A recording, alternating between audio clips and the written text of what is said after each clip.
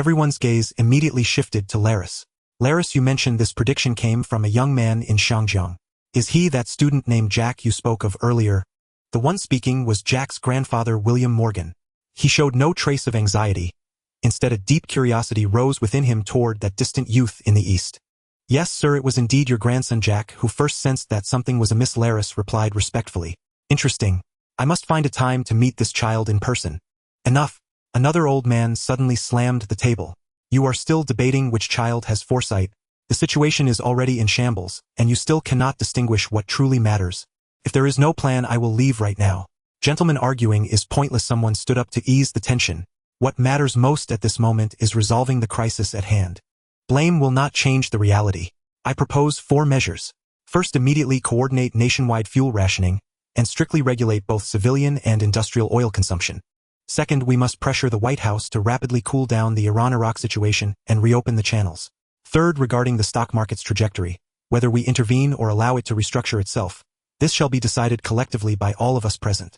Fourth, we must promptly communicate with Fegualongwa and the Beijixiang blocks, striving to secure a certain volume of oil supply from them. These are our most pressing tasks at present. What are your thoughts? I support the direction Billy has proposed. I support it as well. Is there any other choice? Let's settle it like this. Before long, dozens of people at the scene unanimously approved the old man's proposal. What surprised many, however, was that once they had reached a consensus, they chose not to intervene in the operation of the stock market at all. They allowed the market to run its course, as though the 590 million ordinary Megwa citizens and the many listed companies entangled within it were not worth saving in their eyes. To them, this sweeping stock market disaster was merely a means of reshuffling the deck. Their chilling indifference left one baffled, unable to fathom the kind of world they truly inhabited. The moment the meeting adjourned, people were already rushing to implement the resolutions. Only the stock market issue was left to slide quickly toward the brink of chaos. The market seemed to plunge into an abyss. In cities across Megwa, Western Europe, and the northern region, where major exchanges were about to open, crowds surged toward the trading floors like a human tide. The entrances of each exchange were already packed to bursting. Even standing room had vanished. The opening bell had yet to ring, but the unknown outcome had already kept countless people awake all night. A suffocating air settled over the whole of Megwa, and anxiety seeped into every street and alley. Many companies were experiencing severe absenteeism. Almost all those absent employees could now be found outside the trading halls. From their taut expressions alone, one could already foresee the storm that would erupt after the market opened. 1020 M. Inside the Wall Street Stock Exchange, the chairman stood in the command center, calmly issuing instructions to all staff members. From today onward, you will enter an unprecedented period of high-intensity work.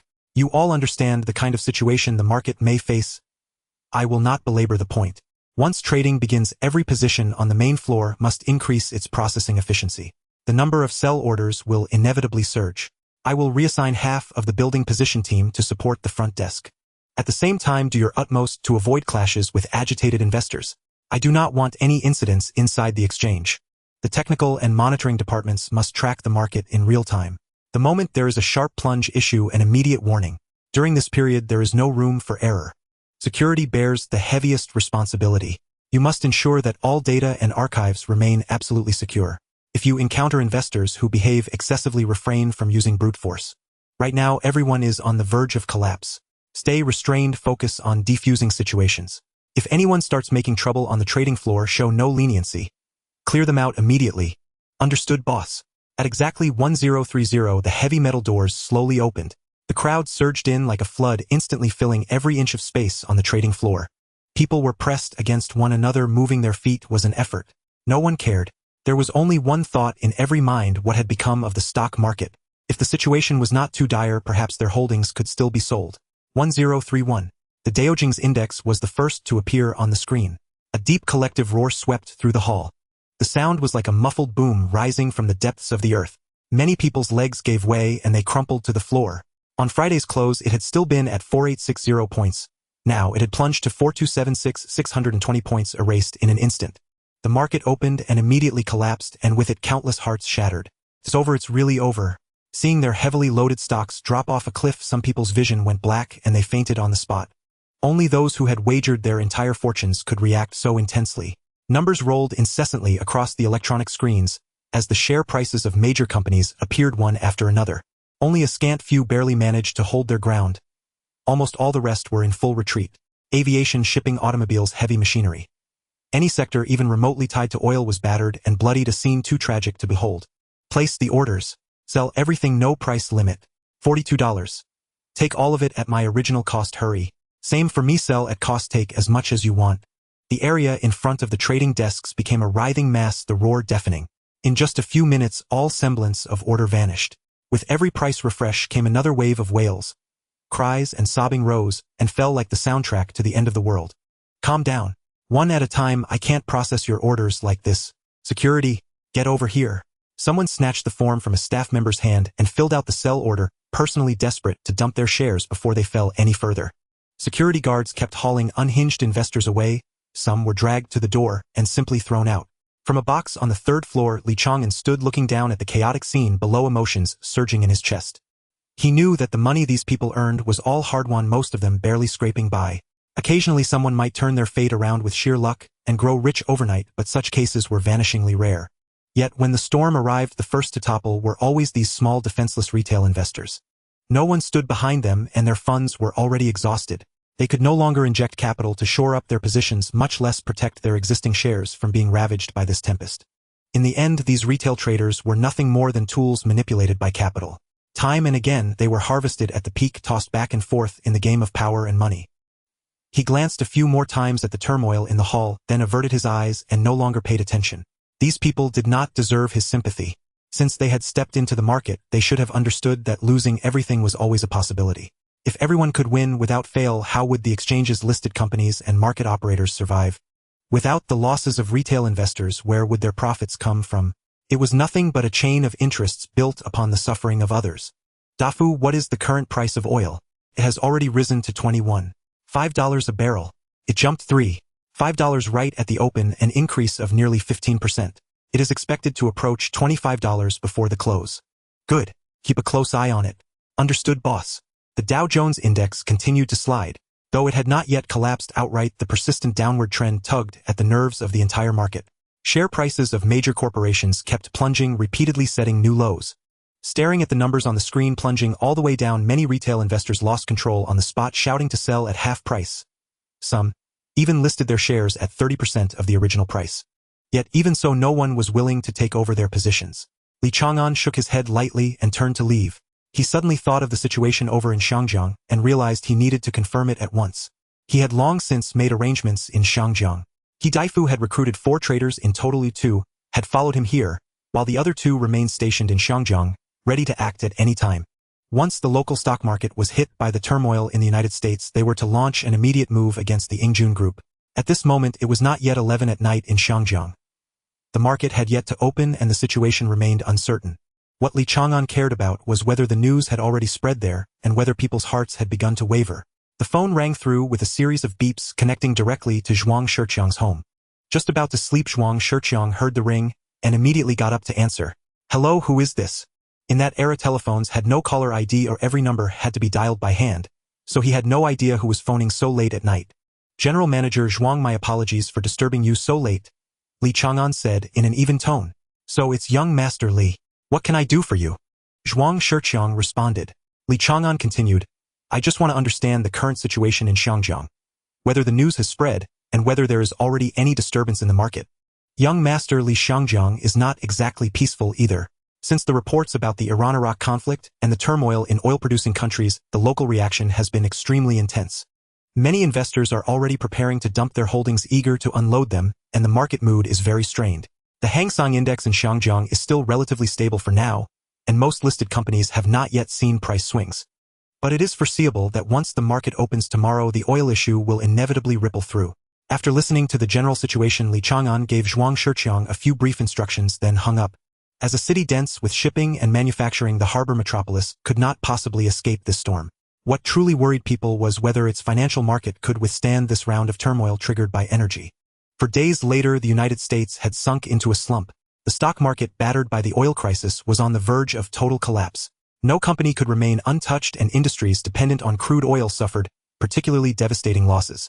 The cliff-like plunge in share prices was only the beginning, or, if conditions continued to deteriorate, bankruptcy would be the inevitable end.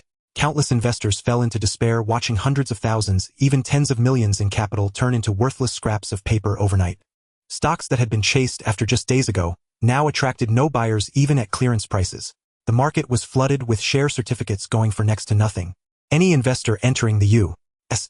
market to bottom fish at this moment could practically pick assets at will. Whether it was the once celebrated Boeing company or renowned automobile brands, shipping conglomerates, numerical control equipment manufacturers, or even high-tech enterprises, all of them were now ignored on the capital market, unable to find buyers even when sold at a pittance.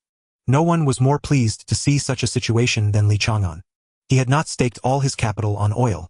On the one hand, he feared history might veer off from his expectations and wanted the leeway to retreat intact, or on the other, if events unfolded as he had predicted, he could seize the chance to acquire high-quality assets on a massive scale. Daifu, what is the current situation with Walmart?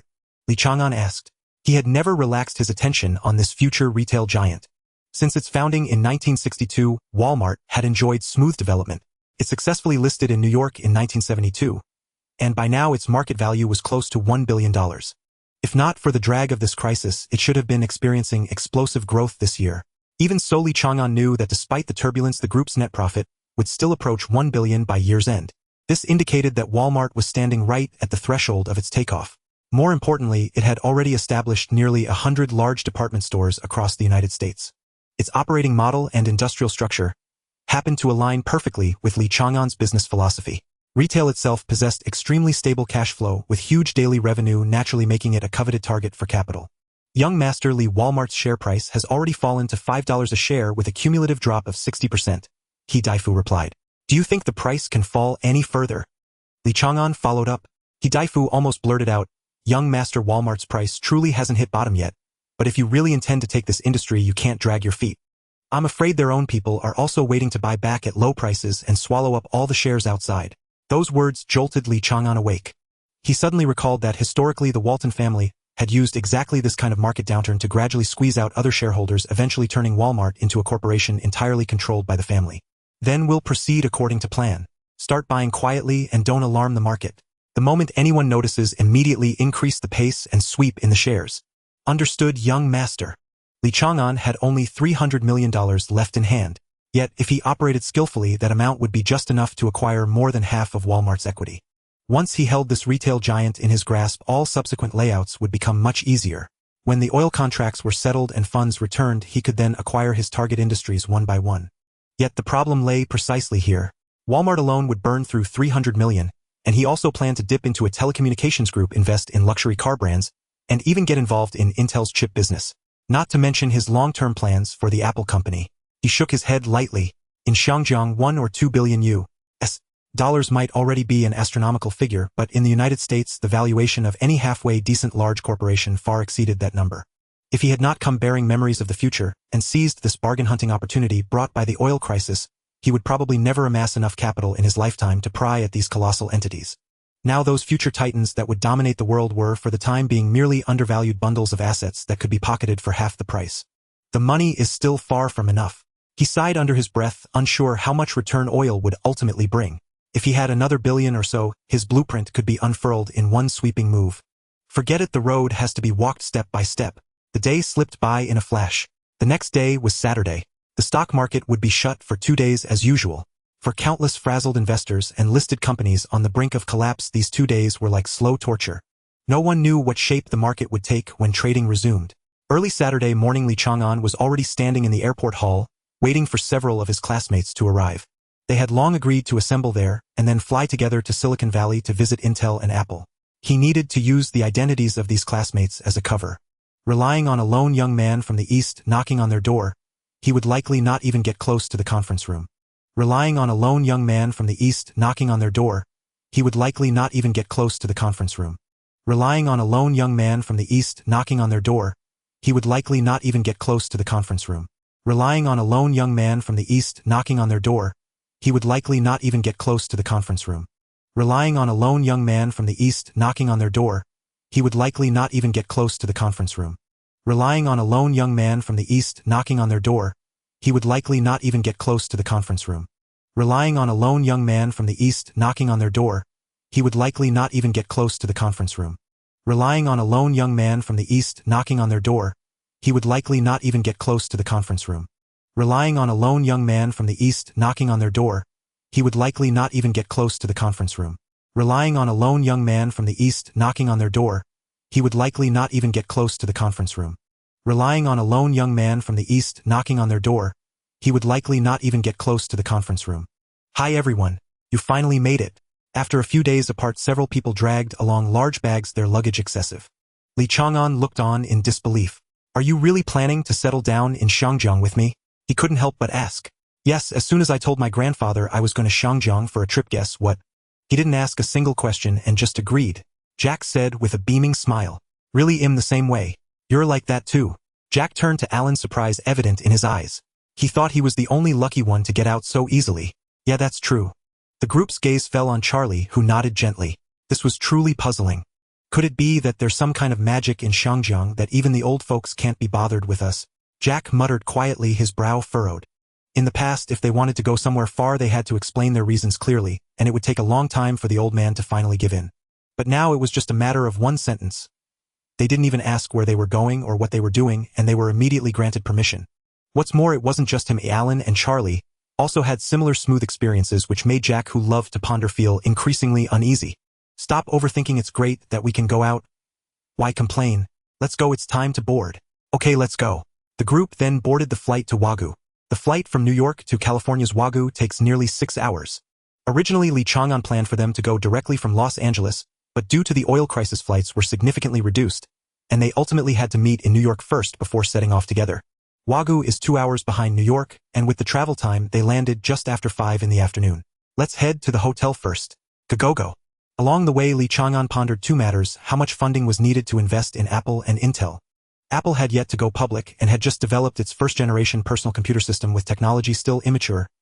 It wouldn't be fully refined and brought to market until the 1980s. At present, the company's valuation would not exceed $10 million. This figure was already noted in his mind, and he had a direction for how to negotiate next. As for Intel, it was much more expensive. But there were limits.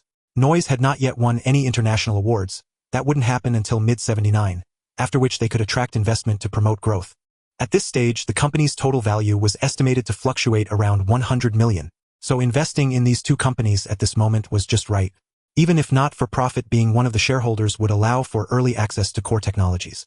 The next morning, Li Chang'an and his group set off fully prepared. Unbeknownst to them, Jack had somehow procured a few cars heading straight to Apple.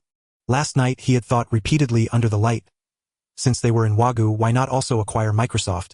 At that time, Microsoft was still in its startup phase, right at a window suitable for investment. Li Chang'an knew that he would also venture into the computer field in the future, so his decision-making was inevitably filled with hesitation. He wanted to seize the opportunity, but also feared making too big a leap. He ultimately decided to focus first on Apple. If negotiations here fell through, he could switch to Microsoft later. After all, while that company had great potential, it was far less critical than the one before him. Apple was rooted in the American market, possessing a natural geographical advantage. Even if he were to develop more advanced technology in the future without the recognition and support of local forces, it would be difficult to compete. Just past 9 o'clock. After arriving at Apple, guided by Charlie, the group directly entered the office area. Jobs and others had already heard the news and came out to greet them in person. Li Chang'an noted the attitude of the others, who showed obvious respect toward Charlie, making him regard his former classmates with newfound admiration. Now was not the time to be stunned. Charlie had already begun to introduce him, and he stepped forward. Hello, Mr. Jobs. Hello, Mr. Li. Everyone please come in and take a seat. Let's talk slowly. Jobs gestured. After sitting down, they did not dive straight into the main topic. Instead, they chatted about trivial matters circling the topic before gradually bringing up the company's current situation. At this moment, Li Chang'an realized that Charlie, who was usually composed, was surprisingly adept at socializing. His eloquence was clear and fluent, presenting himself like a seasoned negotiator. He secretly marveled at the hidden talents of the people around him. After nearly 30 minutes, Charlie finally got to the point. Mr. Jobs, my brother is very optimistic about your company's development prospects and is interested in investing. I wonder if you have plans to expand your funding. Jobs remained calm upon hearing this, as if he had anticipated this moment. Mr. Charlie, welcoming investment is only natural. I just need to know how much Mr. Li plans to invest, what percentage he hopes to acquire, and more importantly, will he be involved in the company's daily operations? This was what he cared about most. While funding was indeed important, it could accelerate product iteration and market expansion, aligning with their long-term plans. However, he absolutely did not want external capital to influence decision-making authority. Rest assured, Mr. Jobs, Li Chang'an replied, if I invest, I will not interfere with management matters. Regarding equity, I only want 30. I have assessed Apple's current value and it won't exceed $10 million. I am willing to invest $5 million for a 30% share with conditions being open and transparent. As soon as he finished speaking, Jobs lowered his head to ponder.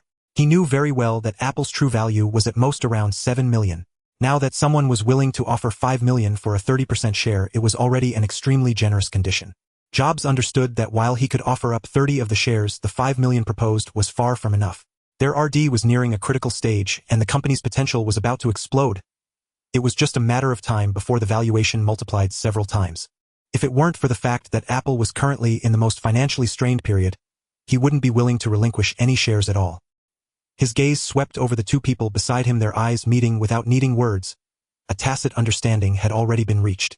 He turned to Li Chang'an, his tone firm. Mr. Li, since you are introduced by Mr. Charlie, I won't beat around the bush. Apple may not seem impressive now, but I firmly believe it will become a truly large enterprise in the future. You can take 30 of the shares, but you need to pay $10 million. This part is for acquiring the shares we hold. Moreover, you must invest an additional $5 million as RD support. Additionally, unless we manage poorly, or the company incurs significant losses, you cannot interfere with any operational decisions. Jobs added. He could not allow his hard work to become a pawn controlled by capital. The initiative must remain firmly in his hands. Li Chang'an smiled slightly. $8 million for 30. I can accept that price. If you insist on a higher amount, Microsoft is also in contact with me. Moreover, since we are all shareholders, why should I bear the RD costs alone? I can add $2 million at most, totaling $10 million. If you are willing, we can sign the agreement now. The air briefly solidified. Xiao Busi glanced at his companions again, and the three nodded lightly. All right, Mr. Li, we agree. However, this additional funding will not be included in the current investment ratio. In the next round, if there is a need, we will share the burden according to our equity ratio. Li Chang'an pondered for a moment before nodding in agreement. There was no need to be rigid about such details. Cooperation was the priority. 2 hours later, the contract was finalized. Li Chang'an left Pingua Company and immediately drove to Ying'er. This chip manufacturer was more important to him. Although he had the capability to develop chips independently, he still could not compete with established companies in terms of technology and experience. The drive from Pingua to Ying'er took only 10 minutes. This area was home to a large number of technology companies, internet firms, and research institutions with a very high density. Years later, it was precisely this concentration of companies that propelled Wagyu to become the core area for global technological innovation. A small piece of land could accommodate dozens of world-class giants, and its influence was undeniable.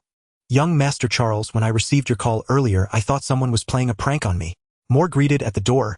He was the second executive officer at Ying'er and was fully responsible for external affairs in the absence of Noors. I truly did not expect that a company like ours could attract your attention.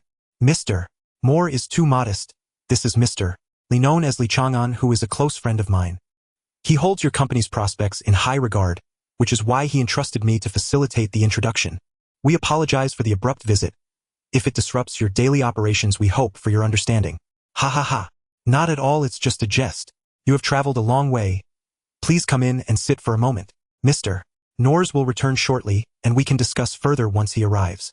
Moore was in a good mood primarily because Ying'er was currently facing a shortage of research funding. Not long ago, Noors had gone out specifically to seek potential investors. When they initially received the call from Charles, they had doubted. It was a scam, never expecting the other party to actually show up, which dispelled their concerns. More than 10 minutes later, Noors hurriedly pushed the door open, the corners of his clothes fluttering in the wind. My goodness, young Master Charles has graced us with his presence. It is truly an honor. Noors was not only the helm of this company, but also a highly respected scientist in the United States. Earlier this year, he won a prestigious scientific award, thereby entering the ranks of top researchers in the country, significantly enhancing his social status. Mr. Noors, you flatter us. We come without prior notice, so please excuse us. Charles spoke with his characteristic stern expression, his tone carrying an undeniable weight. This kind of demeanor inadvertently created a sense of pressure, making it hard for others to take him lightly. Since you are here, let's get straight to the point. This Mr. Li Chang'an is my dear friend and has a keen interest in your company's project. Coincidentally, I heard that you are looking for partners, so I introduced him to you. Noors' gaze fell on Li Chang'an, his expression slightly dimming. This sense of disappointment was not due to Li's Eastern origins, but rather because he had initially assumed the investor would be Charles himself. At that moment, they had almost been convinced that good fortune had arrived. They were fully aware of Charles' identity. If they could secure his investment, not only would their technology advance, but their brand influence would also significantly increase, ensuring future product sales without worry. But now, Charles seemed to sense the subtle shift in the atmosphere, his lips curving slightly upward. Mr. Norse need not worry. Since my brother is stepping in to support, I will certainly not stand idly by wherever I can assist. As soon as these words were spoken, Norse's expression relaxed immediately. That is truly wonderful. Mr. Li, may I ask how much equity you hope to hold? Norse turned to ask. Li Chang'an smiled slightly. Mr. Norse, I would like to know how much equity you are willing to part with at most. Norse exchanged a glance with more contemplating for a moment before speaking. 10 equity based on the current valuation of Ying'er at about $100 million. You would invest $10 million to acquire shares, plus an additional $2 million as special research funding. The contract can be signed immediately. Li Chang'an gently waved his hand. 10 equity was meaningless. I need at least 30, and I will not interfere with your company's operations. I can invest 30 million plus an additional 5 million as research funding. If Mr. Norse and Mr. Moore agree, we can sign the contract now. If not, I will turn around and visit the other two. His tone was calm, yet carried an undeniable authority. In Wagyu, it was not only this chip company that deserved attention.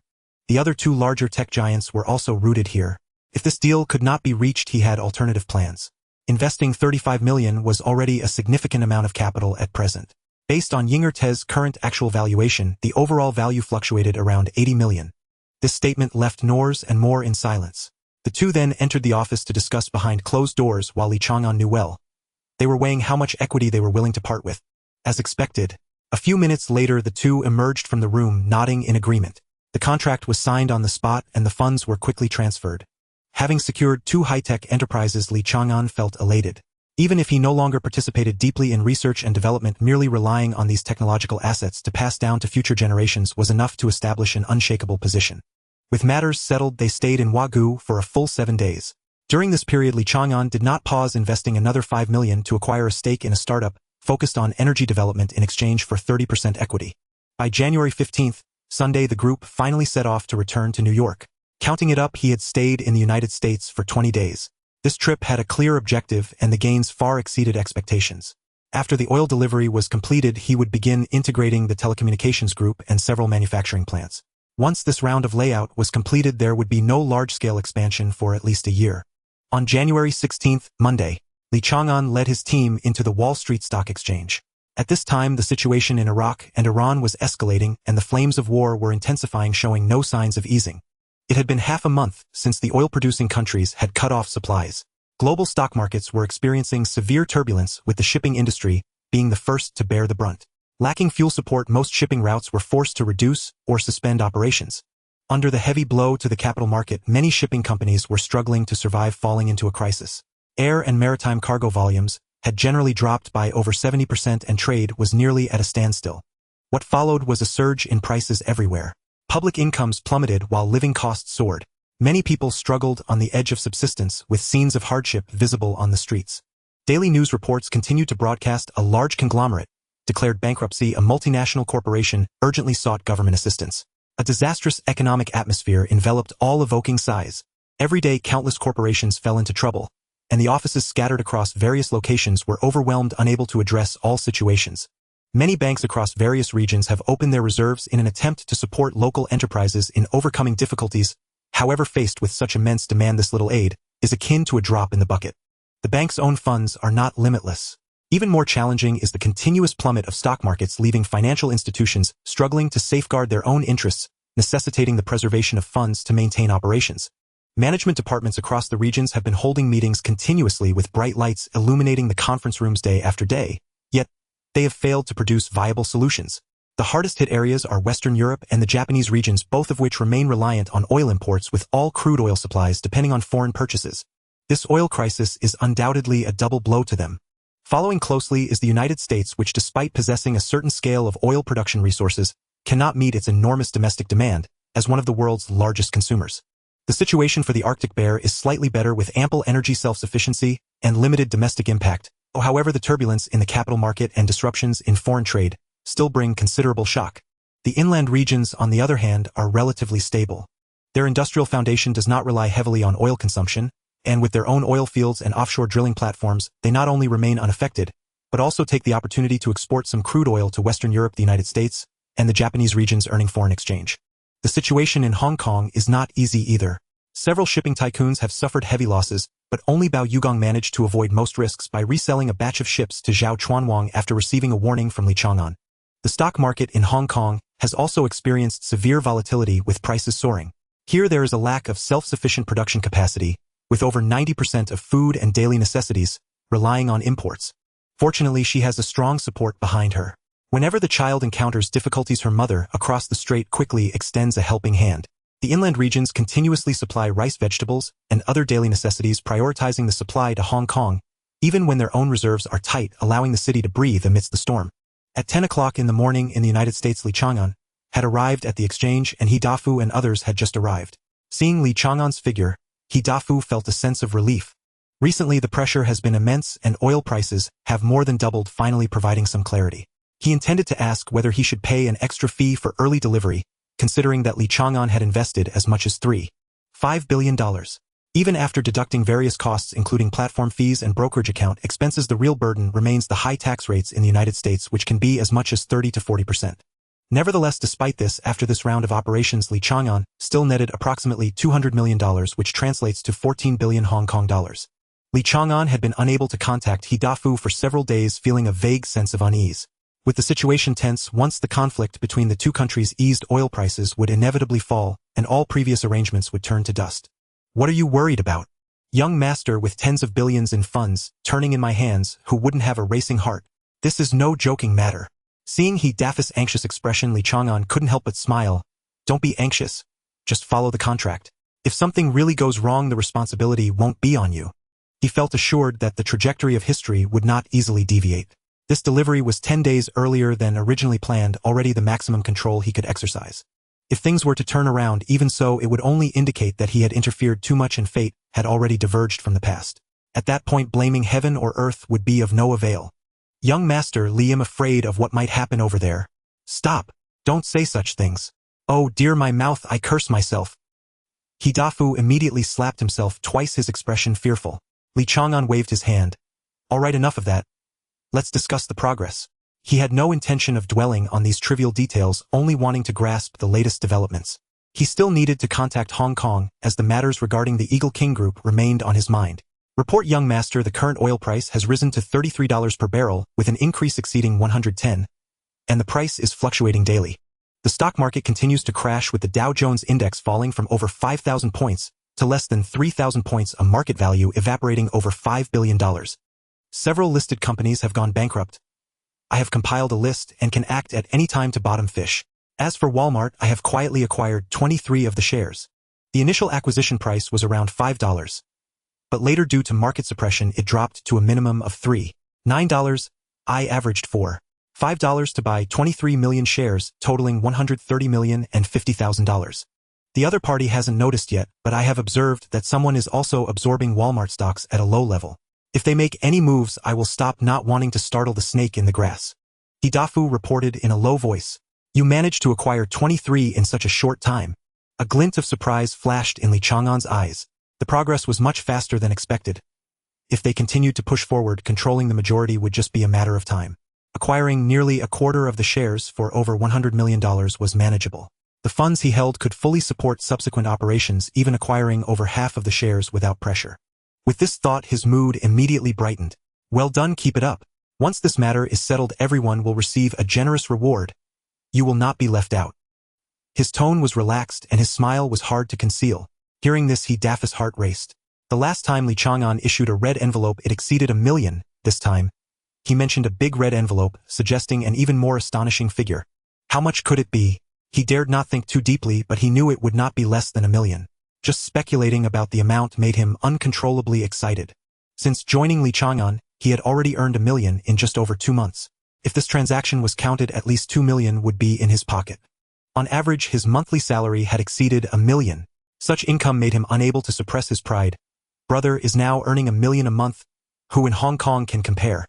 Looking at the expressions of his subordinates, which could hardly hide their excitement, Li Chang'an understood. No one had it easy. Suddenly receiving high returns naturally brought joy. Though money is not everything in life, who can truly live without it?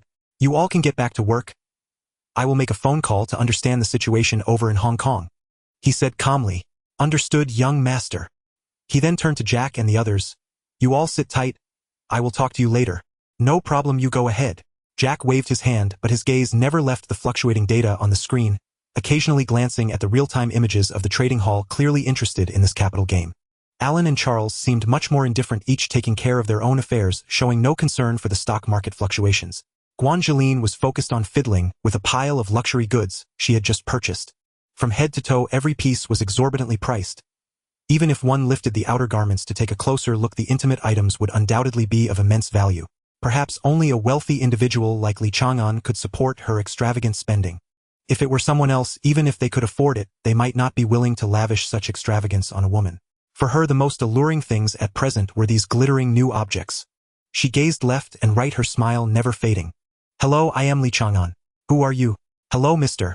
Li. I am He Guodong, the person in charge of operations here in Xiangjiang. Upon hearing that it was Li Chang'an on the other end of the line, the tone immediately became eager. Hello. What is the current situation? Has the Eagle Group noticed our movements? Rest assured, Mr. Li. Unless they trace the source of the accounts, as long as I don't want them to know, they will never find out. Oh, so certain? Li Chang'an raised an eyebrow slightly. What kind of person dares to say such things, that as long as I don't want to be discovered, no one can investigate? Such words are either backed by real skills or are extremely arrogant. Thank you for the praise. We will definitely complete the tasks you assigned efficiently. The other party's tone remained steady and confident. Now Li Chang'an was genuinely intrigued. Your name is He Guodong. Let's do this. If during my absence you can acquire over 51 of Eagle Group shares, I will prepare an unexpected big gift for you. But if the task is not completed by the time I return, the commission will be directly halved. Do you have the guts to take this gamble? Li Chang'an said slowly. In his heart, he was actually testing. Who exactly gave them such confidence? If they truly had the ability and were of good character, he wouldn't mind nurturing another capable talent. As for whether the other party was truly deserving of their reputation, he couldn't judge, nor did he understand the means of discernment. But as long as they could accomplish the task, he was willing to acknowledge their capability. There was silence on the other end for a moment, evidently weighing the options. Mr. Li, I would like to know when you expect to return. This person was not blindly confident. If Li Chang'an were to return tomorrow, there would be nothing to discuss, so the timing had to be clarified. The earliest would be a month, the latest a month and a half. I answered truthfully. Even if I return early, I will still count it as a month and a half. Do you dare to bet on this? His tone was steady, his gaze seemed to penetrate the phone and fall onto the other party. Dare, Mr. Li, as long as your funding is secure. If we fail to meet the deadline, we won't take a single cent of the commission. He Guodong's voice was firm and powerful. This response took Li Chang'an by surprise, and he paused before bursting into laughter. Haha, good. Very good. Just this decisiveness and spirit had already made him feel admiration. Regardless of whether this was arrogance or true confidence, someone who dared to make such a military order was inherently worth paying attention to. All right, I agree to your proposal. Li Chang'an paused. Now tell me about the situation in Xiangjiang stock market and the specifics of Eagle Group. Understood, Mr. Li. At the moment, the stock market in Xiangjiang is not experiencing severe fluctuations, and the Hang Seng Index has returned to the position before the Kowloon warehouse battle. Most listed companies are struggling to maintain their stock prices, with only a few enterprises able to hold their ground. The stock prices of companies under several shipping kings have dropped significantly, but they are wealthy, and once there is massive selling in the market, they immediately buy back, so no chain reaction has yet occurred. The hotel industry is particularly difficult, with listed companies, mainly in hotels, experiencing unstable stock prices. Flight reductions from various regions have sharply decreased the number of tourists coming to Hong Kong, directly affecting occupancy rates. The hotel business under Eagle Group has been affected, and the entire group stock price has thus come under pressure and declined. Other sectors are currently stable, overall relatively calm. In summary, the stock market in Xiangjiang can still hold up, but the real challenge is the soaring prices. After all, there's no food produced here, which is unavoidable. Eagle Group has been impacted by the oil crisis, with stock price fluctuations mainly affecting the hotel business. Although the real estate sector has seen some adjustments, it remains relatively stable. Before the crisis erupted, the group's market value was about 2.6 billion, with an initial issuance of 50 million shares, each priced at around 5.2 yuan. Now the market price has fallen back to around 4.6 yuan, and our quietly repurchased average cost is 4.8 yuan, currently controlling about 12.5 million shares, accounting for 25 of the total share capital, costing a total of 600 million yuan. Luo Yingshi personally holds 25 of Eagle Group's shares, while his wife holds another 15, giving them a combined control of 40. The remaining 35 of the shares on the market are quite dispersed and held by many retail investors. Additionally, I have learned through connections that there are 2 investors who hold a large number of shares totaling 16. If given the opportunity, I would like to reach out to them, but I am not in a hurry. I will first continue to absorb more scattered shares in the market. As for the situation here in Xiangjiang, that is the progress so far. Does Mr. Li have anything else he would like to know? After listening to the report, although Li Chang'an could not remember all the numbers, he was sure that He Guodong was a rare talent. Not bad, just proceed according to plan. I hope to hear further good news when I return. After hanging up, he immediately dialed Zhuang Shiqiang's number to inquire about the group's operations in the United States. The current market environment in the U.S. is poor and appliance sales are likely to remain stagnant. Hutchison Whampoa Group is undergoing multiple industry adjustments with short-term revenues barely breaking, even with losses and profits offsetting each other. Even popular products like portable music players have seen a decline in sales, leading to thin profits for Chang'an Group recently. However, Li Chang'an did not take it to heart. He understood that this oil crisis would eventually pass and everything would return to normal. He had set a goal for himself to complete the comprehensive integration of industries in Xiangjiang and the United States within 6 months. Once achieved, Chang'an Group and Hutchison Whampoa Group would surely soar, and at that time no one could hinder their development. In the days that followed, Li Chang'an went to the stock exchange daily to check the market trends, and then he visited factories on the brink of closing due to the turmoil in the stock market. After a whole week, he still couldn't find a satisfactory target. Some locations were too remote, some were too large, and a few that he liked far exceeded the budget. His ideal factory area would be contiguous or adjacent, making it easy to manage uniformly. Such conditions were indeed hard to meet. The standards you set are rather harsh. Jack advised, why not first acquire a few suitable ones individually and gradually integrate them later. During this time, Li Chang'an was running around with a few people, ostensibly enjoying himself, but in reality he was searching for suitable factory locations. He suddenly stopped, chuckling lightly. A dignified group leader personally running errands for these matters is truly amusing. With that, he turned around and returned to his residence, dialing Zhuang Shiqiang's number, directly ordering him to send a professional team to take over the subsequent affairs. He shook off the trivial matters and no longer worried. He would only need to wait for the team to filter out suitable targets and then confirm them himself. That night, around 10 o'clock, the team arrived at the airport. Li Chang'an sent Zhao Feng to pick them up, arranging for them to rest for a day and adjust to the time difference. At 8 o'clock the following morning, Li Chang'an stepped through the doors of the exchange. The atmosphere in American society was gloomy after the recent stock market crash. Unemployed individuals complained about their unfair fate on the streets, while office workers appeared listless. Many had lost their entire fortunes in the stock market, leaving them little inclination to focus on work. The date was now January 25th. Only 5 days remained until Li Chang'an's oil futures contract was due. Oil prices had soared to 53 per barrel, far exceeding the initial purchase price of 15, resulting in more than tripling his profits. He understood that this was not the peak yet. He was unwilling to risk it all for the final penny. Knowing when to take profits was essential for long-term stability. Defu, keep a close eye on things these last few days. If anything unusual occurs, liquidate immediately. It's fine to earn a little less, but the principle must not be lost. His true concern was that his excessive involvement might disrupt the original historical trajectory, leading to unpredictable variables. Rest assured, young master, we will take turns monitoring the situation and respond at any moment. He Defu replied with a beaming smile. He was genuinely happy. Li Chang'an's profits meant that their bonuses would also exceed 1 million. This income was sufficient for him to upgrade to a decent house, bringing him one step closer to his dream of owning a car and a home. Alright, once this wave is completed, we'll conveniently acquire a few industries, and we can comfortably return to Hong Kong for the new year, Li Chang'an said as he looked at everyone. There was just enough time. The contract would expire on February 1st, and within a week after the delivery, he would secure all the planned industries. Then he would set off back to Xiangjiang. The Chinese New Year fell on February 15th, and if all went smoothly, he would just make it in time for the reunion. Understood, young master.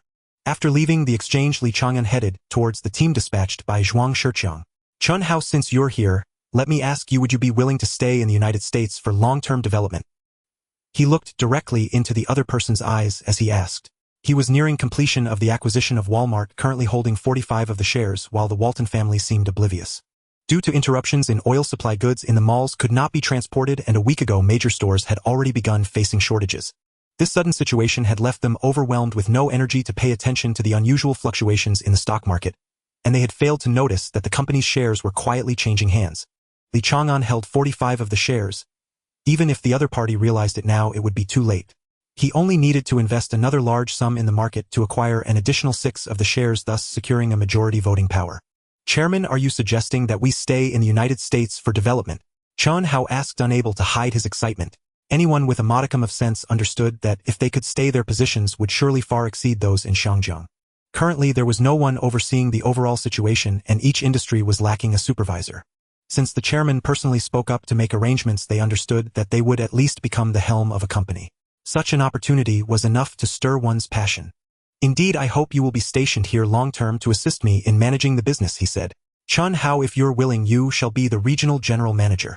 The others will be assigned by you to various companies. But don't get too excited too soon. I only give you 3 months. If your performance doesn't meet my expectations, I will replace you immediately. Do you understand? Li Chang'an was not making empty threats. He had no need for incompetent individuals. Those who could not shoulder this responsibility would naturally be eliminated. I understand. If I do not perform well, I will leave without you needing to say anything. The group of accompanying personnel was utterly thrilled, especially Chun Hao. Previously he was merely a manager in the electrical department, but now he had leaped to become the overall head of the business in America, equivalent to the position of general manager, a transformation that was hard to believe. All right, you are free to explore today. Work officially starts tomorrow. After giving his instructions, Li Chang'an left. The next morning, the price of crude oil rose by $2 to reach $55 per barrel. The Iran-Iraq war continued to escalate, with both sides locked in fierce combat, sparing no expense to procure advanced weapons, and there was no sign of the flames of war abating. By the 28th, oil prices soared another $3, reaching $58 per barrel. As long as the war continued, the longer the delay, the higher the oil prices would climb. The global reserves of oil were nearly depleted, and the situation was becoming increasingly dire. Even the United States' own oil reserves were close to exhaustion. If this continued for another month, the country would face a complete oil shortage. By then, those proud naval fleets would find it impossible to move an inch. Not to mention maintaining deterrence, even basic operations could not be guaranteed. Pressure from higher-ups was mounting, and the White House had convened an emergency meeting to discuss countermeasures. The date was now the 29th, and international crude oil prices had surged to $60 per barrel, breaking historical records. Looking back to when the first oil crisis erupted in 1973, the price was only $4 per barrel. After the crisis occurred, oil prices rapidly rose to $15 in just a month, and then the 6 major oil-producing countries jointly adjusted the pricing mechanism, causing prices to soar again, reaching $18.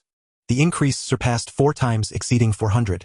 Before this round of crisis erupted, the price was $13 per barrel, and now it surged to $60, an increase of over $450. The impact of this energy turmoil far exceeded any previous instances. 2 days later, on February 1st, Li Chang'an's contract officially expired. Everyone breathed a sigh of relief. He Defu felt this even more profoundly. He had long endured immense pressure managing nearly $2 billion worth of oil trades on his own. The psychological burden was unimaginable. Fortunately, everything successfully arrived at the delivery point. He quickly completed the settlement process across 757 trading accounts.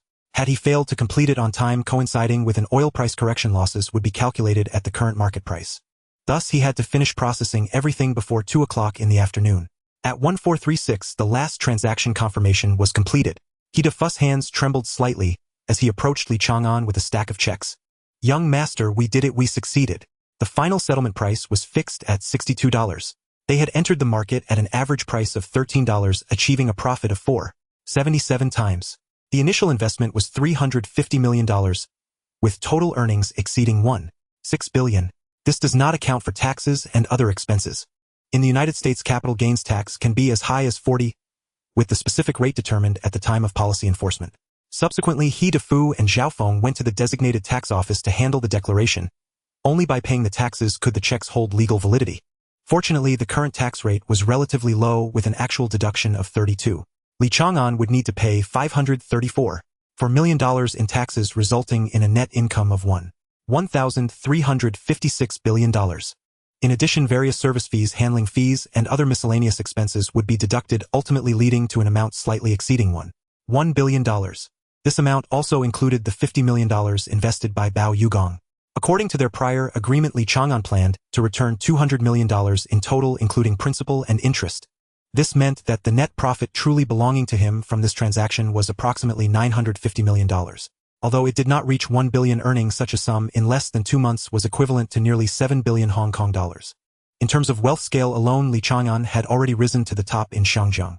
However, he was unwilling to reveal his identity, preferring to remain in the shadows as a top millionaire.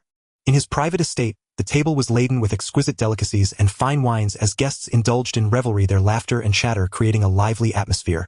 A group of golden-furred cats had unexpectedly joined Jack and his companions, adding to the excitement. Li Chang'an stood frozen in place, his mind racing with doubt.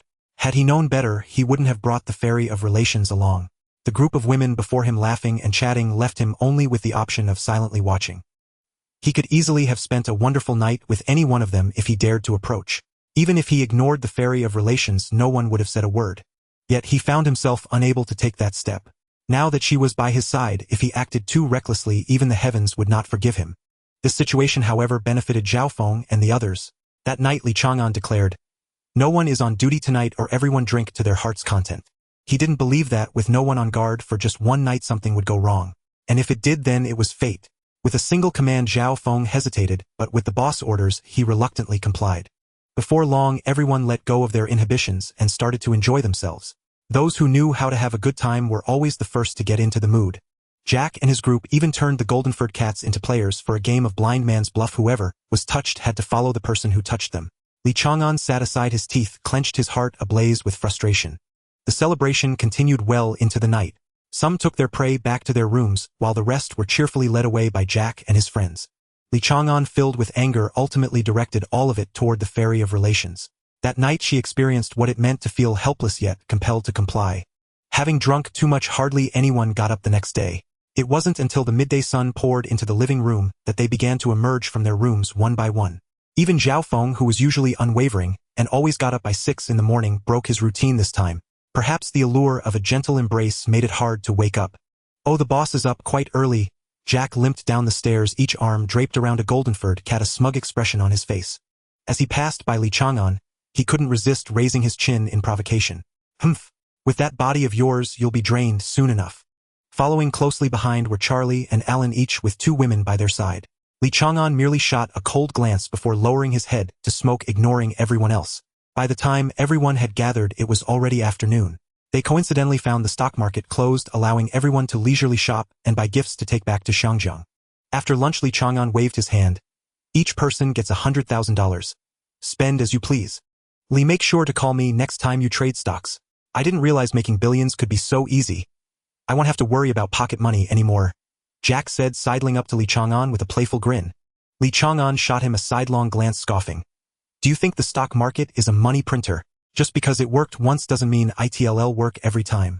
Even the Federal Reserve can't keep up with your demands." Jack pondered for a moment, realizing there was some truth to it. "All right, next time, no matter what, you have to include me. I find stock trading quite interesting. I must learn it." Seeing his firm attitude, Li Chang'an could only gently sigh and shake his head. The group then threw themselves into a frenzied shopping spree.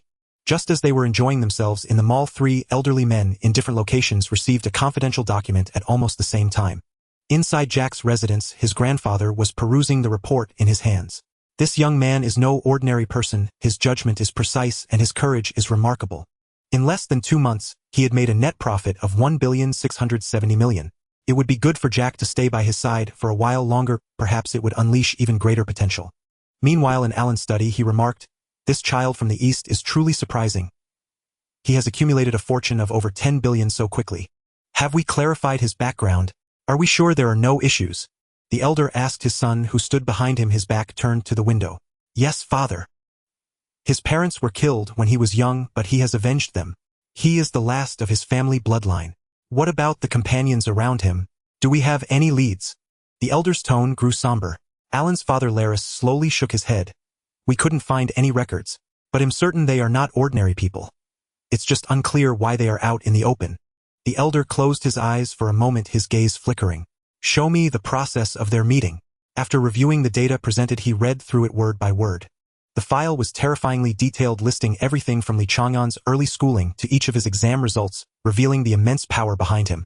After a long while, he closed the document. "He is truly a child favored by destiny. Those people need not be pursued. They are not mere pawns placed beside him intentionally." "What about Alan? Should we intervene?" "No need. Alan should meet people like him.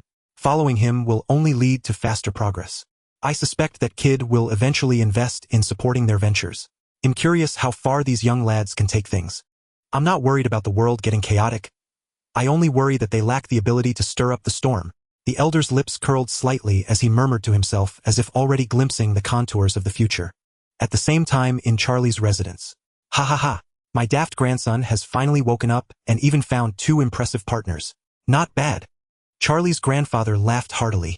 This Eastern boy is worth nurturing. We tried everything to make Charlie smarter, but look. When he was helping that boy contact small companies in Wagyu, he even understood to secretly use our name for the task. Very good, very good. Let's leave Charlie to him. Since this boy can stir waves in America, let him lead Charlie into adventure. I'm not afraid of him turning bad. What's truly frightening is if a person doesn't even understand bad, how can they defeat someone worse? Charlie's father cautiously spoke. Are we really allowing him to follow Li Chang'an? The Charlopus family has been silent for too long. Don't you want Charlie to reignite that glory? He needs support, and those few are the key figures who can help him reach the top. You need not worry about Charlie's safety. If those around the Eastern lad can't even protect themselves, then no one in this world can offer them shelter. Charlie's father nodded in silence, quietly withdrawing. If Li Chang'an had heard these words, he would surely have burst out in anger. This group of old geezers was more outrageous than the last. 2 hours passed. Everyone was still bustling around the mall, when Zhao Feng suddenly stiffened his gaze sharp, as a blade sweeping across the surroundings, fingers quickly forming several secret hand signals.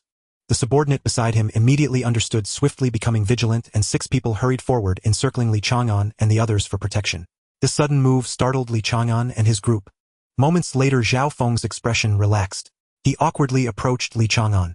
Boss, I apologize, I just noticed unusual movements from the hidden bodyguards of young Master Jack, thinking something went wrong. But strangely, they all retreated. Do they no longer need to protect the young masters? Zhao Feng frowned. As soon as the words left his mouth, Jack and the others showed expressions of unrestrained joy. What did you say? Our lookout has completely withdrawn. Are you sure you didn't make a mistake? Jack excitedly pressed on. Absolutely, they indeed all left, Zhao Feng replied firmly. Yes, we are free. Alan cheered, nearly jumping up. Li Chang'an looked at them in confusion. What's wrong with you guys? Li, our grandfather always said that once the hidden bodyguards withdraw, it means we can act freely, go wherever we want, and do whatever we wish. This is true liberation. Jack's face was filled with excitement. Oh no! Charlie suddenly shouted. Everyone immediately turned to look at him. My secret stash is still locked at home. Now that we are free, they definitely won't give us a penny. He stomped his feet in a panic. Li Chang'an, upon hearing this, laughed so hard he nearly bent over. You fool, with such a treasure in front of you, are you still worried about not having money to spend? Jack slapped Charlie on the shoulder. Li, starting today, you have to support us. I have already thought about it. I want to start a securities company and bring in money from all over the world. But for now, let's first go to your company for some insights. Jack pointed at Hidafu and the others, his eyes shining with excitement. Count me in. I want to be the CEO. Li, I won't be picky. I'll work at your company first. Alan quickly followed suit. Me too. Li, I will manage the legal department from now on. Charlie was also unwilling to be outdone. Li Chang'an was taken aback. You guys aren't joking, are you? Not at all. The 3 replied in unison. He suddenly realized that Charlie and Alan were originally professionals in related fields, so it made sense to assign them this task. But Jack was different. He majored in economics. How did he get involved in finance? Actually, it's not wrong, or economics and finance are inherently linked. After carefully observing the 3, whose expressions were determined, and not a hint of jest, Li Chang'an could only nod in agreement. He never dreamed that this seemingly ordinary decision would give rise to the 3 rogues. A name that would shock the world and send countless capital giants into fear. February 4th, Monday. There are 11 days left until the Spring Festival of the Dragon Kingdom. This holiday carries the hopes of thousands of households, and is a time for family reunions. At 10:30 a.m. Eastern Time, Li Chang'an and his group re-entered the stock exchange. Today he would command Hidafu to deliver the final blow to acquire Walmart Group's shares, only 6 away from full control. At this moment, Walmart was like a fish in a barrel, destined to fall into his grasp. With nearly $1 billion in funds at his disposal, Li Chang'an's gaze was already set on a broader battlefield. As long as he set his sights on a target company, he would act decisively. Michael Telecommunications Company, located in New York. Founded in 1964, it has gone through 15 springs and autumns, and is one of the most influential telecom companies in New York. The original shares totaled 40 million, with a market price of about $5 and a normal valuation of around 200 million. Its network coverage accounts for 60% of the New York market, with over 3,000 kilometers of laid lines, contributing greatly to the development of communication technology in the United States. However, even with such a solid foundation, it could not escape the market winter.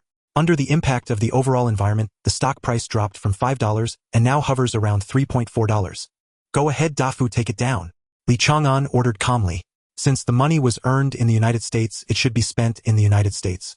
Even if it attracted the covetous eyes of Wall Street giants, he was not afraid. Because he had not withdrawn a single penny of wealth, all profits were reinvested in local investments, leaving no reason for others to make a fuss. Understood, young master. Give you 3 days to acquire all these targets. Li Chang'an handed over a list.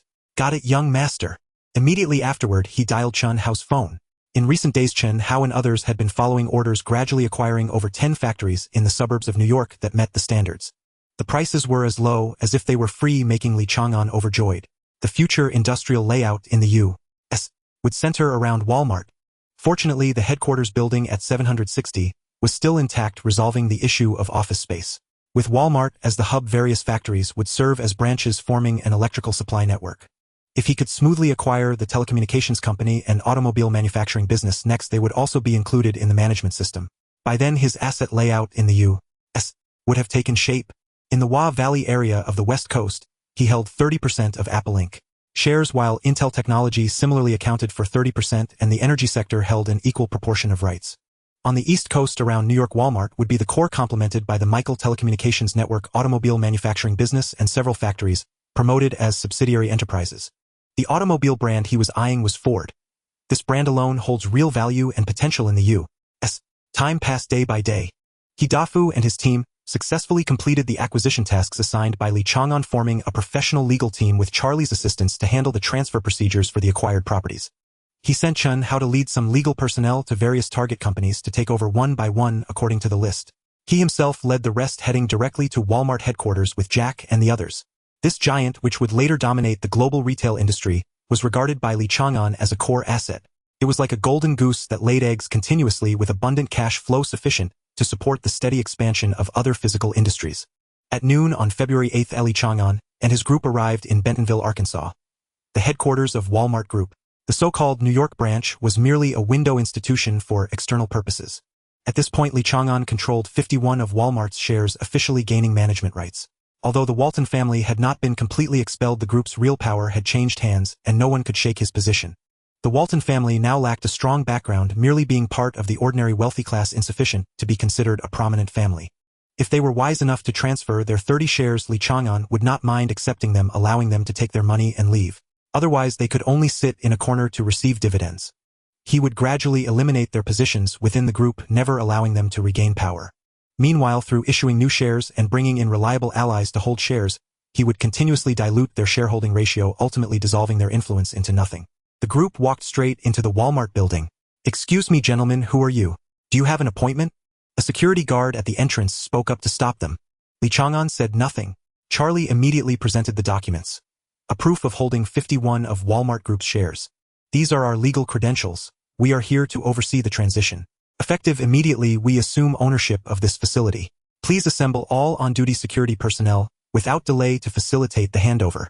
Charleston spoke with calm authority, already stepping fully into his role, managing operational details for Li Chang'an. "My God." "Understood, sir." The head of security, stunned for only a moment, swiftly mobilized his team. "Let's go." "Which floor is the former chairman's office on?" "The 26th floor," replied the guard respectfully. "Proceed to the 26th floor." The elevator doors parted to reveal a bustling office floor. The rhythmic clatter of keyboards and shrill rings of telephones wove through the air. Every employee remained absorbed in their tasks, unaware that this corporation had just changed hands in silence. The global oil crisis continued to escalate. Walmart's major retail outlets faced critical inventory shortages. Shelves stood increasingly bare, and normal operations were under severe strain. Li Chang'an saw opportunity in the chaos. He planned to leverage the supply chain disruption as a strategic window to comprehensively reinvent Walmart's business model, transforming traditional department stores into integrated commercial hubs, combining shopping, entertainment, and dining. This new paradigm would generate steady revenue through commercial leasing while simultaneously extending customer dwell time and elevating overall purchase frequency. Profit growth was merely one benefit. Brand influence would soar in tandem. Once reputation took hold, resources and opportunities would converge organically. Wealth accumulation would accelerate beyond imagination. "Where is Mr. Walton's office?" "Inside there." An employee pointed toward a room at the end of the corridor before returning to work. He asked no questions about their identities. Anyone granted access to this floor had already passed rigorous security screening downstairs. At that moment, 3 figures emerged from the office door, an elderly man flanked by 2 younger men. Li Chang'an recognized the elder instantly and stepped forward. Mr. Walton, greetings. Startled by the voice, the old man turned, and only then noticed the unannounced visitors. Who are you? I am Li Chang'an. Here is my legal documentation confirming a 51 equity stake in Walmart Group. Effective immediately, I assume the chairmanship of this company. Your cooperation in completing the transition process is required. His tone was measured, yet each word struck like a hammer on anvil. Walton stared at the document, frozen, time itself seeming to halt. Staff members nearby paused mid-task and gathered around. Li Chang'an's voice carried with crystalline clarity. The declaration echoed across the entire floor. The 2 young men's faces blanched with fury. This is our family enterprise. You dare lay claim to it?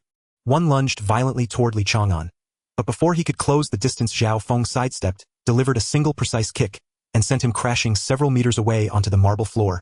Luke! Walton cried out in alarm.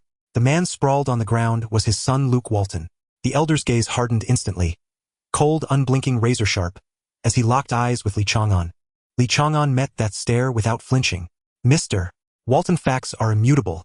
Emotion cannot alter outcomes. Slowly the old man spoke. Young man, you possess remarkable skill. But do you truly believe controlling 51 of shares grants you dominion over this company? He laughed. A dry, hollow sound. You are far too naive. I offer you one choice: transfer those shares to me. Otherwise you may enter Bentonville, but you will never leave. Is that so? Came the quiet reply. Mr. Walton, I am son Charlespis. Tell me, can I walk out of here? A faint, long, dormant smile flickered at the corner of his lips. The Charlespis family. What do you think? Oh, and what was my surname again? Jack turned to Alan with playful irony. Alan shot him a cool, knowing glance. Jack Morgan. And I added the other, Alan DuPont. The air thickened, suspended in silence. Walton's mind went blank. The earlier bravado utterly dissolved.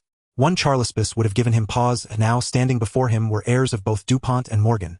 How could he possibly hold his ground? After a tense pause, he regained composure, though his eyes narrowed, dark and calculating, as he studied Li Chang'an for a long moment. Very well. Come inside. Let us talk. Since you've already seized control of Walmart, my remaining 30 stake holds little value. I overestimated myself. His submission appeared genuine, but Li Chang'an saw clearly this old fox would not yield so easily. After a full day of negotiations and procedural formalities, Li Chang'an acquired the remaining 30 stake at a 5 per share premium, paying $150 million in total. His consolidated holding now reached 81, surpassing the 75 individual ownership ceiling for publicly traded companies. Through Charlespis, he transferred 6 of that stake to Zhao Feng's name, intending to gradually release it once market conditions improved. He then engaged Chun Hao's team, supported by legal counsel, to finalize every aspect of the transition. With the deal sealed, Li Chang'an finally exhaled. This American expedition yielded a total income of $950 million, nearly exhausting his prior capital. His current balance stood at $700 million. $600 million was his original investment, and $200 million belonged to Bao Yugong. Factoring it all, he remained technically $100 million in deficit. Yet he had already established footholds across multiple U.S. industries. That evening, he convened his first executive meeting with Chun Hao and others, assigned responsibilities, and allocated $200 million to renovate Walmart's flagship department stores in major cities. After all disbursements, only $300 million remained liquid in his account, a sum he resolved to preserve intact, serving as his final contingency reserve. At dawn the next day, they boarded the earliest flight to Hong Kong. 2 months had passed, and the landscape there had shifted dramatically. Li Chang'an had assumed the American front was secured, allowing at least 6 months of stable development. He failed to notice, while he orchestrated moves upon others, another intricate game was being laid against him. February 10th, 6:30 m. Hong Kong time. The aircraft descended smoothly onto Hong Kong's runway. As Li Chang'an stepped from the cabin, a crisp morning breeze rushed to meet him. He closed his eyes and drew a deep breath, inhaling the very essence of this land. Fatigue from the long flight dissolving instantly. I'm home, Hong Kong. Jack stood tall on the boarding stairs, arms wide open, as if embracing an old friend after decades apart. Could you lower your voice? Li Chang'an frowned. The entire airport heard you. Yes. God forbid anyone miss knowing we're associated with you. Alan added with a quiet, knowing smile. You wouldn't understand. It's rare to feel this free. Jack shrugged, descending the steps with effortless grace. Grandfather has finally let go. We are men unbound. "Excuse me, move aside. You're blocking the way." An impatient voice broke through from behind. Only then did they realize they'd been lingering at the exit, and hurried forward. They exchanged glances, and suddenly burst into laughter. The scene felt hauntingly familiar years ago. The four of them had often been playfully shooed along by classmates during schoolyard antics.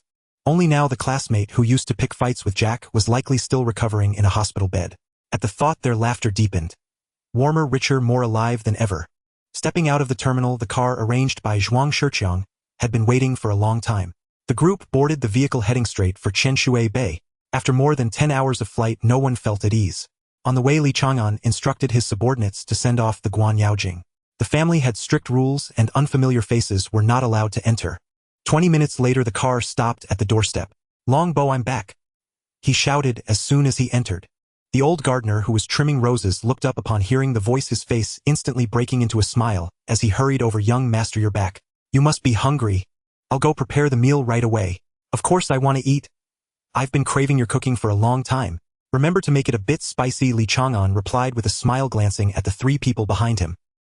He distinctly remembered the last dinner in the United States, where the three of them couldn't stop their tears from the spiciness of the Sichuan cuisine, yet they couldn't put down their chopsticks.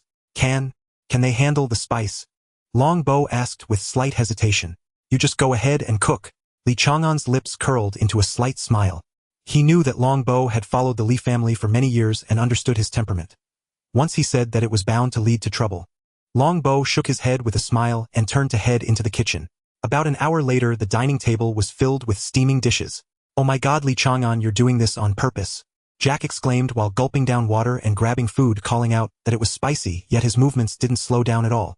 "It's so stimulating. The more I eat, the more delicious it gets." Alan coughed and laughed, his bowl of rice nearly empty. "No one is snatching your food, take your time." Li Chang'an leaned back leisurely in his chair, watching the three devour their meals, feeling particularly pleased. Just as he was about to speak about the upcoming arrangements, the phone suddenly rang. He stood up, walked over, and picked up the receiver. "Hello, this is Li Chang'an. Chairman, you need to return to the company immediately. The situation is urgent." The first thing Zhuang Shiqiang did upon entering the office was to open the day's newspaper. At that time, news still relied on print media for circulation, and people used it to understand the world around them. He quickly scanned a few lines, his complexion changing dramatically as he immediately flipped through other newspapers.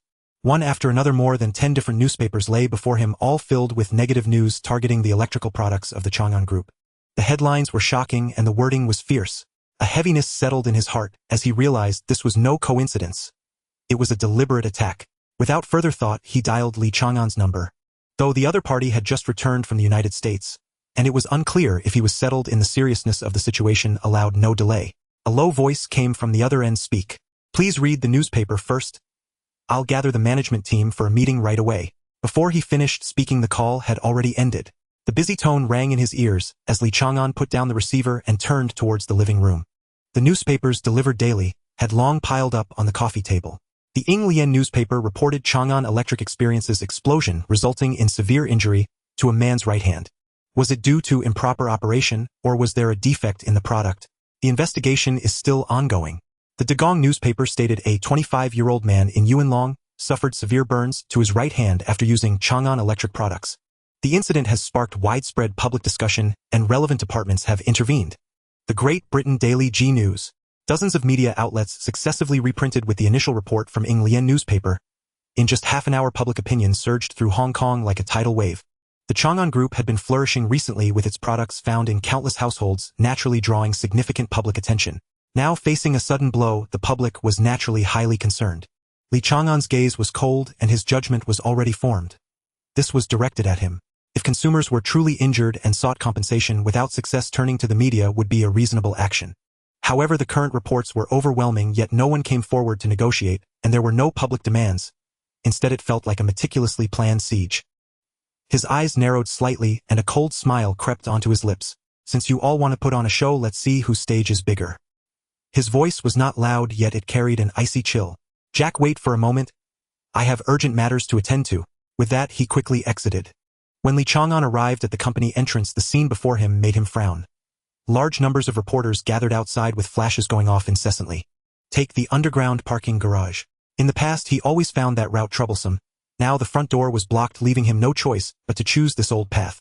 Outside, the noise of people was chaotic, with reporters surrounding the building entrance, holding cameras like eagles waiting for prey. Upon reaching the company lobby, he was greeted with, "Chairman, you're here. Where is Zhuang Shiqiang?" "He's in a meeting in the conference room." "Understood." He did not pause in his steps, walking straight inside. If this matter was not handled properly, it could lead to loss of reputation at best or shake the foundation at worst. Someone was trying to create chaos, yet they were still unaware of the opponent's cards. Bang! The door was pushed open, startling everyone in the meeting. Zhuang Shiqiang immediately stood up and vacated the main seat. "What's the situation? Have we been able to contact the injured party?" Li Chang'an asked as he took his seat. "We've reached out several times, but the other party has consistently avoided us, not answering calls or providing an address." Zhuang Shiqiang spoke with a serious tone. "How do you think we should explain this?" Li Chang'an turned to him. "Young Master Li, the person hasn't reported to the police after being injured, nor sought the company. Instead, they first approached the media. That doesn't make sense.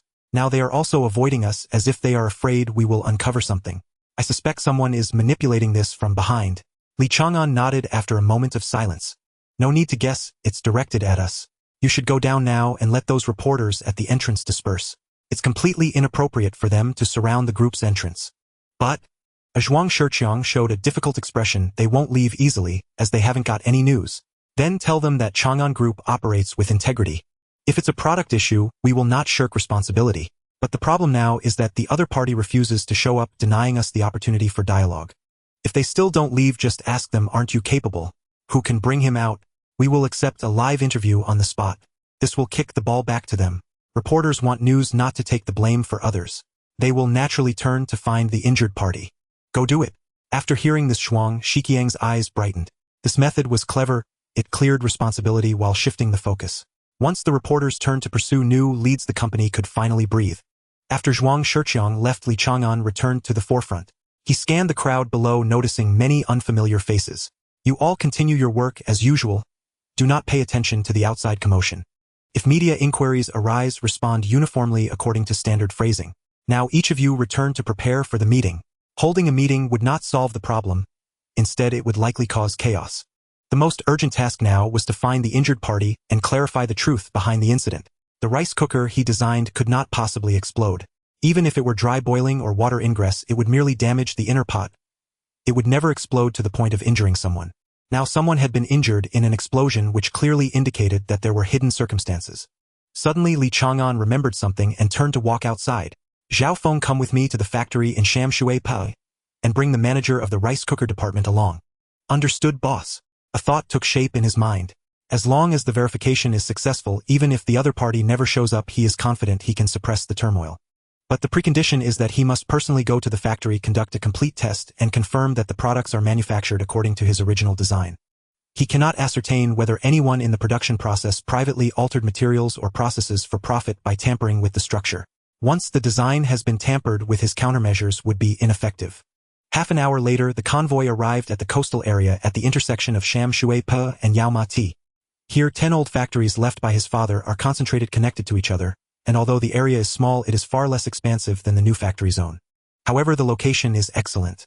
Just in terms of land price, it has long surpassed the industrial areas of Kuntong and Lam Tin. 50 years ago, when the Hong Kong government had not yet clarified land classifications, his father purchased this land.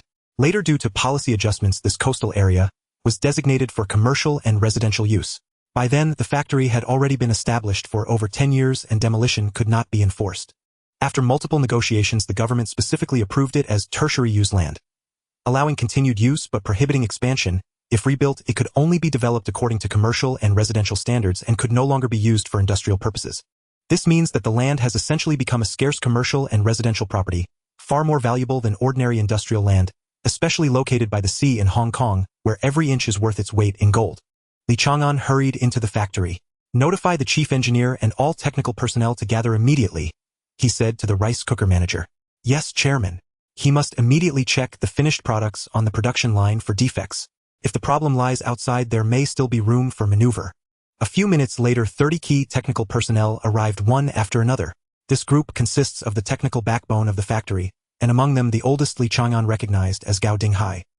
He is an old subordinate who followed his father to establish this enterprise and is deeply experienced. Li Chang'an's gaze landed on Gao Dinghai as he spoke. "Uncle Gao, you should have heard about the issue with our brand's rice cooker today.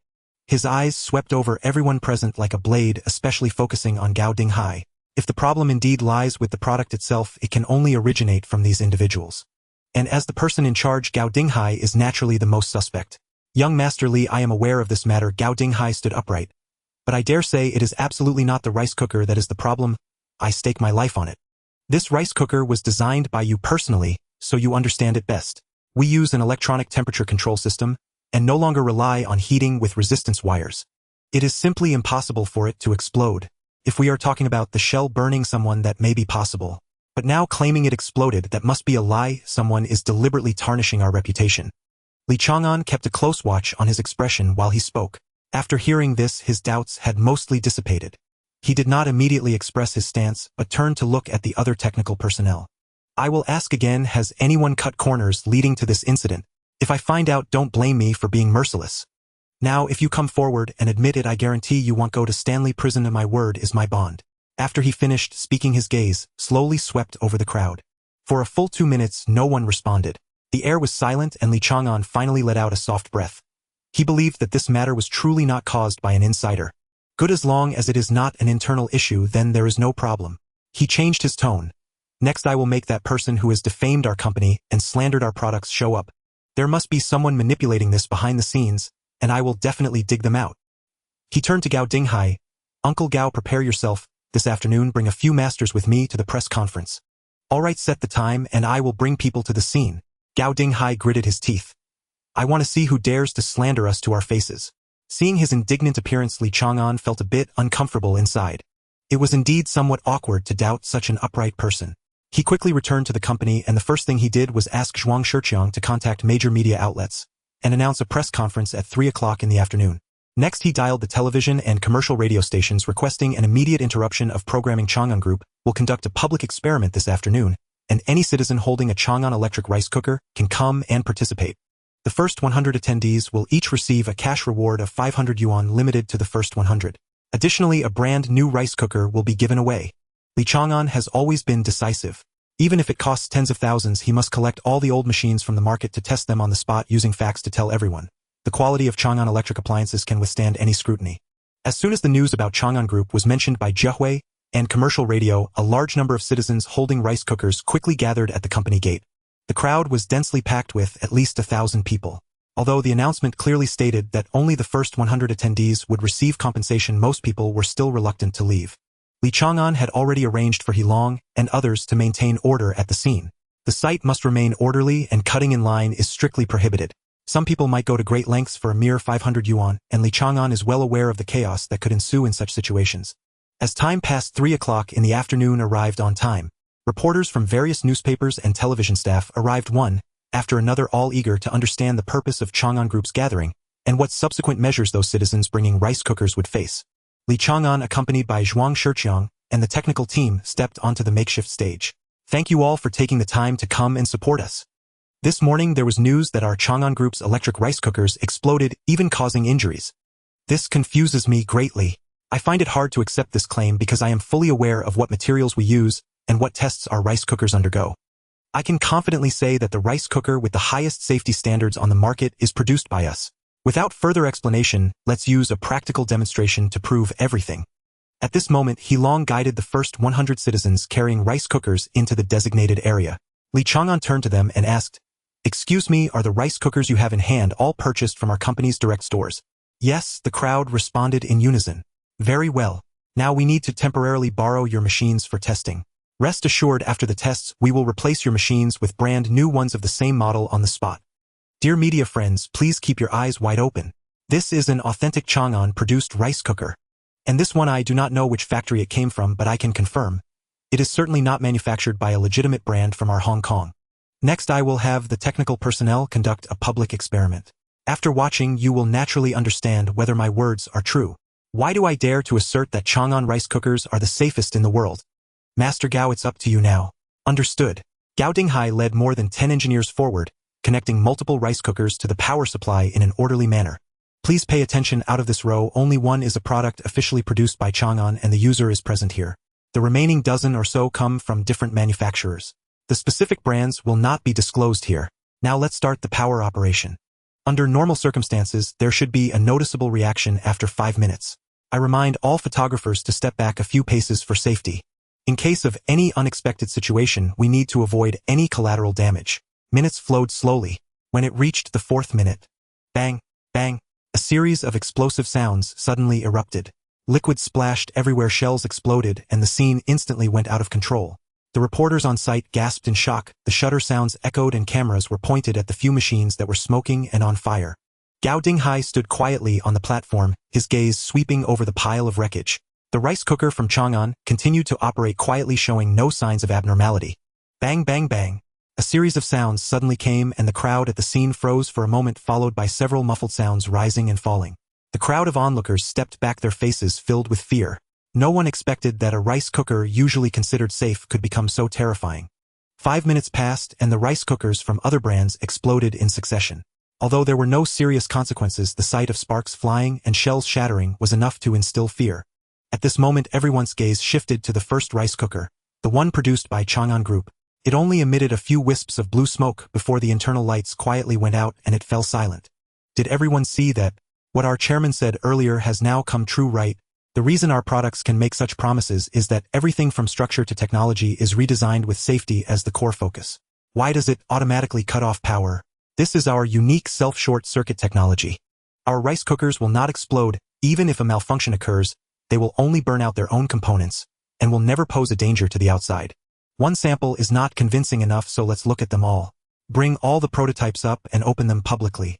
8 minutes later, the results were consistent smoke power cut without exception. Gao Dinghai immediately arranged for a new batch of prototypes to be replaced. Another round of testing followed and it remained the same. Batch after batch from 5 to a full 100 rice cookers from different households passed the test with not a single one experiencing an accident. Clap, clap, clap. Applause erupted in the venue. The citizens applauded and the reporters followed suit. They too are ordinary people who use rice cookers at home. Safety is what everyone desires. Chang'an Group did not preach grand theories, but used a practical demonstration to let everyone witness what reliability truly is. Whether it's good or bad is no longer a matter that needs further discussion. Li Chang'an took the stage again, candidly stating that there were people deliberately targeting this incident, aiming to suppress the company. Shortly after the press conference ended, this video began to be repeatedly broadcasted on Jia television station. More and more people learned about the true performance of Chang'an Electric. By the time the newspapers published the news the next day, public opinion would surely spread even further. The crisis that once loomed over the company might just be resolved, and it could even transform into a rare leap of trust. After all, safety is in plain sight, visible and tangible. Who doesn't want their home appliances to be safer? One can foresee that once the news breaks tomorrow, Chang'an Group sales will likely surge again. The next morning. Indeed, the media in Xinjiang is known for its independence, and it is rare for all newspapers to have a consistent stance. But this time Chang'an Group became an exception.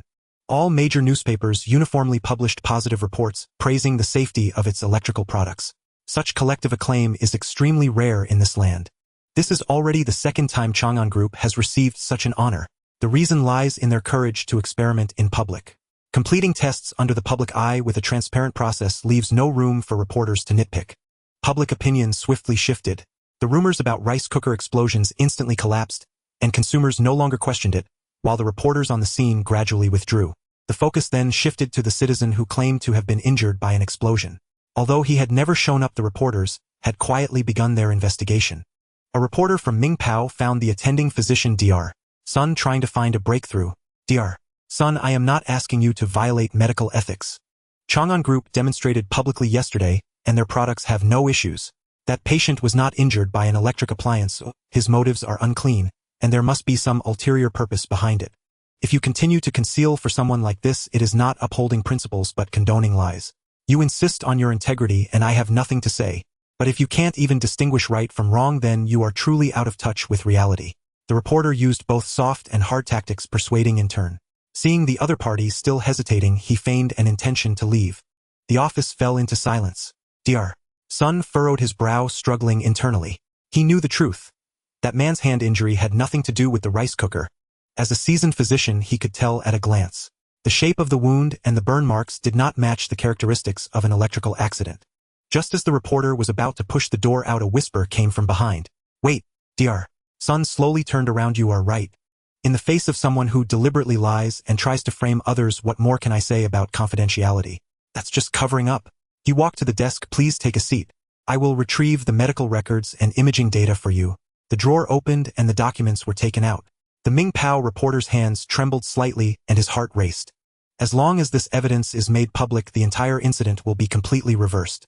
He silently chanted in his heart. It worked. At the same time, at the top of the highest building in Shangjiang, the headquarters of the Yihe Group, the atmosphere in the conference room was tense. Waste. You can't even handle such a small matter. One person slammed the table. What I want is proof that Chang'an Group's products are absolutely safe. Where is the report you brought? It's far from enough. Behind all this, it was actually the Yihe Group in Shangjiang that was manipulating things behind the scenes. If Li Chang'an knew the truth, he would immediately understand the reason behind it. Chairman, I sincerely apologize. We have tested repeatedly and the other party's rice cookers indeed do not explode. The person spoke in a trembling tone, looking nervous, almost afraid to raise his head while speaking. It's simply absurd. How on earth did they manage that? Our technical team still has no clue. The reporter silently shook his head. Niu Bijian sat in the chair, furrowing his brow, and after a long time, he slowly sighed, his gaze dropping to the table, lost in thought. You go remind that doctor in the hospital, tell him to keep his mouth shut. No matter what the reporters ask, he is not allowed to respond. After he recovers, I will arrange for him to leave here. Moreover, contact the person in charge of Taigu and Huidafeng immediately, and ask them to come over at once, stating that there is an urgent matter to discuss.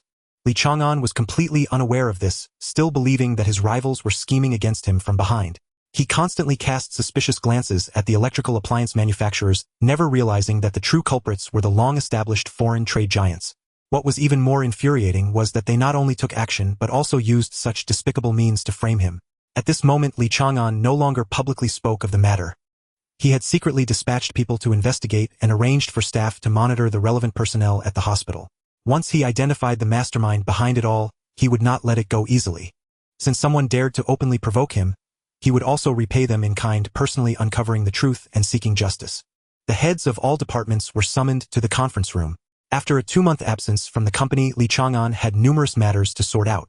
The meeting begins, starting with the electrical product line. Before he finished speaking, someone stood up. Chairman, I am the head of the washing machine project. Currently, our consumer recognition rate in the Shangjiang market has reached 60%. Among the remaining 40%, over 20% of consumers chose other brands due to pricing factors. Our washing machines are priced too high, which is a heavy burden for families with limited budgets. The remaining very few belong to groups with extremely difficult economic conditions and are basically unable to purchase any home appliances. Li Chang'an nodded, slightly indicating the next person to continue. I am in charge of the air conditioning business. The split multifunctional air conditioner we launched has superior performance and has been adopted by the vast majority of commercial buildings in Shangjiang. In other words, in the corporate client sector, our brand position is solid. However, when it comes to household users, due to the high price, our market share is still less than 20%. Over 80% of households in Shangjiang have installed air conditioning. Our research shows that most citizens recognize the performance of the products very well, but the price remains a key factor, hindering widespread adoption. The 20% of users not covered are mainly concentrated in the squatter areas Kowloon City and the resettlement areas in remote regions. For them, air conditioning and many basic appliances are considered unaffordable expenses. Li Chang'an nodded slightly. Next report. Chairman, I am responsible for the water heater project.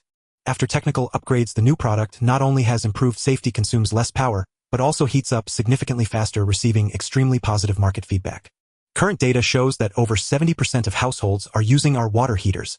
Due to the ongoing oil crisis, many similar companies have exited the market, leading to a significant change in the industry landscape. It can be said that we have already occupied a dominant position in this field. Indeed, the achievements are commendable. Continue. Chairman, my name is Zhou Datong, and I oversee the portable music player product line.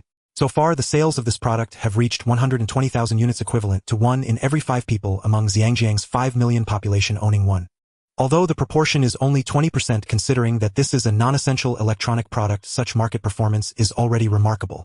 Li Chang'an nodded again, having his own judgments in mind. Next, each business head sequentially presented their performance with every piece of data, clearly reflecting the strong market position of the products. Overall, the group's electrical products have reached a market share of 60% in Shangjiang, with the remaining portion occupied by scattered brands. Everyone's performance has been outstanding, and I am very satisfied. Although the global energy turmoil continues to affect us, I expect the situation to stabilize soon.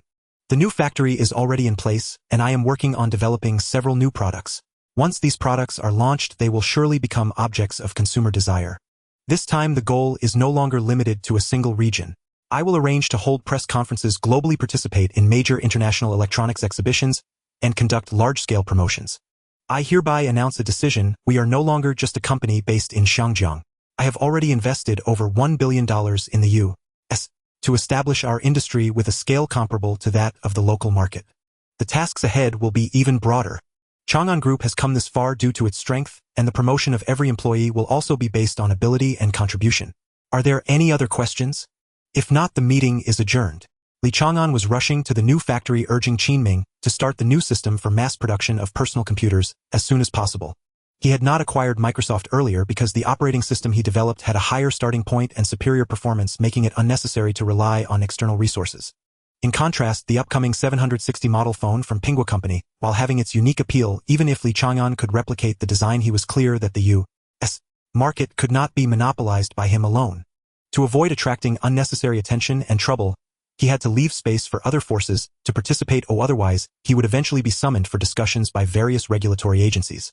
Manager Zhuang, here is our complete investment list in the U.S. Please organize it clearly and coordinate with Chun Hao over there to ensure smooth operations. Understood, young Master Li.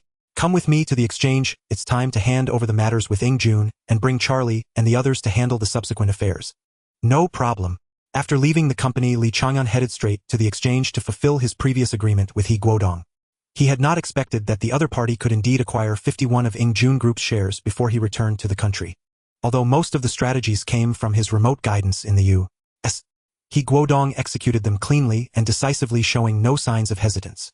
Li Chang'an had looked into his background, found him to be innocent, and had already decided to promote him, planning to place him in a position alongside He Dafu. During the acquisition process, Li Chang'an was still in the U.S. During this time, He Guodong and Zhuang Shiqiang had attempted to contact the two shareholders holding 16 of Ing Jun's shares, but the initial negotiations broke down. Subsequently, Li Chang'an instructed them to dig deep into Ing Jun's past problems, ultimately discovering that its real estate company had engaged in illegal construction activities on two projects in the Wang Taisin and Sham Shui districts, and these two projects were led by the youngest son of Luo Yingshi. Li Chang'an chuckled softly, thinking that this young master would probably soon enjoy a few years of free food and accommodation in Stanley. After obtaining the evidence, the team negotiated again. With the information laid out and pressure applied, the other party's mental defenses quickly crumbled, and they smoothly transferred all their shares. As a result, He Guodong now held 51 of Ing Jun's shares, waiting for Li Chang'an's return to take over officially. As for Luo Yingshi himself, he was likely still in the dark. Are you He Guodong? Yes, hello boss. Li Chang'an looked him up and down, finding a very positive impression. This person had an upright appearance, calm demeanor, and no trace of cunning, making him not instinctively repulsive. Well done this time, the achievement is significant. This is your reward. He took out 3 envelopes from his bag, and He Guodong's was noticeably thicker than the others, which were slightly thinner. Thank you, boss. The 3 of them received the envelopes, unable to hide their joy on their faces. They were no strangers to such additional rewards, having received them in the past, though they were usually only a few hundred yuan, with a maximum of 1,000 being the limit. However, today was the first time they encountered a heavy bonus wrapped in an envelope.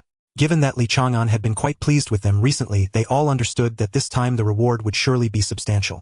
Let's leave it at that for now. I will contact you again later. Until we meet again. Li Chang'an had officially taken over the shares of the Eagle Lord Group, and promptly left the scene with Zhuang Shiqiang and the others. He felt elated not because of the acquisition of the Eagle Lord, but because he had successfully avenged himself. For him, the Eagle Lord Group held little significance in the overall layout or in the hotel and real estate sectors. Heji had already established a solid foundation, and this asset was merely a gilding on the lily.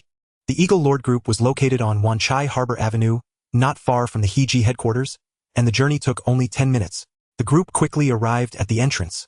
The finance and administration supervisors had already lined up to wait, and as Li Chang'an approached, they all came forward to greet him. Just as he stepped into the lobby, he ran into an acquaintance. It was just like the old saying, enemies are bound to meet. As soon as Li Chang'an entered, he locked eyes with the young master of the Luo family, who had struck him that day. Luo Yingshi was also present, standing next to 3 others. Oh, isn't this Chairman Li of the Chang'an Group, here to settle old scores today? Shut up. Luo Yingshi's face turned dark as he immediately reprimanded his son for his disrespectful words. Those in business all know that feuds should be resolved, not deepened. In the business world, creating enemies is the worst mistake. Even though the Eagle Lord was now powerful and not afraid of the Chang'an Group's threats, their businesses had no overlap. Chang'an was developing rapidly with ample funds, but the Eagle Lord had been rooted in Xiangjiang for decades, having a solid foundation that was not easily shaken. Chairman Li, last time you left in a hurry, and couldn't apologize in person. Since we meet today, I would like to apologize on behalf of my son. This matter arose from a woman. Ultimately, it was just the impulsiveness of youth, not something irreconcilable.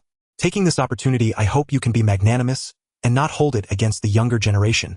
Li Chang'an gazed at Luo Yingshi, silently mocking him in his heart. No wonder that after his death, in the future several of his sons would fight over the inheritance, even confining their own mother to force her to relinquish power. The seeds of this were sown today. If he truly wanted to resolve the conflict, he should have let his son apologize personally. Yet he rushed in to take the blame, which was clearly indulgence. With such parenting, how could one not go astray? This was ultimately someone else's private matter, and Li Chang'an had no intention of intervening. He maintained a faint smile on his face, turning his gaze back to Luo Yingshi. Chairman Luo, you may have misunderstood my intentions. I am not here to seek an explanation, nor do I need your apology. You have already borne the responsibility for what you should. Between us, everything is settled. No one owes anyone anything.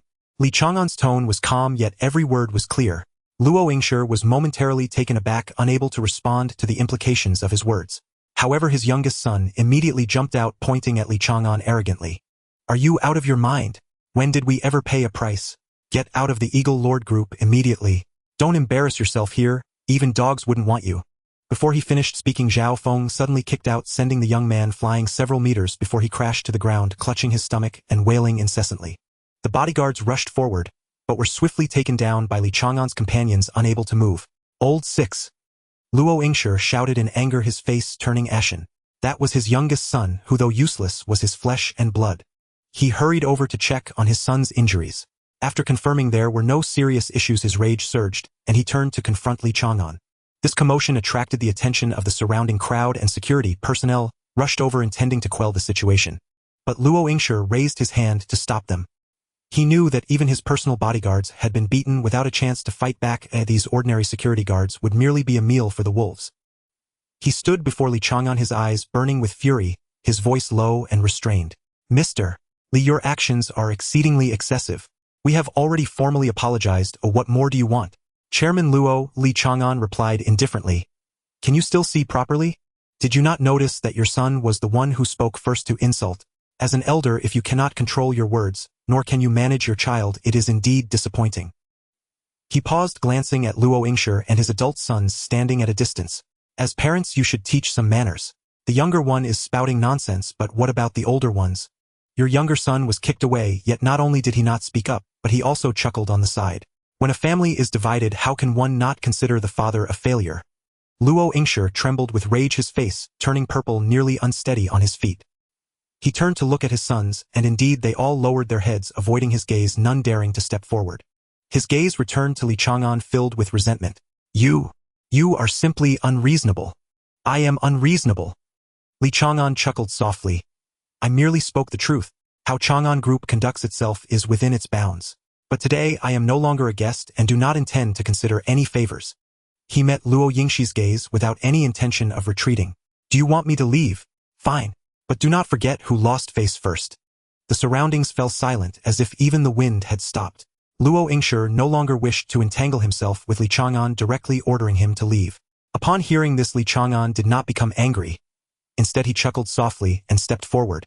He had intended to get closer and hand over the share transfer documents for review, but this action startled the Luo father and son, thinking he was about to launch an attack. What do you want to do? Luo Yingshi yelled sharply, and before his voice fell, a dozen security guards rushed forward. Zhao Feng, seeing this, quickly took action, with a few swift movements taking down all the security guards. Chairman Luo, there's no need to be nervous. I have no interest in making a move against elders. Li Chang'an's tone was calm. I merely want to remind you that this place is no longer under your control. From today on, it is my asset. After saying this, he turned to Charlie beside him and said, Go handle the transfer procedures and don't delay too long. Li Chang'an was busy with heavy matters in his heart. The large-scale production of computers was in preparation, and the development of LCD televisions also needed to be followed up. Once the infrastructure was completed, he still had to begin deploying the paging system, signal receiving stations, and the construction of transmission towers. Every moment was extremely precious. Now that the vendetta had been avenged and the knot in his heart resolved, he did not wish to waste energy on pointless disputes. Charlie San approached Luo Yingshi, took out a contract and slowly unfolded it. This is the legal document regarding the 51 equity of the Yingjun Group, held by the Chang'an Group. I hereby formally notify you to immediately summon all management back to headquarters for a meeting. Luo Yingshi stood frozen, his gaze fixed on the document, as if the words spoken had never entered his mind. This is impossible. This isn't true. At that moment Luo Chirue, who had been knocked down and knocked unconscious by Zhao Feng, suddenly flipped over and leaped towards Charlie San, attempting to snatch the document. Charlie San sidestepped, responding coldly, "You do not have the authority to review this." The remaining sons of Luo Yingshi exchanged glances, their expressions stunned, looking to their father unsure of what to do. "Chairman Luo, if you do not cooperate, I will have to contact the relevant regulatory bodies to intervene. At that point the situation may become even more difficult to manage." Charlie San spoke with a firm tone. After a long pause, Luo Yingshi finally came to his senses, looked up at Li Chang'an, and quietly said, "Chairman Li, is it really necessary to go this far? Chirue is just a child. Why must you hold him accountable to this extent?" Upon hearing this, Li Chang'an paused for a moment, a sense of absurdity rising within him. Was this person truly foolish, or was he deliberately shielding his child to an outrageous extent? "I ask you, how old is your son?" He gazed directly at Luo Yingshi, his eyes filled with confusion.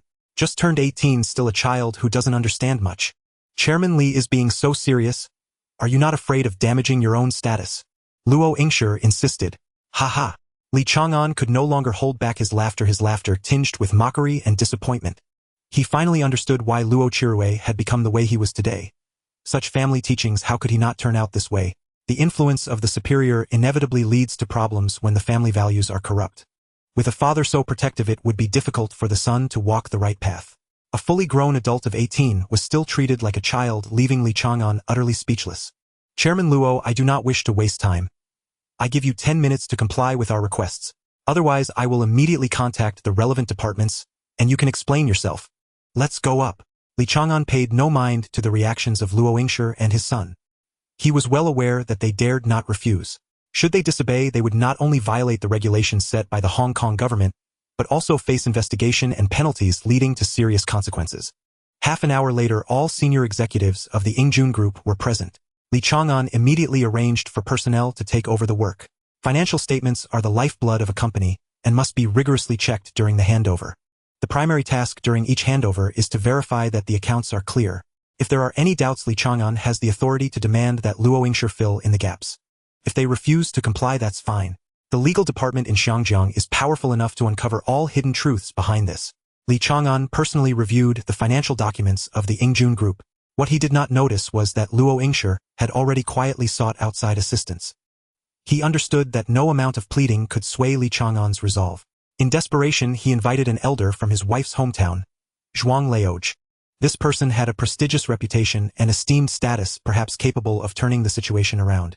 About an hour later, Li Chang'an was still engrossed in the account books. He had no confidence in Luo Kirwi's management abilities and was certain there would be issues with the accounts. Sure enough, there were multiple instances of unclear fund flows indicating obvious manipulation. With evidence in hand, the Luo family had no way out. Yet he did not cease continuing to check each entry meticulously. This was a task that should have been completed by professional finance personnel, yet he took it upon himself. Knock, knock, knock.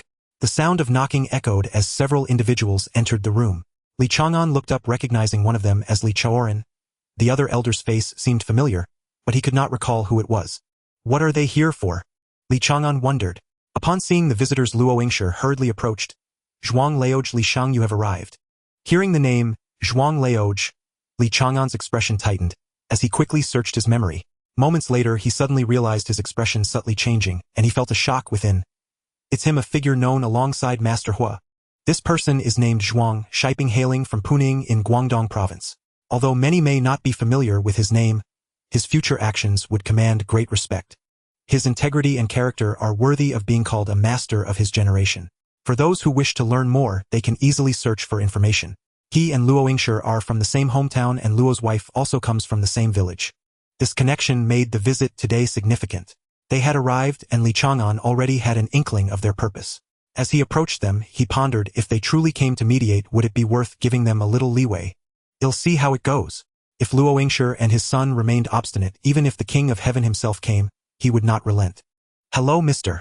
Li. Mr. Li, I have long admired you. You are Yonglin's child. I held you when you were younger, and now you've grown up. Hello, Mr. Zhuang. It is truly an honor to meet you today. I had no idea you and my father had such a friendship. Li Chang'an replied with a smile. Of course, we've known each other for many years. Hong Kong is such a small place, everyone in the circle knows each other. Zhuang Shiping spoke in a calm tone.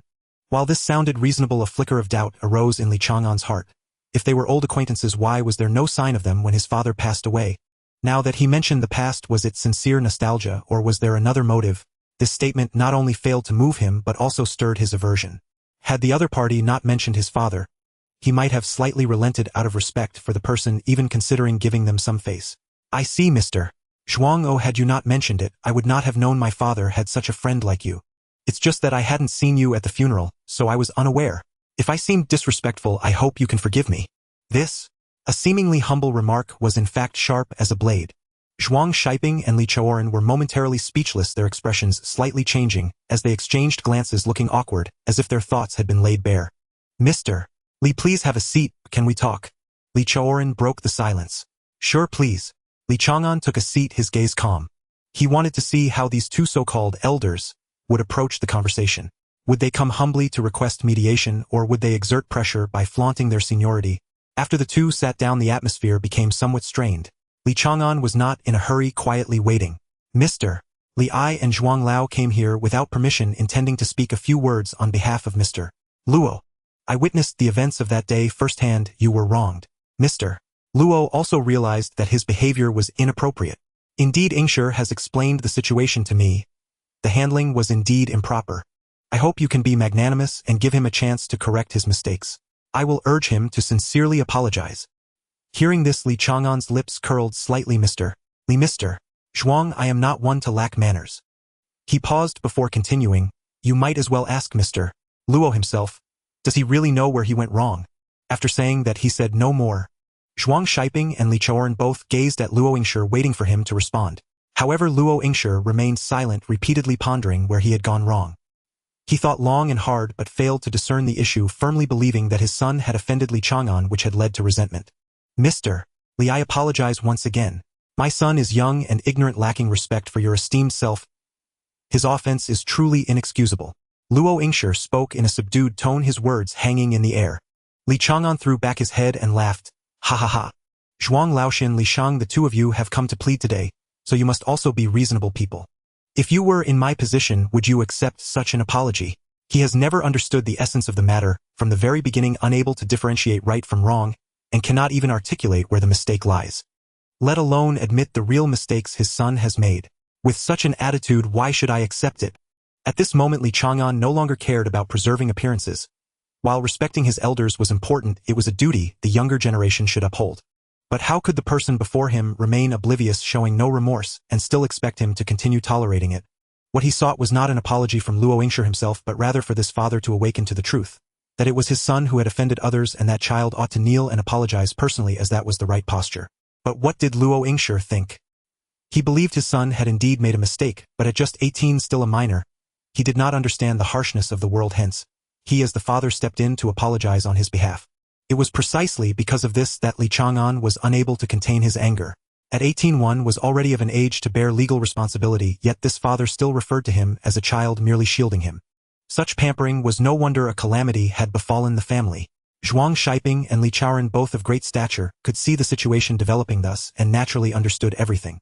They finally realized why Li Chang'an was merciless, unwilling to spare even their faces. Ingshi, the mistake lies with your son.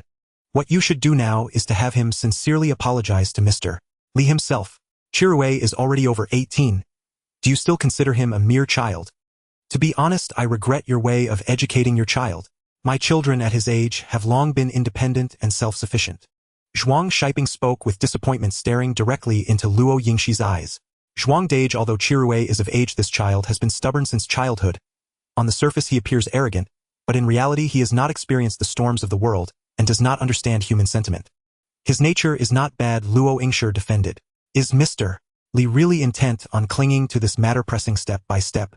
Is my identity in making an apology not worth a child's mere acknowledgement of wrongdoing? Li Chang'an no longer looked at him, turning to his accompanying personnel and ordering, continue with the handover work. I have marked all the issues in the financial reports, organize them immediately, and send them to the legal office. Mr. Zhuang, Mr. Li, I must take my leave first. There are urgent matters at the company that require handling. I will personally come to apologize another day. Before Li Chang'an finished speaking, he turned and left. Mr. Li, Mr. Li. Zhuang Shiping called out anxiously, but saw that Li Chang'an did not pause, his figure gradually fading away. He had already made up his mind, unwilling to be entangled further with Luo Yingshi. Sigh. A light sigh spread through the air. Zhuang Shiping gazed at the empty doorway, his expression forlorn. Li Chang'an silently shook his head, feeling a surge of regret, as if this trip should never have happened. Faced with such a stubborn person as Luo Yingshi, he felt utterly disappointed. Yingshi, do you truly fail to see the situation, or are you deliberately pretending to be confused? The issue is not about Kirwi's age nor your status within the family. What Mr. Li truly cared about is the attitude, whether you and Chirue genuinely regret it. If you had brought Chirue to apologize earlier, I dare say Mr. Li would not have touched a hair on the Eagle Group. But you chose silence. Well, at this point we are powerless. Earlier you still had a glimmer of opportunity to salvage the shares, but now you can only hope that Mr. Li will show mercy. Zhuang Shiping's words poured over Luo Yingshi like cold water, causing him to finally realize, standing alone for a long time, his heart swirling with unutterable regret. Zhuang Laoj, I understand now, I truly understand. Could you help me one more time and contact Li Chang'an? I will have Chirue sincerely apologize. In the future I will definitely discipline him strictly, ensuring he never commits similar mistakes again. Luo Yingshi spoke earnestly, having awakened to the truth. Unfortunately the time has passed. Li Chang'an had already left, and asking Zhuang Shiping to return to plead would be quite embarrassing. How about asking Bao Shang to come out and try? Perhaps there is still a chance. Li Chang'an suddenly spoke up. A person emerged in his mind. Bao Yugong. Bao Yugong. Zhuang Shiping was slightly taken aback. Li Chang'an nodded seriously. They were unaware that at this moment Li Chang'an was heading towards Bao Yugong's residence. Since returning to Hong Kong, he had first been embroiled in company affairs, and then involved in the matter with Luo Yingshi, having not had a moment's peace, let alone the chance to send funds. Now, with a brief respite, he immediately took the funds for delivery to avoid forgetting them in the future, while busy diving into new projects at the factory. Meanwhile, Zhuang Shiping was planning to ask Bao Yugong to mediate. Moreover, he was worried that relying solely on Bao Yugong would be insufficient to persuade Li Chang'an, so he discreetly reached out to another heavyweight figure for support. At the headquarters of Global Shipping Group, Li Chang'an stepped in and suddenly recalled this overdue payment. $200 million, a full 14 billion Hong Kong dollars, had been delayed until now. Li Chang'an truly admired Bao Yugong in his heart. Having taken such a large sum of money from him, he had not received a single inquiry from the other party for so long, not even a word since his return to Hong Kong. This level of composure was indeed astonishing. This person can really keep his cool, he silently marveled. After acquiring Kowloon Warehouse, Bao Yugong did not completely withdraw from the shipping sector. Rather, he was gradually phasing out old ships. He transferred those outdated vessels to Zhao Tsongyen, while quietly ordering a batch of new ones. Li Chang'an knew that since this year all shipbuilding orders had fallen to the inland shipyards after Bao Yugong met with that elder from the mainland. Whether this was a decision made by Bao Yugong himself or instructed by his father, Li Chang'an could not determine. It was well known that despite Bao Yugong now being the wealthiest person in Xiangjiang, he remained respectful and obedient before his father, and that elder had always maintained a close attitude towards the mainland. Therefore, the origins of this arrangement were difficult for outsiders to discern. However, Li Chang'an only pondered briefly and did not wish to delve deeper. Hello, may I ask if Mr. Bao is available? Oh, Mr. Li, you have arrived. The chairman is in the office. I will take you in. The receptionist immediately recognized the visitor. In Xiangjiang, if one were to discuss the most favored marriage candidate among women, Li Chang'an would undoubtedly rank at the top. Since Chang'an Group announced its substantial earnings from regional agency rights, amounting to $900 million, coupled with 3 batches of electrical appliance exports, totaling $150 million, his name has become the ideal destination in the hearts of countless individuals. Young, handsome, and worth over $100 billion, who wouldn't be tempted? Moreover, he is not a wealthy second-generation heir inheriting a family business, but rather a true first-generation tycoon who rose from nothing. Whoever marries him will instantly become a lady worth billions. However, few know that Li Chang'an has quietly set up operations in the United States, investing over $1 billion. If this news were to leak, it would undoubtedly cause a stir throughout Xiangjiang. By then, the position of the richest person might change hands. $20 billion translates to over 140 billion Hong Kong dollars, not including other hidden assets. Just this amount alone is enough to reach the top. In contrast, Bao Yugong's assets are estimated to be around 100 billion Hong Kong dollars. As for Li Chang'an, he might not even have 50 billion at this point, and he is even outdone by a few leaders from Sun Hung Kai. Originally after acquiring Hutchison Whampoa in the 80s, he soared to success, but now that crucial opportunity has been seized by Li Chang'an, stalling his starting point and altering his path. Li Chang'an could not predict whether Li Chang'an in this life could recreate his past glory and again become a legend in the business world. As Li Chang'an stepped into the building, Bao Yugong was frowning deeply. Only 2 months had passed since the oil crisis erupted, and his fleet had yet to receive a single order. The massive expenses from halted operations surged like a tide, with ongoing costs for ship maintenance, employee salaries, and other expenditures accumulating rapidly. In just 2 months, over 100 million Hong Kong dollars had evaporated from the accounts. Dad, should we apply for another loan from HSBC? The current situation is unclear, and having some liquidity will help us manage the upcoming challenges. Wu Guangjing spoke up with a suggestion. Bao Yugong furrowed his brow as the financial chain faced unprecedented pressure. With business stagnating and income dropping to zero, expenditures felt like a bottomless pit, while the recently acquired Kowloon warehouse project had involved a significant investment. Coupled with the $50 million previously allocated to Li Chang'an, the financial maneuvering had nearly reached its limit. A rhythmic knocking sound came from outside the door. Knock, knock, knock.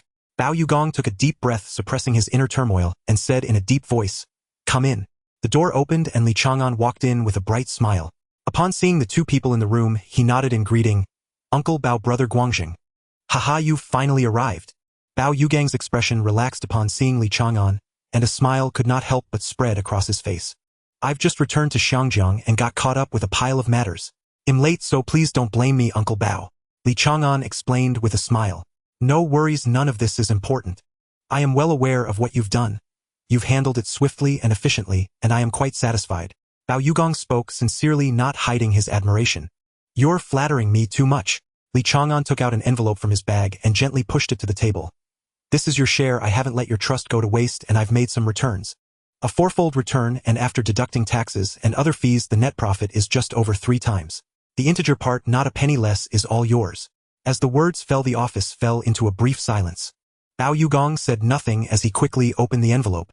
When his gaze fell on that $200 million check, he was stunned. "You really achieved fourfold in the U.S. market, a net profit of 3 times. His voice quivered slightly incredulously. At a time when funds were tight, this amount felt like a heavenly blessing, stirring one's emotions. "Yes, what's wrong with that?" Li Chang'an appeared genuinely puzzled. "Nothing. I'm just too happy." Bao Yugong laughed heartily. "Tell me, what exactly did you do? In 2 months, a fourfold return. You can't possibly have turned the entire U.S. market upside down, right?" His tone was exaggerated, yet his heart was profoundly shocked. Li Chang'an was unaware of the immense pressure Bao Yugong had been under lately. With his understanding of the financial market, achieving a 50% return in a year was already a top-tier standard. As for doubling, ordinary people wouldn't even dare to think about it. Even giants in the physical industry would hesitate to guarantee that profits would double every year. Yet now Li Chang'an used 60 days to turn 50 million into 200 million, an astonishing fourfold increase, and all settled in dollars. Such figures would be shocking to anyone. "I didn't short the U.S. market, nor did I have that capability. I just bought a few $100 million worth of oil futures. The situation between Iran and Iraq just happened to heat up, and that's how I made some profit." Upon hearing this, Bao Yugong and Wu Guangjing were nearly speechless with anger. "You bought a few $100 million in oil and made some money?" This sounded like a boast disguised as modesty. The ongoing oil crisis had already made it common knowledge that oil prices had skyrocketed. The two of them had just been discussing this matter, worrying about the future of Global Shipping Group, whether to continue expanding the fleet or temporarily scale back to avoid the storm. "How much exactly did you invest?"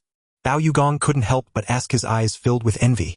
He was well aware that this wave of market had at least a fourfold return, and even after deducting costs and taxes, there would still be threefold profits. 300 million. So that's a net gain of 900 million. Impressive. Bao Yugong laughed and slapped his thigh, nodding repeatedly. Wu Guangjing beside him had a complex expression filled with admiration but also a tinge of shame. Initially he had strongly opposed his father-in-law supporting Li Chang'an's actions. Had he truly listened to his advice, the group would likely have suffered losses exceeding $200 million, which would convert to no less than 1 billion Hong Kong dollars. Thinking of this, his face flushed and he quietly lowered his head. "Just a small operation, nothing to mention." Li Chang'an said this, yet the expression on his face made one want to kick him. "Thanks to you, I've also benefited and increased over 1 billion Hong Kong dollars in my accounts. Now that funds are ample, many plans can be pushed forward."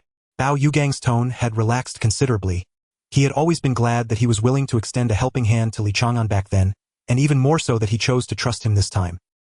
He had always believed in this young man but never expected the returns to come so swiftly and in such staggering amounts. Uncle Bao, if you keep saying that it feels too distant. From the day you decided to help me, we have been in the same boat. When there's money, we should earn it together. Li Chang'an smiled warmly, his tone sincere. Ha ha ha. Bao Yugong laughed heartily once more. Since the outbreak of the oil crisis, his shipping business had been severely impacted, suffering losses of several hundred million. It had been a long time since he felt this carefree. Now not only had he resolved the financial crisis, but he also gained a windfall, naturally lifting his spirits. The laughter had not yet faded. Knock, knock, knock. Once again a knock echoed from outside the office. Come in. The secretary pushed open the door and Zhuang Shiping and others filed in. Their faces were grave, and when their gazes swept over the room and landed on Li Chang'an, it was evident they bore suppressed anger. Li Chang'an could easily tell why they had come. He was extremely displeased with this behavior. Previously he had already given Luo Yingshi and the others a chance elsewhere, but they were unwilling to accept it. Now to come here to cause trouble was purely asking for trouble. As he turned his gaze behind him, his heart trembled slightly. He did not expect that even that person had personally arrived. After a moment of thought, he understood the reason behind it. Zhuang Shiping and Hua Yingdong shared a close relationship. If Zhuang spoke up for help, it was only natural for the big shot Hua to intervene. Li Chang'an felt a mix of emotions, both amused and exasperated. Just one Luo Yingshi managed to provoke several heavyweight figures. No matter how displeased he felt facing such a situation, he had no choice but to yield somewhat. Bao Yugang also felt surprised at these people had all come together, a situation he had never experienced before. As the host, regardless of the guests' intentions, he had to maintain proper etiquette. He got up to greet them, a smile on his face. Haha, welcome everyone. It truly is unexpected for all of you to gather at my humble abode today.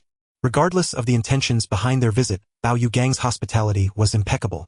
Bao Sheng, we are here unexpectedly, and I apologize for the disturbance. We have come to mediate the misunderstanding between the Yingjun group and Mr. Li Chang and Zhuang Shiping spoke up. Bao Yugang then recalled that incident at the Hong Kong government banquet. Luo Yingshi's son had physically assaulted Li Chang'an. Upon thinking of this, his expression immediately darkened. Li Chang'an was someone he had supported. How could he allow others to bully him at will? Moreover, he had just gained significant benefits from Li Chang'an.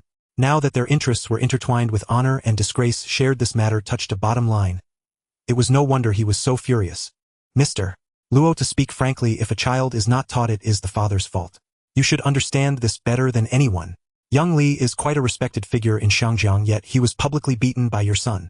I will definitely support young Li wholeheartedly, Bao Yugang stated firmly. This declaration left Zhuang Shiping and Li Chang'an exchanging glances. Originally hoping he could mediate, they now faced another strong stance. The situation grew more complicated, and the two could only place their hopes on the big shot Hua. Old Bao, we are here today to resolve the issue, so please do not get too worked up, Hua Dalao slowly spoke.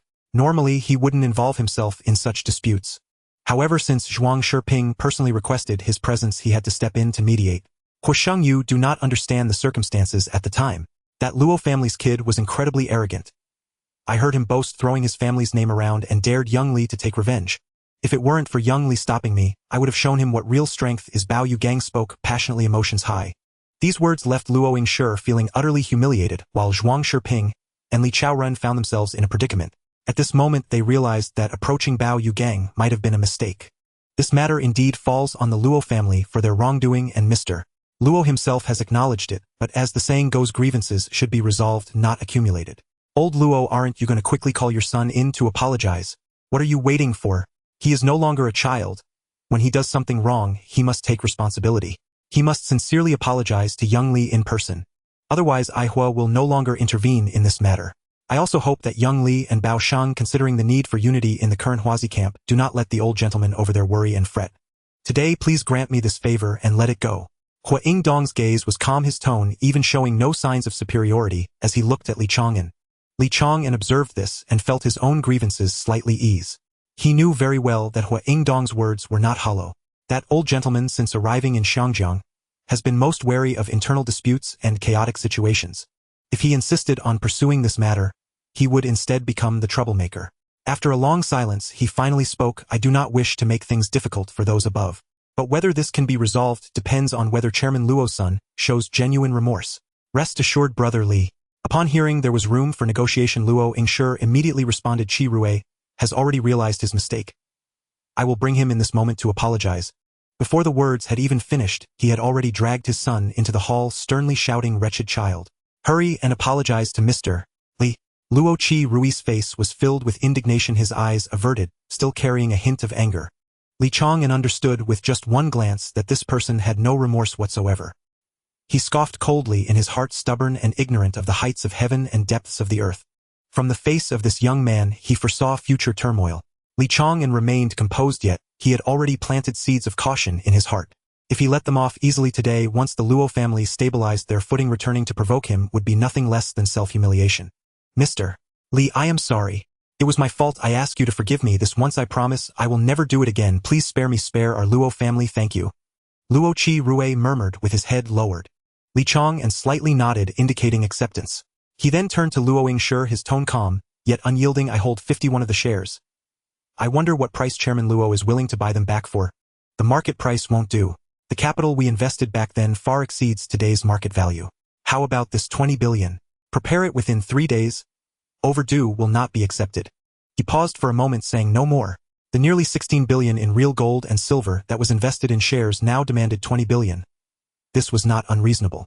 Had it not been for several predecessors stepping in to mediate, the price would not have been so lenient. Luo Yingshi did not want to attract attention, and certainly did not want to touch the bottom line set by the old gentleman, fearing it would draw unnecessary trouble. He could only silently accept the current situation, let alone 20 billion. Even if Li Chang'an demanded 25 billion, he would have to comply. The Yingjun Group was his lifelong effort, and he could never let it go easily. The two sides immediately began to handle the transfer of shares. All documents were signed and completed, waiting only for Luo Yingshi to transfer the 20 billion funds, and Li Chang'an would formally complete the legal procedures for the share transfer. After finalizing the affairs, Luo Yingshi left the scene with his son, while Hua Dalao and his group stayed behind. During the meal, Hua Dalao repeatedly probed Li Chang'an's stance. Li Chang'an, being the figure he was, naturally understood the other's intentions. However, he did not plan to express his stance clearly at this moment. If he chose a side too early, once targeted by the Hong Kong government, the enterprise would face immeasurable impacts. He would not engage in such self-harming actions. His support for the mainland was not insincere. He simply believed that maintaining neutrality at this stage was essential to secure a few years of stable development. Large-scale investments were not part of the current plan. The few of them chatted happily until nearly 5 in the afternoon before parting ways. The turmoil initiated by Luo Yingshi and Li Chang'an finally quieted down after Hua Dalao stepped in to coordinate. When leaving Bao Yugang's global shipping group, it was already past 5 in the evening. Li Chang'an did not head to the Game Factory Research Institute as he usually would. Instead, he went to the television station to personally check the recent operations. The show Chu Liuxiang had already finished airing for half a month. The series consisted of 65 episodes, airing 2 episodes daily, and was completely broadcast within a month. For a full 30 days, both TVB and Li's television faced dismal ratings, with every newly launched show encountering failure and utterly failing to shake its popularity. Fortunately, entering February, Jai Television adjusted its strategy, no longer pursuing extreme routes for new dramas, leading to a gradual balance in viewership among the 3 channels, finally allowing for a breath of relief. The course of history remained unchanged. Even without a script from Li Chang'an, Suku of Jai still managed to create the television series Golden Blade Legend. Though unable to monopolize the market as in his previous life, they successfully captured a significant audience share. In terms of film, Suku simultaneously completed the creation of the martial arts film Metamorphosis. However, the television station decided to prioritize adaptations of scripts, left by Chairman Li Chang'an, pushing his works to the end of the schedule. Before heading to America, Li Chang'an had left behind 5 scripts. The film company currently did not have a dedicated director, sharing resources with the television station, and the cast was mostly interchangeable.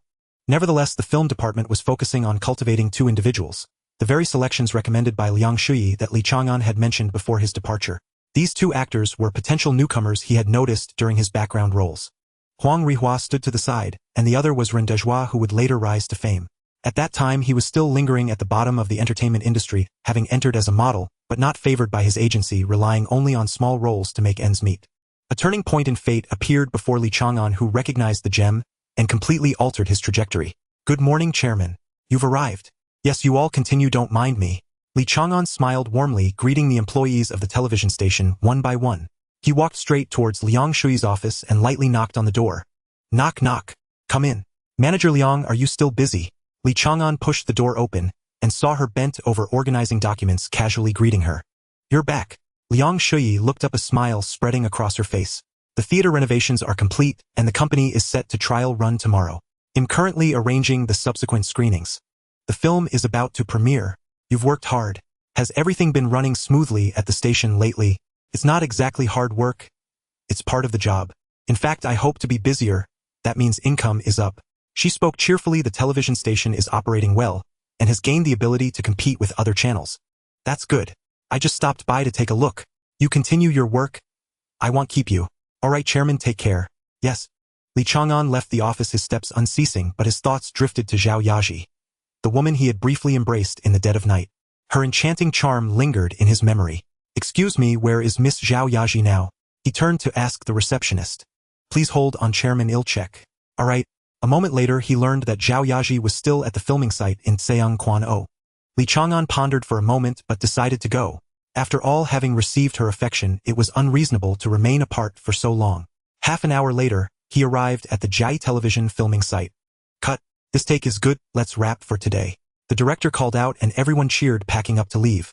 Zhao Yaji was bending down to gather her belongings when a man approached quickly. Aji, are you free for a meal? Everyone in Hong Kong knew she had separated from her ex-husband and was single again. The two were embroiled in a heated dispute over child custody. Her current beauty and charm naturally attracted countless admirers. No need, thank you for your kindness, but I have to go back to take care of the kids. She politely declined. In truth, the children were not here, and this was merely her usual excuse. Zhao Yazi's mind drifted to that figure and her mood sank. She knew she was already a mother, and that there could be no future with that person, yet her thoughts could not help but drift towards him. In that case, I'll let this one go, but next time you can't refuse. The male actor said. She merely smiled, gently saying nothing and making no promises. At least let me give you a ride home. He was still unwilling to give up. She shook her head again. I'll just take a taxi with Xiao Yue, thank you for your kindness. After finishing, she organized her belongings and left with her assistant. Sister Ji, that guy's intentions aren't pure. Don't be fooled by his surface charm. The assistant whispered a reminder. Let's go, don't worry about that. Zhao Yaji replied casually. This male actor was Huang Yuanxin, who had once written her love letters. After learning about Zhao Yazi's divorce, he immediately abandoned his wife without hesitation in pursuit of her. He even used his connections to enter Jai Company with only one goal, to get close to her. This was the 5th time he had been rejected, and upon seeing Zhao Yaji decisively leave, his expression darkened. Watching her retreating figure, he gritted his teeth and muttered to himself, I will definitely get you. However, he did not notice that this scene was fully observed by someone in a car parked by the roadside. Who is that person? Have Huang Shi find a reason to transfer him tomorrow? I don't want to see him again. Li Chang'an ordered coldly. He would not allow anyone to touch women with whom he had connections. Were it not for his concern, he might have laughed it off, but Zhao Yaji was different. Before coming, he had heard that Zhao Yaji had been divorced for a month, a piece of news that secretly delighted him. Even though she had been married and had children, that mature allure only captivated him further. Understood, boss. Drive to her side. All right. Zhao Feng drove slowly forward, stopping beside Zhao Yaji, startling both of them. He got out and opened the car door. Miss Zhao, the boss would like to see you. Zhao Yaji had a premonition in her heart, her emotions swirling, and after struggling for a moment, she could not resist that long-lost thrill. Can I bring my assistant? She asked Zhao Feng. No problem. There are more cars following behind. Thank you, she said, and then got into the car.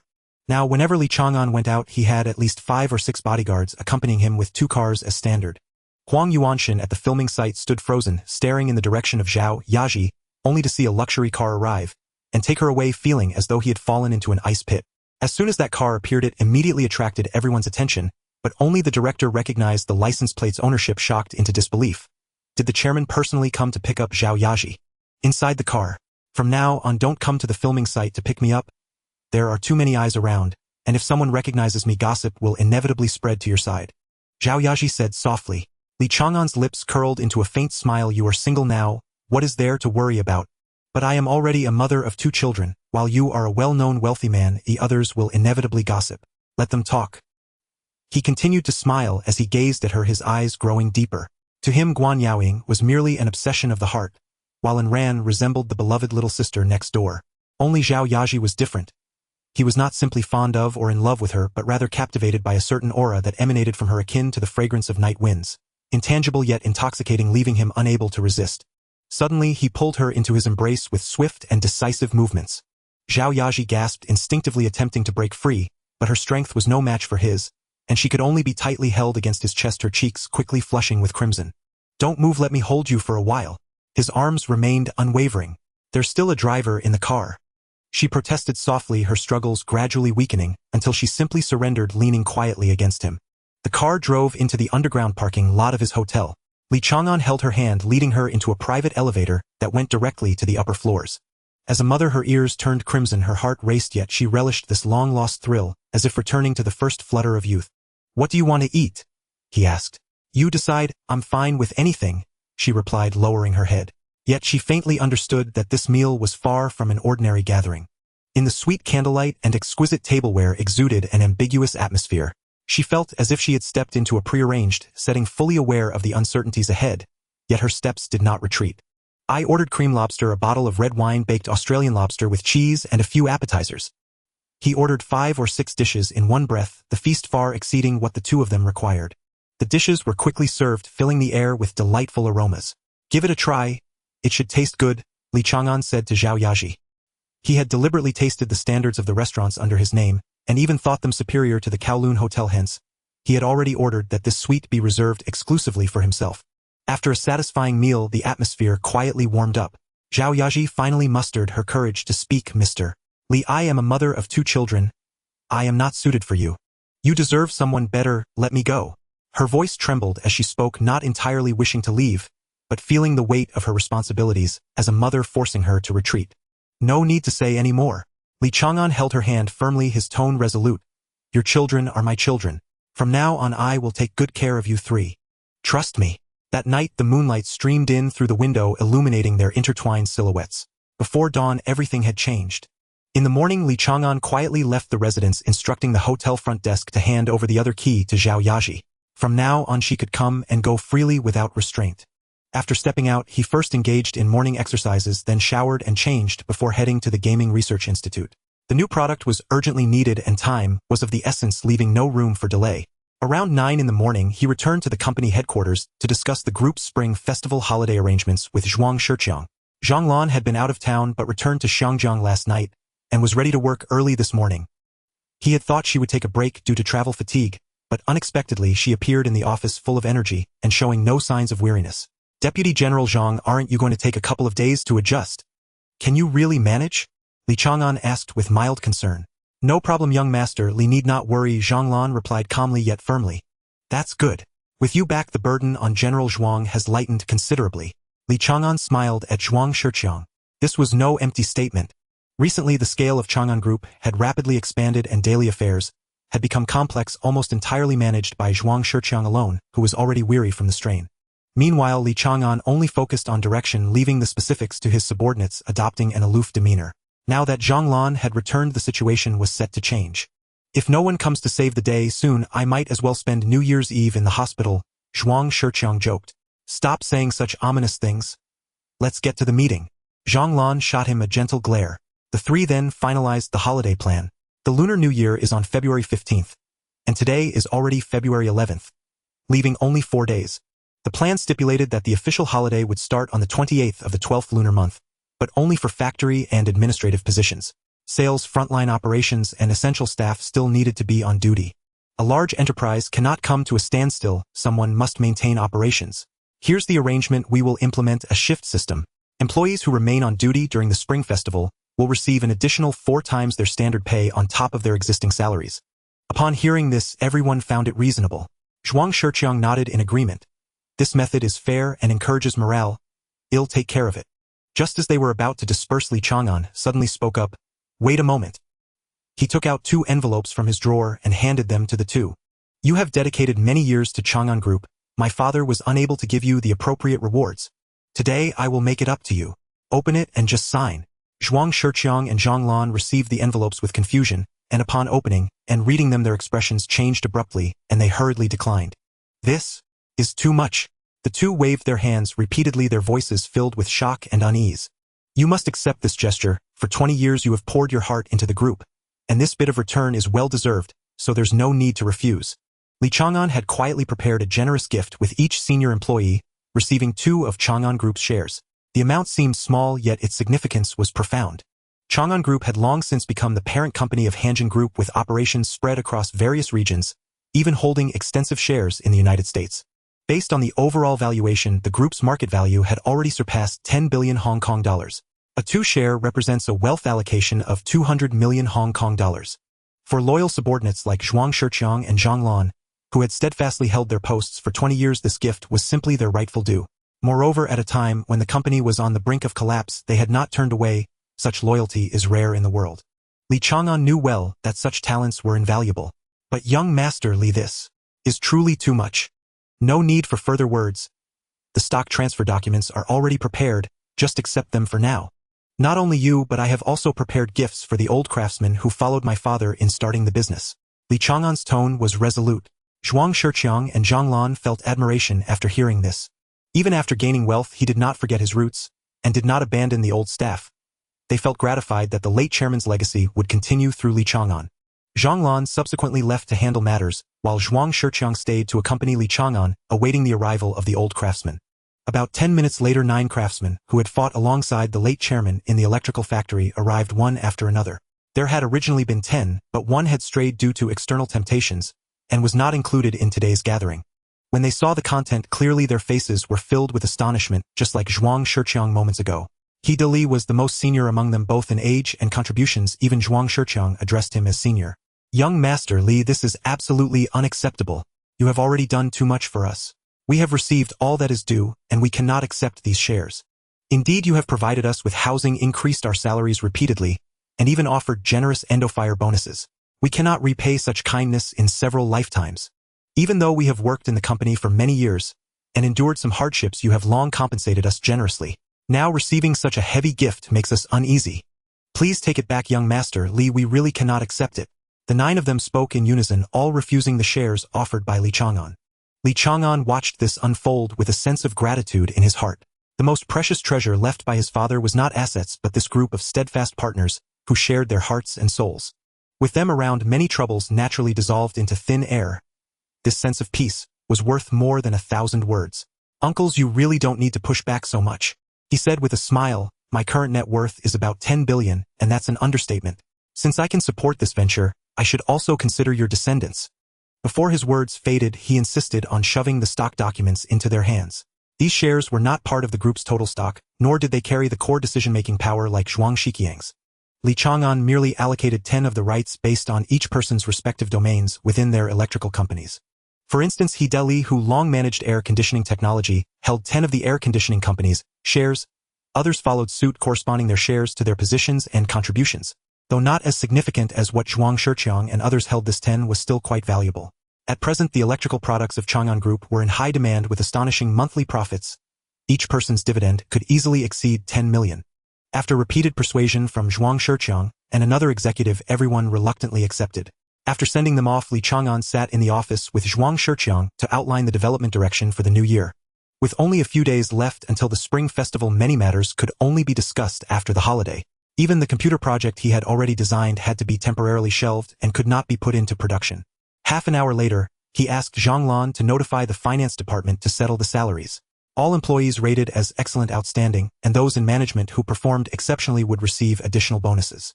He knew that the new year was the time when every household had the highest expenses. Sending out the money early would allow everyone to reunite with peace of mind. After handling these matters, he drove to Lantian. Upon stepping into the research institute, Qin Ming and his team were already busy. Li Chang'an did not disturb them but walked in quietly wearing a smile. This time he returned mainly to understand the progress of research and development, especially whether that new game had taken shape. His gaming company already had several mature works and planned to launch them in the global market after the new year. In the past, due to a narrow product line, large-scale promotion had not been possible. Now the timing was right, and it was essential to start planning for overseas sales and attract distributors from various regions. Hello everyone, he greeted softly. The chairman has arrived. Someone looked up surprised. It's been so long, oh, have you all missed me? Li Chang'an teased with a smile. How is the progress lately? Have the few games I mentioned before been launched? He immediately asked. During this time he had seldom focused on the specific operations of the gaming business. Ever since he handed over the entire arcade operations to the 2 major factions, he had deliberately distanced himself from on-site management, only collecting agency fees and profiting from equipment sales. After all, those venues were mixed with sensitive content like tiger machines, which he was unwilling to get involved with. Chairman, all the game projects you assigned have been completed. The team has also independently developed a new shooting and adventure game which is currently in the optimization phase. We will report to you in detail later. Qin Ming reported. A smile appeared on Li Chang'an's face. Seeing his subordinates able to develop products independently filled him with great satisfaction. This meant that in the future he wouldn't have to handle everything personally, and the company was gradually moving towards a path of autonomous development. Well done, keep up this momentum. The bonuses are ready. As long as the results meet the standards, they will be dispensed immediately. His tone was firm and full of encouragement. Then he asked Qin Ming to lead the way to the RD area to check the latest computer prototype. After the main unit started, a familiar system logo appeared in the center of the screen. Li Chang'an quickly entered test commands examining performance and stability one by one. After more than 10 minutes, he closed the device and glanced at the technical staff present. Very impressive, fully ready for mass production. After the Spring Festival, we can arrange for bulk production. At that time, when the product is launched, everyone will receive the rewards they deserve. After pausing for a moment, he took out a document from his briefcase. This is the information for the new project. I will give it to you. We will start the research and development immediately after the new year. Currently, the company has not yet ventured into television manufacturing, and this is a gap that must be filled. We need to create our own brand of televisions. Qin Ming took the document with both hands, looking serious. Understood, we will begin work as soon as possible. Li Chang'an nodded and then left the office area. As the year-end approached, a wave of homesickness surged in his heart. Even though he was in Xiangjiang now and his soul had been reborn for many years, he still remembered where his true roots lay. In that era, his parents were still alive and he had 2 younger sisters. This time he decided to return and take a look. As for what identity he would appear in, he had already devised a plan. On that day, he arranged for Zhuang Shiqiang and Zhang Lan to stay at headquarters, while he took Zhao Feng and others to complete the travel procedures.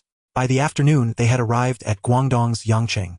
With his status in Xiangjiang, obtaining travel permits was easy. For ordinary people, however, it might require a long wait for approval. Stepping onto this land, Li Chang'an was filled with emotions. He had visited Yangcheng many times, but the scene before him was completely unfamiliar. Accurately speaking, it was Yangcheng of 1979, a city not yet swallowed by high-rises. High-rise buildings were rare on the streets, and the occasional prominent building was already eye-catching. The traffic was sparse with no congestion, while the crowds surged like a tide. Vehicles that occasionally passed by were either buses or freight trucks. Private cars were a rarity, and ordinary people relied on bicycles for transportation. If a family owned a motorcycle, it was already enviable. If they had a small car, they were undoubtedly among the wealthiest families in the area. As soon as Li Chang'an and his group stepped off their transportation, they were immediately surrounded by a group of rickshaw pullers. In this era, there were hardly any peaceful corners in the world. Li Chang'an and his group were dressed in sharp suits, and upon entering this place, they immediately became the most eye-catching presence on the street. Those with discerning eyes could tell at a glance that they were outsiders from the business world with extraordinary identities. If it weren't for the group of burly men led by Zhao Feng, whose sharp gazes deterred the petty characters around them, those scheming individuals would have likely approached long ago. Boss, where are we headed? Ride in my car. I'm very familiar with the route. A man driving a van approached and said. Li Chang'an glanced at him but said nothing, turning to get into a rickshaw. This type of vehicle is rarely seen in Xiangjiang, with only a few remaining. However, in the interior, it is the most common mode of transportation. Here the 770 has not yet emerged. Motor vehicles are scarce, and it is nearly impossible for ordinary people to get a ride. It may take a few years before they gradually become popular in large cities. You escort my boss straight to the center, while the rest of you protect him from the front and back with 2 on each side, moving in unison until we reach the UFO. Zhao Feng commanded the several rickshaw pullers. The rickshaw pullers nodded in unison and immediately exerted their strength to move forward. The 5-kilometer journey relied entirely on their legs to run and pull the rickshaw. Watching them drenched in sweat, Li Chang'an felt waves of emotion stirring in his heart. A life is about enduring with gritted teeth. Completing the entire distance in 30 minutes was already quite astonishing. Running without any load is difficult enough, let alone while carrying weight. Li Chang'an felt a surge of respect in his heart. Zhao Feng, give each of them 1. There's no need for change, he said. 17 rickshaw pullers, each receiving 100. This 4-person note was seen as a treasure in their eyes. Ordinary laborers might not earn 100 in a month. Now, receiving it all at once, some had tears welling up in their eyes. Thank you, boss. You're truly a good person. They clutched the money, their voices trembling. Li Chang'an merely smiled, saying, you've worked hard. We should be the ones to thank you. With that, he stepped through the gate of UFO. His purpose for this trip was clear, to obtain vehicles. He had already contacted Bao Yugong in Xiangjiang to arrange a few means of transportation for him in the interior. In unfamiliar territory, it was nearly impossible to move without a vehicle. Thus he sought help from Bao Yugong. Upon hearing that Li Chang'an was coming to the mainland to conduct business, he swiftly pulled strings. Bao Yugong had deep connections within UFU, and upon receiving the news the other party immediately agreed. Moreover, Bao Yugong specially took out his reserve of 200,000 dragon coins for the four-person head to give to him in case of emergencies. This sum allowed Li Chang'an to avoid numerous tedious procedures. "May I ask if Director Gua is available?" "I'm here to see him," Li Chang'an inquired of the person inside. The staff member responsible for registration noticed the impressive demeanor and fashionable clothing of Li Chang'an's group, and immediately realized that they were likely foreign merchants. Not daring to be careless for a moment, she quickly stepped forward and politely guided them into the lobby. This year, the changes in the interior were particularly noteworthy. Since the beginning of the year, the higher-ups had clearly expressed their welcome to foreign capital, and many foreign merchants had flocked in to inspect and negotiate partnerships, becoming a hot topic on the streets.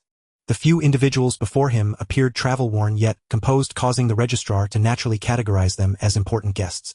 Currently, the attitude towards foreign merchants directly relates to local development. Any slight misstep could lead to accountability, and no one dared to be careless. "Are you Mr. Li?" "Mr.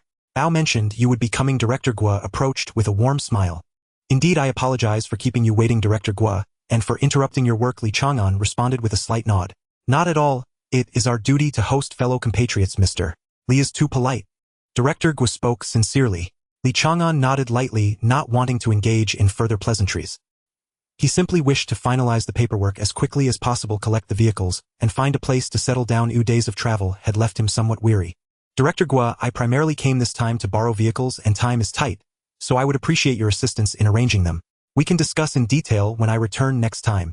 Director Gua immediately understood that this young man did not wish to waste too much time on hospitality. In truth, he did have the intention of winning them over. Ever since the opening of the Deep Sea and Yangqing, various regions have been vying for investment opportunities, and every foreign merchant could be a key figure in driving development. However, he also understood that since the other party was personally introduced by Bao Yugong, their identity must be extraordinary, not someone he could casually get close to. "It's my oversight, Mr. Li. Please forgive me. I will prepare the vehicles for you right away." He immediately cut short his words and took action. Li Chang'an smiled indifferently, saying nothing more. Director Gua then hurriedly left the service desk with his assistant. "Director, is that Mr. Li, a businessman from Shangjiang? He looks quite young. He must be a young master from some family," the assistant quietly asked as they walked. "You're thinking too much again. Your father entrusted you to me, and if you don't behave, I'll write a letter back and have you return to Kyoto for some reflection. And also don't ask what you shouldn't. Anyone personally notified by Mr. Bao surely has an extraordinary background. Our only duty is to serve every foreign merchant well. Let them feel our sincerity and be willing to invest. This is the most meaningful thing for the nation. The task entrusted by the old man must be carried out step by step." Director Gua spoke earnestly. This generation harbors the development of the entire region in their hearts. While personal interests cannot be entirely disregarded, they pale in comparison to their convictions. "Understood." The assistant lowered her head, responding verbally, yet her gaze inadvertently glanced in Li Chang'an's direction. Soon after, Director Gua arranged 5 military off-road vehicles of the Jeep brand for Li Chang'an. Seeing these vehicles neatly lined up before him, a satisfied expression appeared on Li Chang'an's face. He took a prepared check from his folder and extended it to Director Gua with both hands. "Director Gua, I truly appreciate your efforts in arranging this. This check for 1 million from HSBC is my small token of gratitude for the upgrades to UFU's automotive facilities. Please accept it." Li Chang'an spoke sincerely. Director Gua was momentarily taken aback, then quickly accepted the check. His pupils dilated slightly as his heart jolted upon seeing the amount. 1 million. In an era when a sedan costs only a few thousand, this sum is enough to purchase more than a dozen new vehicles. He suppressed the excitement within his voice, trembling slightly. "Mr. Li, your generosity is overwhelming. I will ensure that every penny is put to good use. When you return next time, I will personally present the detailed accounts. Then I will leave it to you." Li Chang'an nodded in acknowledgement. "Safe travels, Mr. Li."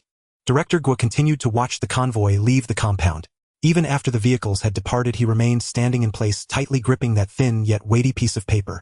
The young assistant could not help but exclaim, to donate 1 million so casually. What a big spender. Director Gua shot her a glance, lightly reprimanding, "Don't just dwell on the awe. There's still work piling up."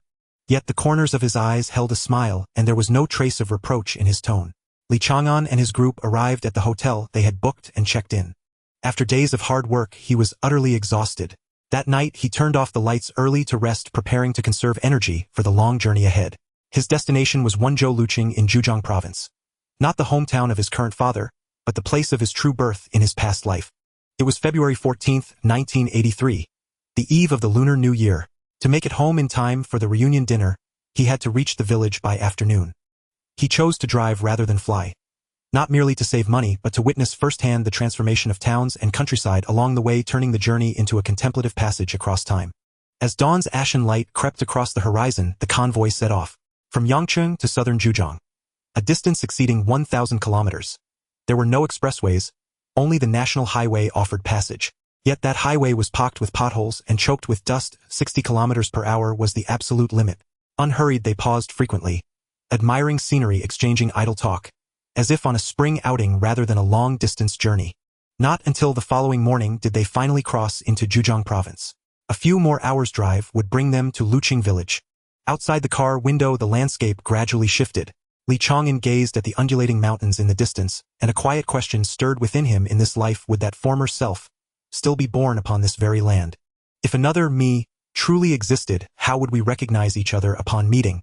If such a self indeed walked this world, he would now be 21, perhaps already embarking on his entrepreneurial path. Each memory of his brother Li Chang'an from his past life, his steadfast companion in struggle, stirred a surge of suppressed fury. He drew a deep breath, pressing those emotions deep into his heart. As the convoy passed through the provincial capital, Li Chang'an instructed everyone to halt. He entered a department store and purchased an abundance of gifts, filling the trunks of several gleaming sedans to capacity. He remembered clearly, in that era, his family lived in dire poverty, scarce in every necessity. Only after founding his enterprise later in life did their fortunes improve. Yet in this life, whether that other self truly existed remained an unfathomable mystery. The vehicle slowly turned onto the familiar country lane, and childhood memories surged forth like a tide. One by one, the passing scenes unfolded before his eyes. As the village drew nearer, Li Chang'an's breathing grew heavy, and an unmistakable tension flickered across his brow. At 3:28 p.m., the convoy halted at the village entrance. Li Chang'an instructed Zhao Feng to switch off the engine, his gaze settling upon a stately old tree. This tree had once witnessed his vow of lifelong devotion to his fiancée. Now all was changed. He had long entrusted contacts in Hong Kong to search for her, yet she remained utterly beyond reach. Gradually he began to suspect she might have met with misfortune, perhaps vanishing silently en route to Hong Kong. 10 minutes later, Li Chang'an steadied his composure. He failed to notice that villagers had already gathered thickly at the entrance. In those days, any unusual activity spread swiftly throughout the entire village. Their group stood out sharply, dressed in immaculate suits bearing refined poise and flanked by several dazzling new automobiles. Such a spectacle naturally drew countless curious glances. A faint smile touched Li Chang'an's lips as he stepped forward toward an elderly man at the front of the crowd. "Elder sir, may I ask, is the residence of Li Anbang and Li Guoli located here?" His tone was deeply respectful. From within the crowd, a broad-shouldered man heard the names and immediately pushed through to approach. "I am Li Guoli. Are you looking for me? And my father?" came the voice from ahead. At the sound, Li Chang'an's entire body jolted. That voice was achingly familiar, as if etched into his very bones. Lifting his gaze, he beheld a long-missed face, and an overwhelming wave of intimacy flooded his being. His eyes burned, tears spilled unbidden down his cheeks as he hurried forward. "Sir, what is the matter with you?" Li Guoli stared, utterly bewildered. This well-dressed young man weeping openly before him made no sense whatsoever. Just then Li Chang'an's eyes caught sight of his grandmother, and his mother holding two young daughters as they drew near. His kin stood right before him, yet he could not reveal himself nor utter a single word of truth. That agonizing proximity without recognition, like a blade carving into his soul, left him speechless. He dared only fix them with one profound lingering look. Then slowly he knelt and bowed his head 3 times, solemn and reverent. The resonant thud of his forehead striking the earth echoed across the village entrance. This debt of gratitude, this depth of longing. He could convey it only thus. No one knew his inner thoughts. Only he understood the weight behind those 3 bows. "Young master, what has happened to you?" Li Guoli's family rushed forward, urgently helping Li Chang'an rise. Li Chang'an rose steadily, his gaze moving deliberately from Li Guoli to his aged grandfather, his expression grave. At last he spoke. "Uncle Li, I must ask, have you ever heard of Li Guoming?" His voice was low yet clear. He had long prepared this identity. Li Guoming was his father's elder brother. Educated, ambitious, and widely traveled in pursuit of opportunity. The family had once held high hopes for him, only later learning he had gone to Hong Kong in the 1960s, and in the 1970s drowned while attempting to rescue a drowning man. Now Li Chang'an wove himself into that story, as the one saved. Since Li Guoming had sacrificed his life for another, his own kneeling and bowing today carried profound moral resonance. Young master, you've truly seen Guoming. Is he still alive? His grandmother's voice trembled, eyes brimming with desperate hope and dread. Elderly lady, Uncle Li. Li Chang'an's eyes shimmered with tears. His voice broke. He pulled me from the water in Hong Kong. But the waves swept him away. Tears traced paths down his cheeks as though the memory were unfolding anew. The elder staggered, nearly collapsing. Grief piercing bone deep, the unbearable sorrow of burying a child. Child, tell us everything that happened that day. His grandfather swallowed, his anguish voice hoarse. Grandfather, it unfolded like this. Li Chang'an began speaking softly. Not fabricating, but simply placing himself at the center of the rescued, while preserving every authentic detail of the original event. Yes, truly a son of the Li family. Though fate dealt him hardship and took him too soon, his conscience was pure. As his father, I am proud. With that, he turned to Li Chang'an, his gaze gentle. Since you are the one whose life he gave his own to save, I shall not stand on ceremony. I accept you as your grandfather. Do not blame yourself. It was his destiny. That you remember his kindness and travel so far to honor it is enough to grant his spirit eternal peace. News rippled swiftly across the village. Some murmured that the eldest Li son had saved a person of distinction. Though his fate was tragic, it was not without meaning. O other side, that saving another cost him his life, rendering all his toil ultimately void. Human hearts are as varied as autumn leaves scattering in the wind. No one can compel all eyes to behold the same vista. Grandfather, grandmother, Uncle Li, Auntie Li. I have come today for two reasons. First, to fulfill a promise, to repay a life-saving grace. He once vowed to care for his family. Today I pledge to honor that vow in his stead. From this day forward, I am a son of the Li family. Second, I wish to erect a memorial stele for Uncle Li, to welcome his spirit home and restore his name to our ancestral tomb. Li Chang'an spoke each word with unwavering resolve. Good, excellent. Guoming's life was not in vain.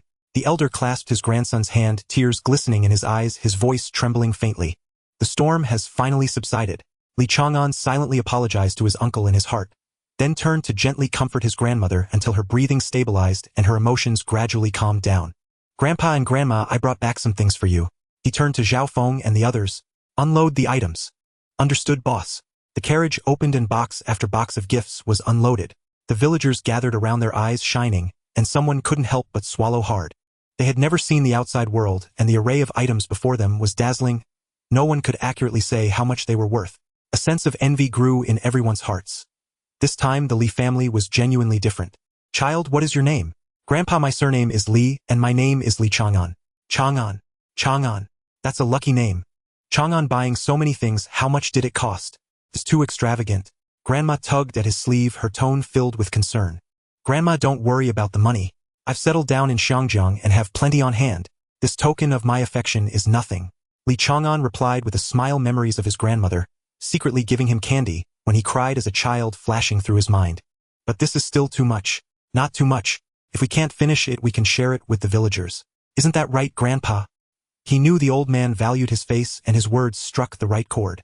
Indeed, a smile bloomed on the elder's face. Chang'an is thoughtful. He then stood up and called out to the crowd, come, come, everyone come over and take a little. It may not seem like much, but it's the thought that counts.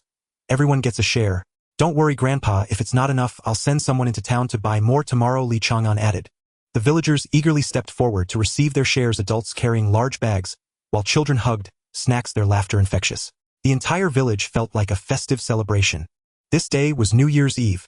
Li Chang'an remembered that earlier his father had become an uncle and his mother had become an aunt. His heart was mixed with emotions, but he could only smile it off. He instructed Zhao Feng and the others to go into town again to buy whatever they could find, regardless of whether it was useful, and to bring it all back. Several carts were filled to the brim, racing back to the village, setting up a steaming New Year's Eve dinner. That night, although the elder had lost a son, he gained a promising grandson, finding joy amidst sorrow, and his heart gradually warmed. The New Year's Eve dinner was particularly quiet yet exceptionally warm. The table was filled with seafood dishes that the Li family had never dared to imagine in the past, now became the main attraction of the New Year's Eve feast. Neighbors also received quite a bit, and laughter floated out with the wind. Word spread through the village that the Li family had received a wealthy young master from Xiangjiang. The news flew like it had grown wings, even reaching the local commune. At that time, Zhejiang province had not yet opened its doors to foreign businesses. While people did not dare to expect any investment to settle down out of courtesy, many still planned to visit and see the excitement. Li Chang'an spent New Year's Eve in this old house. He chatted a lot with his grandfather and father, talking about the lights and traffic of Shangjiang streets, as well as his thoughts of sailing across the ocean in those years.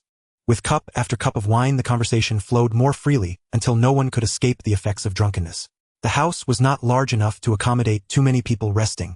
Zhao Feng arranged for the others to find an inn in the town for temporary lodging, leaving only Li Chang'an behind. This was his route. Even with a humble bed, he felt at ease. He had quietly inquired about his existence in this life. He had never appeared. It was hard to say he felt disappointed. It was just a slight emptiness in his heart, as if he had missed a shadow that should have crossed paths. As dawn broke, Li Chang'an rose. There were no equipment to practice in the courtyard, so he jogged a few laps around the yard, treating it as a way to stretch his muscles. Chang'an, you're up so early. Did you sleep restlessly last night? Grandma had already tied on her apron and was busy at the stove. Seeing her grandson come out, she asked with a smile. Li Chang'an paused, turned back with a smile, and said, Grandma, I slept very well. I'm used to getting up early. He stepped a little closer, his eyes bright, and asked, Is there rice cake to eat today? In his memory, he had once secretly lifted the pot lid, shoving half-cooked rice cake into his mouth, only to be chased and scolded by Grandma for an entire afternoon. Remembering that moment made him unable to suppress a chuckle. Yes, it's steaming now, or just wait a little longer and you'll get to taste it.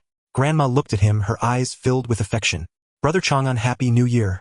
Little Yu bounced out of the house, followed by Little Qing. Happy New Year to you both. Li Chang'an crouched down and ruffled their hair. These two younger sisters, he hadn't been able to accompany for long in his previous life. Now they were only 12 and 14, their faces, still harboring the innocence of childhood, filling him with warmth. We have to get up this early for school every day. Little Qing pointed at a mountain of gifts in the living room corner. Brother Chang'an, how should we play with these toys? Toys? Li Chang'an looked over and smiled. He personally selected those large bags filled with affection.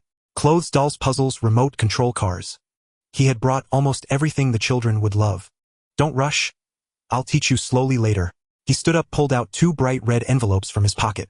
For now, let's see who behaves best. I'll reward each of you with a big red envelope. Do you want one? Yes. All right, come here. Brother, Happy New Year, may you have prosperity. The 2 children shouted in unison, their voices crisp and bright. Grandma and Mom, busy in the kitchen, heard them and immediately smiled. Good children, here, this is your red envelope. May you both be safe and happy every day. Li Chang'an smiled as he handed out the red envelopes. Thank you, brother. The 2 of them took them and bounced into the kitchen to find their mom. Before long, Mom rushed out of the kitchen, her face flustered, clutching a red envelope. Anzi, this is too much, right? How can you give the children so much money? Her tone was shocked, almost unable to believe it. Her reaction attracted Li Guili, and the elder, even other relatives at the dining table turned to look. What's wrong? It's New Year's Day. What's all the fuss about? Li Guili walked over to ask. Look at the red envelopes Xiao and gave the children. She handed over the envelope. Li Guili opened it and was immediately stunned. Anzi. Inside was a thick stack of cash, the amount far exceeding their annual income. Such a gesture was truly hard to remain calm about. Uncle Li, Aunt Li, don't be like this. I've said before, money is not an issue. This is just a little token of my affection as an older brother. Moreover, I have prepared for you too. Li Chang'an calmly pulled out 4 red envelopes along with a row of exquisite small boxes. He handed them one by one, and when the elder received them, he smiled widely, saying, Just take them, Anzi knows what he's doing. The elder understood that this grandson was no longer ordinary.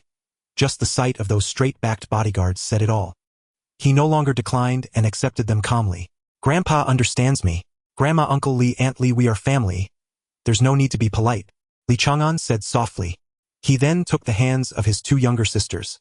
Let's go, brother, we'll take you to play with the new toys, and after lunch we'll go to the street to buy fireworks. Yay!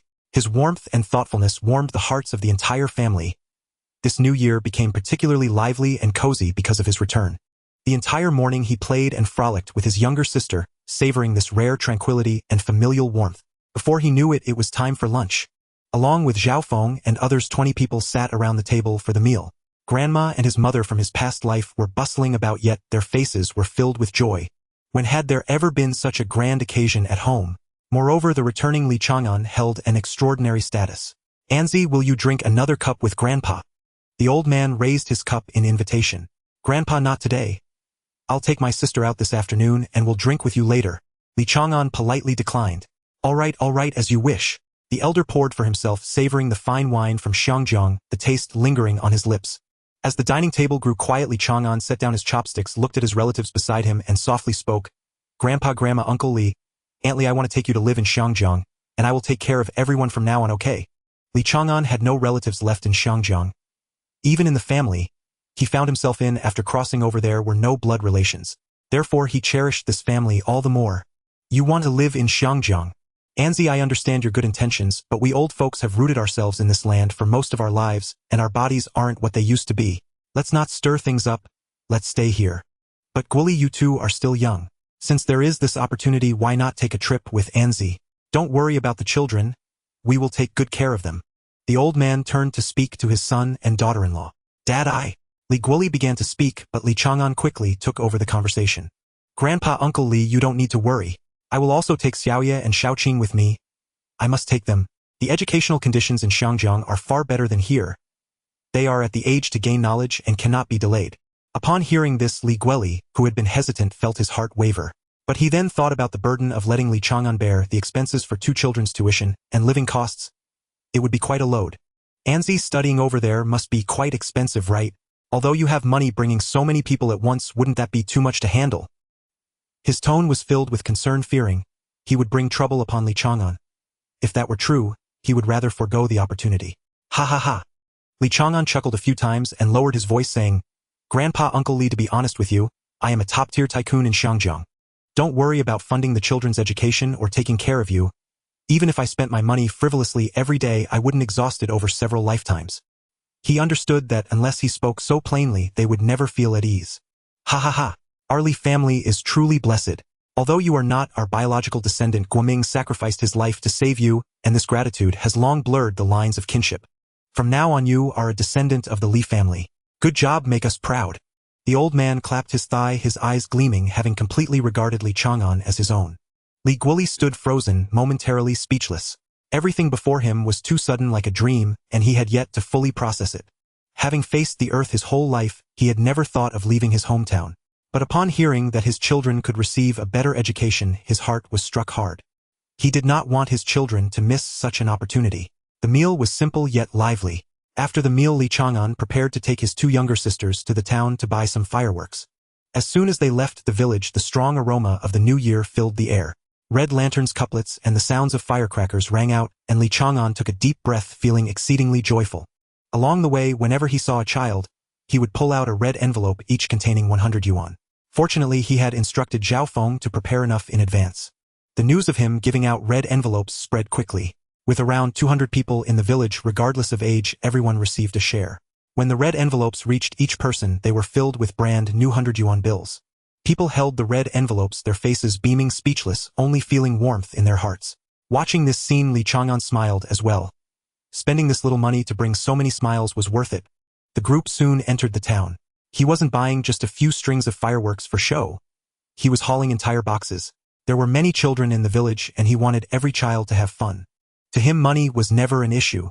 Even after spending, he had yet to exhaust half of the 200,000 he took from Bao Yugong. He couldn't help but marvel at how incredibly cheap the cost of living was in the mainland these days. As night fell, the village lit up.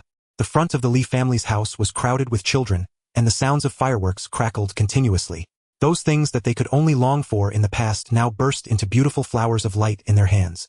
Time flew by like the wind, and before they knew it, it was the 5th day of the new year. In the morning, Li Chang'an's grandfather, accompanied by several self-proclaimed feng shui masters, came to the house claiming to select a burial site and determine a gravestone location for the eldest son. Li Chang'an did not believe in such things, but he did not obstruct them and followed through with the entire process, finishing only when the sun was low in the west. He was planning to return to Xiangjiang in a couple of days. What weighed on his heart was that his father Li Gwili and mother were unwilling to leave with him. The 2 elders insisted on staying in the village, and no amount of persuasion worked. However, his 2 daughters could follow him. Li Chang'an had no choice but to accept this. Nevertheless, he had long made up his mind before he left. He would leave behind some money to build a new house for his parents. Not just for his family. The roads in the village needed to be repaired, the primary school in the town needed renovation, and the old ancestral hall also required restoration. He wanted to take all these matters into his own hands. Just as he was about to find a construction team to discuss the details, people from the town came to him first. In recent days, the name Li Chang'an had already spread across several nearby villages. At the entrance of the village, a few people stood beside a car whispering, "Director Liang, look at this license plate." One of them pointed at the black sedan. Director Liang squinted to have a look and nodded slightly. "Not ordinary, let's go." Not long after returning from the mountains, Li Chang'an's family was still resting in the courtyard, when a voice called out from outside, "Old Li. Big brother Li. Are you home?" "Who?" Li Guoli stood up and walked toward the door. When he opened it, he saw it was Director Liang and Deputy Director Kong from the town, and he was taken aback. "Director Liang. Director Kong. What brings you here?" These two were rarely seen, yet today they came together. Li Guoli's heart skipped a beat, and he turned to glance at Li Chang'an, immediately understanding the reason. "Well, I've heard that a relative from Hong Kong has come to the Li family, so I specifically came to get familiar with him.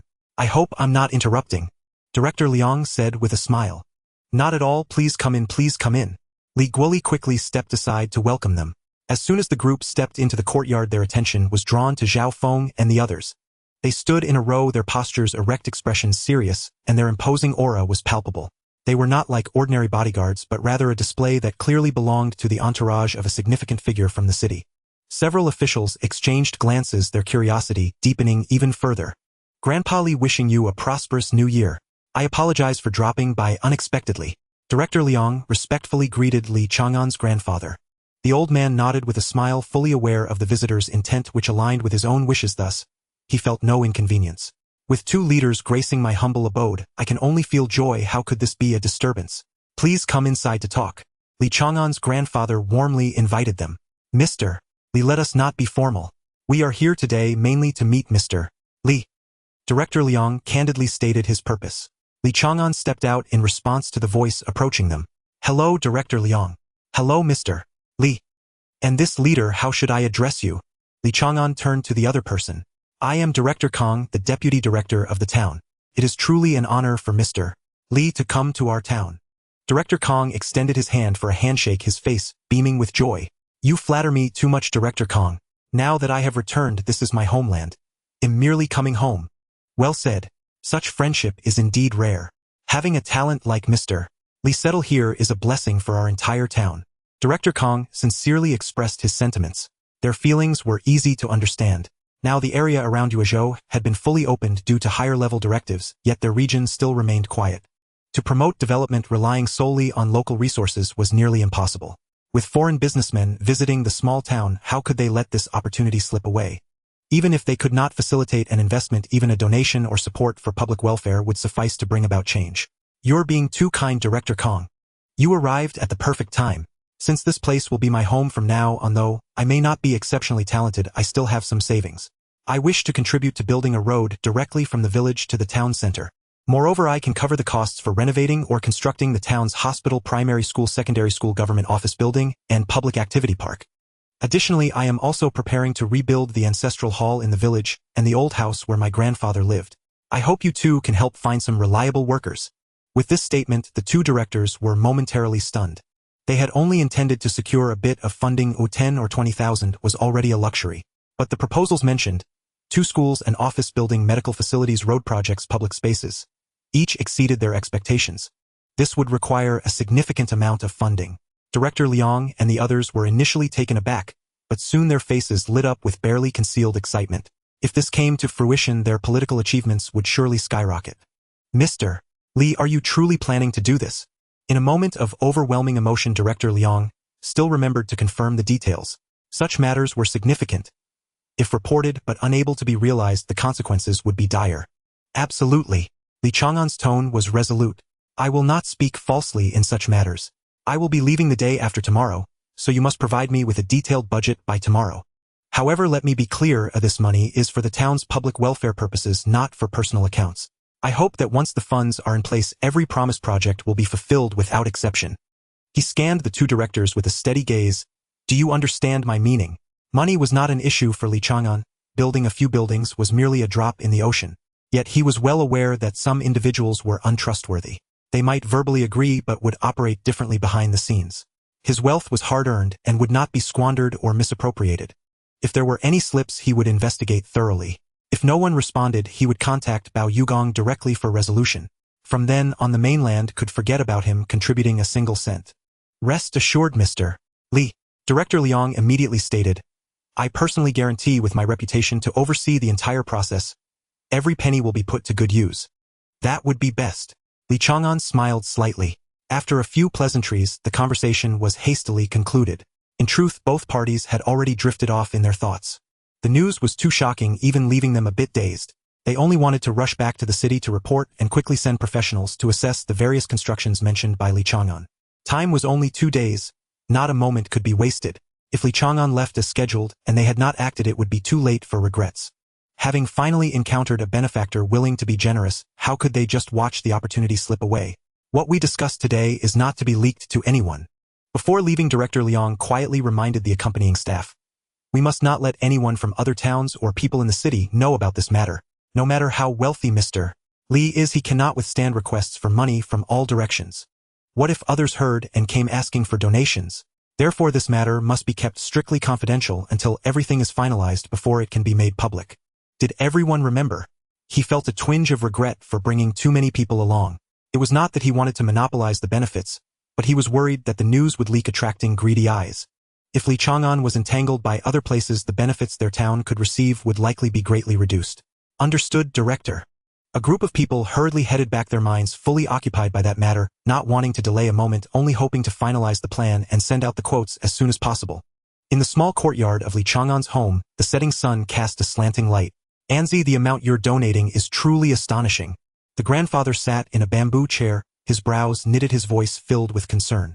Indeed, such a large sum of money is something we've never seen in our lives. The grandmother, wiping her hands beside him, looked full of worry. You two need not worry, a few million is really not much. Li Chang'an waved his hand with a smile.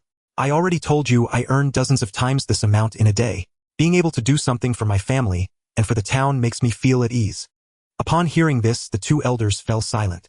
The old man's lips curled up slightly as he walked back and forth in the courtyard with his hands behind his back, pride evident on his face. He knew that in the future, when meeting acquaintances, he could hold his head a little higher. In the town's office, the phone rang just as the call ended. Is what you said true? Several projects adding up to millions. Where did you find a living god of wealth in Luguang town? Director Zhou from the city could hardly believe his ears. Director Liang held the receiver, his tone firm. Director Zhou, it is absolutely true. The vehicle they use is a special foreign business car, approved by U City with license plates not accessible to ordinary people. I wouldn't dare believe it if I hadn't seen the transfer with my own eyes. He paused and added, in this day and age, what does a few million even mean? Our annual budget doesn't even reach that amount. If this is true, it would be a tremendous blessing. The voice on the other end suddenly rose. I will set off immediately and personally take people over. You all wait for me. Beep, beep, beep. The phone call ended briskly and Director Liang was taken aback for a moment before breaking into a smile. He turned and shouted, everyone gather. Urgent task. The entire office building instantly erupted with excitement. Everyone understood what this funding meant for a small town. The projects that city folks looked down upon here were sufficient to renovate an entire piece of land. The following afternoon bathed the village in golden sunlight. Li Chang'an had already packed his belongings, preparing to depart at dawn the next day. Before leaving, he paid a special visit to the town office and sought out Director Liang, requesting that a telephone line be installed at his family's home as soon as possible. The installation fee itself was modest. What truly drove up the cost were the dedicated line infrastructure and labor, totaling several thousand yuan. Yet for Li Chang'an it amounted to little more than pocket money. He added casually, also please install a television signal receiver at my grandfather's house. Even weak reception will do so long as it works. That same evening Zhao Feng arrived with a team. A brand new television was carried into the main hall accompanied by a minivan. The keys handed directly to Li Chang'an's father. From then on, traveling to and from the town no longer required walking. Li Chang'an had meticulously arranged every detail. Returning to Hong Kong, his heart felt calm and assured. Villagers watched it all unfold. The transformation of the Li family stirred envy. Many burned with quiet resentment, their faces twisting with bitter admiration. As dusk settled and dinner tables remained uncleared, Director Liang arrived at the Li residence, accompanied by a senior official from the city. Li Chang'an greeted them with courteous deference. But deep within he knew this was not the moment for large-scale investment. He had no intention of making generous donations, nor would he rush into commitments. The timing remained unripe. The city official spoke at length. His tone sincere, his manner warm. Li Chang'an merely smiled and nodded, never yielding an inch, only replying that matters could be discussed upon his next return. Seeing no progress, the delegation reluctantly withdrew. Mr. Li, the total expenditure, including your grandfather's new house telephone line installation and all related projects, comes to 7,590,000 yuan, plus a small remainder. Director Liang handed over the itemized invoice, his eyes betraying a flicker of nervous uncertainty. He couldn't be certain whether Li Chang'an would truly pay such a staggering sum. In the next instant he froze. Li Chang'an asked no further questions, simply picked up his HSBC checkbook and swiftly inscribed an 8 million yuan check, handing it over without hesitation. At that moment Director Liang's pulse quickened, his hand trembled slightly. Not only had the full amount been covered, but an additional 40,000 yuan had been generously included. Who could remain unmoved? Director Liang, I trust you, Li Chang'an said calmly. The surplus is yours to allocate. But with one condition, I do not wish to see it squandered on feasting frivolity or hollow formalities. He paused, then lowered his voice. I'll speak plainly.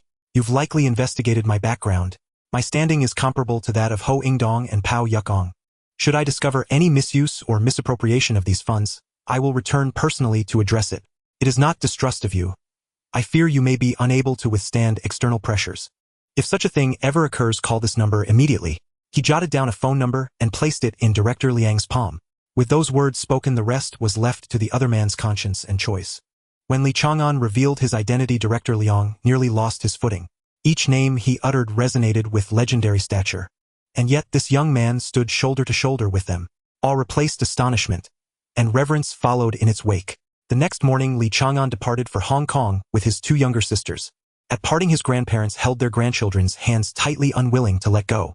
His parents stood at the gate watching the vehicle recede until it vanished beyond sight. 2 days later, on the 9th day of the Lunar New Year, February 24th, they finally arrived home in Hong Kong. What does it mean to command wealth that flows like rivers in all directions? With only a modest application of influence and capital, Li Chang'an secured his sister's entry permits swiftly. No waiting in queues whatsoever. Young master, you're finally back. Long Bo stepped forward, his face alight with joy. Li Chang'an had once urged him to revisit his hometown, but the elder had gently declined, saying all his kin were gone. Returning would only mean walking through empty memories. Thus he and his family remained in Hong Kong, faithfully tending the estate on Li Chang'an's behalf. Long Chong Long Ji, you've both grown sturdier these past days. Li Chang'an observed them with a smile. Please don't tease us, young master. Without Brother Zhao Feng's rigorous training, we'd never have improved so much. Oh, then why not go find him yourself and train? Laughter rippled through the room, closing this chapter of homecoming with warmth and ease. By the way, how are your studies progressing? Apply yourselves diligently.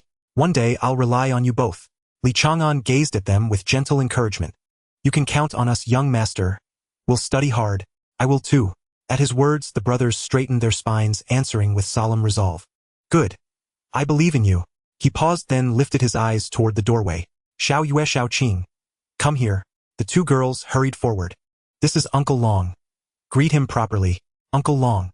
In unison they bowed their heads. These two are Uncle Long's sons, Long Chong and Long Ji. From now on they're your elder brothers as well. We are now one family. Should anything arise, you may always seek help from Uncle Long and his sons. Do you understand? Yes, elder brother. Li Chang'an turned to Long Bo. They are my younger sisters. They'll reside here henceforth. Please arrange 2 suitable rooms for them. Yes, young master. Long Chong, contact schools immediately.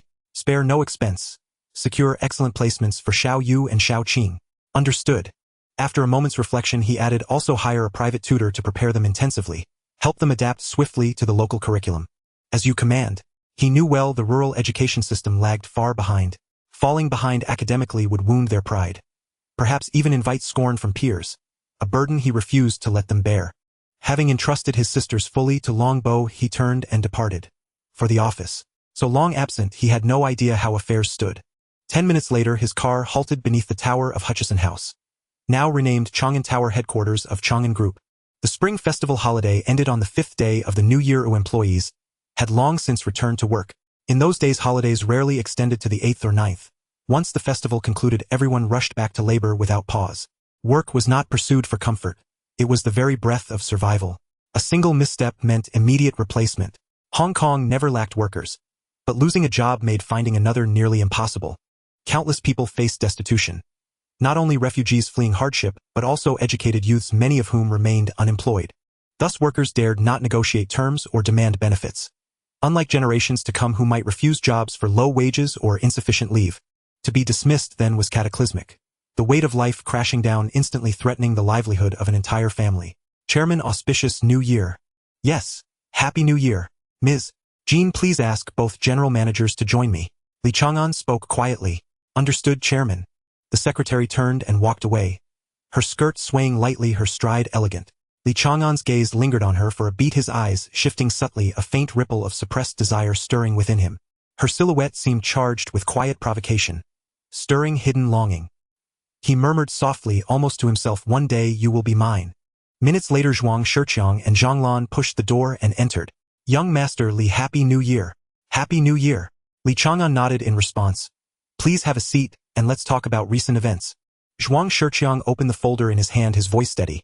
"Since the last on-site product demonstration, the market response has far exceeded our expectations.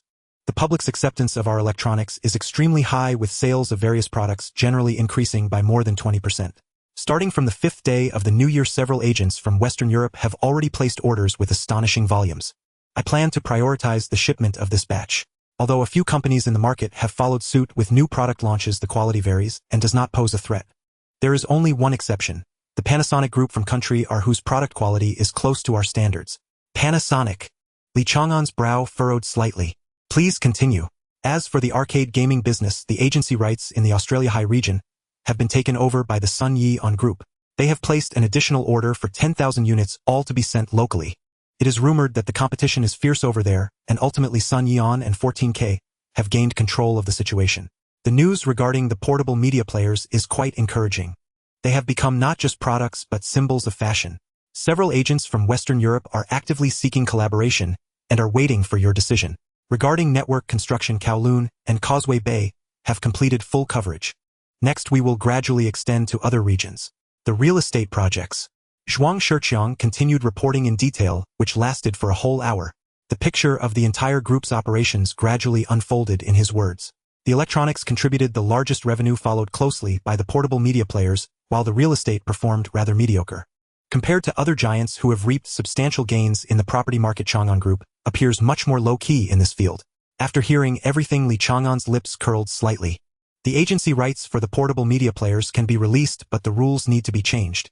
From now on, all agency rights will be for a term of 5 years, and if they wish to renew at the end of the term, they must pay the fee again. What about the long-term agency rights sold previously? Zhuang Shiqiang looked up and asked. If the agency term is adjusted to 5 years, the agents will surely strongly oppose it. Zhuang Shiqiang was concerned that improper handling could lead to collective resistance. It's fine, the original agency contracts will continue to be valid, and the old products will still be executed according to the original agreements. However, once we launch the upgraded electronics, the new products will no longer be bound by the old contracts. Anyone who wants to acquire the new products must sign a new contract with the agency rights limited to 5 years. Is that clear? Understood, I will take care of it immediately. Zhuang Shiqiang felt that this strategy was practical.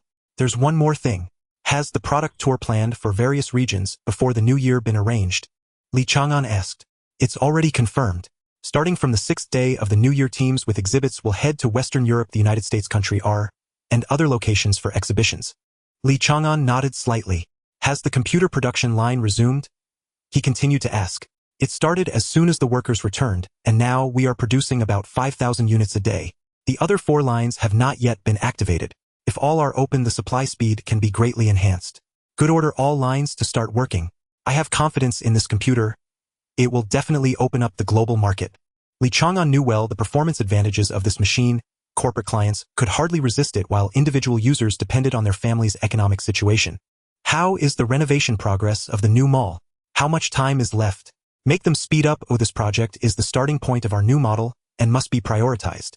He attached great importance to this cash flow business. Once this commercial complex is completed, it will undoubtedly attract many companies to follow suit. He is the first to eat the crab, and the benefits will naturally all go to him. Later arrivals will only be able to share the leftovers. The contractor has confirmed that it will be delivered for use before April. Very good. How is the progress of the security company's site? How much longer will the building renovations take? Li Chang'an asked again. He planned the building left by his father as the headquarters for the security company, while also purchasing land in Kuntong as a training base. Establishing a security company is imperative, as many high-tech products will be launched in the future, and the risks are too great without reliable protection. However, he has already halted He Long's recruitment efforts. The current scale of 500 people is sufficient. Once the company's rating improves, he will be able to apply for licenses for 200 firearms. Currently, it is a Class C qualification limited to 50 gun licenses. Once it rises to Class A, all registered security personnel will be able to carry guns, at which point safety will truly be guaranteed. The building for the security company will take another 7 days before it can be officially handed over for our use, but on the 5th day of the new year, the training grounds have already been delivered, and He Long and the others have begun to move in for training. Zhuang Shiqiang said. Very good. The group is currently developing well, and the scale is expanding, so management and supervision must keep pace. Do not let individuals with ulterior motives tarnish our reputation. Li Chang'an's tone was steady. Zhuang Shiqiang and Zhang Lan both nodded in understanding. Such issues, even if Li Chang'an did not mention them, they would not dare to be careless. The larger the company, the more it fears internal troubles. Vice President Zhang, have there been any discrepancies in the accounts of the subsidiaries? Li Chang'an's gaze was direct. He detested it most when someone meddled with money. Once verified, he would show no mercy regardless of rank. Young Master Li, rest assured, I will personally verify each account, and if there are any anomalies I will report to you immediately. Zhang Lan replied succinctly. Then that's settled. You may go handle your respective affairs. Li Chang'an waved his hand. After the two left, he reviewed the recent revenue data of the group alone. After confirming that all indicators were stable and normal, he called Chun Hao, who was far away in the United States, to inquire about the progress of local malls and other projects. Upon learning that everything was going smoothly, he felt no more worries. He then stood up and left the office holding 2 new devices pending development as he headed straight to the Lantian game machine factory. His private research room was located there. The computer production line had begun preliminary operation, and the immediate priority was to successfully mass-produce the LCD televisions while the other 2 products could be advanced later. He already had a plan in mind to gradually launch a new generation of electronic products in accordance with the rhythm of the time, step by step, shattering the market monopoly of the Panasonic Group. In every technological phase, he must seize the initiative. Now it is the eve of the 1980s, and the television stations in Hong Kong have fully transitioned to color signals. Since the 1970s, color televisions have swept the globe. However, in Hong Kong for decades, no local manufacturer has been able to master the core manufacturing technology, and the entire market has been firmly controlled by Japan's Panasonic. Li Chang'an aims to break this situation. He not only wants to produce LCD televisions, but also to reclaim the local market and penetrate the opponent's territory, seizing market share with product strength. With its lightweight design and modern aesthetics, the LCD television is bound to gain widespread favor among household users. The traditional bulky cathode ray tube models cannot compete in appearance.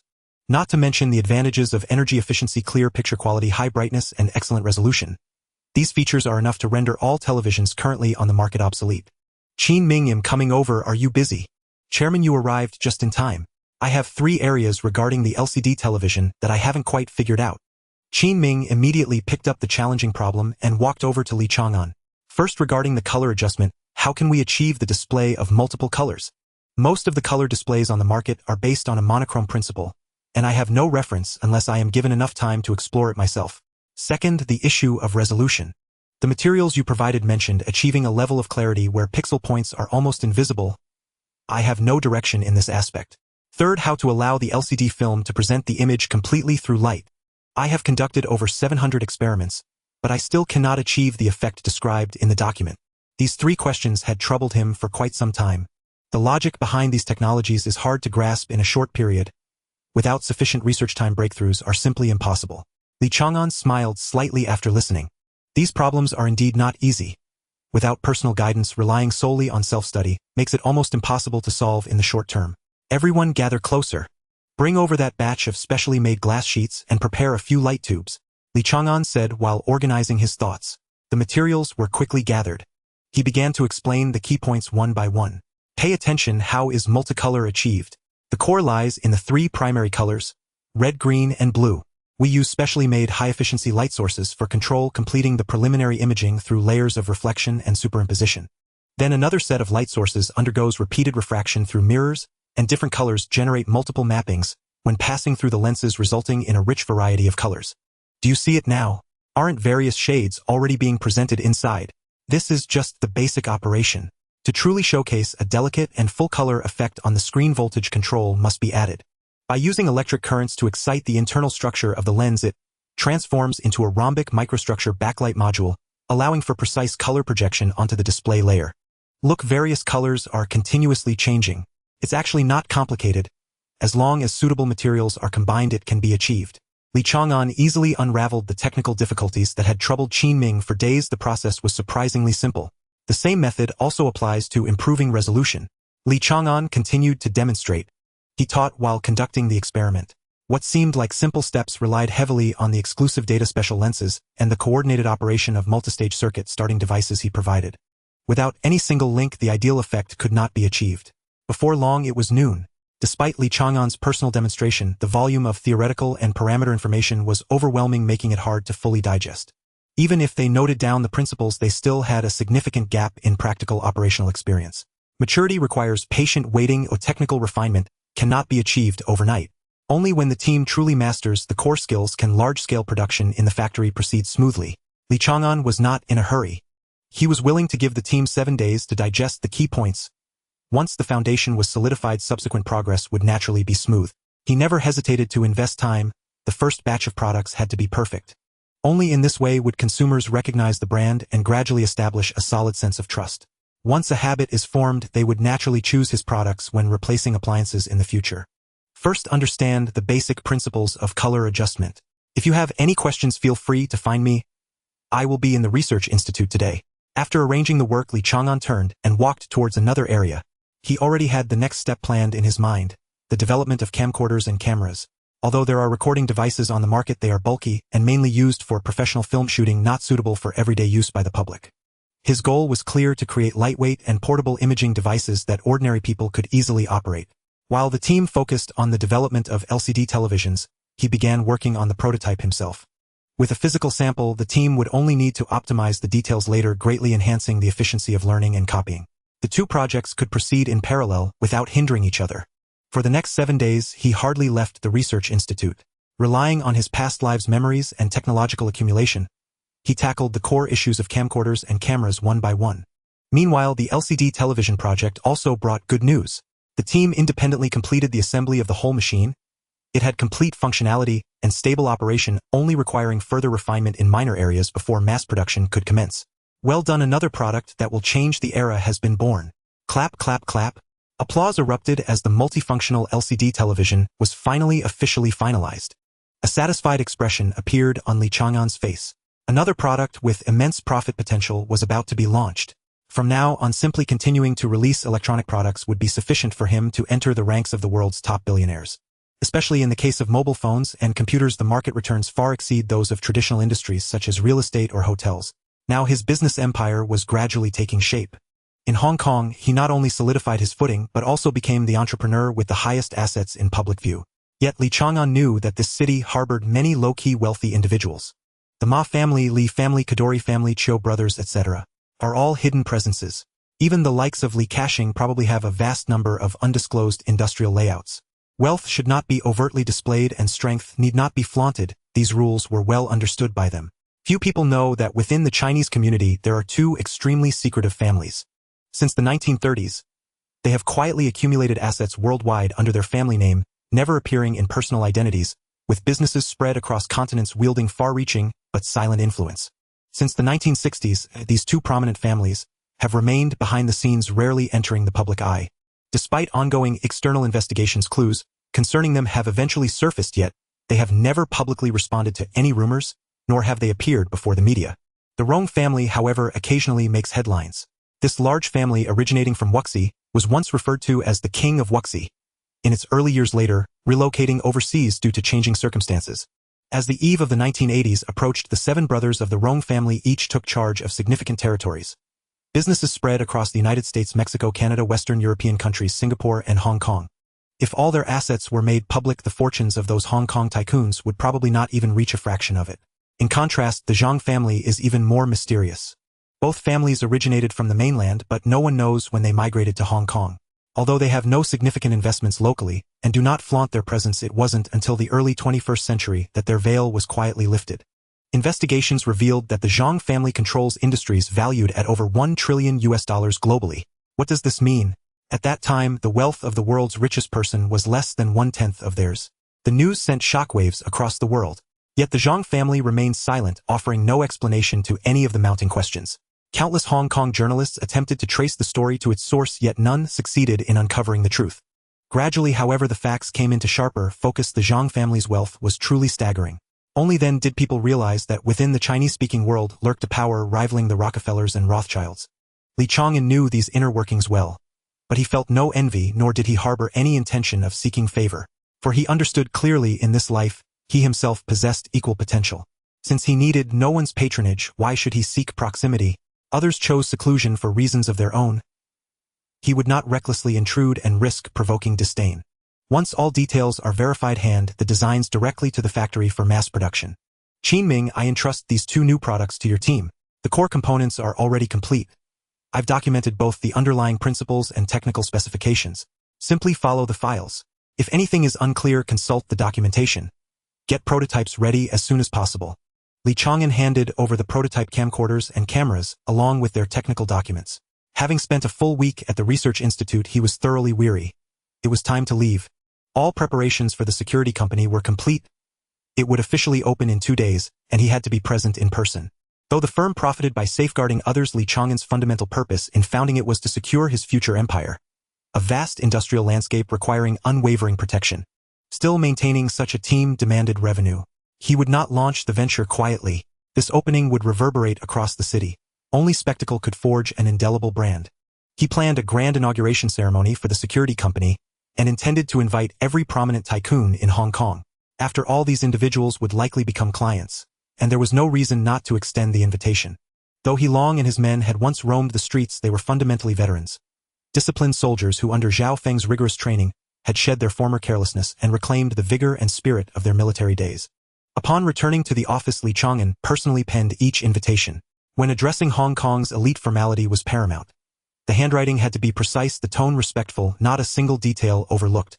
That very evening, he dispatched couriers to deliver the hand-signed invitations to the heads of major corporations. Only after completing this task did he finally exhale in relief and return home for a peaceful night's rest. That night, gilded invitations arrived one by one at the mansions of Hong Kong's most influential families. Whether, or how many, would ultimately attend, Li Chang'an could not say with certainty. Yet he knew men like Sir Y.K. Pao, standing at the apex of Hong Kong's business hierarchy, would likely appear, unless extraordinary circumstances intervened. Their presence alone would anchor the event and lend it undeniable gravitas. Naturally, the more attendees, the better. This gathering was conceived precisely to establish prestige. Each additional magnate amplified the firm's stature. Outsiders witnessing such a display would inevitably regard his security team with heightened respect. A firm's foundation rests upon reputation and trust. If even Hong Kong's most eminent figures entrusted him with their safety, that endorsement spoke louder than any advertisement. When those tycoons stood flanked by his hand-picked bodyguards, silence itself became promotion. It was precisely for this reason that Li Chang'an resolved to stage a lavish inauguration, issuing broad invitations, cultivating influence. At that moment, lights burned late in luxurious residences across Hong Kong. Zhang Yutong, king of Goldway and chairman of New Century Investments, sat at his dining table, turning over the invitation in his hands. This young Mr. Li never rests. His electronics empire already stirs envy. Then he seized control of media, acquired Hutchison Whampoa, and now he's plunging into security. Does he intend to dominate every industry? He muttered between bites. Though custom forbade speaking during meals, the words choked him. He knew Li Chang'an's past intimately. His family's ruin, his rise from utter nothingness. Yet this man hadn't merely rebounded. He'd amassed over $1 billion US dollars in mere months, his fortune surpassing even theirs, the generation that had labored half a lifetime.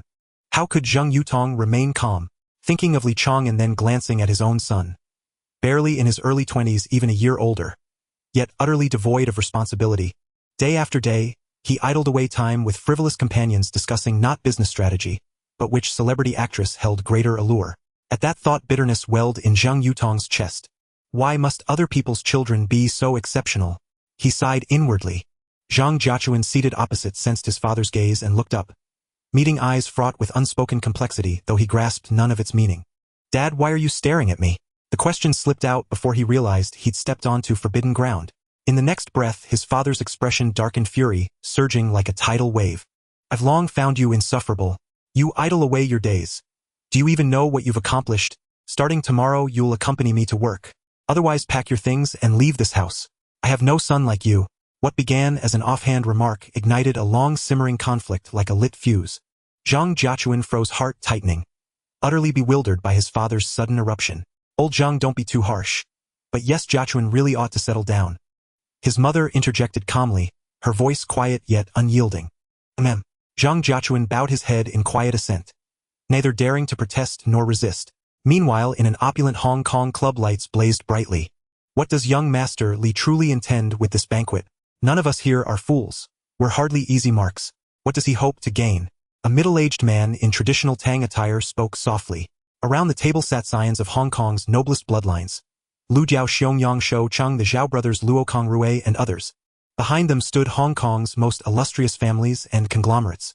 This gathering, convened privately by Hua Zhenting, served as an exclusive networking platform for the rising generation. Not all on the list attended. Zheng Jiachuan of the Zheng family was notably absent. Yet names such as Rong Jiawei, the Chun family's eldest heir, Lin Baixin's son, and Qiu Dijing's son were all present, each a scion of dynastic wealth. I believe young Master Li's move is far from simple, Lu Jiaoxiong remarked slowly. His invitation extends beyond mere dinner and conversation. You mean, we're lending him legitimacy? Someone frowned. Precisely, Lu Jiaoxiong nodded. His security firm is just beginning. What it lacks most is renown and credibility. By inviting so many distinguished guests, he cloaks marketing in the guise of camaraderie. The crowd looked bewildered, their expressions gradually darkening. What's the point of going? To be used as a pawn? A young man sneered. He's not even a big shot. Why should we help him gain momentum? The speaker was Rong Jiawei, a member of the Rong family, whose ancestor was named Rong Hongqing. Although he came from a prestigious family, his branch held a mediocre position within the clan, relying solely on textiles and ready-made clothing to maintain their business, making them far from a top force among the crowd. While the Rong family had not expanded their business to global giants like some other branches, their foundation was solid, and their influence should not be underestimated. The family had always been united. Whenever one branch encountered troubles, the others would muster their full support, a tradition passed down through generations. Of course we should go. I'm genuinely curious about what this Li Chang'an is capable of, a young man on the sofa lazily remarked. The speaker was none other than Zhao Shizing, the third son of the famous Zhao family in the Hong Kong circle. He was the illegitimate son of the shipping king Zhao, who was indifferent toward him, yet his mother doted on him. In contrast, his elder brother Zhao Shiguang was favored by their father, and the two brothers jointly managed Huaguang shipping, maintaining a solid grip on power. Zhao Shizing, on the other hand, spent his time flitting between banquets and nightlife, showing little interest in serious matters. As soon as Zhao Shizing finished speaking, Zhao Shiguang, sitting across from him, frowned slightly, a look of disdain flickering in his eyes. Their strained relationship was no secret, everyone in the circle knew. I also think we should go, third young master Zhao. It's rare for us to have the same thought, said Hua Zhenting, the young master of the Hua family, suddenly smiling. He was the organizer of this gathering, and once he spoke, everyone chimed in. Even those who were originally hesitant dispelled their doubts. Not just them. Wang Dehui from Huamao Lei Kuan from Zhejiang and many business elites were discussing this matter privately. What was originally an ordinary opening for a security company had quietly become the talk of the town. The next morning, Li Chang'an was personally overseeing the preparations in the security building. The number of guests was yet to be confirmed, but he was unwilling to overlook any detail. He had brought in chefs and half the staff from 2 five-star hotels, preparing ingredients and processes on site. The banquet the following day would not have assigned seating. It would be a buffet-style reception, simple yet tasteful. Boss, everyone is in place now. Tomorrow will definitely impress everyone. He Long reported as he walked briskly over. Li Chang'an nodded. He also prepared a special segment. He Long would select elite team members for a real security confrontation rehearsal. Initially, he wanted Zhao Feng and the others to participate, but was advised against it. The other party candidly admitted that their identities should not be overly exposed lest it attract trouble. After contemplating, Li Chang'an accepted the suggestion and ultimately decided against it. All right, we'll see how you all perform tomorrow. He patted He Long's shoulder. At that moment, Jack and his group approached, excitement written all over their faces. Boss, what big shots will be coming tomorrow? Are there any beautiful ladies? Is the number significant? All day thinking about stocks and you're almost buried in them. How can you have time to come here? Li Chang'an shot a sideways glance with a hint of reproach in his tone. Didn't I hear you're hosting a banquet tomorrow? I hurried over to support you. Jack grinned widely, looking pleased with himself. Li Chang'an snorted, unable to do anything about him.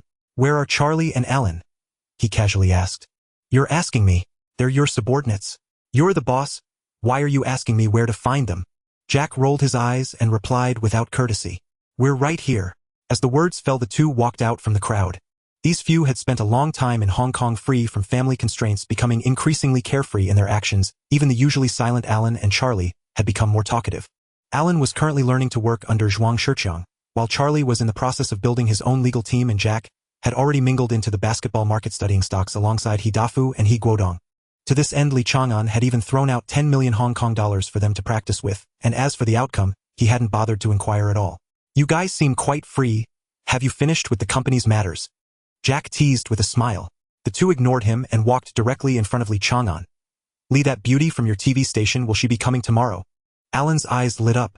Upon mentioning this, Jack also put away his playful demeanor, sitting up straight, his gaze fixed intently on Li Chang'an's face, waiting for an answer. Li Chang'an felt a headache coming on. How could they still be thinking about such matters at this time? He could only wave his hand. Don't ask me. It's arranged by General Manager Zhuang. You should ask him. After saying this, he turned around and left, unwilling to pay attention to the group any longer. The sky was darkening. It was just past 5 o'clock.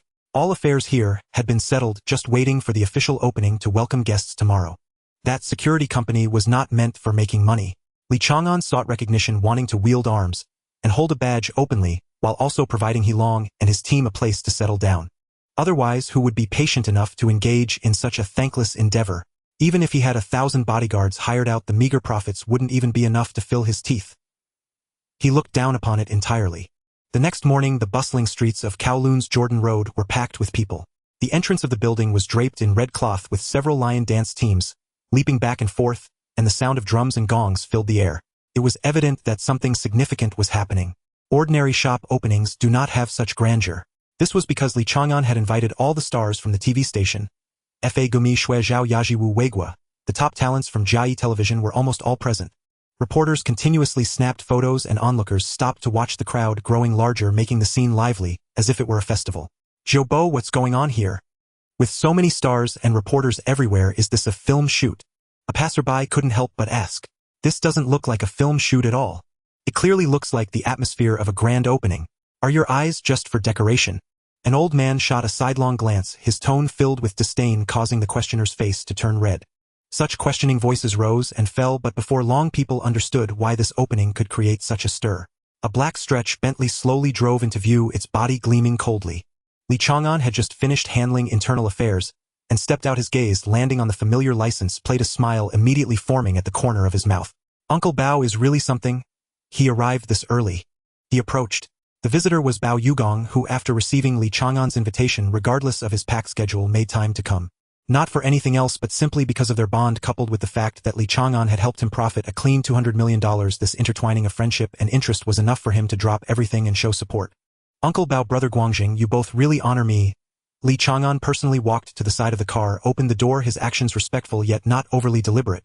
Ha ha ha, you're opening a business. How could I not come see the excitement early? Bao Yugong laughed heartily as he stepped out of the car. He raised his head to survey the brand new building before him, his brows slightly furrowed. Xiao, and what made you think of starting a security company? This industry. He paused halfway through his sentence, a hint of worry in his expression. He had intended to say that this industry had high barriers to entry, thin profits, and was prone to attracting trouble.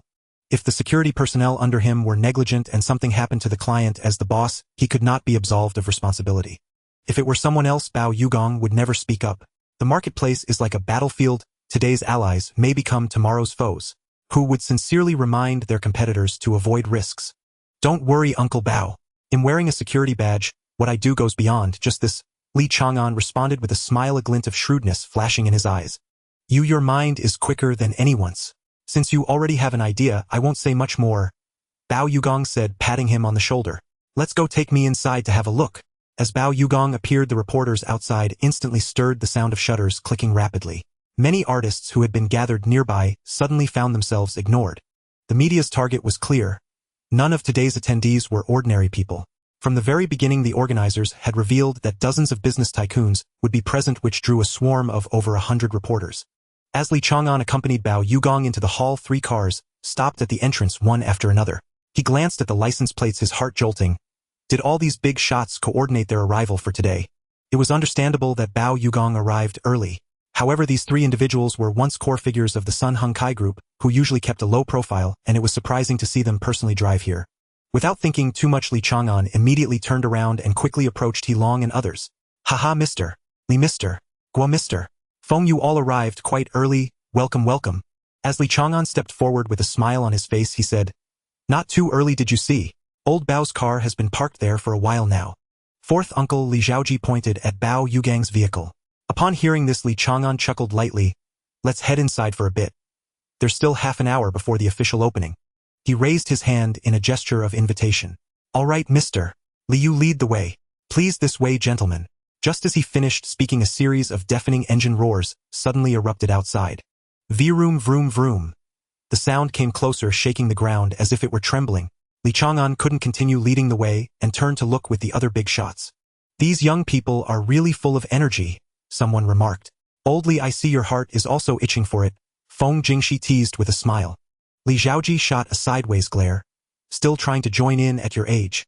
Ha ha ha. Everyone burst into laughter.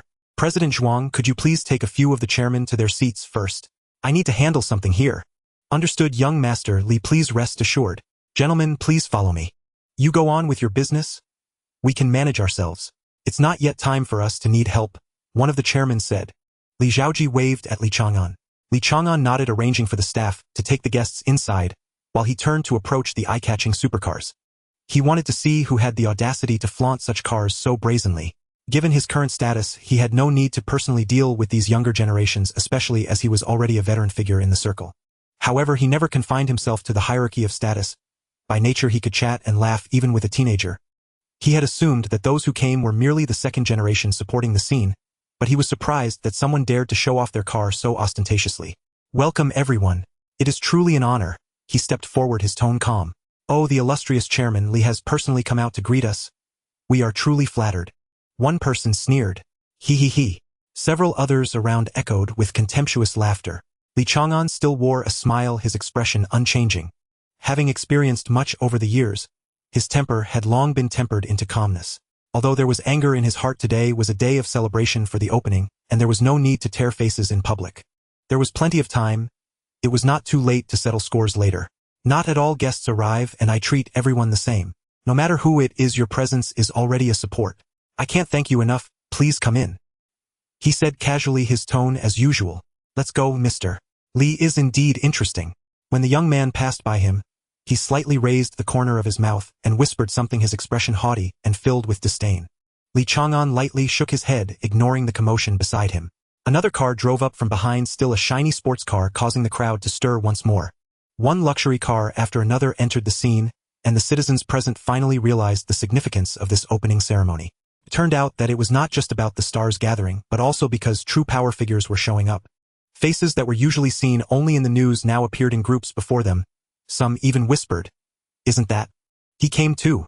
One after another prominent figures descended from their vehicles. Li Chang'an approached leisurely. Boss was smiled while leaning on his cane, and Shun Bai arrived gracefully in a cheongsam, while Zhang Yutong walked over in an elegant trench coat. The three shipping magnates walked side by side with none missing from the gathering. The most unexpected was Zhuang Shiping. This person usually closed his doors to guests and never participated in any public activities in Shangjiang, yet today, he brought two individuals into the venue. The two individuals were unfamiliar in appearance, but to walk alongside old Zhuang spoke volumes about their status. Just as Li Chang'an intended to step forward to greet them, one of them had already approached him. Mr. Li, achieving such accomplishments at a young age is truly remarkable. The person said, their words carrying a distinct inland accent. Upon hearing this, Li Chang'an recognized his background and had already made a guess in his mind.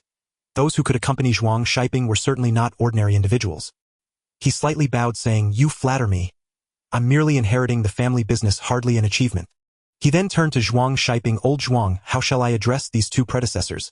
I apologize for my rudeness." Though he suspected one of them, he still couldn't discern the other, only feeling a calm and extraordinary aura. "Ha ha ha." Zhuang Shiping laughed while waving his hand. "Young Mr. Li, let me introduce you. This is Mr. Rong Hongqing, and that one is Director Chun from Xinhua Society, responsible for liaison affairs between the inland and Shangjiang." Li Chang'an's heart trembled slightly. Rong Hongqing seldom showed his face. Though his name was Loki, his influence was far-reaching. As for Director Chun, he was a key figure who directly spoke with the highest echelons, and indispensable link between the two regions. To have such figures appear at his own opening ceremony was quite a rarity. "Mr. Rong, Director Chun, it is a great honor to have both of you here today." His voice carried a slight tremor. "Please, the three of you rest inside for a while. The ceremony is about to begin." He respectfully led the way, preparing to take the stage for the ribbon cutting.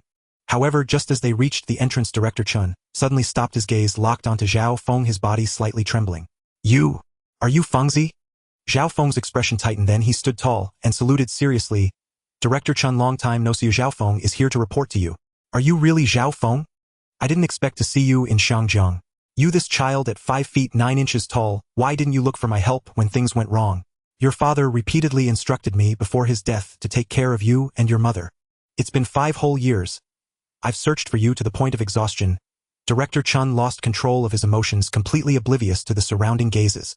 Zhuang Shiping and Rong Hongqing exchanged glances, while Li Chang'an stood there dumbfounded. Zhao Feng allowed him to pound his chest, standing tall and motionless. Where is your mother now? Take me to see her immediately. Director Chun turned to look at Tang Xiaoluo and the 10 or so people. Don't any of you recognize me? How dare you be so rude? His voice suddenly rose. Hello, Director Chun, this is Tang Xiaoluo reporting. Hello, Director Chun. The crowd saluted in turn. Let's go, take me to see my elder sister. Director Chun was about to step forward, but noticed Zhao Feng and the others looking, strange tears in their eyes. He suddenly stopped, turned back to stare, his expression changing drastically. He slowly approached, asking, when did she leave? 3 years ago she passed away from tuberculosis. Before the words fell, Director Chun staggered, stepping back, nearly unable to stand. Zhao Feng hurriedly stepped forward to support him and led him inside. Li Chang'an sensed that this was a private matter and quietly stepped back, unwilling to disturb. At 9 o'clock in the morning, Li Chang'an's security company held an opening ceremony. He invited several distinguished guests, including Bao Yugong, Li Chang'an, and Xian Hongji, to the stage to cut the ribbon together. Afterward, Li Chang'an stood shoulder to shoulder with He Long in front of the red cloth, waiting for the host to announce, so they could jointly unveil the curtain, declaring the company officially opened. Now please welcome Mr. Li Chang'an, chairman of Chang'an Group, and Mr. He Long, general manager of Tenglong Security, to unveil the curtain together. May the company thrive and prosper. The red cloth was pulled back. The 4 gilded characters Tenglong Security were revealed, exuding an imposing presence. Clap, clap, clap. The audience erupted in applause. Many wealthy attendees were present with numerous renowned names. This opening ceremony had obviously become a gathering of top figures. The most excited were the artists, reporters, and some small to medium-sized entrepreneurs from Jai Television. They privately rejoiced at not missing this grand event. It was impossible to count how many top figures from Xiangjiang gathered in one place. Those big shots who were rarely seen in daily life almost all appeared today. Li Chang'an stepped onto the stage to give a speech, his words brief, and after just a few sentences he stepped down. As soon as he landed, 3 cars drove into the venue, catching Li Chang'an's attention. At this point, how could there still be someone arriving late? The figure of the newcomers gradually became clear. Although they had never met, Li Chang'an had seen their faces in the newspapers. Upon recognizing them, he showed no signs of retreating. Instead, a smile appeared at the corner of his mouth. Xiao and those 3 representatives from the foreign trade firm have unclear intentions. You need to be cautious. Bao Yugong approached and whispered. Li Chang'an nodded slightly and stepped forward to greet them. Mr. Nubidian, Mr. Mating, Mr. Shueya, it is indeed an honor to have you here. His tone was calm and his demeanor was composed. Mr. Li is too polite, we intruded without notice, and we hope for your understanding. I have long heard of your great name, but seeing you today, you truly are extraordinary. The amiable Nubidian smiled sincerely. As if the incident with Geelong Warehouse had never happened, he bore no grudges for losing that lucrative opportunity. His attitude was like that of old friends reuniting, devoid of any awkwardness. Li Chang'an sighed inwardly. These veterans of the foreign trade scene were all deeply concealed, appearing gentle and refined on the surface, yet lurking like leopards. Since you have come from afar, please come in and have a chat. The guests have gathered in the hall. Since the other party was putting on a friendly face, he didn't mind playing along. Now, with the scale of Chang'an Group and its industries laid out in the United States, it was enough to compete with any British-funded foreign trade firm. If it came to a head-to-head clash, the outcome would be unpredictable. Currently, although his foundation might still be slightly inferior to that of Iha and Tycoon, he only needed half a year, and the situation would be completely rewritten. At that time, the entire industrial chain would be in full operation, and cash flow would continuously flood into the accounts. He no longer needed to fear anyone. Even if Li Chang'an delayed in acquiring land, he would take action himself to stir up stock prices, seizing the opportunity to accumulate shares gradually. This path was destined to leave no room for coexistence. Either he, Li Chang'an, would be squeezed out of the market, or these century-old foreign trade firms would exit the Xiangjiang stage. Mr. Li, today's event is magnificent. Gathering all the prominent figures in Hong Kong is truly admirable. Nubidian looked around, his tone containing praise, but also a hint of coldness. Li Chang'an could hear the complexity in that tone, and caught a glimpse of the caution flashing in the other's eyes. He said little, merely extending a hand to gesture, please take a seat. Soon my security company will conduct a live drill. If anyone is interested, you are welcome to discuss cooperation. After speaking, his gaze casually swept over a person in the corner. A businessman with glasses and sparse hair. That person would later become the tragic protagonist who, due to his reluctance to hire bodyguards, was repeatedly robbed and eventually vanished after a kidnapping. Readers familiar with Xiangjiang stories would not be unfamiliar with this name, Wang Dehui. He had businesses everywhere and a substantial fortune, yet he neglected the most crucial aspect only to regret it deeply when the incident occurred. Mr. Li, rest assured, if needed, we will provide our utmost assistance. A young wealthy man spoke up, his tone firm. Li Chang'an looked over, a slight smile on his lips, and nodded in acknowledgement. Then personnel arranged by He Long stepped onto the stage. Today's performers were all top talents in the industry, not only skilled but also of commendable character. Not bad. Truly impressive. The applause erupted in waves. As the first group made their debut, they displayed astonishing reflexes and solid fundamentals. Many wealthy merchants in the audience had their eyes lit up, their hearts stirred. Who wouldn't want reliable people by their side? The members of Kowloon Security before them clearly possessed convincing strength. Xiao and your bodyguard team is quite remarkable. Where did you find these treasures? Even I am tempted, Bao Yugong said with a smile.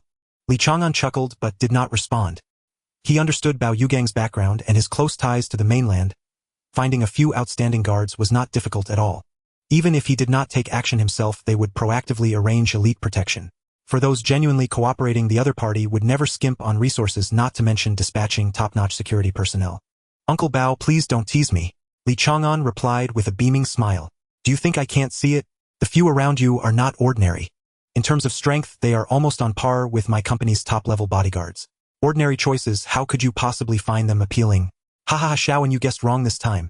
I indeed wanted to hire someone, but not for myself, rather for Guangjing. Now that I've made it big, it's easier to attract some ill-intentioned gazes. So I need to arrange matters regarding security in advance. Bao Yugong explained slowly. After hearing this, Li Chang'an finally understood his intention. Now the situation in Xiangjiang is complex and public safety is concerning. Without reliable individuals accompanying him, it's challenging to feel secure even when going out. The demonstration by He Long's side soon concluded. The wine party officially kicked off with female artists, weaving through each locking onto their targets. Those slightly less affluent wealthy merchants were also actively engaging in conversations, seeking individuals who could help them advance. Li Chang'an, along with He Long, Zhuang Shiqiang, and others, frequently raised their glasses to toast within the venue. Soon after, he walked towards the position of Director Chun. Though he often claimed he didn't want to inquire about Zhao Feng and the others, the long-term companionship had fostered a sense of concern. If he could set aside the barriers of identity and speak a few heartfelt words like friends, it would be good. Director Chen, please take care of yourself. Li Chang'an stood by the conversation from earlier echoing in his ears. Momentarily unsure of how to respond, he could only softly say to Director Chun, Director Chan, please take care. Li, it is your fortune that Zhao Feng and his team can work by your side. My words may sound harsh, but that is the truth. Director Chan spoke in a calm tone, yet each word was clear. Treat them well, and do not waste this connection. This statement was made succinctly, and Li Chang'an naturally understood its weight. He had experienced it himself and knew what Zhao Feng and his group represented. Each of them was an invaluable pillar, and even the loss of one would leave one sleepless through the night. Moreover, this time he had managed to acquire an entire class of 16 elite individuals. This opportunity could be described as a gift from the heavens. It was important to note that in the original world, the individuals they protected were of a far higher status than him. After exchanging pleasantries with Director Chun, Li Chang'an slowly walked towards Zhuang Shiqiang and the head of the Rong family. He had always harbored doubts about the true background of the Rong family. He could not believe that the Rong family of Hong Kong could stand firm solely relying on a textile factory and a few garment workshops. If that were the case, this lineage would have long been eliminated by the times. Old Zhuang, Mr. Rong, it is truly an honor to see both of you today. Li Chang'an raised his glass in respect. I will drink first as a toast. You are too politely. Zhuang Shiqiang waved his hand with a smile. It has been many years since Hong Kong has seen a young talent like you. The future is promising. Rong Hongqing also nodded in agreement. Li, your future is bright, and we old fellows look forward to seeing you reach that level. You are too kind, both of you. Li Chang'an smiled wryly. When I initially took over the family business, I was nearly on the verge of collapse, unable to sleep for several consecutive days. If it weren't for the assistance of friends from the United States, the Chang'an group would have long been reduced to nothing. After a few words, he moved to another area. As the host, he could not linger in one spot for too long. He raised his glass to greet each business figure present, ensuring to drink a toast at each encounter. After several rounds, the effects of alcohol began to rise and his steps started to waver. He found a corner to sit down, wanting to take a breather before continuing to socialize. This scene happened to catch Zhao Ya's eye. She approached quietly, carrying a cup of warm tea to ease the effects of alcohol. Coincidentally, Guan Yaojing was also present, harboring the same intention. Just as she was about to stand, she realized Zhao Ya had taken the lead. At that moment, her heart sank heavily. She knew that Li Chang'an was not solely hers, and he had never made any promises. Yet when she truly saw someone approach him, that sense of loss struck like a sharp needle. Drink less alcohol, have some of this instead. Zhaoya offered the tea, her voice gentle. Li Chang'an looked up, recognizing her, and unexpectedly pulled her into his embrace. Hey, don't. There are so many people watching. Zhaoya exclaimed, her cheeks instantly flushing red. With guests gathered around and reporters weaving through, if this moment were captured, tomorrow's headlines would surely explode. The youngest billionaire of Hong Kong and a rising star's private moments. Such a topic could easily ignite the public's curiosity. Let them look, since there are no ties between us, there is nothing to hide. Upon hearing this, Zhao Ya's heart felt as if it had been immersed in warm currents. Although she was aware of her position and considered it fortunate to hold a place in his heart, she still did not dare to stand openly by his side. Drink it while it's hot. It will help clear your head later. As the tea was handed to him, Li Chang'an drank it all in one go without hesitation. This scene happened to fall into the sight of Guan Jiling, who stood frozen in place, her eyes dimmed, as if her heart had been heavily pressed down, making even breathing difficult. After a few minutes, Li Chang'an indeed felt much more refreshed. Thank you for your hard work, you should rest for a while. I will go greet the other guests. He smiled at her and turned to leave. Without pausing, he walked directly towards the remaining 3 major foreign firms in Hong Kong. Thank you all for coming. I would like to raise a glass to each of you. He raised his glass with a sincere tone. Seeing it was Li Chang'an, Niu Bijian also lifted his glass, gently clinking it. Li, I want to discuss something with you. Li Chang'an was momentarily taken aback, his gaze questioning. Please go ahead. We are interested in investing in your electrical company. With the support of us few, market expansion will be much more efficient. How about that? The eyes of the 3 foreign representatives sparkled with eagerness, clearly revealing their inner desires. Upon hearing this, Li Chang'an's lips curled slightly. I'm sorry, but my company is not listed at the moment. If you are interested, you are welcome to subscribe when we go public in the future. No, Li, you misunderstand our intentions. After cooperation, your company will not only be secure, but can also expand rapidly with global markets at your fingertips. Niu Bijian, still unwilling to give up, continued to persuade. Thank you for your kindness. However, I prefer to steer the ship alone, and this time it may be difficult to meet your wishes. His tone was gentle, but his attitude was resolute. Ah, what a pity. Li, perhaps you are unaware that those electrical manufacturers from country have already begun to set their sights on your brand. As long as you agree to cooperate, I can ensure they will not take any action against you. I hope you will reconsider. Niu Bijian's tone was significant, clearly placing great importance on Li Chang'an's career. This was not surprising. A company that had not yet gone public, earning over $1 billion solely from products and agency rights, while only entering some international markets, clearly had immense potential. With such substantial returns, anyone would be tempted, let alone the profit-driven foreign tycoons. Thank you for your kind offers, but I have sufficient confidence in my own electrical products, and I do not regard any competition as a threat. Once again, Li Chang'an rejected Niu Bijian's proposal. The atmosphere in the room shifted quietly. The composure that had once adorned Niu Bijian's face was nowhere to be seen. A flicker of suppressed anger passed between his brows, but he quickly reined in his emotions, still gazing calmly at Li Chang'an. I wish Chairman Li all the best. We have taken up enough of your time today. We must take our leave. He stood up, and the 2 representatives from the foreign firms also rose accordingly. Please take care. Li Chang'an nodded slightly, showing no intention to retain them. He understood clearly that he and these foreign individuals were destined to stand on opposite sides, so why pretend to be polite? Niu Bijian turned and stepped away, and as soon as he was out of sight, his expression immediately darkened, clearly extremely dissatisfied with Li Chang'an's rejection. Li Chang'an stood silently in place, a faint smile gracing his lips as he watched the 3 depart. Want a meddle in my business? Whether it be you foreign firms or those companies from Japan, as long as you dare to approach, I will let them know what the price will be. He silently vowed in his heart. Holding advanced technology in his hands and with financial strength that had vastly improved what was there to fear. Xiao, and what did those foreigners say to you? Bao Yugong approached and asked in a low voice. What could they say? They just want to invest. Li Chang'an chuckled lightly. Did you agree? Bao Yugong's expression tightened, his heart suddenly tensing, fearing the affirmative answer. Fortunately, Li Chang'an shook his head, and only then did Bao Yugong breathe a sigh of relief. If it really came to that, perhaps even the bond he shared with Li Chang'an for many years would come to an end. Uncle Bao, I am still clear-headed. How could I sleep with wolves? These people would devour you without leaving even bones behind. Or what cooperation is there to discuss? Li Chang'an's tone carried a hint of sarcasm. Exactly. Things are no longer as they were. Ever since the old master established the situation in Hong Kong, these foreigners' good days are over. This place will eventually belong to us. Just don't be confused. Hearing this, Li Chang'an's lips curled into a smile, his gaze towards Bao Yugong filled with deeper meaning. These older figures truly have far-sighted vision. No wonder they were able to accumulate astonishing wealth in such a small place. Come on Uncle Bao, let's greet the other guests. He reached out to steady Bao Yugong, and the two walked out together. At this moment, however, Li Chang'an was tipsy, his steps unsteady. It was unclear whether he was supporting others or being supported himself. Who is supporting whom? There are no pits on the ground. It feels like walking on cotton. Bao Yugong complained while firmly holding him up. Haha, Uncle Bao, the floor isn't level. Next time, I will definitely support you steadily. Li Chang'an continued to boast, though his body had already leaned to one side. You little rascal, just walk properly. Li Chang'an smiled, leaning closer to Bao Yugong. Although his steps were a bit unsteady, his demeanor remained calm. In such situations, it is not unusual for someone to drink too much, especially since he was the host, and it was only natural to have a few more drinks. Oh, is Xiao Li drunk? Before Bao Yugong could speak, Li Xiaoji approached with a smile. Old Bao, you're still able to support people at your age. You truly have spirit. We are not so lucky. Who can have you personally look after us? Not far away, He Long saw the situation and quickly stepped forward. Bao Shang, you take a break? I can handle the boss. As he spoke, he steadily helped Li Chang'an to a nearby chair. I apologize for losing my composure in front of all of you uncles and aunts. Li Chang'an spoke sincerely, still clear-headed, but having been persuaded to drink a strong liquor earlier, he now felt slightly unsteady with sweat on his forehead. Don't mention it, go over there and rest quietly. We should wrap things up soon.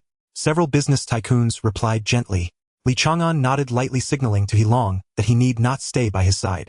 You go ahead and do your thing, don't worry about me. The guests are important. He leaned back in the chair, his temples throbbing, no longer trying to be strong. All right, I'll have the brothers keep an eye on you. He Long ordered a few subordinates to watch over him closely, then turned to rejoin the crowd, continuing to mingle with the guests. Zhao Feng and the others were still caught up in conversation with Director Chen, and for a moment there was no one available to protect Li Chang'an, so he had to make temporary arrangements. Recalling the past, He Long was merely a small hoodlum on the street, relying on Li Chang'an to lift him step by step out of the mire. From the small business in the game hall to now being the general manager of a properly registered security company, life had already turned upside down. Not just him, several brothers had also settled down, finding respectable jobs and stable lives. While the income was not astonishing, it was enough for a comfortable life. More importantly, they lived with dignity. He felt grateful for everything now, and the source of this stability had only one name: Li Chang'an. That person changed his life and also planted a vow in his heart: if there is a need, he would charge through fire and water without hesitation. Not long after He Long left, the young people on the other side of the banquet gradually loosened their restraint, the effects of the alcohol rising, and the noise began to swell. The entire hall was divided into three lively areas. One end was the older tycoons chatting quietly, the middle was the wealthy heirs exchanging cups, and the other side was small to medium-sized businessmen greeting each other. There were no strict barriers between them, and it was not forbidden to move around and toast. However, most people consciously maintained their distance, fearing to disturb the conversations of those in higher positions and be seen as lacking decorum. In the place where the young masters gathered, someone suddenly spoke up. Where has the host of this place gone? We traveled from afar, yet not even a shadow came to greet us. Do they look down on us, or do they think we are unworthy of being entertained? The speaker was young Master Chan from the Crocodile Tea brand. Over the years, the family business had grown larger, and he had long been accustomed to behaving like a wealthy noble, displaying a bit of arrogance in his words and actions. This commotion quickly reached He Long's ears. He was originally mingling with guests not far away, but his brows furrowed in displeasure at the disruption. However, in an instant, he suppressed his anger, and a smile appeared on his face. Li Chang'an had reminded him that his status was different now. He was no longer a street brawler, and needed to learn to control his temper and be a dignified businessman. He walked over slowly, his tone calm. Young masters, welcome. I am the security manager. I apologize for not receiving you properly, and I hope you will forgive me. Before his words fell, that red-faced young man from the Chun family suddenly shouted, what a useless manager. Call your boss out here, don't be an eyesore. The shout was so loud that even the distant business tycoons turned to see who was being so outrageous at the banquet. Before He Long could respond, a figure stepped out from among the wealthy guests, raising a hand to deliver a slap. What kind of conduct is this? Get back and reflect on yourself. The newcomer was none other than young Master Chen's father, the chairman of Crocodile Tea. Thus the commotion was brought to an end. Guests gradually departed. With Zhao Feng and others assisting him, Li Chang'an cupped his hands in farewell to each guest. The next morning, sunlight streamed into the bedroom. He gently kissed the sleeping Zhao Jiaren beside him, got up to change clothes, and went out for morning exercises. He returned to the company precisely at 8:30. The most urgent task at hand was to organize the overall layout of the group. With such a large and complex industry, if there were no principals, trouble would inevitably arise. As for going public, he had no plans for the time being. Although Chang'an Group and its subsidiaries had shown strong momentum, he was unwilling to rely on stock market valuations for realization. Currently the funds were sufficient and development was steady. Going public was not the key issue. Even if he casually listed a subsidiary, he was confident that countless investors would scramble to subscribe. If all assets were pushed to the capital market, doubling his worth would be easy. However, being too exposed would invite trouble, and since the foundation had not yet been fully stabilized, these matters need not be rushed. He spread out a blank sheet of paper, pondering quietly which fields should he enter to construct an interconnected and self-recycling industrial chain. The future focus should still be on the real economy. In the next 20 years, light and heavy industries and manufacturing would continue to be the economic pillars. It would only be after the millennium that the wave of the internet would truly rise, giving birth to a new generation of wealthy individuals. The internet, that's right, electricity. Li Chang'an wrote those words down, his mind already clear on the direction to take. On this land of Shangjiang, he must establish a firm foothold and seize absolute control. The internet company is merely the first step. The real key lies in electricity. If the electric company can be secured, it will provide an unshakable barrier for the future. Once electricity and the internet advance together, mutually supporting each other, anyone who dares to make a move against him will pay a heavy price. Just a single phrase line maintenance can paralyze his opponents, leaving them with no opportunity to explain. His interest in the electric company was not a mere whim. On one hand, it was to expand the group's territory and enhance his influence, or on the other hand, it was a precaution. He must not allow the lifeblood he relies on to fall into the hands of others. No matter how advanced his internet system is, it cannot do without a stable power supply. One cannot even consider maintaining the entire island's operation with generators. Just the thought of the enormous energy consumption makes it clear that this path is unfeasible. Currently, the power landscape of Xinjiang is quite clear. The Xinjiang Electric Company is directly managed by the Hong Kong government and will officially be transferred to the Jardine Group next year, becoming a limited company. The other major player, the China Light and Power Company, is under the control of the Jardine family, belonging to the foreign trading company system. Li Chang'an recalled that its original share capital was 1 billion shares, with the stock price just above $2 and an overall market value exceeding 2 billion Hong Kong dollars. He sat at his desk contemplating how to bring these two giants under his command. If he were to acquire the Xinjiang Electric Company through the stock market, it would inevitably touch the bottom line of the Hong Kong government, posing too great a risk. A misstep in this move could lead to complete failure. Forget it, I should go see the situation on site first. He stood up to head to the exchange, but a knocking sound came from outside the door. Knock, knock. Come in. The door was pushed open and Zhuang Shiqiang walked in with a smile. Good morning, young Master Li. Good morning, Manager Zhuang. The negotiations with Western Europe have been finalized. The first phase of the agency cooperation was initially a 5-year contract, but the other party with substantial funding hopes to extend it to 10 years, and we are currently evaluating. The portable music player project has also been settled with a 5-year agency term. However, they proposed a maximum payment of $5 million per year, citing that the product line is too singular to support a higher investment. In total, it amounts to $25 million to be settled in 5 years. Additionally, news from various electrical exhibitions is coming in. Someone from our country will be at headquarters today to discuss regional agency matters, and several others are on their way, expected to arrive as soon as tomorrow. As for other regions in Dongnanya, there will also be people coming in these few days to vie for agency rights. We are considering whether to wait for everyone to arrive for a unified auction, or to negotiate one by one and present our conditions. Li Chang'an listened and fell silent for a moment. 25 million for 5 years in Western Europe. This figure weighed heavily in his mind. Soon he spoke, go back and tell them that for the 5 key regions of Eagle Country, Italy, France, and Sweden, the agency fee must not be less than $30 million. Not even a cent less. For other areas in Western Europe, we can offer 25 million. Let them know that the portable music player is just the beginning, or more products will be launched in the future, and this price is non-negotiable. As for other regions hoping to obtain agency rights, since there are many competitors, let's open it up for public auction, and you will be fully responsible for this matter. Understood, young Master Li. After Zhuang Shiqiang left, Li Chang'an sat in place for a moment of quiet contemplation. Besides the electric company, he was also considering whether to venture into other industries as a supplement. Natural gas, water resources, transportation, subways. While these are certainly related to people's livelihoods, Li Chang'an understood that if one person controlled too many core resources, it would inevitably lead to turmoil in the future. He did not intend to get involved in those industries. After much thought, securing the Xinjiang Electric Company was sufficient. The rest could be put on hold. He stood up, put on his coat, and left the room. 10 minutes later, he arrived at the Far East Exchange. Jack, I've come to see you. Pushing open the door to the VIP room, Li Chang'an smiled at Jack, who was intently watching the market. Li, you're just in time. I've already started making money. I can earn over 10,000 Hong Kong dollars every day. How about that? Jack excitedly came over his face beaming with pride. Li Chang'an's smile did not fade. How much of that 10 million principal is left? 2 million, Jack replied succinctly. Li Chang'an's heart sank. An 80% loss had only yielded a daily profit of 10,000. This approach was simply an experience bought with money.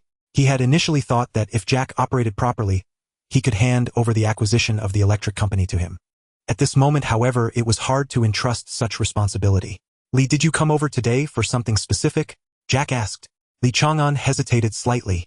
He knew that once he revealed the plan, Jack would surely rush to take action. But this person's impulsiveness posed a significant risk if he truly involved him in the acquisition of the electric company. Fortunately, Dafu and the others were already present, which put his mind at ease slightly. I need Dafu and the others to prepare for the acquisition of a company. No rush, we need to take our time pressing for a lower price while accumulating shares. Dafu, you go open an account. Guodong, find out the current status of all electric companies in Xiangjiang, focusing on their equity structure and current stock prices. The more detailed the better. Understood, young master. Yes, boss. The two replied in unison and left. Jack, listening from the side, had sparkling eyes, barely able to contain his excitement. After the others left, he immediately approached Li Chang'an. Li, let me handle this myself this time. I'm confident my skills and judgment have matured. He looked at Li Chang'an with eager eyes full of expectation. Meanwhile, Li Chang'an felt troubled by this moment. Refusing was not an option, but agreeing was even more daunting. He could only respond with silence. Li Chang'an calculated in his heart that if he allowed Jack to operate alone, he couldn't help but worry that Jack's lack of experience might lead to misjudgments in the face of market fluctuations, leaving him at a loss and easily noticed by the shareholders of the electric company. After pondering for a moment, he ultimately decided to grant Jack the authority to operate, but he would also empower Dafu and the others to supervise, keeping a close watch on developments to prevent any changes. Jack, this matter is entrusted to you and I trust you. However, if you encounter any uncertainty or unforeseen circumstances, you must follow the instructions of Dafu and the others. Understood, no problem. Jack's eyes sparkled with excitement, his mood difficult to contain. Finally, being able to personally lead a significant operation, such an opportunity is rare. About 30 minutes later, Dafu returned to the office. Young master, the accounts are all prepared, and we can act immediately once the funds arrive. He spoke in a steady tone, providing a concise report. Li Chang'an nodded slightly. Hold off for now. Well, discuss it once Guodong returns.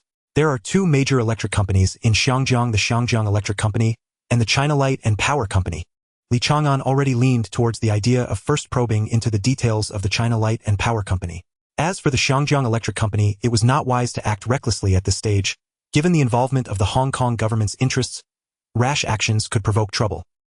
He planned to personally meet with Governor Maclehos, attempting to obtain some information about the equity of Xiangjiang's electricity, in advance aiming to position himself ahead of Jardine. Half an hour later, Guodong finally arrived in a hurry. Boss, I've clarified the information. The current price of Xiangjiang Electric is 1.8 Hong Kong dollars per share, with a total market value of approximately 1.8 billion, of which the Hong Kong government holds 30 of the shares, while the rest is distributed among various district neighborhood accounts. The stock price of CLP Holdings is currently 2.4 Hong Kong dollars, with an overall valuation of 2.4 billion. The Kadori family controls 26. Michael Kadori's wife holds 11, and another 14 is under his uncle Hijiashi's name. At this point, Guodong paused and lowered his voice. Therefore, the path for CLP is not easy. As for Xiangjiang Electric, essentially it is an asset of the Hong Kong government if we...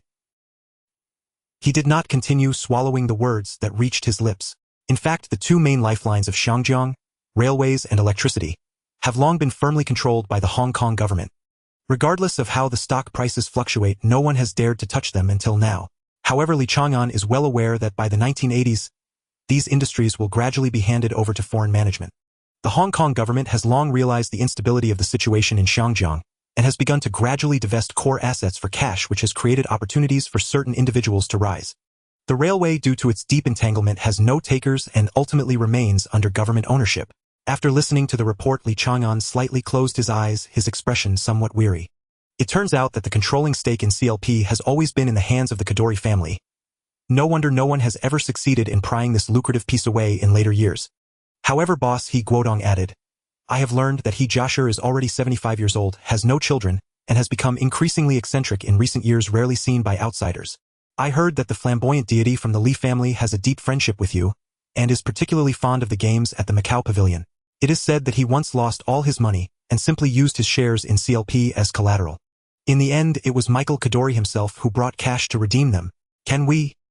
He Guodong whispered to Li Chang'an. Upon hearing this, Li Chang'an's eyes immediately lit up, leaning forward, lost in thought. Soon he suddenly burst into loud laughter. Ha ha ha. What a heavenly opportunity, splendid indeed. Guodong, your contribution this time is not small. Once the matter is accomplished, I will reward you in ways you never imagined. His voice trembled slightly with excitement. This was a once-in-a-lifetime opportunity. If handled well, control of the entire Xiangjiang power system could potentially fall into his hands. He immediately ordered He Guodong and others to act secretly, beginning to gradually acquire the power assets under the Kadori family. He himself calmed down, contemplating how to approach He Jasher and obtain the key shares from him. 5 days later, in the morning, the banquet hall of the luxury hotel under Chang'an Group was brightly lit. Hundreds of electrical distributors from around the world gathered together with a clear goal: to compete for the agency qualifications of various electrical appliances, electronic products, and game consoles under Chang'an Group. Months ago, Chang'an Group had already begun to push its business internationally, generating a rapid craze in overseas markets through intensive promotion. This conference is the result of that smooth transition. In fact, many distributors had come seeking cooperation 5 days prior, but regardless of how high the offers were, Zhuang Shiqiang politely declined all of them. He insisted on using an open bidding method where the highest bidder wins.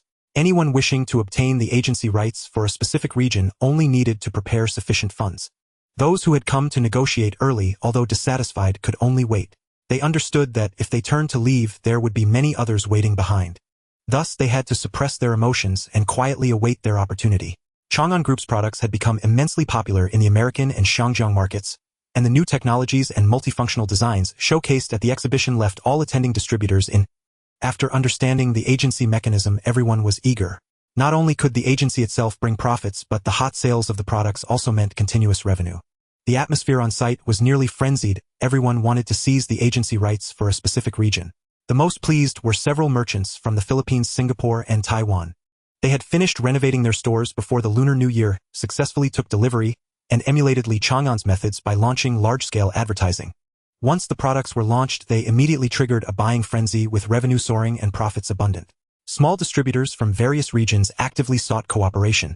In a short period of time, Chang'an Electric was in high demand across various regions worldwide. Such prosperity was truly exhilarating. The portable cassette players from Xiangjiang had long passed the market test, and their release sparked a buying spree. Game consoles were particularly popular in Xiangjiang and Macau, with almost everyone owning one, maintaining high demand. The distributors were sharp. If they had not witnessed the product's capabilities with their own eyes, how could they easily invest funds and resources? In contrast, computers were still one of the less popular items under Chang'an Group. Most regions had not yet established internet infrastructure, and computers were primarily used by businesses or large institutions with very few personal users. However, the new type of computer launched by Chang'an Group was completely different from the existing models on the market. It not only solved the traditional computer's inability to output audio, but also tailored its design to meet personal office needs, being lightweight and practical. Equipped with a new operating system, multifunctional hard drive, and advanced processor, the overall architecture was completely revamped, with performance leading current mainstream models by several years. Even though the technology is advanced, time is still needed to verify its stability, relying on network support and limited by consumer purchasing power. This computer is priced at 11888 Hong Kong dollars, or 1588 US dollars, each a rather hefty price. Welcome to all partners from around the world. I am Zhuang Shiqiang, the General Manager of Chang'an Group. It is a great honor to gather here with you today. Before we officially commence the discussions on agency rights, we will arrange a complete series of product demonstrations to ensure that everyone has a clear understanding of the product's actual performance. Next, please welcome the 13 chief engineers from Chang'an Group's electric appliance company to the stage to explain in turn. Clap, clap, clap. 13 individuals gradually took their positions on stage 10 from various home appliance R&D departments, while the remaining 3 were responsible for the technical explanations of computers, game consoles, and portable cassette players. Hello everyone, I am the technical leader of the air conditioning project, and now I will showcase the core functions of Chang'an air conditioners. Each engineer focused on their highlights for about 5 minutes, taking turns on stage for an hour, ensuring the content was closely tied to advantageous functions, striving to instill stronger confidence in the audience. This technical presentation was far more in-depth than a public exhibition, allowing those present to once again experience the true strength of Chang'an products. I believe that after the previous introductions, everyone has a comprehensive understanding of our entire product line. Next, we will proceed to the main focus of this meeting: the distribution rules and related terms for the agency rights of each product region. Anyone who successfully obtains agency rights will have exclusive operating rights for a period of 5 years. During this period, Chang'an Group as the manufacturer will not interfere with any sales decisions including setting terminal prices, or whether to authorize lower-level agents.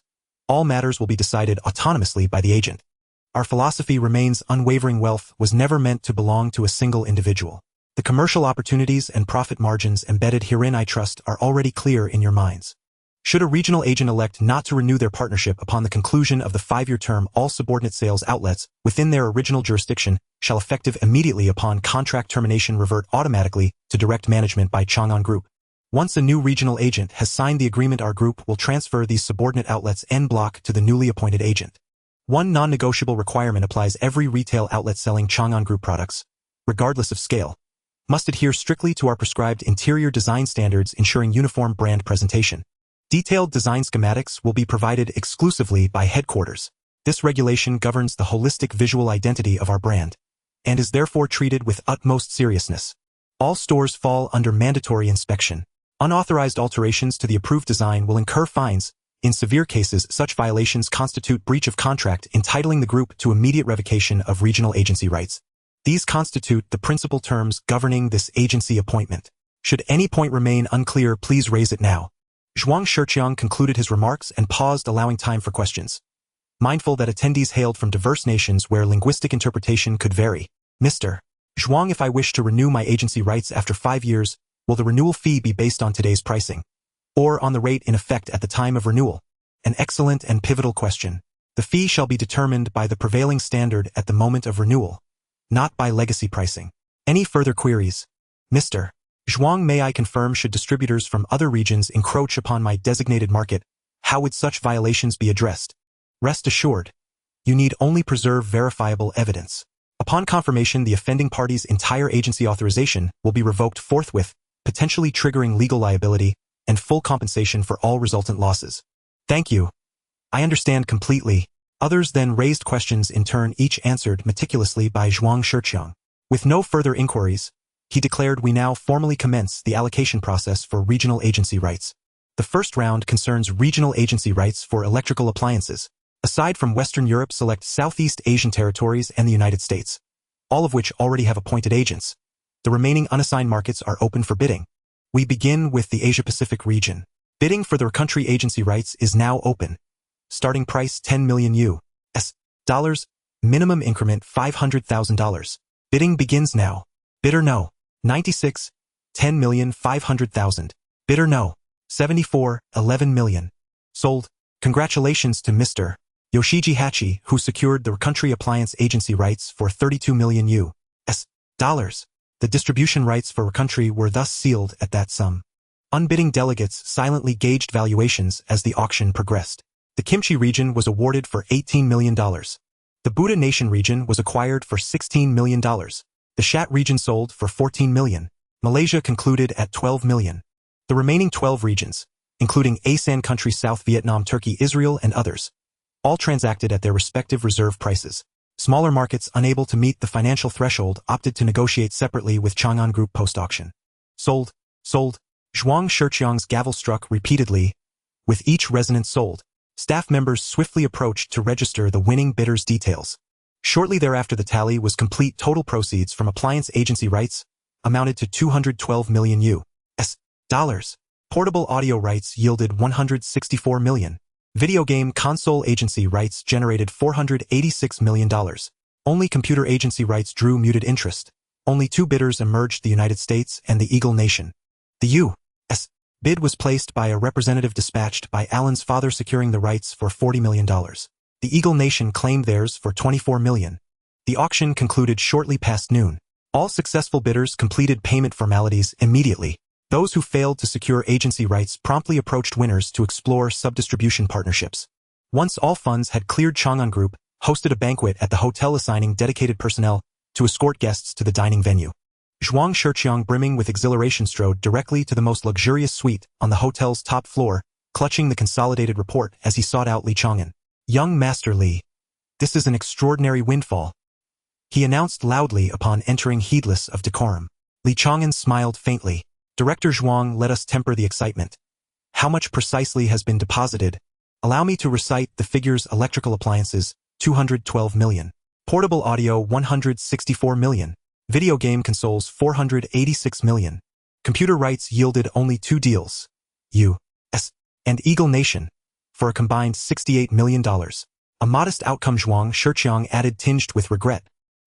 No cause for concern. Li Chang'an leaned back into the sofa. Before long, applicants will beg us for computer agency rights. Today's quiet demand merely reflects imperfect timing. These $900 million will decisively ease our group's liquidity constraints. Our recent expansions in both the U.S. and domestically had nearly exhausted our reserves. With $900 million secured, our upcoming projects can advance with stability. His tone was light. Presently, the group's largest capital outlay stemmed from network infrastructure. A staggering investment. To date, he had committed precisely $100 million. Yet less than half the planned rollout had been completed, underscoring the project's immense fiscal appetite. Another major expenditure involved constructing new factories in Hong Kong. Over a dozen facilities built simultaneously alongside renovations of shopping malls and hotels, rapidly draining cash flow.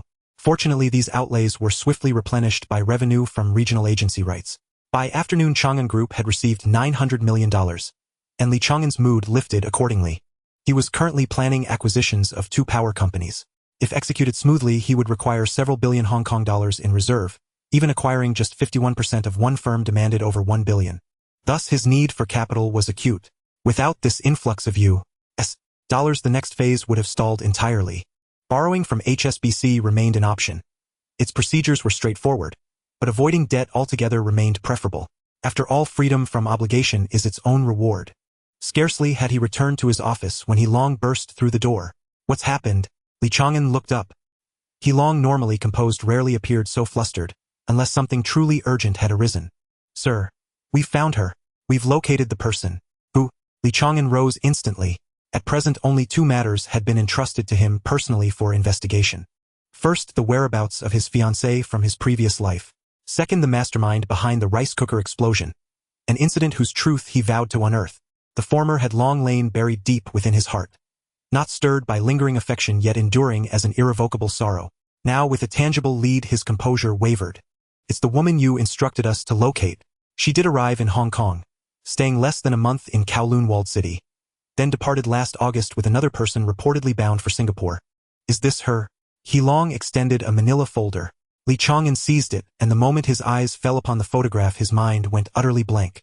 He had believed himself reborn, detached from the past. Yet her image, rendered suddenly real before him, shattered his emotional equilibrium without warning. For more than 10 minutes, he repeatedly read the brief report of just a few hundred words. Why had she come? Was it merely to explore this bustling city? As his emotions gradually settled, he lifted his gaze towards He Long and asked, Is there any result on the other matter? The cause of the rice cooker incident has been cleared. Several foreign firms were manipulating things behind the scenes. We also discovered that they have been in close contact with the Matsushita group from our country, frequently interacting. I suspect that they will not back down easily, He Long said. Li Chang'an's expression changed slightly and his brow furrowed. The foreign firms have actually teamed up with those people. This news made his heart sink. He was well aware of the Matsushita group's strength. After so long, it wouldn't be difficult to produce similar functional products. What's more troublesome is that the foreign firms control most of the retail channels in Xinjiang. Once the 2 sides join forces to distribute products, market pressure will undoubtedly increase. But he soon calmed down. Currently, the demand for electrical appliances in Xinjiang has reached saturation, and most households are not in a hurry to replace their devices, and only a few users looking to upgrade have genuine purchasing intentions. The real battleground is actually in Southeast Asia and the entire Asia-Pacific region. He understood that the room for breakthroughs in product functionality is limited, with only energy consumption and appearance design left to optimize. The next step is to accelerate the speed of updating the design. Got it, he replied lightly. As for the actions of the foreign firms, he didn't take them too seriously. It's merely a paper threat, unable to stir up any significant waves. Right now, his focus is not on the local struggles in Xinjiang. Even if Matsushita truly enters the market with new products, large-scale mass production will be difficult in the short term. Without sufficient inventory, even if they enter the shopping malls, it would merely be a symbolic presence. The first bowl of hot soup has long been consumed. Consumers will no longer have the same fervor for new brands as they once did. These latecomers might welcome a cold opening, empty stores and dismal sales turning them into a laughingstock. Given the current market state in Xinjiang, it's highly likely that they will encounter setbacks. If Matsushita blindly expands production but fails to sell, the tightening cash flow will trap them in a predicament. You pick clever people to keep a close watch on them. They must not slack off even for a moment 24 hours a day. Li Chang'an ordered. By the way, has the security group received any orders recently? He suddenly recalled something and asked. Although this security company is merely a facade, if real business comes in it, will provide a legitimate income for the newly joined brothers who are financially strained. Yes, there have been quite a few recent orders. I have prioritized arrangements for the new brothers and 165 people have already started executing security tasks. He Long replied. However, currently only Mr. Bao, a wealthy individual, has placed an order. Others have not shown any movement. These matters are quite common. Bodyguards beside big shots are always trusted individuals, not easily interchangeable. Trust is paramount. There's no rush, just take it step by step. Understood, boss, I got it. After He Long left, Li Chang'an adjusted his collar and set off for the exchange. As for the matter of his fiancée, he no longer clung to it. If fate allows, they will naturally reunite. If destiny has other arrangements, he would accept it calmly. Since his rebirth, his state of mind has changed significantly. 10 minutes later, the Far East exchange was brightly lit.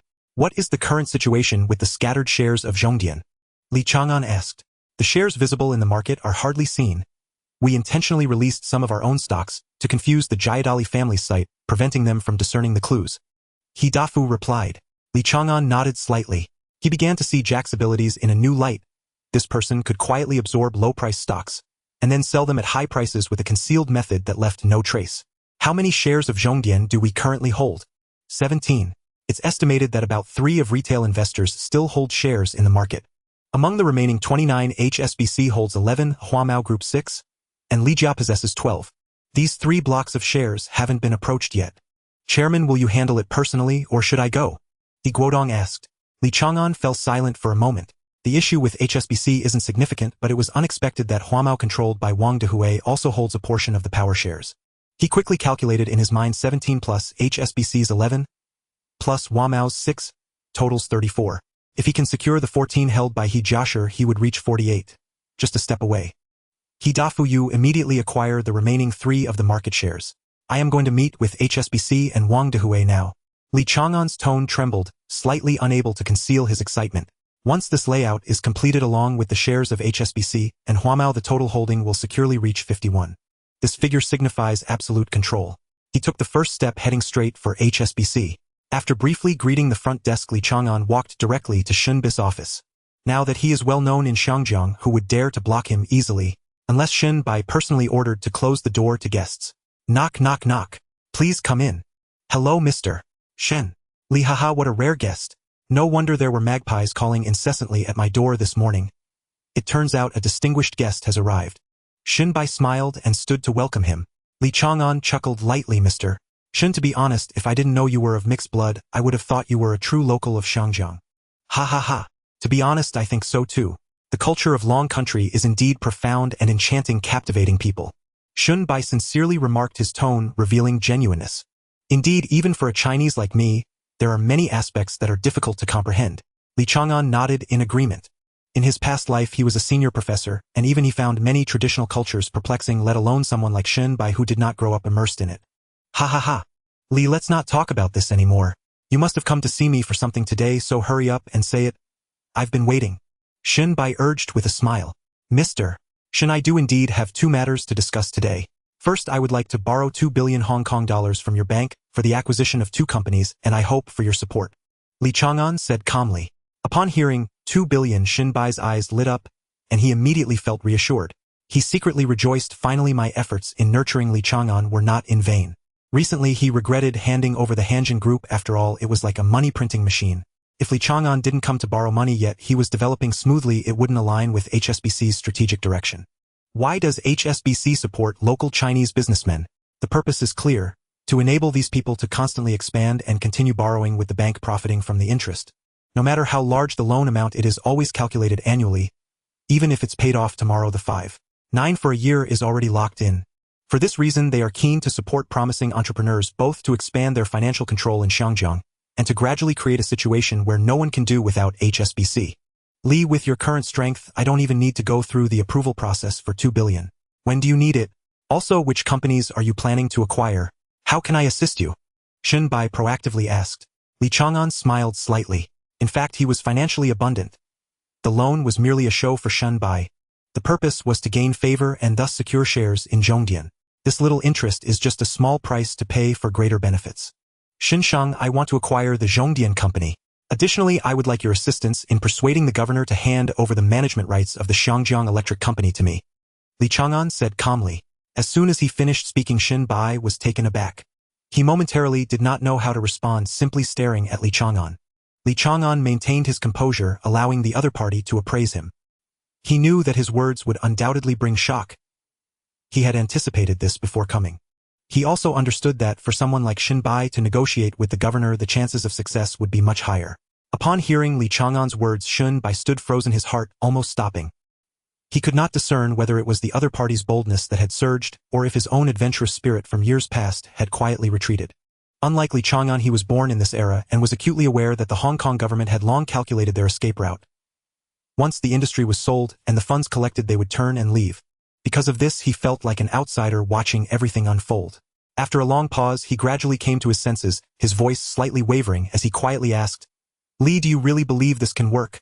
Zhongdian appears open, but the Kadori family holds over half of the shares. We at HSBC have tried probing before, and we couldn't even increase our stake. As for Xiangjiang Electric, are you aware that the Hong Kong government, various district councils, and even street organizations are behind it? If the railways, tunnels, and electricity are not in the hands of the authorities, how can outsiders intervene?" Xun Bai did not furrow his brow, nor did he sneer. He simply stated the facts calmly, like an elder explaining an insurmountable boundary to a younger generation. In his view, Li Chang'an was merely youthful and impetuous, driven by passion to entertain such thoughts. He sincerely did not wish to see this young man miss out on a genuine future by chasing shadows. However, Li Chang'an chuckled softly, his tone steady. "Xinshang, I know this sounds absurd, others will laugh at my wishful thinking, but I am not acting impulsively. I have checked every detail. Kadori controls 51, and Xiangjiang Electric belongs to the Hong Kong government system. This information I have in hand." Xun Bai's brow tightened, his heart more chaotic. "If you already know the difficulties, why push forward? Isn't this futile?" "It is precisely because I have a clear understanding that I dare to take action." Li Chang'an's eyes flickered slightly, and he suddenly lowered his voice. "Xinshang, why don't we make an agreement?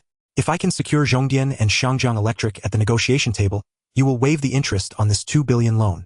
Of course, you will need to personally appear and accompany me to meet the governor. It will be just a regular meeting, and it will not put you in a difficult position. If I fail, I will repay the interest at double the rate. Do you dare to take this bet?" He appeared calm, as if he had already secured victory, though internally, he was not entirely confident. However, the fact that the IHA group could acquire Xiangjiang Electric indicated that the situation was not set in stone. History was just a year off. As long as he pointed out the crisis in advance and presented a proposal, the Hong Kong government might not be unwilling to let go. Xun Bai gazed at him, suddenly finding his interest significantly piqued. As the leader of HSBC, waiving an interest fee was not beyond reason. But what truly concerned him was the mindset of the person before him. Was he arrogant, or did he truly have confidence? Reflecting on their past interactions, Li Chang'an had never acted without preparation. This time he took the initiative to place a bet, which likely was not mere bravado but rather a sign of his assurance. "All right, you Chinese have a saying to risk one's life for a gentleman. I admire this saying, and I accept this wager." Xun Bai was always straightforward and decisive. He had always been curious about Li Chang'an's methods.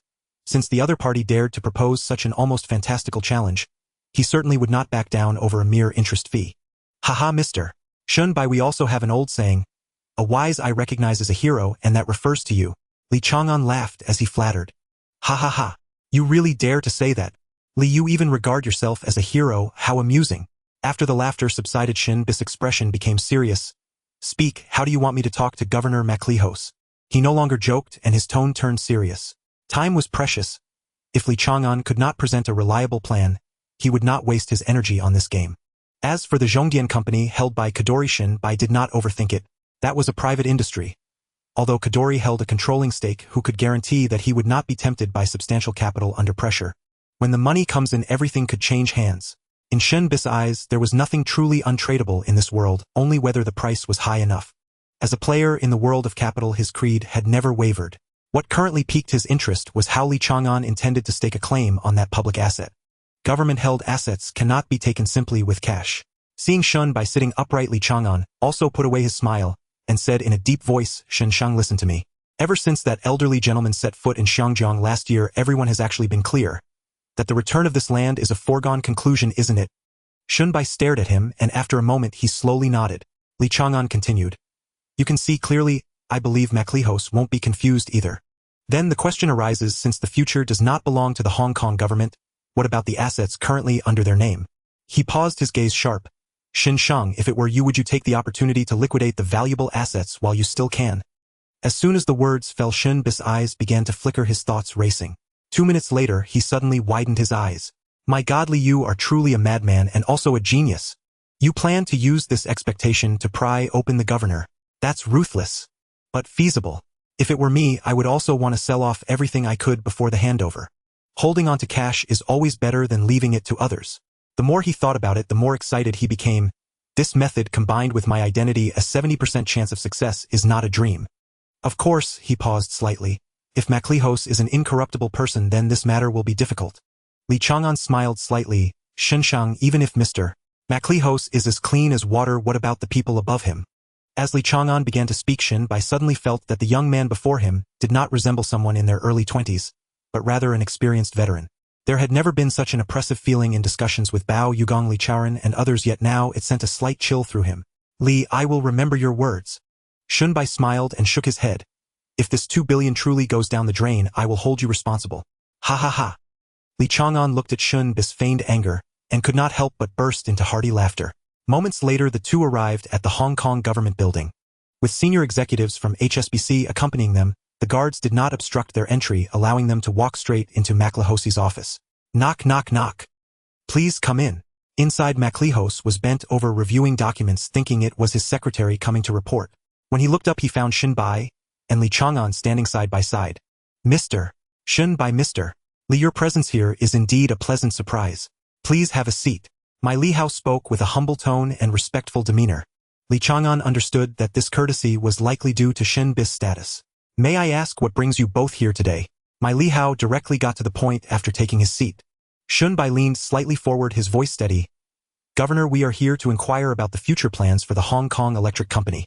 We are interested in taking over the management rights, and I wonder if there is room for negotiation on this matter. Li Chang'an remained quietly seated, not interjecting. Although he already held significant influence locally, it was still more appropriate to let Bai take the lead in front of a figure like my Li Hao. My Li Hao's expression changed slightly, his fingers unconsciously tapping the table, and the smile on his face faded away. Mr. Bai, you truly have keen insights. He slowly spoke. We only mentioned this idea in our morning meeting, and we haven't even drafted a specific plan yet you have already come to discuss it. It seems that there are no secrets within the Hong Kong government when it comes to you. His tone was calm, yet it hid a sharp undertone. Bis' expression stiffened, and he quickly raised his hand to clarify. No, Governor, you must not misunderstand. I had no prior knowledge of any internal news before coming here. You should be aware that HSBC has a strict rule, never to interfere in local politics. This rule has never had exceptions. Whoever violates it is responsible, even I am no exception. Therefore, please believe me that my appearance here is purely coincidental. Bis' tone was sincere, but beads of sweat had begun to form on his forehead. He understood the weight of my Li Hao's words. If he were to be confirmed as meddling in government affairs, the consequences would be unimaginable.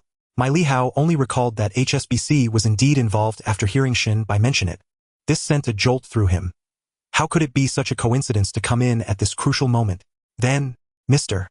Bai, why do you speculate that the government intends to transfer the shares of the Hong Kong Electric Company? My Li Hao could not help but ask, his eyes filled with curiosity. We approached it from this angle, Mr. My Li Hao. Bai continued, since last year when the activities from that side began to increase, I trust you've also sensed some changes in the wind, so we followed this line of thought to explore further. He recounted all the details that Li Chang'an had privately disclosed, even more thoroughly and intricately than the original words, incorporating his own judgments and logic. It was not merely a retelling, but rather a meticulous deduction. Furthermore, Bai also analyzed the interests of all parties, from my Li Hao predicting the potential shocks and impacts that could arise. Li Chang'an silently listened from the side, his heart shaken. This person could dissect the situation so thoroughly. No wonder he was a figure in charge of HSBC. In contrast, although he considered himself clever, he still fell short. Half an hour had passed. The two transitioned from a QA to a discussion, then to a near collaborative planning of strategies, and the atmosphere subtly shifted. Li Chang'an hardly dared to interject, merely watching as the situation glided towards his long-desired direction. Sigh. After Bai addressed the last layer of concerns, my Li Hao leaned back in his chair and let out a long sigh. Mr. Bai, I need to consider this matter further. His tone was somber, yet it lacked the previous resolute rejection. Li Chang'an had been closely observing the changes in my Lihao's expression, and his heart was already swirling with waves of joy. He could see clearly that the other party's psychological defenses had already loosened, and there was an 80 to 90% chance that this matter would be successful. Of course, Governor, please take your time. We await your good news. Shun Bai stood up gracefully. My Lihao nodded in response, and even personally stood up to escort the two out of the office. On the way back, Li, congratulations. Shun Bai smiled and said, from what I know of my Lihao, the piece of cake, that is Hong Kong Electric, will eventually fall into your hands. He has actually already given his tacit approval. The only thing he is currently tangled in is the price. Even without saying it, Li Chang'an could feel it, but he still gratefully looked at Shun Bai. Mr. Shun, thank you. Ha ha ha, no need for thanks. In the night, the two walked side by side, laughter ringing out, as if they were old friends reunited with no barriers in their conversation. The next morning, Li Chang'an had just stepped into the company door. Before he could settle down, the phone rang urgently. Who is it calling so early? Li Chang'an complained softly. Hello, this is Li Chang'an. Mr. Shun, is there something urgent? Before Li Chang'an finished speaking, he suddenly remembered that important matter, and his tone changed, filled with anticipation. Could it be good news? He asked tentatively. Ha ha ha, Li, I must say you are incredibly lucky. Congratulations. The governor has given his approval. He agrees for us to discuss the price and related specific terms. Shun Bai's voice on the other end was cheerful, barely concealing his joy. Upon hearing this, Li Chang'an felt a jolt throughout his body, as if infused with boundless energy. Great, Mr. Shun, I'll head out to pick you up right away. He quickly gathered his belongings and turned to give orders. Zhao Feng, prepare the car immediately. Charlie, come with me. He decided to bring Charlie along, for this person was more knowledgeable about the law and contracts. Without him, if a trap were laid during negotiations, it would be hard to know how he was at a disadvantage. Although the Hong Kong government has generally maintained a good reputation who could guarantee absolute fairness, history has no precedent, and Li Chang'an did not wish to be the first to be swindled. The group drove to HSBC, picked up Shun Bai, and headed straight to the Hong Kong government. After Shun Bai and others left yesterday afternoon, Governor MacLehose immediately convened an emergency meeting with all relevant personnel. He fully agreed Shun Bai was correct.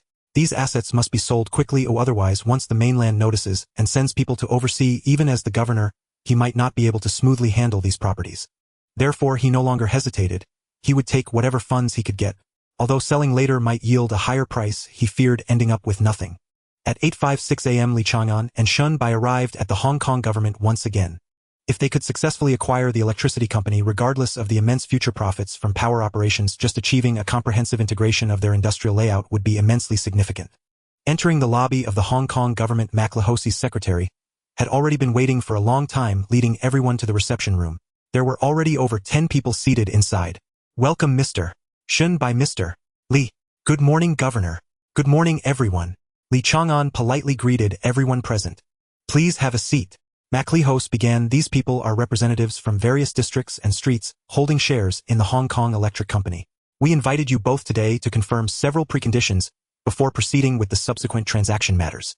First, even if the electric company is operated by your respective enterprises in the future, there is one principle that must not be shaken. Under normal electricity supply conditions, there must be no power cuts to specific users or businesses for any reason. Second, the electricity pricing standards must not be arbitrarily adjusted. It is strictly forbidden to raise prices for commercial gain. This will be strictly supervised by the Hong Kong government and relevant agencies. Once violations are discovered, there will be fines, and in severe cases, the operating rights will be revoked. Third, the electric company is a key livelihood industry. Any asset movements or external collaborations must be approved by the competent authority before execution. Fourth, 10th.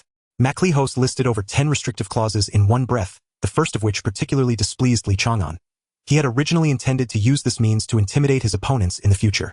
However, he was also aware that since the other party had proposed it, it was nearly impossible to change it now. But it mattered not. Rules are dead while people are alive.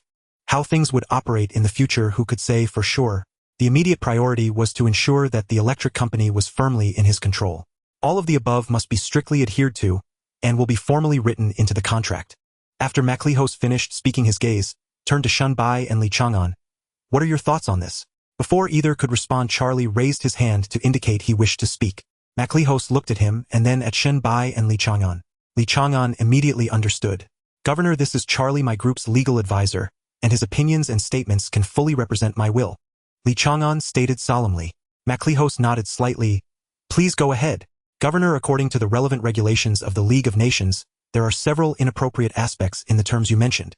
As far as I know, private capital has long been legally allowed to hold various basic livelihood infrastructures within the United States.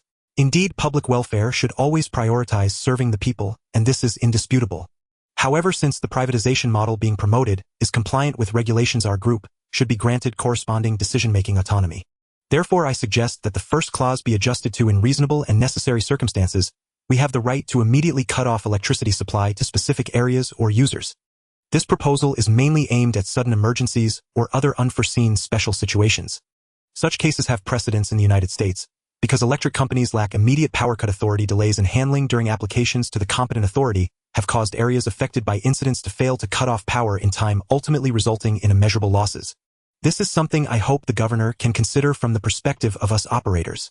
In the event of similar incidents, the ultimate responsibility will inevitably fall on the electricity operator.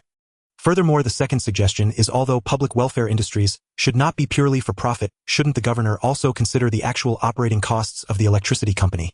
Just the daily maintenance alone requires substantial investment. The government or relevant departments should not unilaterally limit the operational rights of electricity companies. We believe that operators should have the power to adjust electricity prices moderately, provided they offer sufficient justification, and must publicly disclose the reasons for price adjustments and the basis for cost calculations.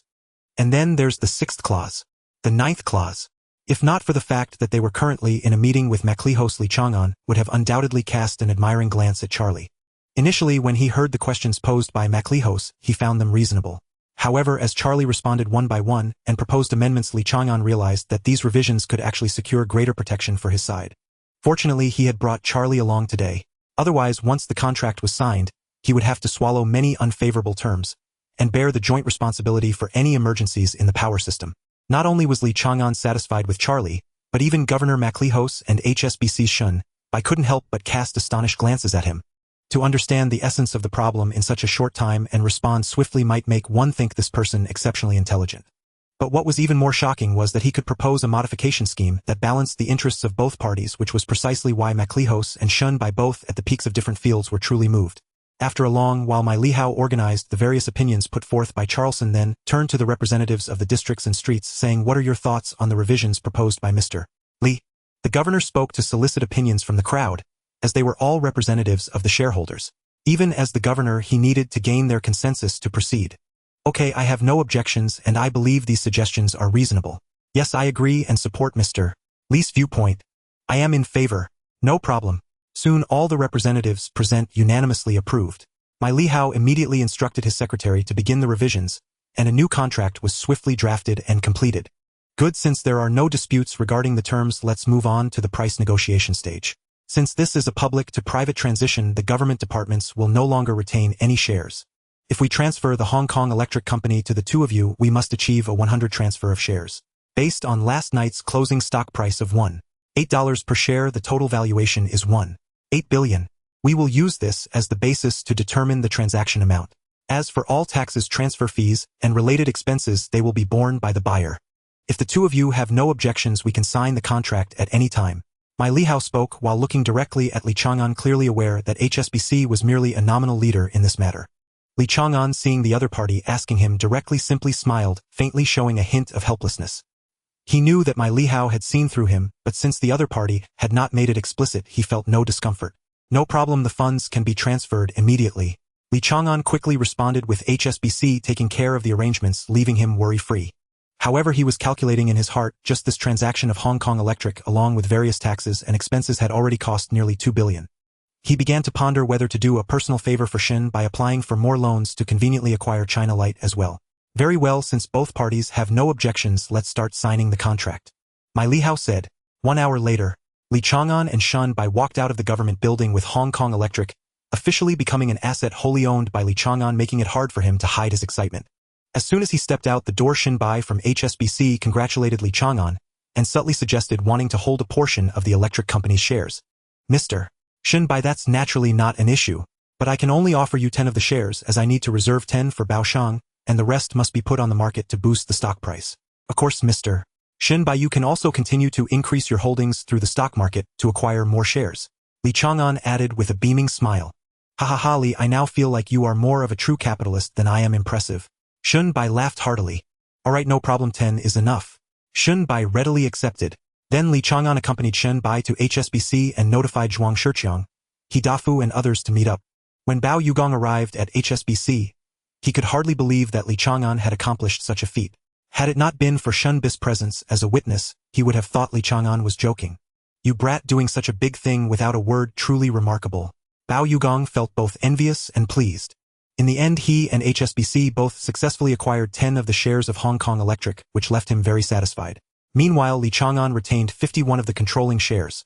Although the remaining shares would gradually be put on the market, it was not at this moment. Inside HSBC, after completing all the transfer procedures, Li Chang'an could no longer contain his excitement and hurried to find Wang Dehui. He knew that Wang Dehui held shares in another electric company in Hong Kong. As long as he could acquire it, his acquisition plan for China Light would have a better chance of success. At that time, if he could merge the two electric companies for listing, the stock price would surely soar, leading to an inevitable increase in wealth. More importantly, once he controlled these two companies, it would be equivalent to grasping the entire power lifeline of Hong Kong, and its influence would be immeasurable. Uncle Bao, Mr. Shen, I won't keep you chatting for long. I have an urgent matter to attend to. Once I secure this company, I will definitely treat you to a good meal, Li Chang'an said with a beaming face. Bao Yugong was completely baffled by Li Chang'an's new moves, while Shun Bai nodded slightly. Mr. Li, I hope you can achieve this remarkable feat. Thank you for your blessings. You two chat slowly, I will take my leave first, Li Chang'an said, turning and quickly leaving. You little brat, are you deliberately keeping me in suspense?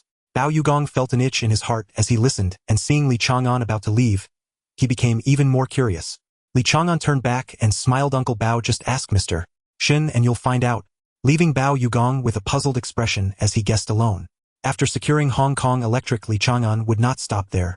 At present, he only had two critical moves to make. The first step was to obtain the shares of China Light held by Wang Dehui, which would give him a real chance to reach for China Light. The second step was a gamble. He must seize the 14 of China Light shares from He Jiasi of the Jardine Matheson family. Only in this way could he have the capital to control China Light. At that time, he would challenge the Jardine Matheson family with the 51 shares of China Light in hand, forcing them to surrender the remaining shares. If they refused, then Li Chang'an would push for the merger of China Light and Hong Kong Electric, diluting the other party's shareholding ratio through the issuance of new stocks. Even if additional investment was needed, he would not fear it. After all, he could earn that money back from the capital market. It was merely a matter of spending more time. Therefore, if Michael Jardine were smart enough, he should voluntarily cede the shares. Otherwise, Li Chang'an had plenty of ways to slowly wear him down. However, all this hinged on first solving the problems presented by Wang Dehui and He Jiasi. Around 1120 a.m., Li Chang'an led Charleston and his party to Hua Mao Group. Wang Dehui, primarily in real estate, had consistently ranked among the top in the industry in Hong Kong for many years. His strength was not to be underestimated. As early as the early 1970s, he had sufficient capital to dare to compete with the Jardine Matheson Group for the management rights of the milk munitions factory. This shows the formidable strength of Wang Dehui. In terms of real estate territory, even compared to the former Sun Hung Kai today's New World or Li Ka-shing's Chung Kong and Henderson Land, his company was not inferior. Had he not encountered setbacks in the 1990s, the business landscape of Hong Kong would likely not be dominated solely by the four major families. Even if he did not make it to the fifth major family, he at least remained a leading real estate giant locally. Hello, I am Li Chang'an from Chang'an Group, and I would like to meet Chairman Wang. Please inform him, Li Chang'an said to the receptionist. The receptionist was taken aback upon seeing Li Chang'an. The current Li Chang'an was far from the past, now ranking as the top figure in the hearts of young women in Hong Kong. His sudden appearance before her was enough to leave the receptionist in a state of shock. Hello, can you hear me speaking? I'm sorry, Mr. Li. Please follow me. I will take you to see the chairman. The receptionist regained her composure and led the way, her cheeks slightly flushed. Knock, knock, knock. Come in. Chairman Mr. Li Chang'an from Chang'an Group has arrived. At the door of Wang Dehui's office, the receptionist reported to his secretary. Upon hearing the name, Wang Dehui's secretary could not conceal his excitement and hurriedly went inside to report. Li Chang'an. Wang Dehui was somewhat surprised upon hearing this name and immediately stood up to walk towards the door. Let's go, we must greet him in person. There's no need for such formality, Chairman Wang.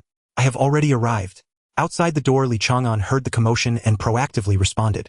Ha ha ha, Mr. Li, please come in. It's truly a rare visit. Wang Dehui laughed heartily.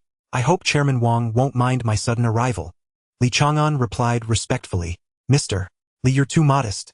I am a straightforward person, so don't stand on ceremony. Everyone please take a seat. Wang Dehui warmly welcomed everyone into the office to take their seats. Mr. Li, achieving such success at a young age is truly admirable. Wang Dehui praised sincerely. It's merely inheriting my father's business. It's nothing remarkable. If it weren't for the foundation my father laid down in his early years, how could I take over so smoothly? Li Chang'an humbly responded. Wang Dehui merely smiled at his words and did not continue with small talk. He understood the situation with Heji Shipping back then and was an old acquaintance of Li Yonglin. On the day of Li Yonglin's funeral, Wang Dehui personally attended to pay his respects, and he naturally knew that Heji Shipping was on the brink of bankruptcy just a step away. Now Li Chang'an casually said it was about taking over the family business, but Wang Dehui understood in his heart. He did not believe this statement at all. Mr. Li, you're too humble. Speaking of which you specifically came today, I presume there is an important matter to discuss. May I ask what it is? Wang Dehui shifted to the main topic. Li Chang'an straightened his posture, his expression turning serious. Chairman Wang, I indeed have a request today regarding the future of the company, thus I have come to earnestly seek your assistance. His solemn attitude made Wang Dehui unconsciously retract his smile and respond earnestly. Mr. Li, to be honest, I have a long-standing friendship with your father, brother Yonglin. Now that you are handling things independently as a friend and elder, I must fully support you. Please tell me what it is. Wang Dehui readily expressed his willingness to help, not yet aware of the specific request. With just this point, Li Chang'an's impression of him had greatly changed. He internally sighed, such a person yet to leave the scene in obscurity in the future is truly a pity. Well then, if I accept this favor today, in the future, when Wang Dehui encounters difficulties, I will certainly lend a hand discreetly. As for the outcome, it will depend on destiny. Thank you, Chairman Wang, for your strong support. I have come today to request you to transfer 6 of the shares of Zhongdian Company. May I ask if you are willing to part with them? Li Chang'an made his request with utmost seriousness. Wang Dehui was momentarily stunned upon hearing this. He initially thought that Li Chang'an might come to borrow money, or perhaps he needed help with electric sales channels.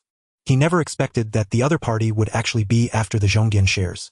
He even anticipated that Li Chang'an might ask him for land or properties. After all, he is a real estate tycoon with countless buildings and land under his name. What he never expected was that Li Chang'an only wanted that portion of Zhongdian shares which he considered insignificant, making Wang Dehui feel particularly shocked. Mr. Li, why are you interested in Zhongdian's shares? As far as I know, the Michael Kadori family has already controlled over 51 of the shares, making it impossible for outsiders to seize control. Could it be that you want to invest in the power industry? Wang Dehui asked in confusion.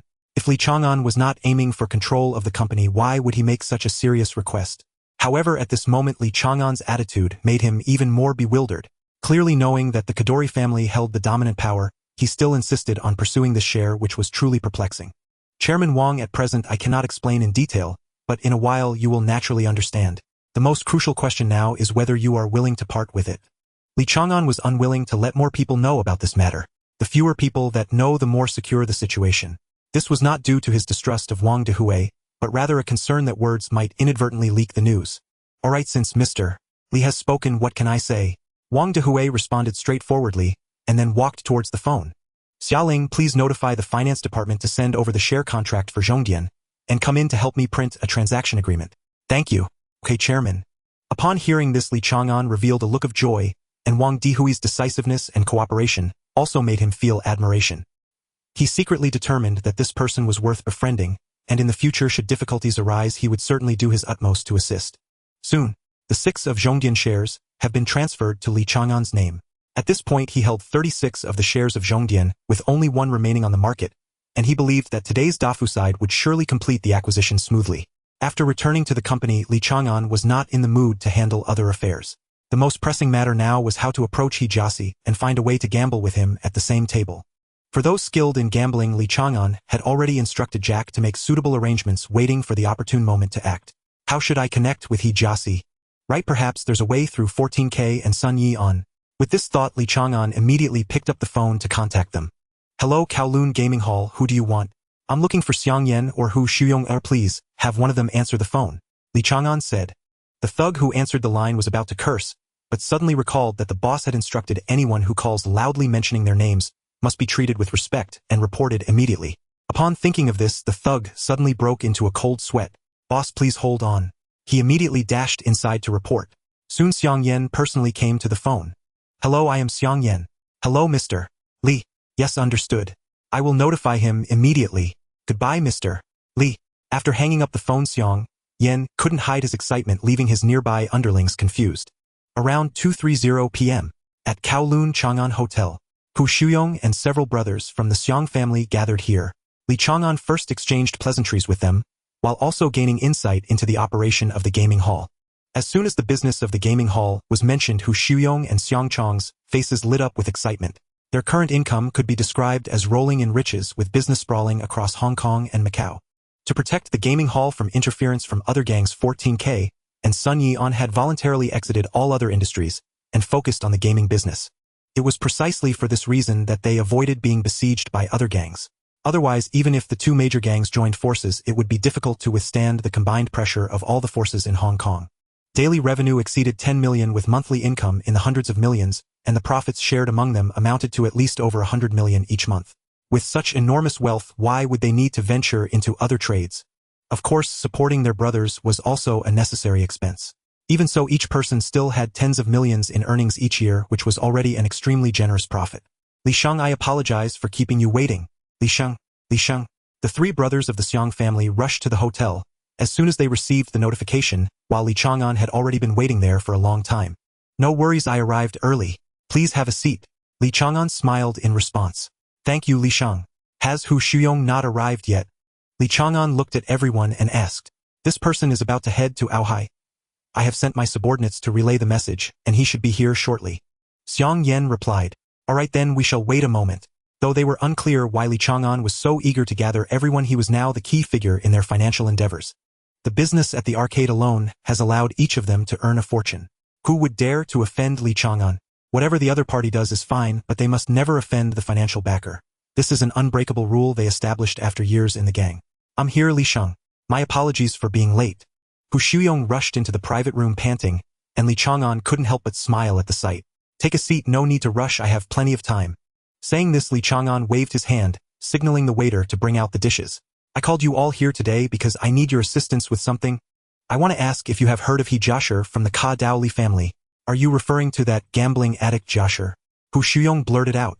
Hu Shuyong, do you know him? Li Chang'an turned to him, his tone carrying a hint of curiosity. Of course I know him. Who in Pujing doesn't?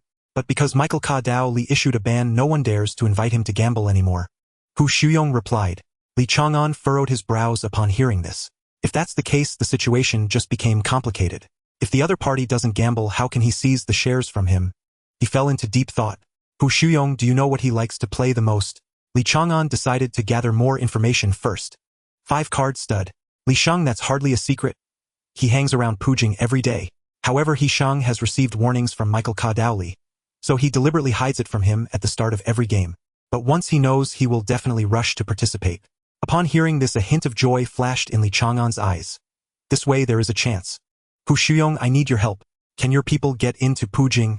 If so, please find a few clever subordinates for me and quietly spread the word. There will be a large 5-card stud game in Pujing tonight with extremely high stakes. But it must be done naturally. We cannot let anyone suspect that it's a deliberate rumor. It should seem like it spread accidentally. Do you understand what I mean? Li Chang'an instructed. Hu Shuyong nodded repeatedly. Rest assured, Li Shang. I can handle this without a hitch, he said confidently. Very well. I'll make a call to arrange for personnel. Mr. Xiangyan, please help me contact Pujing and reserve the best room available with the finest amenities. Of course, Li Shang. Li Chang'an immediately dialed his phone to contact his 3 old classmates. Only they, with their foreign identities, could make He Joshua fully believe in the authenticity of this gambling game. Even though He Joshua is easily lured, he cannot overlook his close ties with that legendary figure from the Li family, who is also an important shareholder in Pujing. To deceive him, the entire setup must be flawless. About 40 minutes later, his 3 classmates along with the gambling expert arrived punctually. Li Chang'an immediately began to deploy the details of everyone's actions for tonight. Is everyone clear? Absolutely no slip-ups.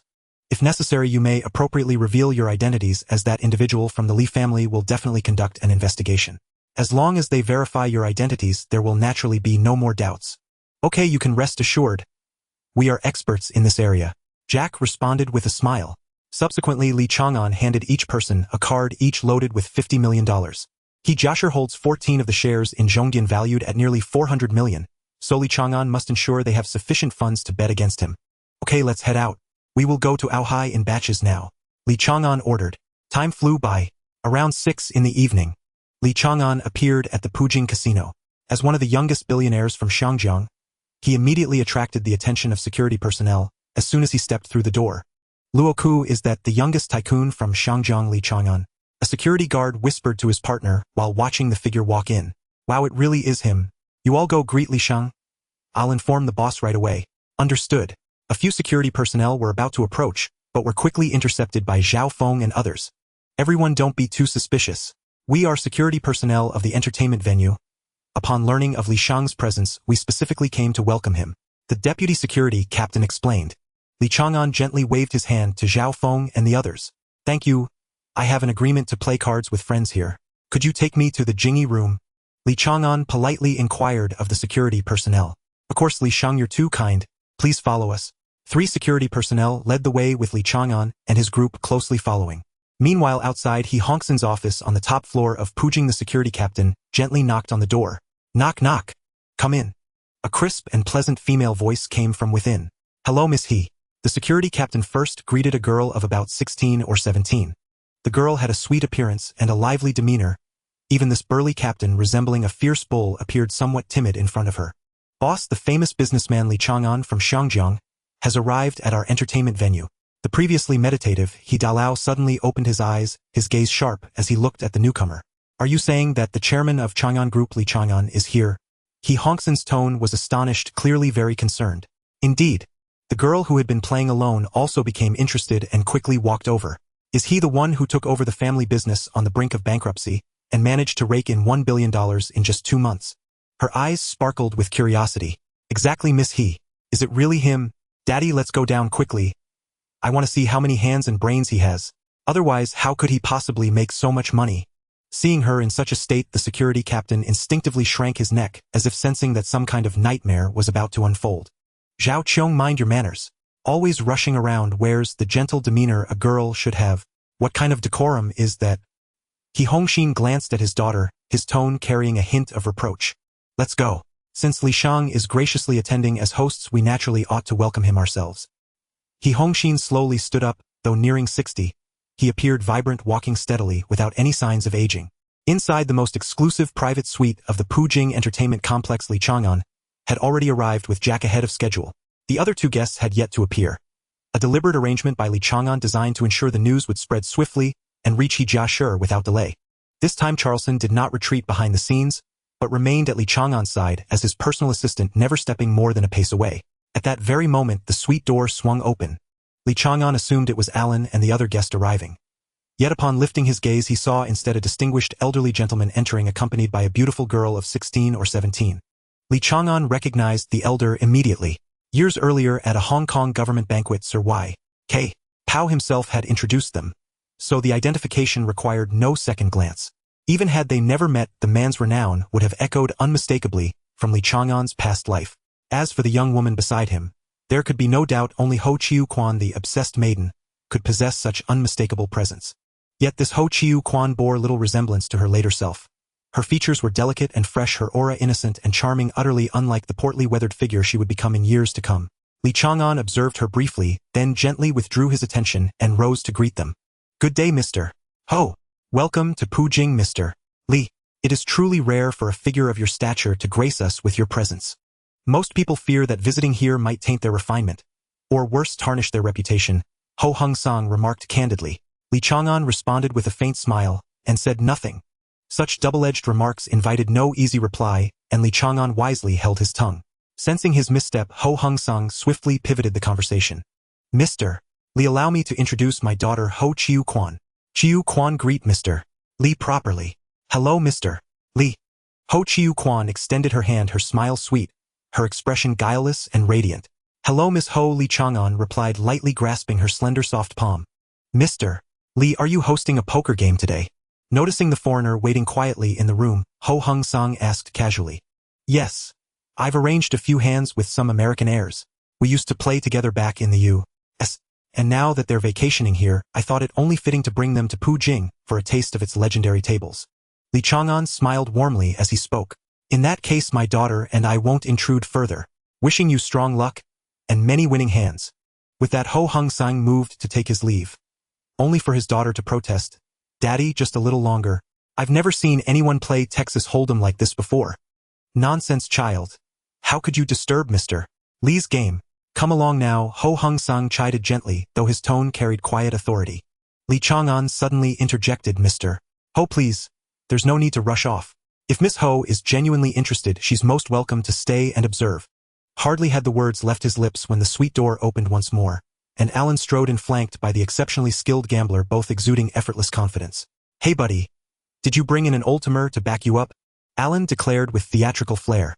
Li Chang'an nearly burst into laughter, then quickly glanced at Ho Hung Sang, relieved to see his composure unshaken. After all, this was his domain. One misstep could cost far more than face. It could cost life itself. Alan, you've mistaken him entirely. This is Mr. Ho, the chairman of this entire entertainment complex. We were merely exchanging pleasantries. Oh, Mr. Ho, it's an honor. I'm Alan. Please do look after me. Alan enthused, extending his hand eagerly. Ho Hung Sang merely offered a slight formal nod, leaving Alan momentarily flustered. Please carry on with your game. We won't disturb you further. With those words, Ho Hung Sang led his daughter out, regardless of her reluctance. Li Chang'an had originally intended to use Ho Hung Sang as an impartial witness, but with that plan dissolved, he felt no disappointment. In truth, he'd considered the elder's presence superfluous from the start. Merely a ceremonial arbiter, nothing more. Meanwhile, in the main hall of the entertainment complex, a disheveled old man vigorously shuffled a deck of cards in his gnarled hands, drawing a small crowd. Yet no matter how deftly he manipulated the deck, the cards refused to yield any trickery. Let's go. We heard a Hong Kong tycoons hosting a high-stakes table tonight. We should try to slip in and catch a glimpse. The remark pierced clearly through the ambient noise, and the old man whirled around searching for its source. But the speaker had vanished. Without hesitation, the old man snatched up his chips and hurried toward the private suite's, eyes alight with sudden fervor. Back in Pu Jing's most elite suite, over 10 minutes had passed since the first hand was dealt. Yet the one person Li Chang'an truly awaited still had not appeared. He felt no urgency. If the man truly lived for gambling, he would find his way here, by hook or by crook. And if he chose not to come, there was nothing to be done. No summons could compel him. Should this attempt fail, another invitation would follow. Then, knock knock knock. A sharp rhythmic rapping at the door snapped Li Chang'an alert. His eyes gleamed and he flashed a subtle signal to those around him. All were consummate performers, immediately slipping into character. He gestured for Zhao Feng to answer the door, only to find a blonde teenage girl standing there. Recognizing her instantly as Ho Chiu Quan, Li Chang'an was struck by equal parts exasperation and irony. Exasperated as though bested by a mere girl, amused because a billionaire magnate like himself now resorted to staging a rigged poker match to ensnare a target. A wry, self-deprecating smile flickered across his lips. Not born of weakness but of grim acknowledgement, this deception was not indulgence but necessity. Without it, acquiring China light power would be impossible, and his influence across Hong Kong would crumble. That outcome was utterly unacceptable. May I come in? I'd love to watch you play. Ho Chiu Quan asked timidly. You're allowed in. Didn't your father forbid you from coming? Li Chang'an countered coolly. I sneaked in. He's busy right now, she whispered, tiptoeing inside with practiced discretion. Though willful, she possessed innate decorum, knowing instinctively not to disrupt a live game with noise or intrusion. She settled quietly near Li Chang'an, choosing a seat where she could observe without interfering. To any outsider, she appeared the very portrait of gentle refinement. An elegant, composed young lady. Only those who knew her true nature understood why even seasoned power brokers regarded her with quiet trepidation. 1 million, do you call? I call. And raise you 2 million more. Around the table, the players performed flawlessly, aware that an audience demanded authenticity, even in pretense. Ha ha ha. I've got 3 of a kind. My apologies. I win again, Jack declared, triumphantly sweeping up the chips. Just then, another knock sounded at the door. This time Li Chang'an remained perfectly calm, merely casting a quiet glance toward Zhao Feng, signaling him to open the door once more. Now entered an unkempt elderly man, and beside him a dignified scholarly elder. An improbable pairing. Yet the moment Li Chang'an laid eyes on them, a subtle knowing curve lifted the corner of his mouth. Who are you? This is a private suite. Leave immediately. Li Chang'an turned sharply, voice commanding. In truth, he had recognized the disheveled elder the instant he appeared, the very man he had been waiting for. But this was theater, and every scene demanded full commitment. The ragged elder was he, Jia Shi. Why had he arrived so late? Because he had deliberately sought out Yip Tak Li to guide him here.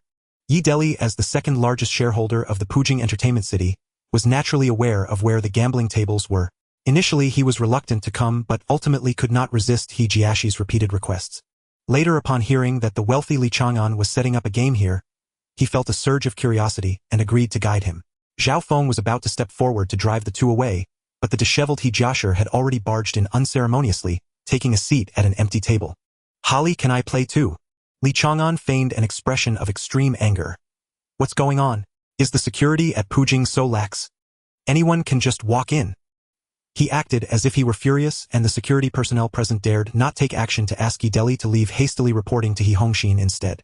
Seeing that the misunderstanding was escalating, Yi Deli hurriedly stepped forward to introduce himself. "Mr. Li, please do not misunderstand. I am Yi Deli, the second largest shareholder of Pujing. This is my old friend, He Jiashi, who is the uncle of Michael Kadori. He means no harm, he simply loves gambling." Yi Deli felt a bit helpless towards his old friend. Regardless of the occasion or the company, as long as there was a game of poker, he would dive in without fear of being cheated. Sometimes he knew perfectly well that he was being set up, yet he would still play, which was truly perplexing. But Yi Deli knew he was by no means a foolish person, nor was he lacking in intellect. Perhaps it was precisely because he had no children of his own that he had become so reckless. "So it's Mr. Yi, I have long admired your name and I apologize for the rudeness earlier. I hope you can forgive me." Li Chang'an immediately put on a smile and hurriedly apologized. "Michael Kadori, are you referring to the Michael from the Kadori family in Hong Kong? And this is actually his uncle?" Li Chang'an feigned surprise and pressed for more information. "Indeed." Yi Deli nodded in confirmation. Li Chang'an was playing the role of humility, and it was now Jack's turn to make an entrance. "Damn it, Li, who are these two? Tell them to get out. Don't delay us from playing cards." Upon hearing Jack curse in American English, Yi Deli's brow furrowed immediately. After all, he was a shareholder of the Pujing Entertainment City, yet he was publicly insulted by a young brat, which understandably displeased him. Just before Jack could continue shouting, the door to the private room opened again, and in walked He Hongxin. As he recognized the figures of Yi Deli and He Jiashi, everything became clear to him. He cast a cold glance at Yi Deli. "As a shareholder of the Entertainment City, do you not realize that this could tarnish our reputation? Who allowed you to barge in without Mr. Li's consent? Immediately take Mr. He Jiashi away," He Hongxin said with a grim expression. Then he turned to Li Chang'an, speaking sincerely. "Mr. Li, I sincerely apologize. It is my management oversight. All commissions tonight will be waived as a small token of my apology to you all." "Hey, have you said enough? Is this the standard of your entertainment city in Hong Kong? Don't block us from playing cards. All of you get out." Jack continued to be arrogant. He Hongxin's expression grew even darker. It was not unreasonable for him to personally apologize for his subordinate's mistake, but he was the helm of Pujing, a local tyrant of the Australian Sea, yet was publicly humiliated by a junior. If it weren't for Li Chang'an being present, he probably would have already ordered the place to be cleared. At this moment, it was once again Li Chang'an's turn to step in to smooth things over. He quickly walked to He Hongxin's side and whispered, "He, do not act impulsively. Their background is not simple. The person is surnamed Morgan, and he is American." He Hongxin's pupils shrank slightly at the words. As a top figure in Hong Kong and the Australian Sea, how could he not know what that surname meant? "Mr. Li, I sincerely apologize. I will have them leave right away." He Hongxin had lost all desire to stay. If the other party was indeed as Li Chang'an said, then he was not someone he could easily provoke. "Deli, take Mr. He Jiashi away right now," He Hongxin ordered urgently. "No, I want to play. I'm not leaving. Are you afraid of me?" He Jiashi finally spoke, his voice not loud but filled with undeniable determination. Li Chang'an felt delighted upon hearing this. It was said that fate favors those who are prepared, and all his efforts were for this very moment. For the 14 stake in China Power, he held he was willing to lower himself and personally set up the game. "Ha ha ha. So arrogant. Since you insist on gambling, I will accompany you to the end.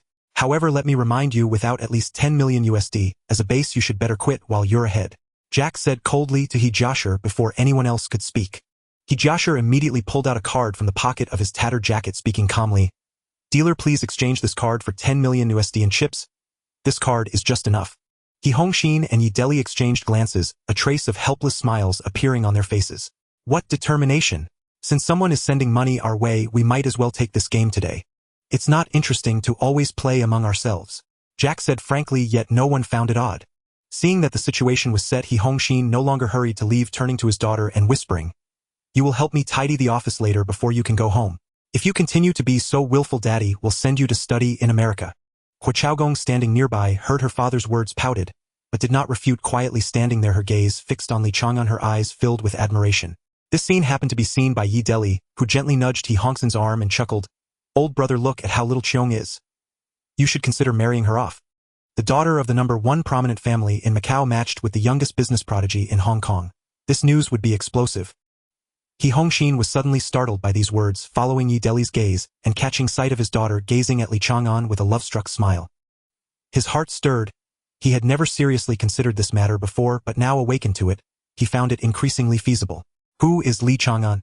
The youngest billionaire in all of Hong Kong, a company on the brink of bankruptcy, had managed to rake in a profit of $1 billion in just 2 months under his management. Oh, who could match such prowess? At this moment, He Hongsan's thoughts were no longer on the card table. Instead, he was constantly contemplating what benefits marrying his daughter to Li Chang'an would bring to his family. The more he thought about it, the more advantageous it seemed.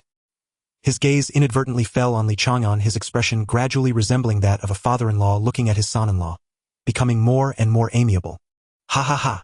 Suddenly, he could not help but burst into laughter. He Chaogong looked at her father in confusion. "Daddy, what are you laughing at?" Seeing this, Yi Deli understood his thoughts, a meaningful smile curling at the corners of his mouth. "It's nothing, just continue watching the game." He Hongxin responded nonchalantly, yet his eyes remained fixed on Li Chang'an, as if he had already taken him into his family fold. Hong Kong was a market he had been unable to penetrate for years. His previous investments had been forced out by local tycoons. If he could form a marital alliance with Li Chang'an, the He family would surely have a smooth path into Hong Kong. Such a union would be beneficial with no drawbacks. Though he appeared focused on watching the game, his mind was racing, repeatedly calculating the various benefits this marriage could bring, and he had even begun to envision the commercial landscape after the merger of the two families. At the same time, he recalled Li Chang'an's rise to prominence.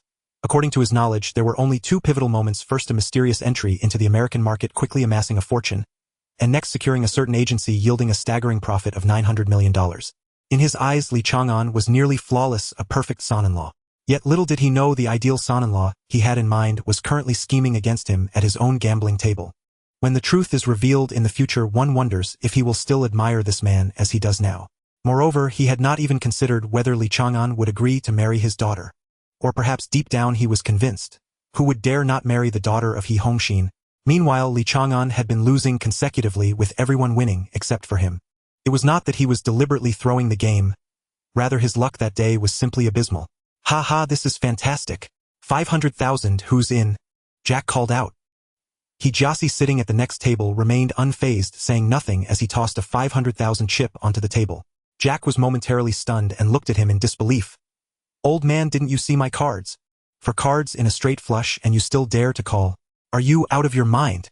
His words were so arrogant that one couldn't help but want to teach him a lesson. Young man, playing cards requires a calm and composed mind for good fortune to follow. You have only 4 cards and you are already certain of a straight flush. It is too early to jump to conclusions. He Jias's tone was steady, like a legendary gambler coming to life. Li Chang'an chuckled lightly, his gaze sweeping toward the person Jack had invited, conveying a silent command for him to take action. "I'll call 500,000. I'm in." Alan followed suit, and when it was Li Chang'an's turn, he gently covered his cards and said, "I'm out, there's no need to push it." The dealer continued to deal cards. After Jack received his hand, he wore an extremely smug expression. Any discerning eye could see he had a strong hand. He pushed his chips forward, declaring, 10 million, old man, come on." Without needing Jack to provoke him further, He Jossie had already calmly tossed in his chips, utterly unfazed. Alan and the invited gambling expert followed suit, leaving only Jack and He Jossie facing off. The last card was dealt, and Jack's face lit up with excitement. Even a fool could tell he held a winning hand. "Straight flush, please place your bets." The dealer pointed at Jack and said, "Old man, you probably have less than 20 million left, right? I bet it all on you." He Jossie did not hesitate, pushing all his chips forward. 1,680,000 Hong Kong dollars, which instantly left Jack dumbfounded, staring at him in disbelief. "Old fossil, do you even understand the rules? I truly have a straight flush, or are you here to donate money?" Jack pretended to panic, but it was all just an act. However, He Jossie remained unperturbed, his demeanor still calm. "Let's reveal the cards, my husband." The truth was revealed. He Jossie had 3 kings and a pair of 4s, while the crucial spade for that could complete the straight flush was firmly in his grasp. No wonder he was so confident victory was in his hands. "You're finished, old man." Jack's face darkened. At this moment, he was playing the role of the villain, relentlessly disrupting He Jias's focus with his arrogance. The next round began immediately. In this round, Li Chang'an had the highest hand, and was the first to bet, opening at 500,000. Jack began to fidget again, turning to stare at He Jossie. Old man, I'm going to win back both my stake and interest this round, haha 20 million. He suddenly tossed out his chips. Kijasi didn't even glance at him, equally tossing in 20 million. This time the invited gambling expert also chose to follow suit, and Kijasi discreetly glanced at his whole cards. The dealer continued to deal cards. Jack seemed to have drawn a strong hand again. 2 kings and a spade 10 practically jumping with excitement. It would be against all odds not to break even this round 50 million. He forcefully pushed a large stack of chips forward, finally making Kijasi furrow his brow slightly. Old man, just fold and admit defeat, hum. Kijasi ignored him after a moment of thought. He resolutely pushed forward 50 million chips.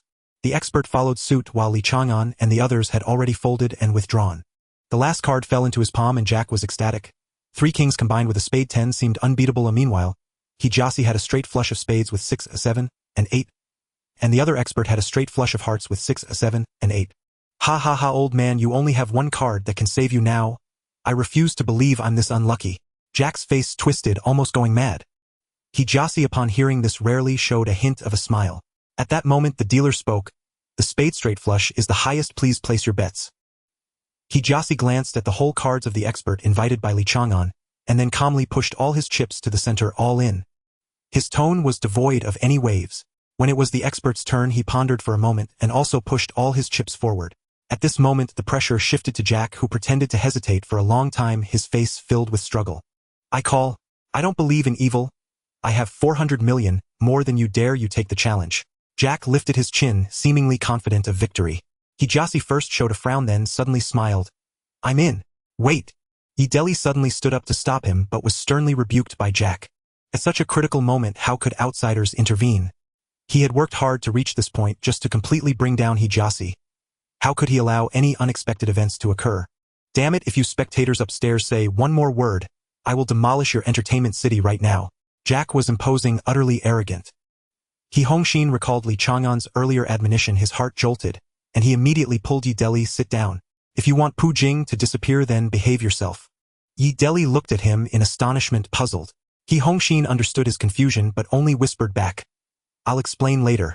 Although Yideli was confused, he knew Hongshin well. Since he was so serious, the people at this table were clearly not ordinary. The game continued. Hey old man, if you don't have the money, don't force it. I don't believe you can win every round, hum. At this moment Kijasi had no mind to pay attention to Jack. What truly concerned him was the player to his right. His open cards were the same as his, while his whole card was a spade 5. If the other player truly had a heart 10, he would be in deep trouble. Old man, are you betting or not? If not, fold. If you don't even have that courage, what are you pretending to be tough for? Jack continued his taunts, relentlessly pressuring. Perhaps his words had an effect, as Kijasi's eyes narrowed, his expression resolute, as he pulled out a document from his bag. This is my 14 stake in Hong Kong Electric Company, valued at over 400 million. I'm betting this. Yideli started to rise, intending to intervene, only to be firmly pressed back into his seat by Hongshin. Li Chang'an suppressed a surge of quiet elation. After feigning compliance all night, this moment had finally arrived. He longed to reveal his cards, instantly brandish the equity documents, and stride away in triumph. Old man, you're certain you wish to pledge your equity as collateral? Have you truly weighed the consequences? Jack confirmed once more. I am certain. Very well. Let the equity's authenticity be verified. And you? Will you call? Naturally I call. This card holds $6 million. Audit the account at your discretion. The dealer swiftly verified the details, confirming both the equity's legitimacy and the sufficiency of funds in the associated account. The game resumed its formal rhythm. By protocol, the dealer asked, gentlemen, please confirm one final time, have all bets been matched? Confirmed, confirmed, confirmed. Very well. Reveal your hands. Ha ha ha. For of a kind. Old man, if you somehow pull off a royal flush, then I'll admit you've earned my respect. Jack nearly burst into laughter, astonished at how flawlessly his performance had unfolded. In truth, he knew his own hand was doomed to lose. He was merely bait. The true masterstroke lay with the professional gambler, deliberately invited for this very purpose. Young man, as I said earlier, patience is the soul of poker, and fortune favors those who wait. My apologies. I hold a royal flush. With a serene smile, Kijasi unveiled his cards, utterly confident of victory. He assumed the man to his right was merely bluffing. His heart raced with exhilaration. The night's high-stakes duel had been nothing short of transcendent. Just as he reached forward to claim his chips, a calm voice cut through the air. Apologies. But my royal flush appears to outrank yours. Kijasi turned toward the voice, and upon seeing the opposing hand, collapsed limply into his chair. How could you possibly hold a royal flush too? What staggering coincidence. A faint knowing smile curved Li Chang'an's lips, calm unruffled. Yet this entire tableau did not escape He Chaoqiong's watchful gaze.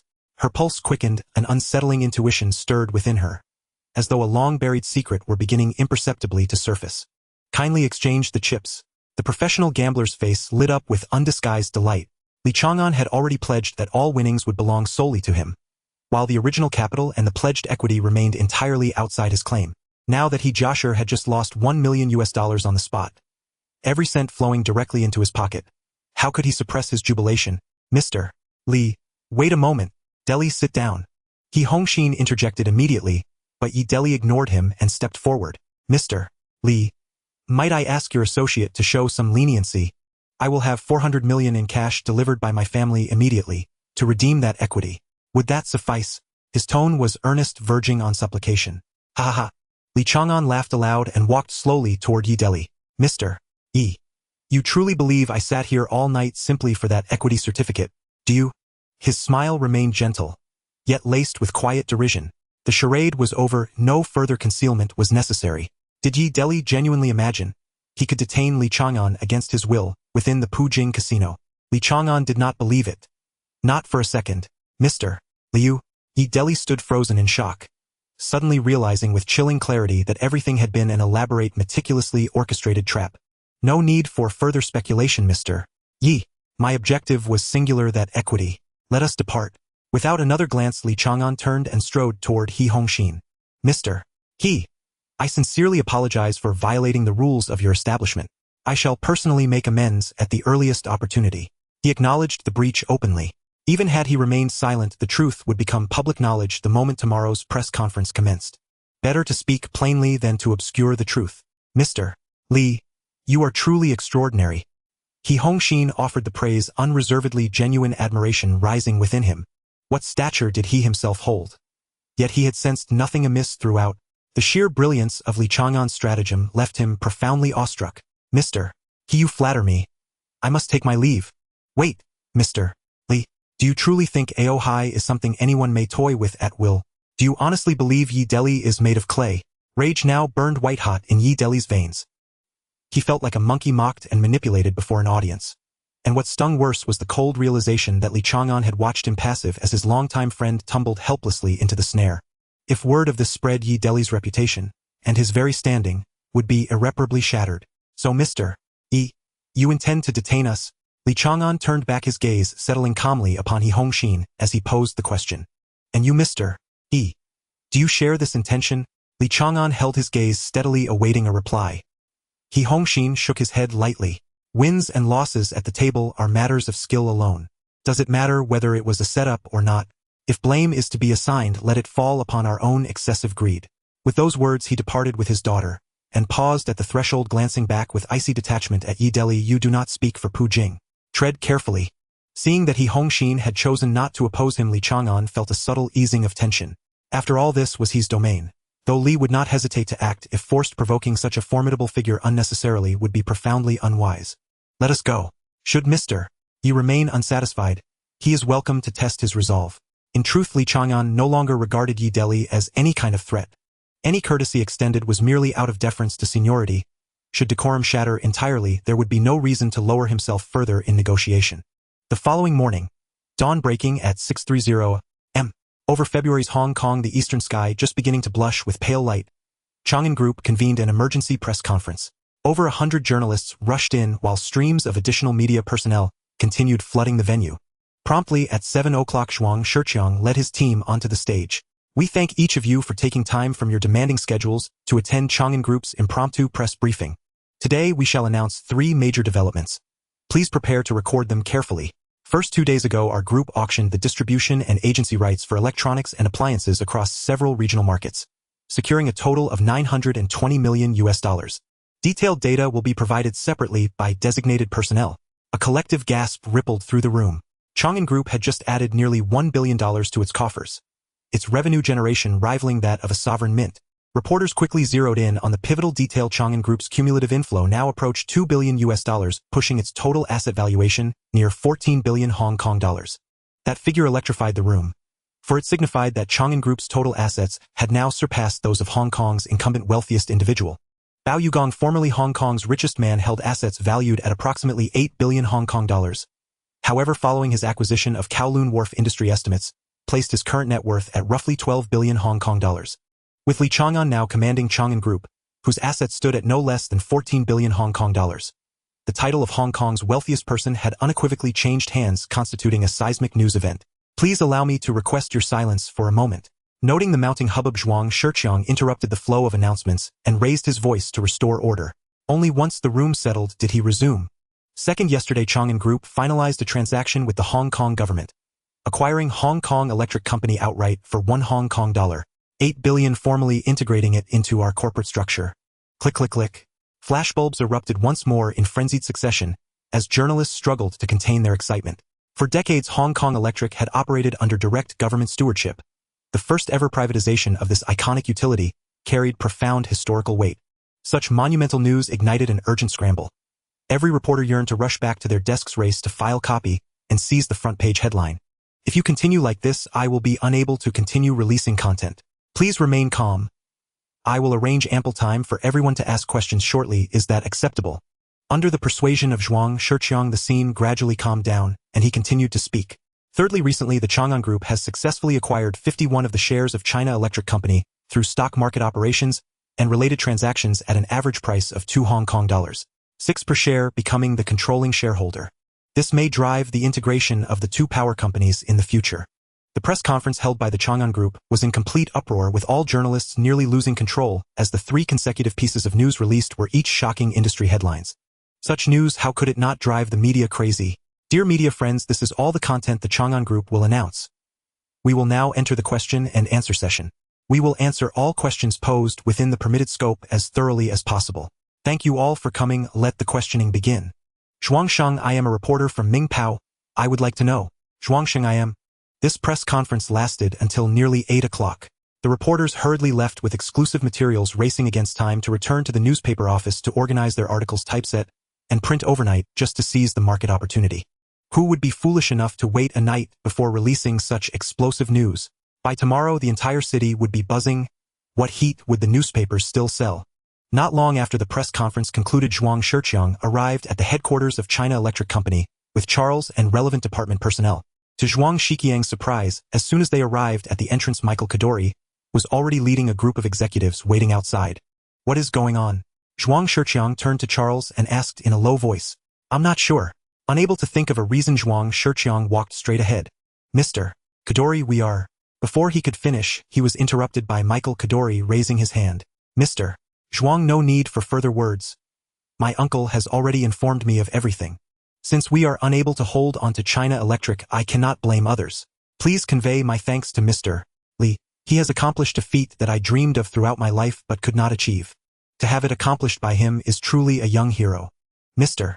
Kadori's sentiment will be conveyed faithfully. So can we proceed with the handover now? Zhuang Shiqiang asked cautiously. Of course, it can be done at any time. The entire management team of China Electric is here waiting. Additionally, please inform Mr. Li that I still hold 37 of the shares of China Electric. If he is interested, he can take them all. The company has changed hands and I retain my shares. Mr. Li will certainly not feel at ease. Why not facilitate this arrangement? It would be mutually beneficial. Zhuang Shiqiang gazed at Michael Kadori, seeing no hint of insincerity or reluctance in his eyes and demeanor. The demeanor this person displayed at this moment made Zhuang Shiqiang genuinely admire him. Regardless of his sincerity, to calmly step back at this moment is a realm difficult for ordinary people to reach. Mr. Kadori, if you truly have the sincerity, then we can complete the transaction now. Young Master Li has long authorized me to handle this matter fully, and the funds are ready to be transferred to your account at any time. Zhuang Shiqiang responded steadily. Ha ha, good. Refreshing. Then I will trouble Mr. Zhuang. Mr. Kadori, please. If young Master Li were present, he would be utterly astonished. Not only did the handover proceed more smoothly than imagined, but the remaining shares in Michael's hands were also offered without negotiation. This result far exceeded young Master Li's prior expectations, and even Zhuang Shiqiang felt as if he were in a dream at this moment. About 3 hours later, the handover was successfully completed. The financial accounts of China Electric were remarkably clear, with not even the smallest detail amiss. Zhuang Shiqiang couldn't help but be deeply impressed by Michael Kadori's integrity and capability. After leaving China Electric, Zhuang Shiqiang immediately walked towards a phone booth eager to report the progress to young Master Li. Ringing, "I am Li Chang'an. Young Master Li, the handover has been completed. So soon. Did the Kadori family set any obstacles?" "No, young Master Li. We underestimated Mr. Kadori. Not only did he not pose any difficulties, but he also cooperated fully, even proactively transferring all the shares he held to us." "What?" This time Li Chang'an was truly shocked. "You mean Michael Kadori handed over all the shares of China Electric he held?" He spoke with a slight tremor, unable to conceal his excitement. "Yes, young Master Li. Haha, that's great. Manager Zhuang, you must immediately contact Yi Deli in Aohai and retrieve the 11 shares he holds, then begin preparing for delisting and restructuring." Li Chang'an was immensely excited, not expecting to acquire the shares from Michael Kadori so smoothly. He had originally been pondering how to gradually obtain the remaining shares, not realizing Michael would be so straightforward. "Understood, young Master Li. I will set off immediately." Just as Li Chang'an was filled with joy, he was unaware that the news released from the group's press conference had already stirred up a storm in Xiangjiang. What ordinary citizens are most concerned about is whether the Chang'an Group will raise electricity prices after taking over the power companies. This is their true focus. Hearing this news, the chairpersons of major listed companies and executives of foreign firms were all shocked by the Chang'an Group's bold move. The financial strength and strategic layout they exhibited left everyone dumbfounded. Some interested individuals began to carefully tally the asset composition under the Chang'an Group, but once the calculations were clear, the results were astonishing. Not to mention that they already controlled 2 power companies, they also held giant enterprises such as Hutchison Whampoa and Chang'an Group, encompassing television stations, film production companies, numerous factories, retail networks, and real estate development projects. In addition, there were also a large number of undisclosed factory and land reserves. Just these industries alone were enough to be hard to believe, not to mention that all of this had been rapidly built by Li Chang'an in just a few months. The speed of development was almost beyond reason, yet the facts were indisputable. Even more enviable was that the Chang'an Group always possessed the strongest cash flow among the enterprises in Xiangjiang. Their retail and electronic sectors had a powerful cash-earning ability, becoming the target of envy throughout the industry. Once various parties completed the asset mapping of the Chang'an Group, their first reaction was nothing but shock and astonishment. In the conference room of Jardine Matheson, "We can no longer sit idly by. We must take action." Jardine's senior executive Niu Biging spoke passionately. "Mr. Niu Bijian, what good strategies do you have? Currently only Heji is listed on the stock market under the Chang'an Group, and it has already been controlled by them with over 51. As for the 2 China Electric companies, they will definitely be integrated before being relisted for financing. But based on that kid's usual style, he will definitely hold firmly to more than 51 of the controlling stake.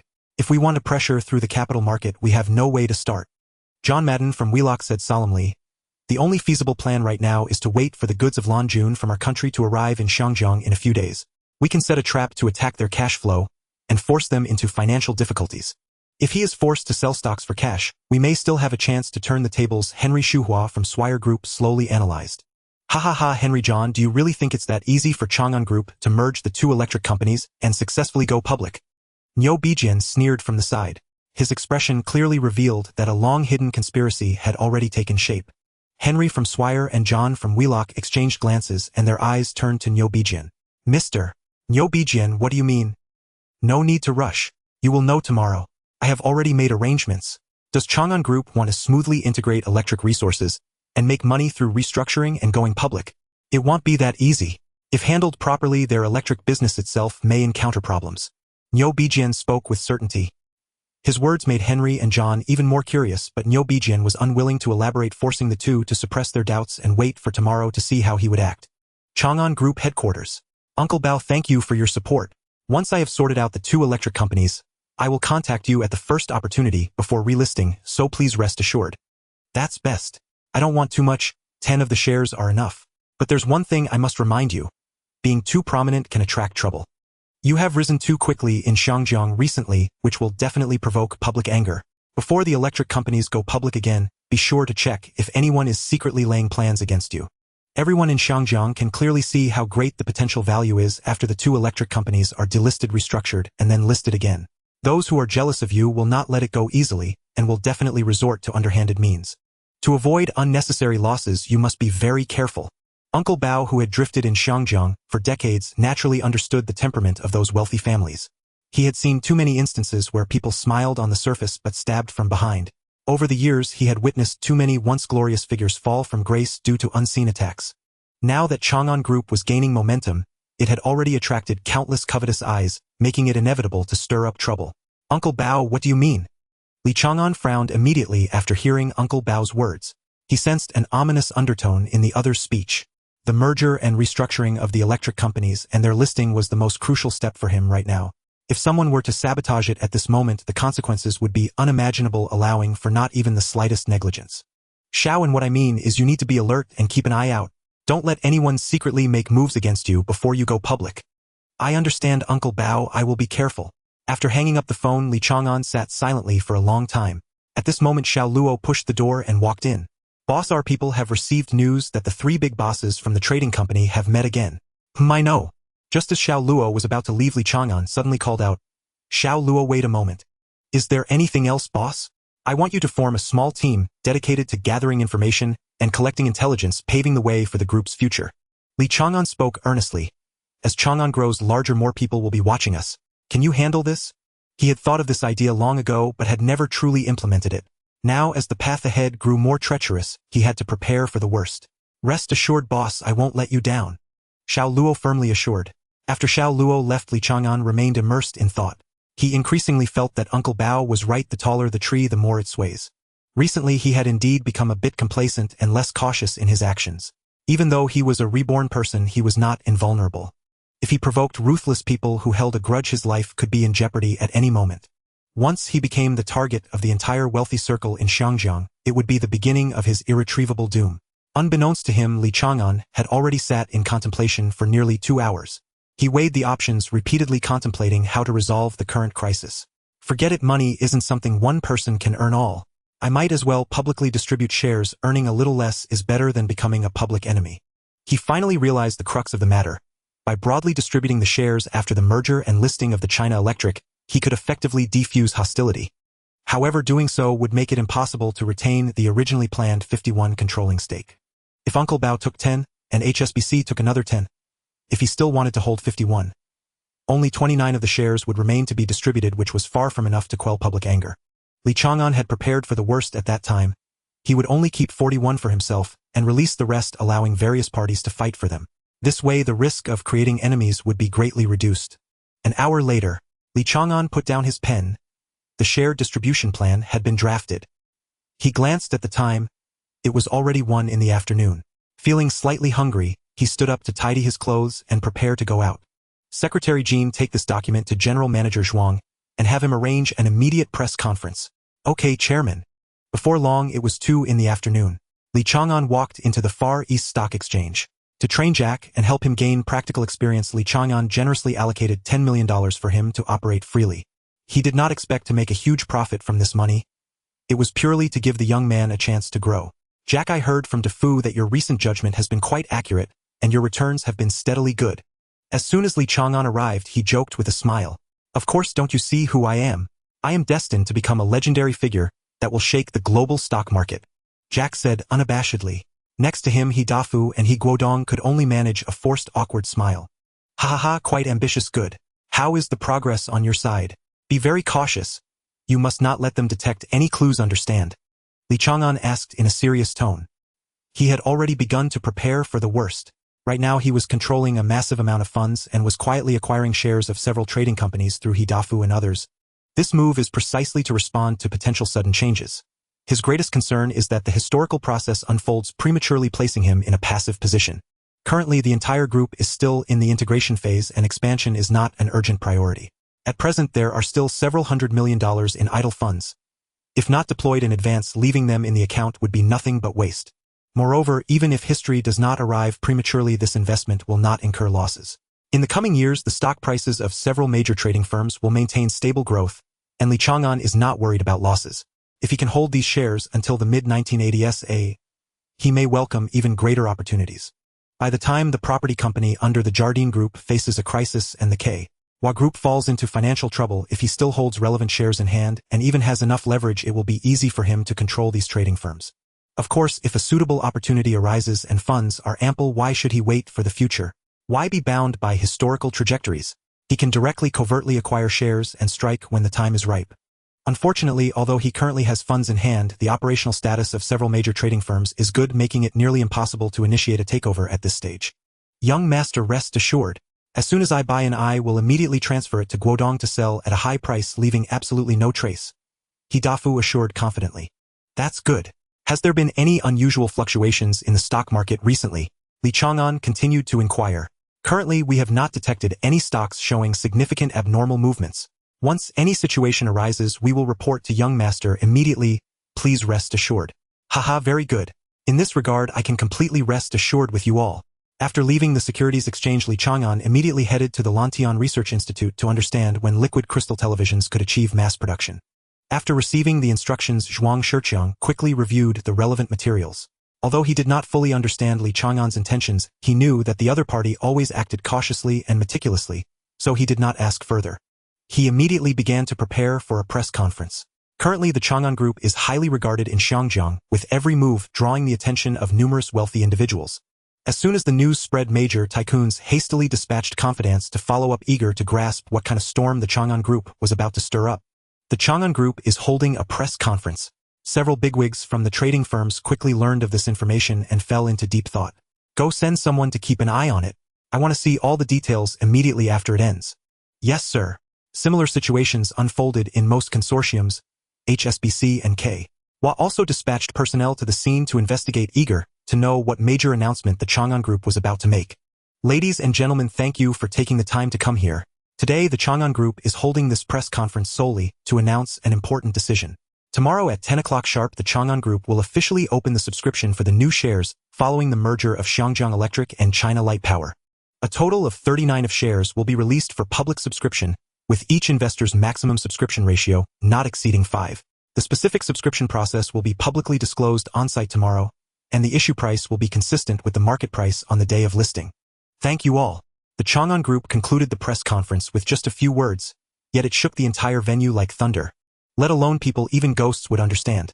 After the merger of the two power companies, they will become the only core enterprise controlling the lifeblood of the people in Xiangjiang, and its market value cannot be measured by ordinary corporate standards. The intelligence personnel dispatched by various groups immediately transmitted the news back to headquarters. Within the Jardine Group, this Chang'an Group truly has extraordinary courage. Emma, go contact the newspaper to pause the publication of those articles disparaging the power companies. I want to see what exactly the Chang'an Group is plotting. Haha, this young Li is young yet has such meticulous thoughts. He knows that when his strength is not sufficient, trying to stand out will only attract countless troubles. Now this move has instead resolved all the turmoil. He is truly an impressive young man. Within the Global Shipping Group, Guangjing Si, I told you that Xiaoan is an understanding person. He must understand my intentions. If I could have such a son, I would die with no regrets. As soon as this statement came out from Bao Yugongwu, Guangjing beside him immediately felt embarrassed, shaking his head repeatedly and smiling bitterly without speaking.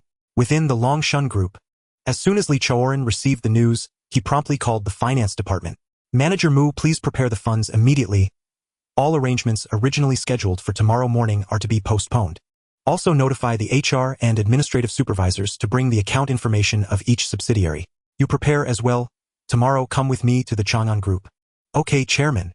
He originally planned to personally visit to request some shares of the power companies from Li Chang'an, and now that the opportunity has presented itself, he naturally will not take it lightly. However, the personal subscription of 5 is not his ultimate goal. In his view, the more shares he can acquire from the power companies, the better. At the same time, similar scenes unfolded across major consortiums. The news of the Chang'an Group's press conference has stirred the entire Xiangjiang business landscape. In the blink of an eye, it was March 7th. At 9:30 in the morning, nearly 200 people gathered in the reception hall of the Chang'an Group headquarters to participate in the first public pre-sale subscription meeting of its power company. Those who managed to step into this place were all individuals of significant wealth. Ordinary tycoons would not dare to easily show up. Everyone knows that once the power company completes its integration and goes public, its value will be immeasurable. Today, even some prominent families that have not made appearances for a long time came to the scene. What they sought was not money but the influence behind it. Once the power system is merged, there will only be one power supply company left in the entire Xiangjiang. Even if someone tries to establish a new entity in the future, it would be nearly impossible to succeed. Who would be willing to remodel their home wiring just to switch to another company? Unless it is a newly constructed residence or a new development project, but the initial investment required for the power company is enormous. Anyone with a bit of sense can calculate that. Moreover, the costs of laying the transmission network, building power plants, and the substations scattered throughout. The cumulative infrastructure costs are such that almost no one can bear them. Therefore, unless the Hong Kong government intervenes forcefully, the monopoly of the power market by the Chang'an Group has become a foregone conclusion. Such a basic industry which is both monopolistic and related to people's livelihoods, how could it not make these top tycoons scramble to seize a share? Mr. Hui, your presence is truly welcomed. Zhuang Shiqiang, as the person in charge of this subscription event, stood at the door welcoming guests one by one. At this moment, he was already feeling waves of excitement in his heart. Who were the figures coming in? The top tycoons of Shangjiang were all present. Even Hua Yingdong had come in person, and representatives from the renowned Cao family, who had been famous since the 1930s and 1940s, were also in attendance. No need to be polite, you carry on with your work. I'll find a seat myself. Hua Yingdong replied amiably. All right, Mr. Hua, please come in. At that moment, a wheelchair slowly drove in from outside, pushed by an elderly man. Li Xing, you have arrived, welcome. Oh, it's Shiqiang, not bad, not bad. You've made quite an achievement. I just came to join the fun. I haven't been out in a while. I heard that a prodigy has emerged in Shangjiang recently. Even our uncle Xiao Lu has been outdone. I'm quite curious and thought this would be a good opportunity to meet him. Upon hearing this, Zhuang Shiqiang could only respond with a slightly awkward smile and did not reply. This person was none other than Li Chang'an, the leader of the Li family, one of the four great families of the old era. Why did Zhuang Shiqiang recognize him? It turned out that his father had served the Li family for many years in his early years.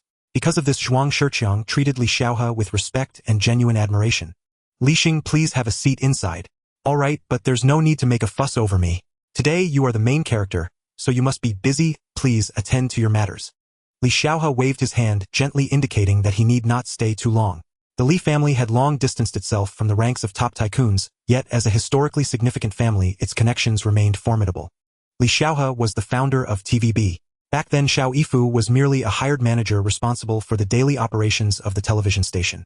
It was later that Li Chang'an voluntarily relinquished part of his shares, allowing Xiao Yifu to gradually gain actual control of TVB. Time quietly passed to 10:30. Zhuang Shiqiang slowly walked onto the stage. Welcome to the Chang'an Group's equity pre-sale subscription meeting.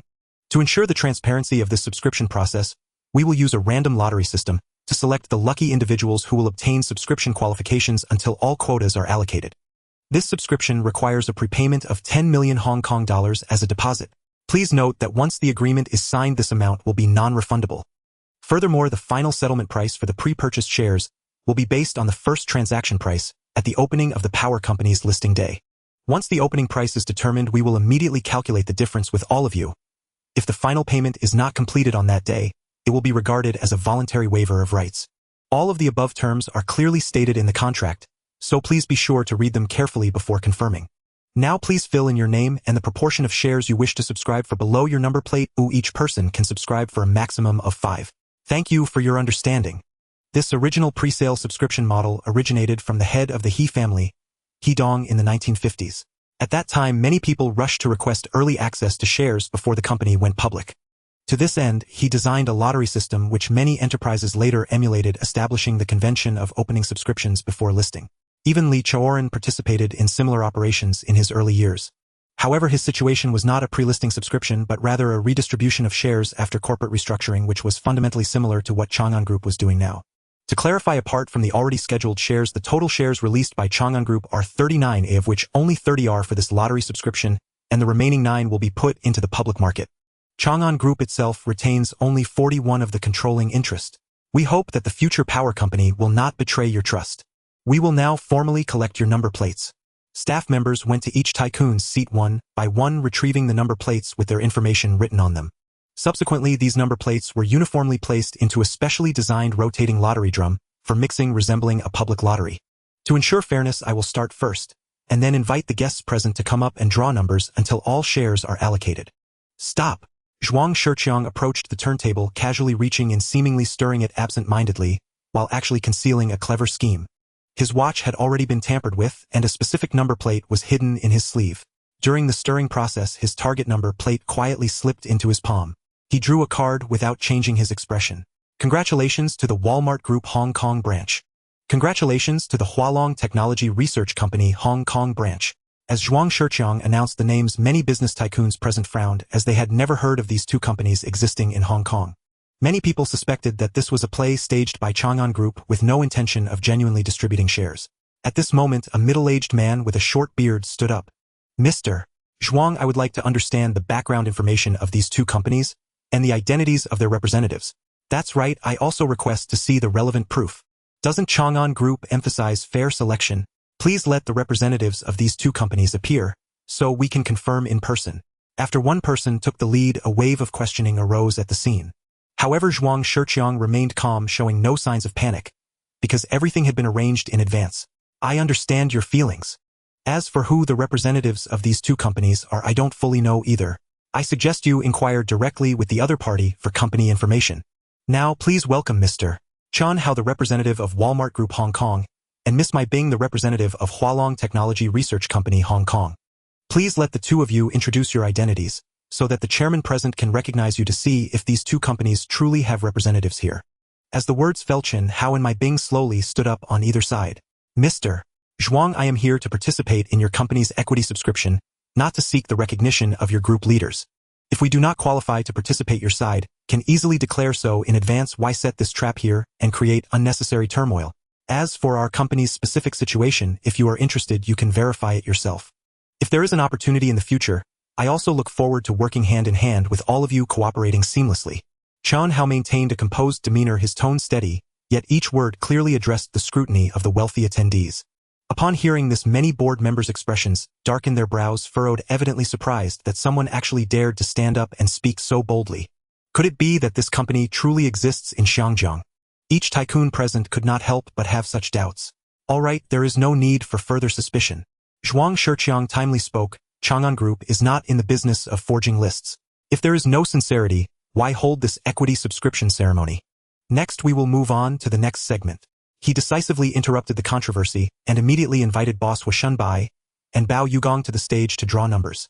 Moments later, the 39 shares were completely divided among the 8 people. Each subscriber took the full 5. And faced with the vast prospects of the power industry, everyone was confident, even feeling that a 50 quota was still insufficient.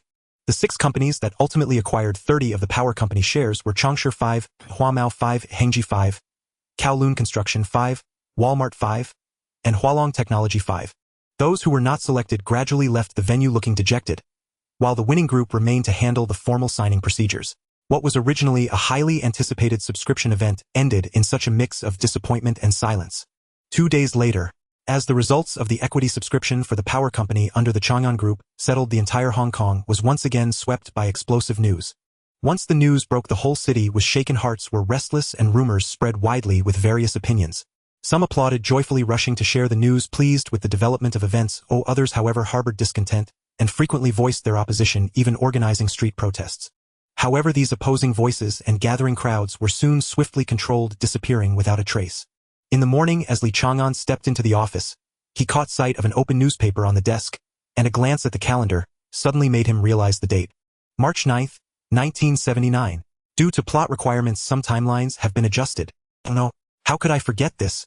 He was immediately filled with regret. Although his memory was vast, he ultimately could not cover everything. Li Chang'an knew that from this day forward, the real estate market in Hong Kong would plunge, and many small and medium-sized enterprises would withdraw their investments and flee. At this moment, it was indeed the best time to buy low and exit the industry. As the 1980s approached, every industry would experience rapid growth. Unfortunately, by the mid-1980s, when Hong Kong and the mainland began a new round of negotiations, the leak of related information would once again trigger a wave of capital outflow, prompting many groups to shift their assets. It was precisely because of this that local Chinese-funded small and medium enterprises were able to rise and complete a new round of reshuffling, gradually growing stronger in the cracks, ultimately propelling Hong Kong to truly take off. Hong Kong Kai Tak Airport. At 9:30 in the morning, the airport hall was crowded with countless citizens holding banners, eagerly awaiting the arrival of a key figure. The person who could garner such support was undoubtedly of extraordinary status. Among the crowd waiting to greet the person were not only Hong Kong's top tycoons, such as Ho Yingtung, Zhuang Shiping, Hu Yingxiang, the literary giant Jean Daxia, and the Bao family, all of whom were present. Even more noteworthy was that Governor MacLehose was also present, accompanied by officials from various major departments of the Hong Kong government waiting in line. This indicated the high status and deep influence of the visitor. Regarding this grand occasion, Li Chang'an chose to turn a blind eye. He had no intention of engaging at the moment. It was still too early. Even if he would eventually have to follow the tide, he only planned to invest in building factories steadily and cautiously, observing the changes. As for other industries, he would at least wait until the mid-1980s to consider any layout.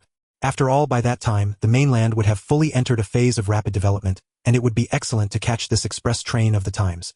Li Chang'an did not dwell on this matter any longer, and immediately notified Zhuang Shiqiang to come for a discussion on which areas they should focus their investments if a large-scale withdrawal of foreign capital from Hong Kong occurred. A few minutes later, knock knock knock. Please come in. Did young Master Li call for me? Manager Zhuang, please take a seat. There are some matters I would like to discuss with you. Li Chang'an stood up and walked to the sofa sitting side by side with Zhuang Shiqiang. Manager Zhuang, do you think our group should venture into new industries or further expand the scale of existing ones? Young Master Li, are we looking to expand again? The group's business development is already quite extensive and most of it has only recently been taken over. I believe it would be wiser to pause for now, focus on integrating existing resources and then make plans. Zhuang Shiqiang cautiously suggested. Li Chang'an pondered over his words seriously. In fact, he had similar thoughts, but the current situation was different. That old man had already arrived in Hong Kong, and once tomorrow's newspaper published the content of his talks with the governor. At that time, Hong Kong might welcome an excellent opportunity to buy low, and he would never let such an opportunity slip away. He certainly understood that one must eat bite by bite to grow strong. If one tries to be greedy, it could lead to choking. However, Li Chang'an was clear about his advantages: a big appetite able to swallow and capable of digesting. As a reborn individual, he would naturally avoid difficult projects, focusing instead on areas where he was confident.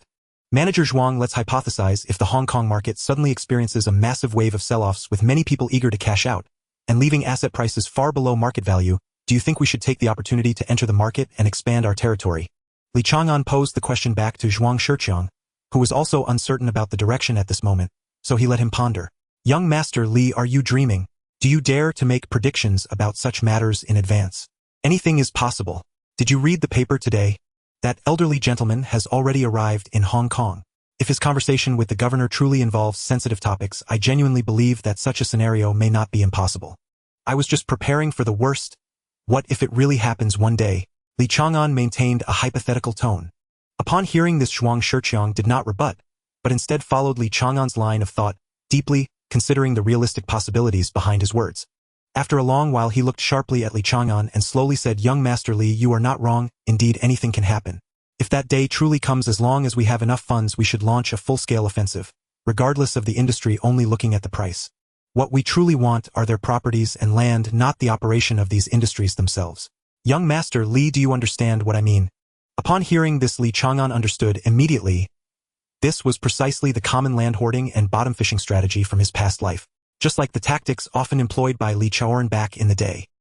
He did not expect that now it was his turn to walk this path, leaving him with mixed feelings. He had scolded those cold-blooded tycoons countless times in his heart, who despite being immensely wealthy, continued to drive up property prices, leaving ordinary people in distress. Now the roles had reversed and he had become that possible protagonist. For a moment he could only smile wryly. In fact, many times it was not his true intention, but rather the position he found himself in that forced him. When you stand at that height, you naturally come into contact with the corresponding situations and people. For instance, if a large number of foreign capital truly flees, causing the real estate prices in Hong Kong to drop to rock-bottom levels with no one willing to take over, the entire economy would inevitably plunge into an abyss. However, as long as someone is willing to take over, relying on Hong Kong's own advantages along with the concerted efforts of various sectors of society, the market will eventually recover. By then, the properties and land acquired at low prices will naturally rise in value. How could a businessman sell assets at a low price when the market is improving? Therefore, often those wealthy families and tycoons are not intentionally seeking profit, but rather are forced by circumstances. Sometimes, even if you do not want to profit, fate will compel you to earn. Alright, let's put this matter aside for now and observe the changes in the situation. At the same time, we must accelerate our pace to complete the digestion and integration of the various industries under our current group. We cannot put all our eggs in one basket. The opportunities in Hong Kong can be observed for a while. It would be wise to turn our sights towards broader external markets. This is what Li Chang'an concluded. The territory of Hong Kong is too small. This little pond is already crowded with sharks competing for profit. Li Chang'an was indeed already planning to shift his layout towards Western Europe, or the small bay area after the integration was complete. As for Japan, he would naturally invest there. How else could it be nurtured into a formidable force? Yet the timing must be carefully weighed. Rushing forward too boldly would prove unwise. Understood. The new commercial plaza complex project is now nearing completion. Once these malls successfully launch into the market, our subsequent growth will proceed steadily and securely. Zhuang Shiqiang replied. The two conversed for a full 2 hours, systematically reviewing the current status of all industrial ventures. The U.S. factory has officially commenced production, significantly alleviating manufacturing pressure in Hong Kong. Electrical appliance sales in the U.S. market have achieved self-sufficiency without issue. Walmart's department store branches across the nation have yet to complete their renovation and modernization. Over 100 stores nationwide will be upgraded in 2 phases, requiring a substantial investment. Fortunately, profits generated by the U.S. electrical appliance business are sufficient to fund this transformation. No additional capital needs to be drawn from Hong Kong. By afternoon, Li Chang'an received an urgent call from the chief engineer of the machine tool factory, who was struggling with an insurmountable technical hurdle, leaving Li no choice but to go there in person. The newly introduced machine tool technology far surpassed contemporary standards. Blueprints and documentation alone proved inadequate for full mastery. Li Chang'an knew well that textual explanations alone could never fully convey the underlying principles. With no alternative, he once again rolled up his sleeves, stepping directly onto the front line to guide and train the team. At 6:30 p.m., a banquet was held at Elder Hua's residence. Though styled as a private family dinner, it gathered Hong Kong's most prominent tycoons and luminaries, including Director Chan, the head of the Rong family, and representatives from the Zhang and Hu families. Seated at the head of the table was the venerable elder who had arrived in Hong Kong that very morning. Meanwhile, Li Chang'an remained immersed in teaching at the machine tool factory, entirely unaware that the very topic he had hoped to avoid was now being raised deliberately in his absence. Comrade Shi Ping, Director Chan, I've often heard you both speak highly of this young comrade. Why is he absent today? Could it be that this younger generation harbors misunderstandings, or even reservations, about our work? The elder asked. Upon hearing this, Bao Yugong's heart tightened. He regarded Li Chang'an as an exceptionally promising young talent, and would not allow any unfavorable impression to take root in the elder's mind. Elder, please don't misunderstand. He is still quite young with no senior family members to guide him. We worry his perspectives may not yet be fully matured, and might diverge from ours, so we have not yet engaged him deeply on this matter. Bao Yugong hastily explained. The elder nodded thoughtfully. Indeed, Hong Kong's complexities cannot be resolved overnight. There remains much time ahead. What matters is sustained communication and mutual trust, so they may settle in with confidence and peace of mind. Our commitment to reform is unwavering. We will never undertake any action detrimental to Hong Kong's development. What holds true today will remain true tomorrow. Hearing these words, those present nodded in unison. Such reassurance fortified their resolve, and strengthened their confidence in advancing related initiatives.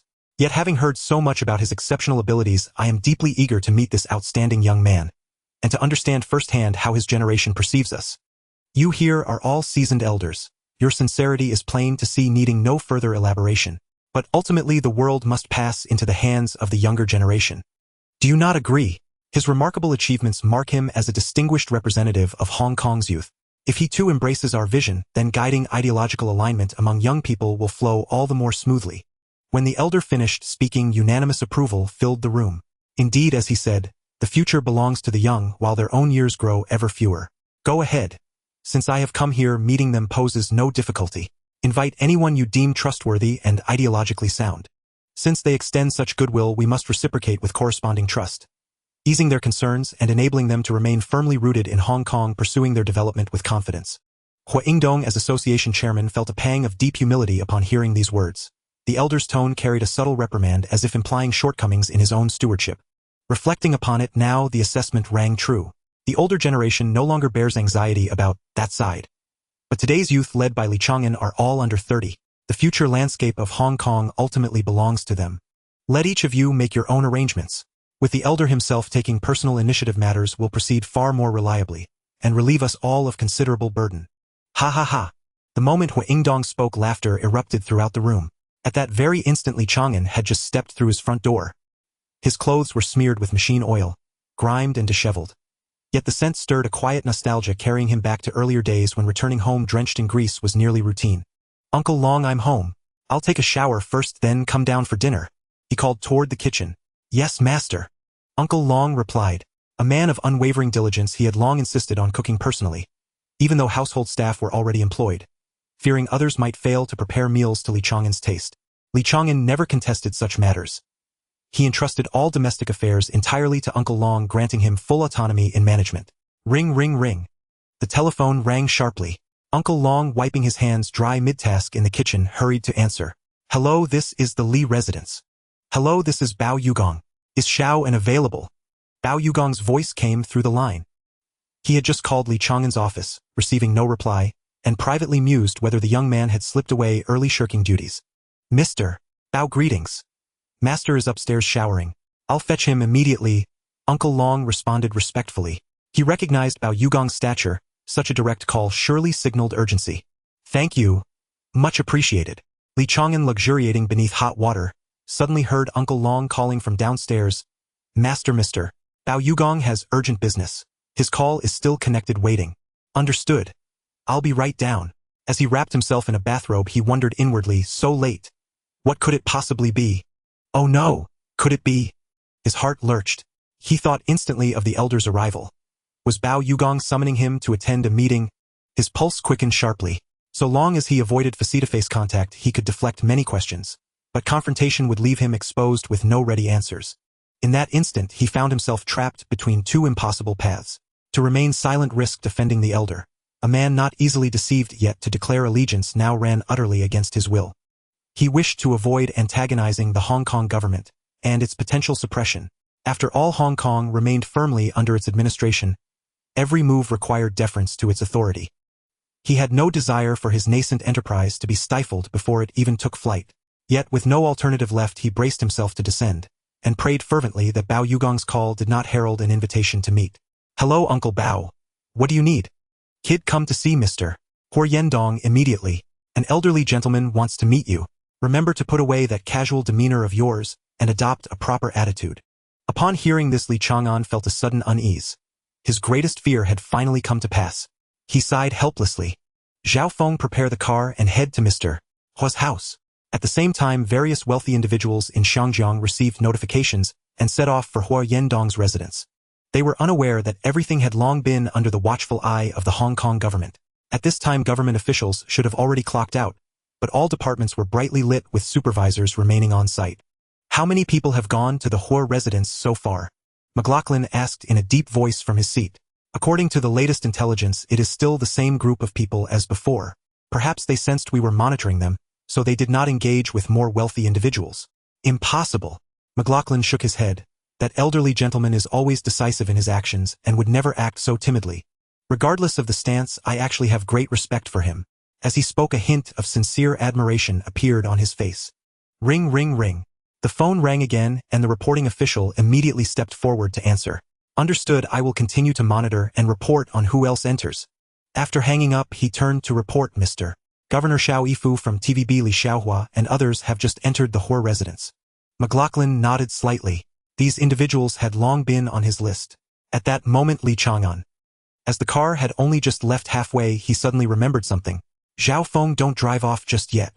Hearing Li Chang'an's voice, Zhao Feng immediately stopped. Boss, is there something wrong? Go get another car and have He Long send me in. Li Chang'an suddenly thought that the entrance to Huo Yendong's residence might already be under surveillance.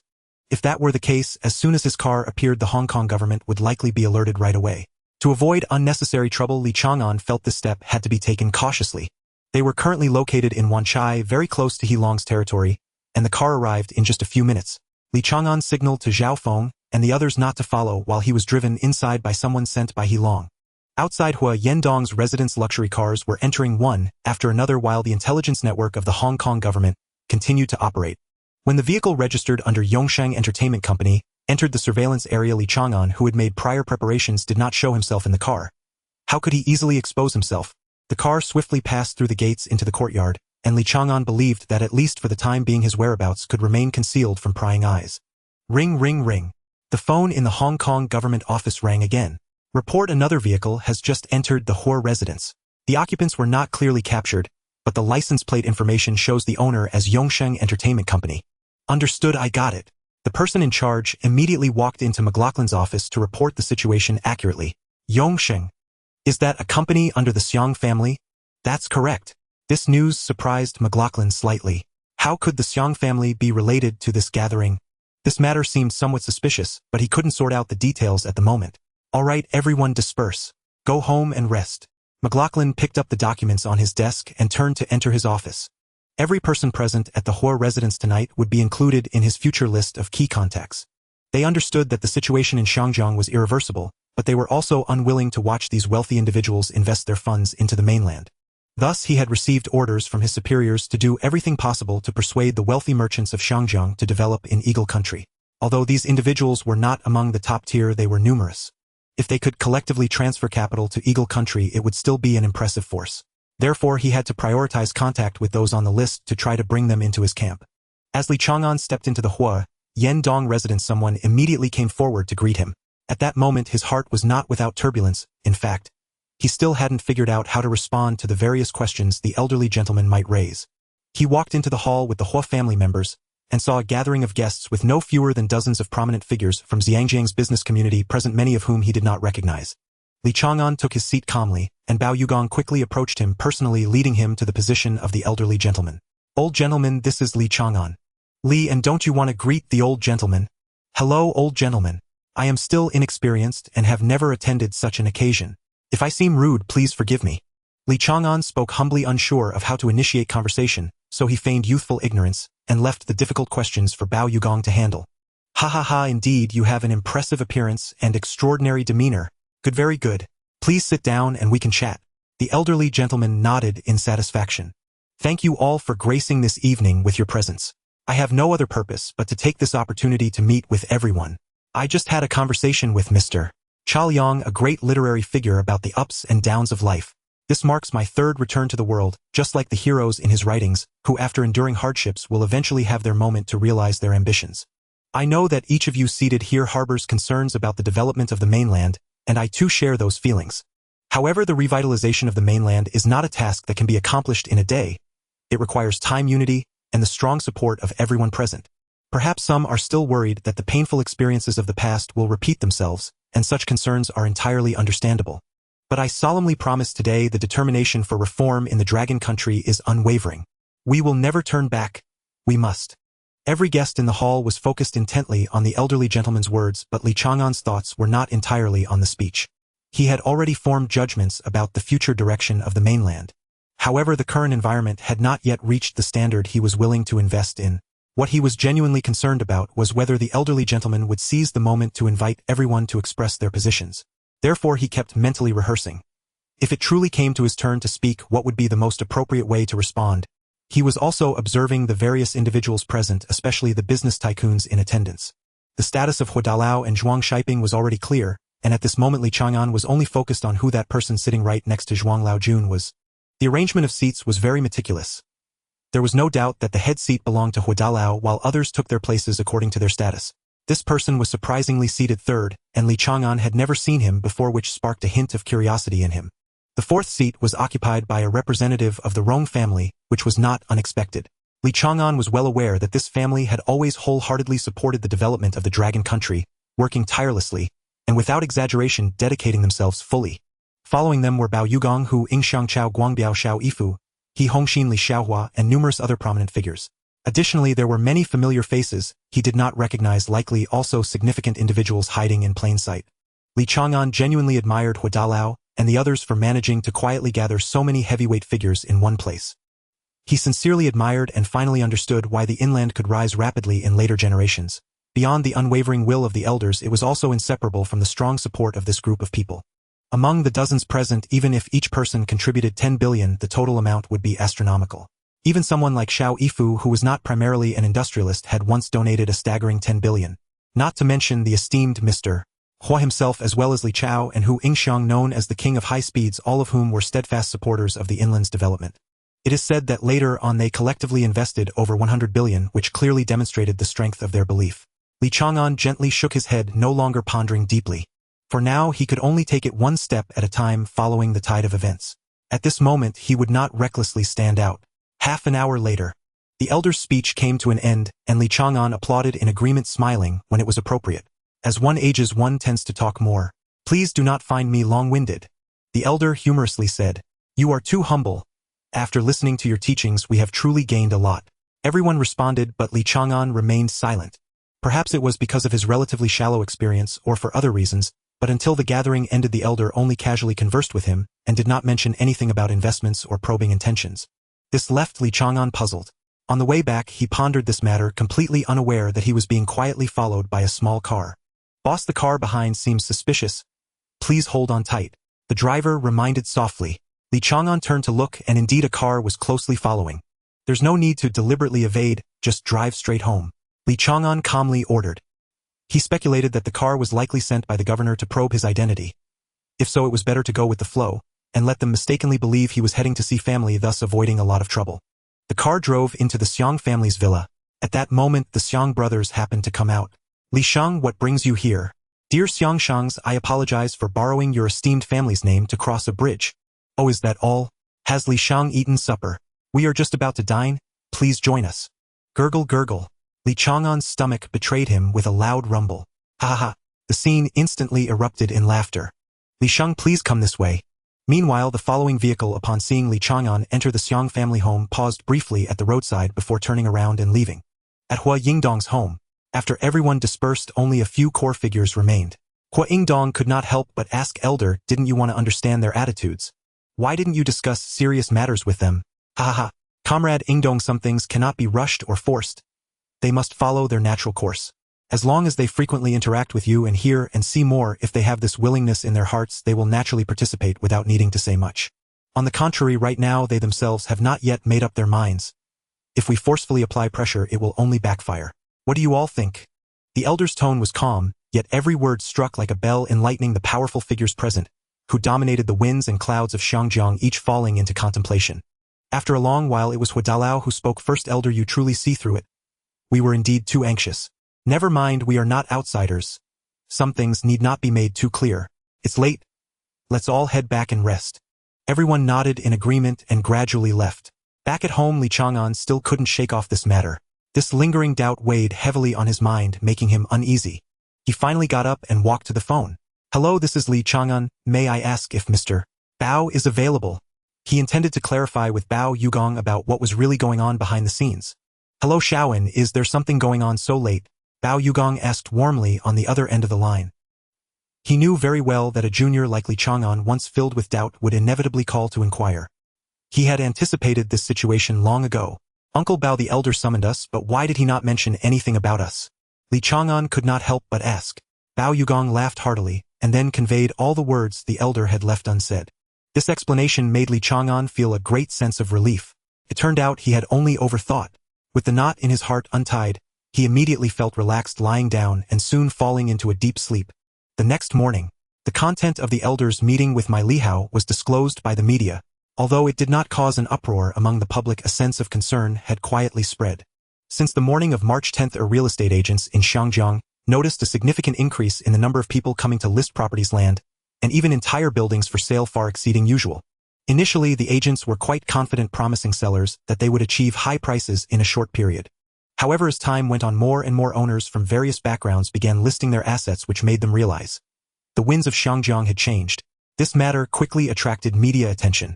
Reporters took to the streets, interviewing agents, gathering data, and trying to clarify the truth behind this upheaval. By the morning of the 11th, once the media reported the news of mass asset sell-offs in Shangjiang instantly ignited public opinion. Some appeared fearful of missing out and hurriedly joined the selling ranks. Starting from 10:30 a.m., on the 11th, Hengji Group took the lead. Li Zhaoqi announced the successful acquisition of the properties under the He Ping Group, valued at 900 million to 1 billion Hong Kong dollars, for 600 million Hong Kong dollars, including a cement plant, steel mill, and sand mining site. This move significantly enhanced Hengji real estate's strength, propelling it upward. Meanwhile, several prominent families also reported transaction news, each reaching agreements with various parties. In an instant, the Shangjiang stock market fluctuated. Especially in the real estate, property, land, and factory asset sectors, prices plummeted to rock-bottom levels. Although many foreign firms had already withdrawn since '73, there were still numerous long-established foreign investments operating in Shangjiang. The signal released by the Elder's visit was already very clear. Additionally, the media reports on the morning of the 10th further confirmed the existence of Document 787, which rapidly evolved the already anxious situation into a full-blown sell-off tide. Time reached the 12th. The scale of the sell-off continued to expand, with foreign firms shockingly selling off assets at a loss, and more local capital began to follow suit, including some Chinese-funded enterprises. At 9:30 a.m., Huamao Group officially announced investing 800 million Hong Kong dollars to fully acquire a large foreign real estate company and take over all its ongoing projects and land reserves. At the same time, Chung Shik also announced the acquisition of Qingzhouingni for 300 million Hong Kong dollars, followed by a massive investment of 900 million to take over a long-established foreign construction enterprise in Hong Kong, and an additional 500 million to fully acquire a retail group with all assets belonging to Li Chang'an. The Chang'an Group was not to be outdone. At around 950, the group announced a one-time acquisition of multiple companies for 2.4 billion Hong Kong dollars, encompassing a large area of factories and land from Yao Tsimong to Sham Shui Pa. They spent 1.2 billion Hong Kong dollars to acquire the luxury brand Jasher under an old trading company. Li Chang'an focused not on the brand itself but on the 2 core plots of land it held in Hong Kong. One located on Jinzhong Road and the other in central, both of considerable area. It was precisely for this reason that he acted decisively. The continuous exposure of these large-scale transactions shook various sectors in Hong Kong. With capital flows reaching tens of billions, particularly from the Chang'an Group, which had just completed the mergers of 2 power companies, now spending tens of billions to lay out real estate, the momentum was astonishing. Now they utilized another 3.6 billion Hong Kong dollars to acquire multiple factories and other industries, further deepening the enigmatic strength of the Chang'an Group. By the afternoon, news of mergers from major financial groups continued to pour in. Li Chang'an from Chengshik seemed to be inspired by Li Chang'an's actions, announcing around 1410 that Chengshik successfully acquired Longfeng Trading Group for 1.6 billion Hong Kong dollars. Once this news broke, it immediately caused a sensation. It is well known that Longfeng Trading Group owns a large amount of land resources in Wang Tai and Sham Shui Pa and the northwest of Kowloon. This old trading company, valued at over 3 billion Hong Kong dollars, was surprisingly acquired by Li Chang'an for only 1.6 billion, which shocked many. What was even more astonishing was that Li Chang'an had already invested 3 billion Hong Kong dollars, prompting residents of Hong Kong to exclaim that these business tycoons truly conceal their strengths. It's really unfortunate, Mr. Li is exceptionally daring to take over Longfeng Trading Group for 1.6 billion. With land prices having dropped by a third, isn't he afraid of a complete market collapse?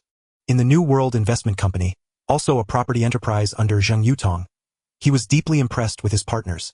In fact, Zhang Yutong had long intended to acquire Longfeng Trading Group, but the other party insisted on a price of 3 billion at the time, leaving him no choice but to give up.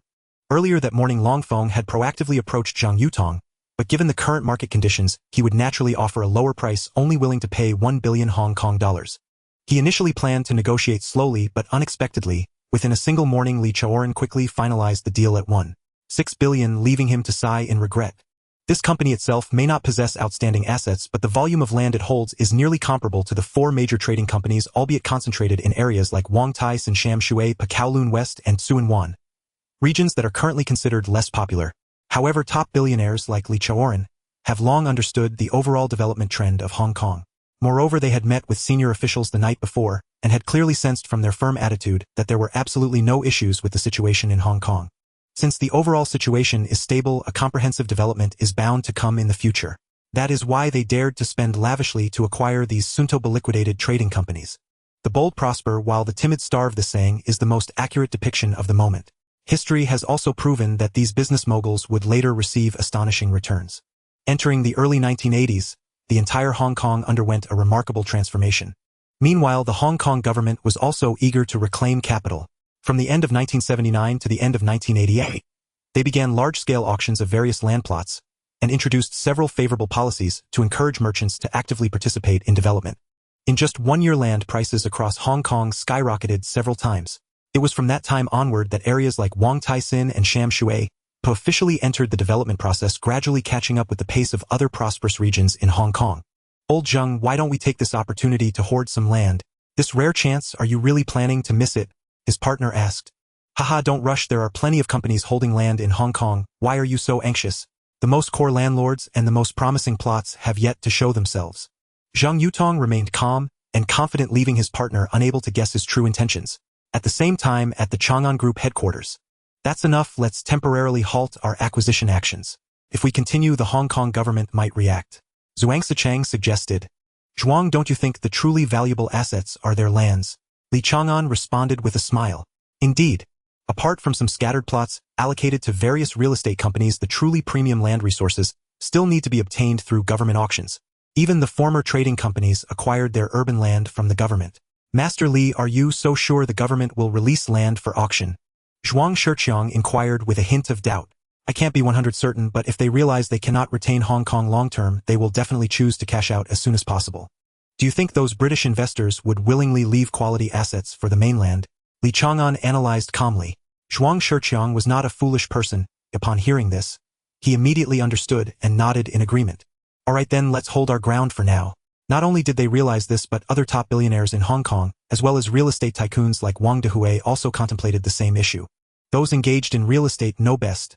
Truly valuable land is always controlled by the government, who isn't keeping a watchful eye waiting for the right opportunity. At Hangji Real Estate, let's pause for now. Unless we encounter a project with an extremely low price and potential, it is better to retain some cash. I have a hunch that the government will soon announce land auctions. Understood, Chairman, I will let them hold off. Fourth uncle nodded slightly before returning to his work. Meanwhile, Li Chang'an had arrived at HSBC to visit Shen Bai.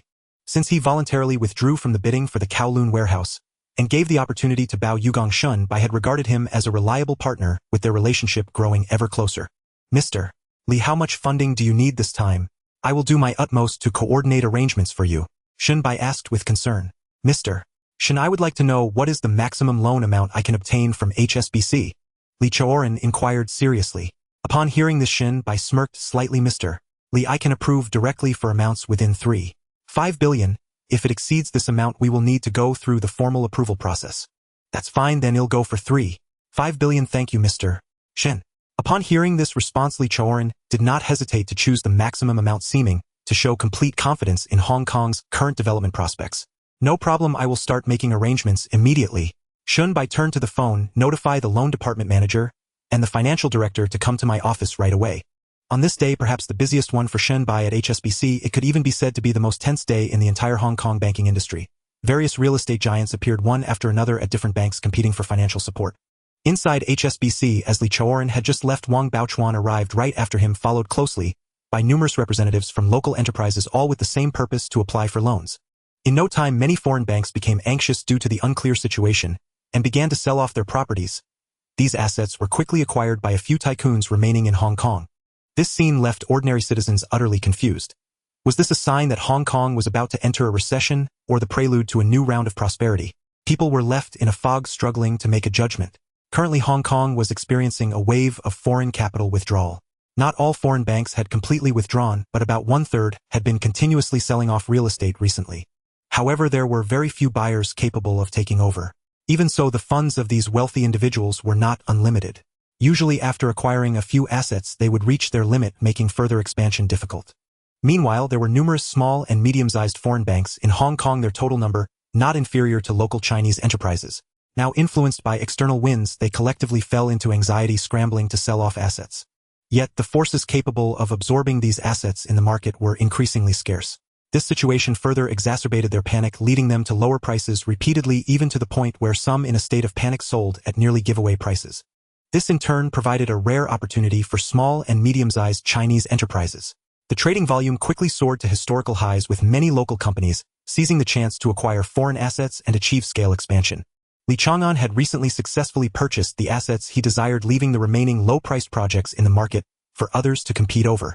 Although buying low and flipping would surely yield substantial profits, it also required a solid capital backing. The funds in his hands had other uses, so he did not participate in this massive buying spree. At present, he was living quite smoothly. His group's businesses were flourishing, with electrical products sold worldwide, allowing him to reap enormous profits without worrying about trivial matters. Though he had delegated distribution rights to partners across various regions, with the group supplying merely as a manufacturer, the profit margins were indeed thinner compared to a direct sales model. However, one must recognize the reality: Li Chang'an neither had the sufficient energy nor the ample resources to personally establish operations in vast areas, such as Western Europe and the Asia-Pacific. Even if he had the manpower to develop channels, he would be unable to bear the enormous upfront investment. Thus, the best strategy was to authorize operations while focusing on production. In this way, it was as if people from around the world were selling products on his behalf. Although the profit margins were not high, the total was astonishing, making the overall returns even more considerable. At 8:30 in the morning, Li Chang'an arrived at the group headquarters as usual to prepare for work. He was accustomed to having the driver drop him off at the front entrance walking into the building, and unless under special circumstances, he would never choose to enter or exit through the underground parking lot. Ngu. Just as he stepped out of the car and prepared to enter the building, a soft voice called out to him. He turned to look. Jiahui. Li Chang'an was momentarily stunned, then quickly realized, raising his hand to tap his temple. Ever since he returned from the United States, he had not contacted Guan Jiling even once. That period wasn't particularly busy yet. For some reason, she had slipped from his mind. Had she not appeared in person today, he might have completely forgotten about her, which made him feel somewhat embarrassed. Sorry, Jiahui, I've been quite occupied lately. Since you're here, why don't you come up to the office for a bit? I'll treat you to lunch later. Li Chang'an spoke. Upon hearing this, Guan Zhiling finally broke into a smile. She had been enduring a great deal lately. Seeing Li Chang'an and Zhao Yaji being intimate had nearly shattered her heart. She had originally hoped that Li Chang'an would take the initiative to comfort her, but after waiting so long with no word from him, not even a phone call, she gradually became anxious. Because of this, she had been waiting outside Li Chang'an's group building for several days to catch him. Yet, even when she saw him, he was always surrounded by a crowd of subordinates busy with work, leaving her no opportunity to approach and speak. Today, she finally seized the opportunity, and seeing that Li Chang'an did not reject her, she felt a sense of relief wash over her, her heart warming, as she followed him to the office with slightly reddened eyes. "Jiahui, please sit down and rest for a moment. I still have some matters to handle," Li Chang'an gently instructed. She nodded lightly and began to look around Li Chang'an's office. This luxurious and imposing space was simply enchanting to someone like her, who had always enjoyed flaunting and was excessively fond of high-end items. Meanwhile, Li Chang'an arrived at Zhuang Shiqiang's office. Currently, their most urgent task was to ensure that the power company could successfully go public in 3 days. Manager Zhuang still busy. Li Chang'an's sudden visit caused Zhuang Shiqiang to pause his work. "Young Master Li, why did you come in person? You could have had someone call me over." Zhuang Shiqiang's tone carried a hint of surprise. It was no wonder since the headquarters moved to Heisen Place. This was probably the first time Li Chang'an had stepped into his office, hence his astonishment. Li Chang'an revealed a slightly embarrassed smile at his words. "I have guests, so I came to find you. Manager Zhuang, are we all set for the power company's listing?" This listing was of paramount importance, affecting the power supply lifeline of all of Hong Kong. Not only were they concerned, but even Governor Maclehos and the citizens of the entire island were keeping a close eye on the matter. "Rest assured, young Master Li, everything has been arranged. We just need to ring the bell for listing on Monday. Additionally, we will hold a press conference on Saturday, during which we need to address public concerns, such as whether electricity prices will be adjusted after the merger of the power companies." "Do you need to attend in person?" Zhuang Shiqiang inquired. "No need, you can handle it entirely. However, you need to be especially vigilant over the next 2 days. I'm worried that some rival companies might not want to see us successfully going public and may try to stir up trouble. Be prepared for various emergencies in advance. Also, has the government approved our plan to build a power station in the new territories yet?" Li Chang'an followed up. He had already planned to build a main power station in the new territories where the geographical location was advantageous, and in the future it could even transmit energy to the deep-sea areas, making the new territories the best choice. Approval has not yet been granted, but the government has indicated that a response is expected soon. Very well, expedite the power station proposal and strive to build a super power plant. It will greatly benefit our future development. Li Chang'an was acutely aware that in a few years, as the skyline of Shangjiang became filled with towering buildings, the demand for electricity would surge dramatically. Coupled with the comprehensive rollout of electric vehicles and subway systems, relying solely on the existing 2 power stations would likely be insufficient to meet the energy needs. By the way, the head of the real estate company informed me a few days ago that the renovation projects for the malls in Kowloon City, Wanchai, and Central will be completed next Monday, and we can proceed with the handover procedures. The commercial plaza is already finished. This news took Li Chang'an by surprise. With such swift progress, once this new type of commercial complex debuted, it would undoubtedly become a pioneer in leading the upgrade of retail in Shangjiang. It could even potentially become a trend that would sweep across the entire island, establishing itself as a mainstream commercial model, and perhaps even a new landmark for the city. Much like the harbor city developed by Bao Yugong in today's Shangjiang, this building would undoubtedly evoke envy among countless real estate tycoons. With monthly rental income exceeding 1 billion and an annual total of at least 15 billion, it could be considered a never-ending cash flow engine. Such substantial assets would be coveted by anyone. However, within this circle in Shangjiang, apart from engaging with foreign firms, their generation, including that Fan Lu, had always looked down upon infighting and mutual destruction. "Very well, starting tomorrow, arrange for the television station to continuously broadcast advertisements and leave all recruitment matters to the marketing department. However, I suggest prioritizing the introduction of some luxury brands. Our mall is positioned as high-end, so the ambience will naturally elevate and the rental prices will rise accordingly. This is just my personal opinion. The specifics should still align with your existing research results." Li Chang'an said slowly. He understood that if luxury brands could be attracted, a large number of customers would inevitably come in the future, keeping the rental levels robust over time. However, this is no longer the 1990s.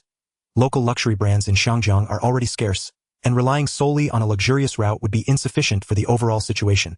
That is why he specifically added the latter part. "Understood, I have already notified the marketing department to start advancing. The recruitment work has begun, and I estimate that several merchants have already been in contact." General Manager Zhuang responded. "So soon?" That's fine, you can decide for yourselves.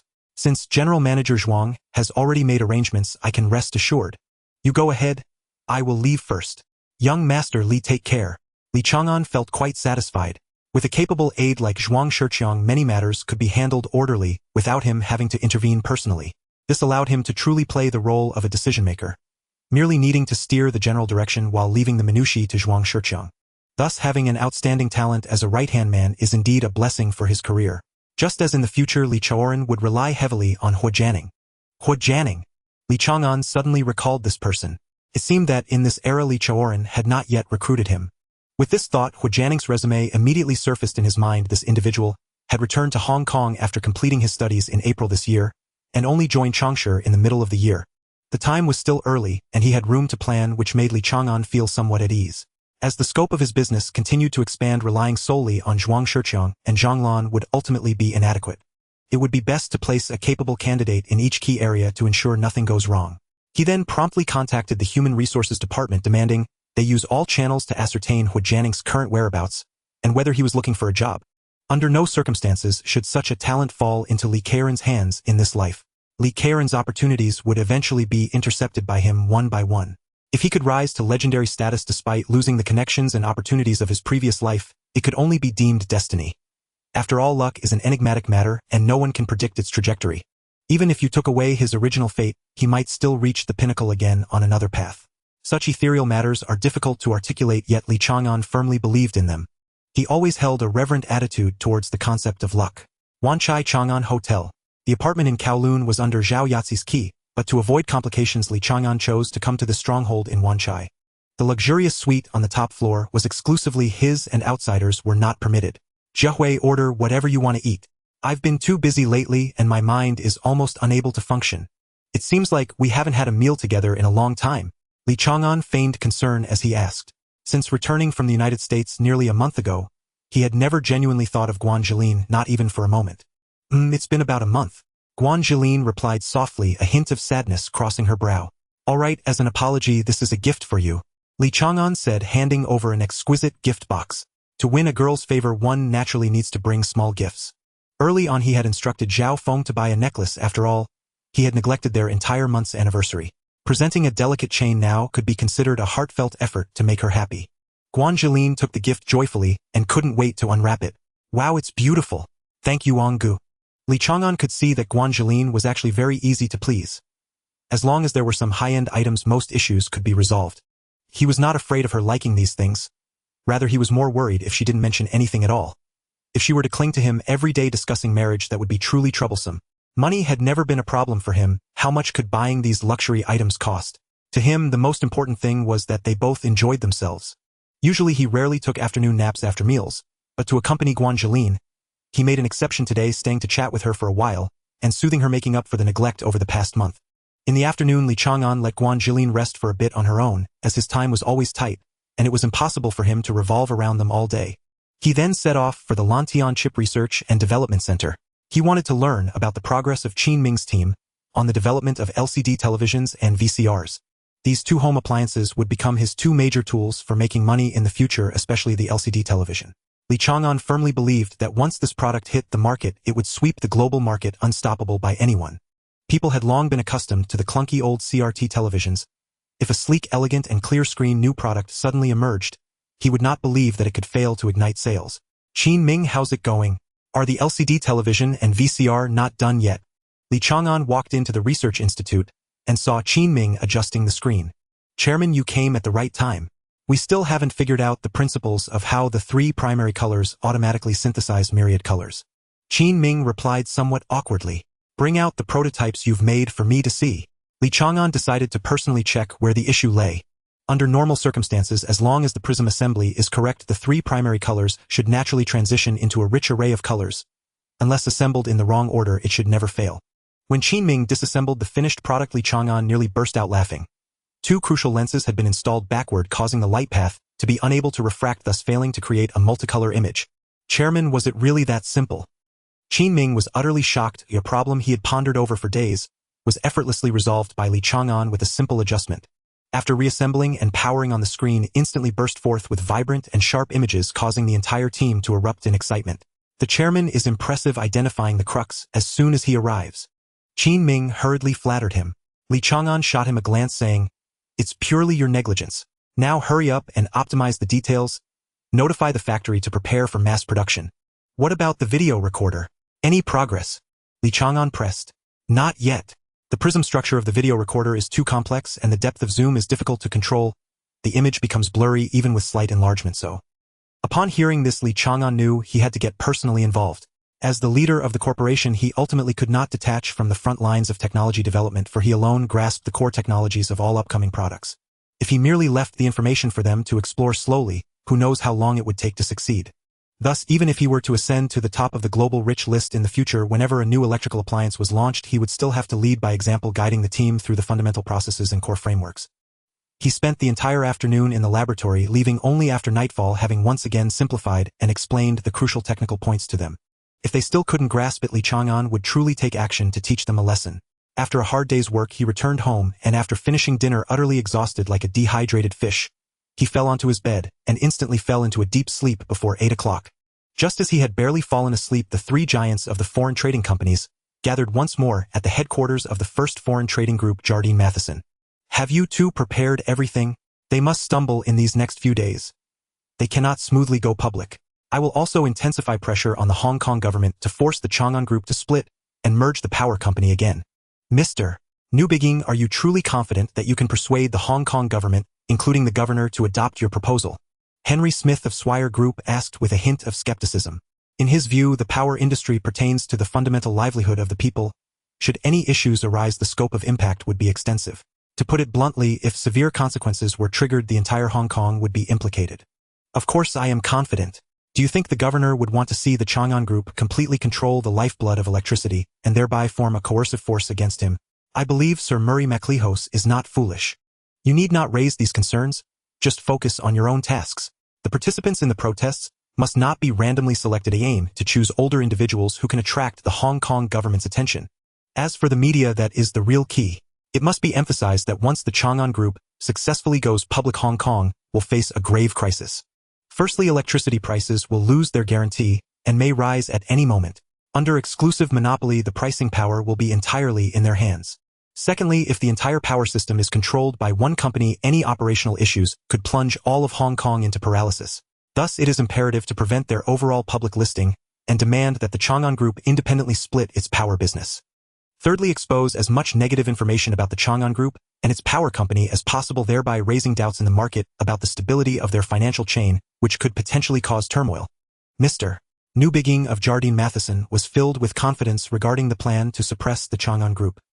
He was well aware that the power company must not be allowed to go public, or otherwise the Chang'an Group would inevitably rise unstoppable. For Jardine Matheson, this meant an even greater threat. Cooperation between foreign and local capital was already difficult, and he absolutely did not want to suffer oppression from the Chang'an Group in the future. "Mr. Newbigging, rest assured. I have personally arranged everything. Tomorrow morning you two just need to observe the situation." John Maiden of Wheelock responded confidently. "Haha, that's great. Let's call it a night. Tomorrow let's see how you perform." At this moment Li Chang'an was sound asleep, completely unaware of the storm awaiting him the next day. One so severe that he could hardly bear to imagine.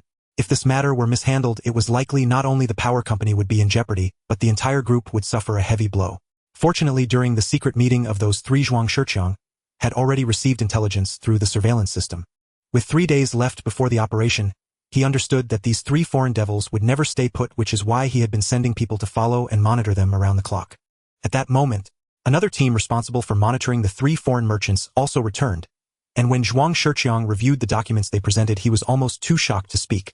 "These foreign devils are truly vicious," he cursed inwardly while immediately contacting Li Chang'an. The nature of this matter was too serious. It exceeded the scope of his decision-making. Li Chang'an, who had just laid down, received Zhuang Shiqiang's urgent report and reluctantly turned over to get out of bed, hurriedly returning to the company. After he finished reading all the materials and learned that the three foreign firms had dared to set such a treacherous trap, his expression changed drastically.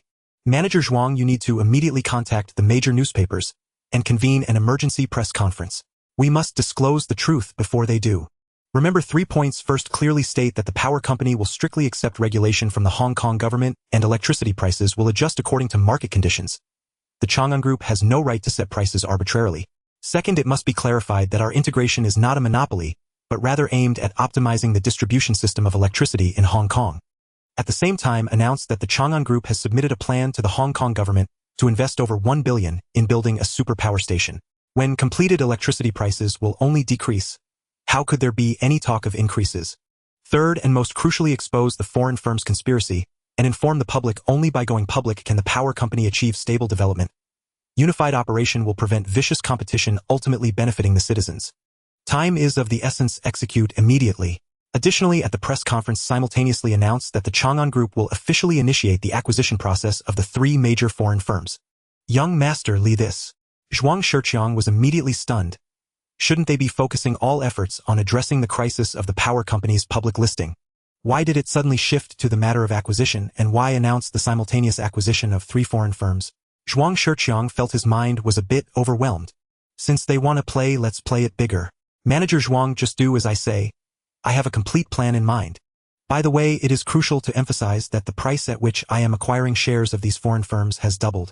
This must be publicized thoroughly, not missing a single word. Li Chang'an said with a calm tone. Although Zhuang Shiqiang was filled with doubts seeing Li Chang'an's determined expression, he had no choice but to comply. Understood, young Master Li. By now it was nearly 9 o'clock in the evening, and Zhuang Shiqiang immediately began arranging for people to contact reporters from major newspapers, while urgently gathering all senior executives of the company to return and stand by. Meanwhile, Li Chang'an dialed the phones of Jack Hidafu and others. Having Zhuang Shiqiang publicly announce the acquisition of multiple foreign firms was not a spur-of-the-moment act of revenge by Li Chang'an, but rather a meticulously planned strategy. He not only wanted to counterattack, but also to make them suffer the consequences, deeply regretting their actions, and seeing if they would dare to be so arrogant in the future. That evening around 10 o'clock, the press conference of Chang'an Group officially commenced.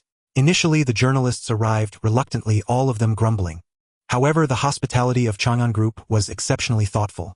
Late-night snacks, various desserts, and fresh fruits were all provided, and the journalists' grievances were significantly alleviated. Li Chang'an understood the temperament of media personnel in this era. If you treat them sincerely, their words will flow like flowers. He specifically instructed Zhuang Shiqiang to prepare generous red envelopes, ensuring each journalist received one at the end of the conference. Thanks to the meticulous arrangements by Chang'an Group, the press conference proceeded exceptionally smoothly. After it ended, the journalists not only gained sensational exclusive news, but also unexpectedly received red envelopes, leaving them delighted and satisfied. The next morning, the heads of the 3 foreign firms gathered early, full of confidence, waiting to witness Chang'an Group embroiled in a public relations crisis. However, when they opened the newspapers, their eyes nearly popped out. They hurriedly flipped through other publications, only to find that every front page was reporting positive news about Chang'an Group, leaving the 3 of them stunned and exchanging glances. Mr. Madden, please give me a reasonable explanation. What is going on here? Niu Bijian was on the verge of exploding, filled with rage. John Madden continued to search through the newspaper. Mr. Niu, our news was published, but it was just in the corner. His voice trembled and his face turned pale. Humph, Mr. John, I am deeply disappointed in you. Niu Bijian coldly snorted and immediately turned to Henry Shuhua of Tycoon Group. Mr.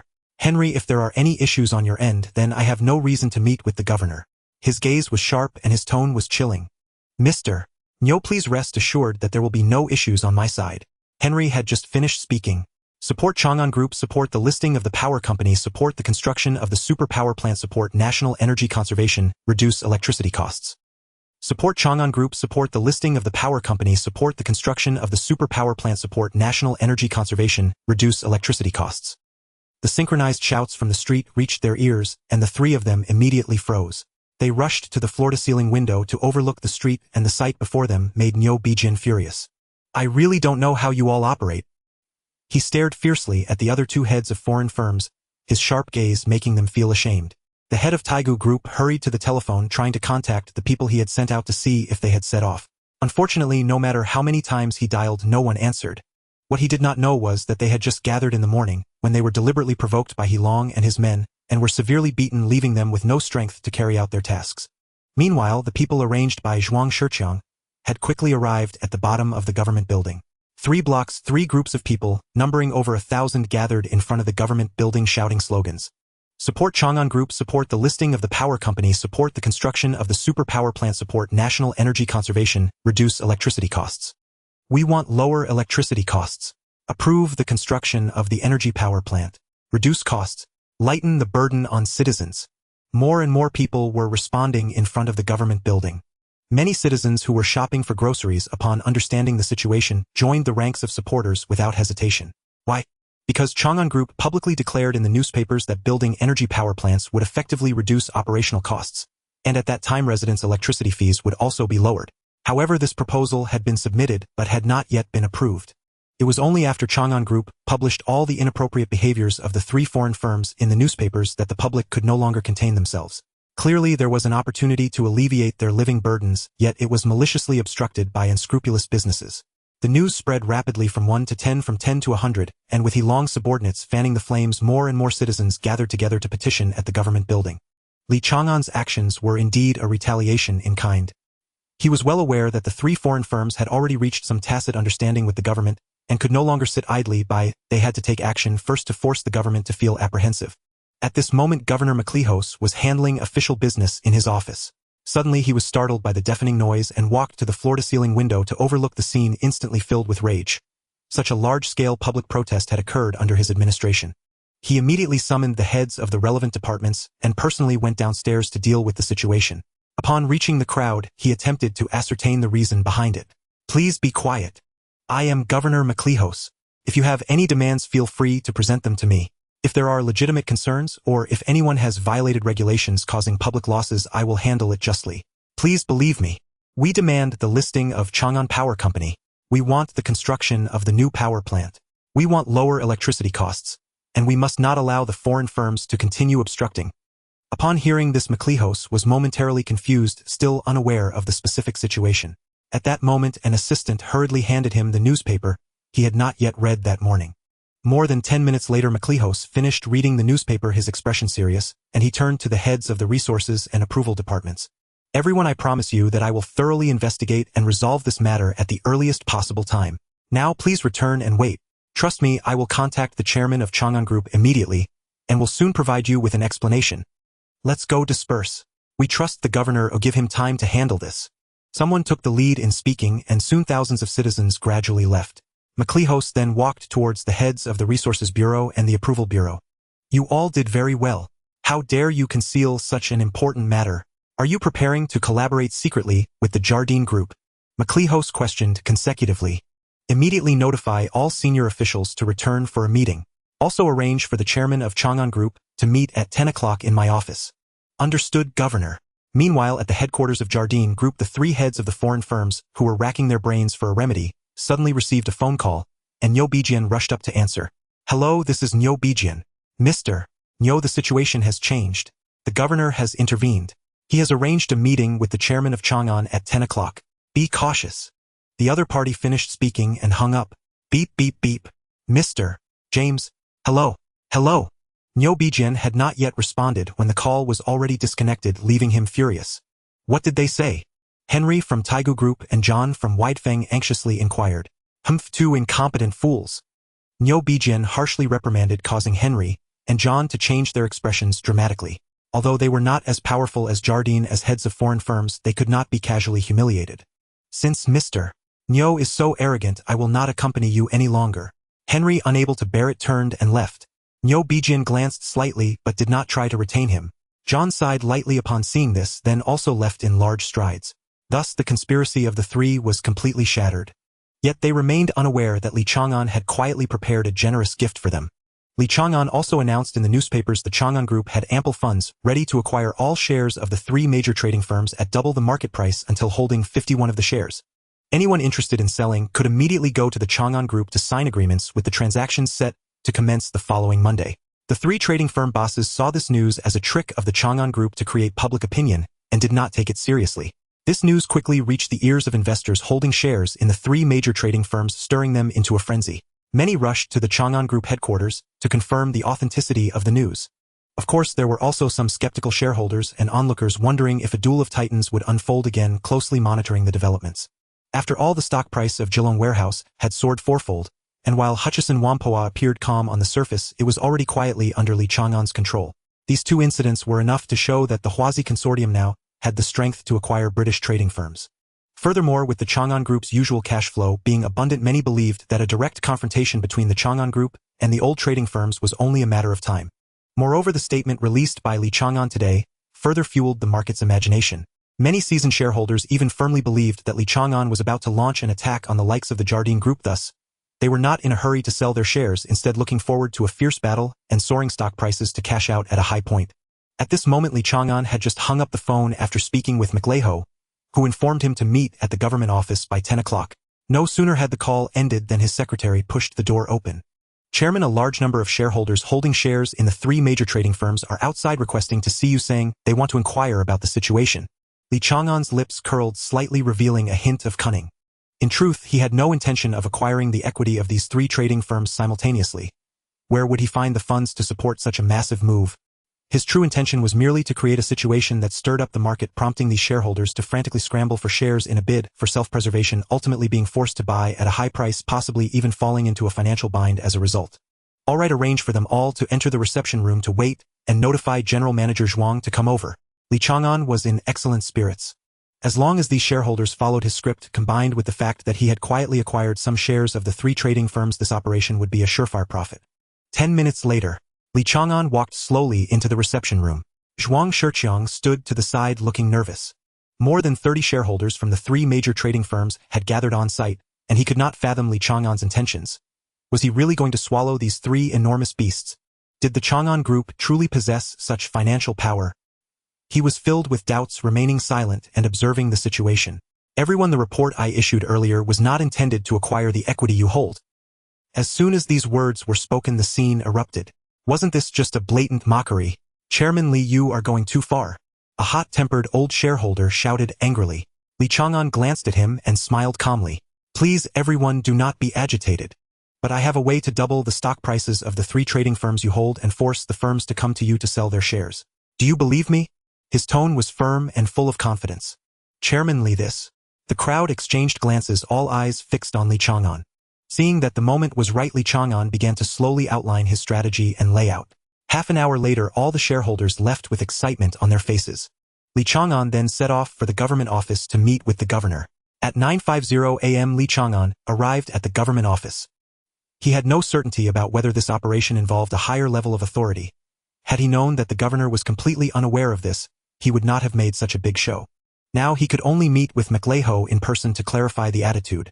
Close to 10 o'clock, McLeho entered the conference room leading several officials. After entering, the governor's gaze was firmly fixed on Li Chang'an. Once everyone was seated, he slowly spoke. Mr. Li, it seems you've gone a bit too far this time. McLeho's expression darkened slightly, but then he added, however, this time it was indeed a failure on our internal personnel's part, and the responsibility does not lie with you. But I hope that in the future, if similar issues arise, you can contact me immediately. After all, neither the government nor the mainland wishes to see large-scale collective incidents occur. Mr. Li, you should understand what I mean, right? Li Chang'an furrowed his brow slightly, and he had already understood in his heart. So McLeho was indeed unaware of this matter. Governor, regarding this matter. No need to say more, Mr. Li. McLeho raised his hand to stop him. We will not pursue this any further. Next, let's discuss the establishment of a new power station by the electric company. Li Chang'an nodded in agreement. Mr. Li, the government has officially approved your application to build a power station in the new territories. However, I must remind you that the land for the station must be negotiated with the local villagers by yourself. Of course, I do not want any unresolved situations during negotiations, nor do I wish to affect the government's reputation. I believe Mr. Li understands my meaning. Second point, once the power station is completed, regardless of the final outcome, since Mr. Li has announced the news, the citizens are aware that electricity prices will be lowered, therefore future electricity prices must be below the current level. Third point, during the construction of the power station, our government must have relevant departments participate in supervision. But Mr.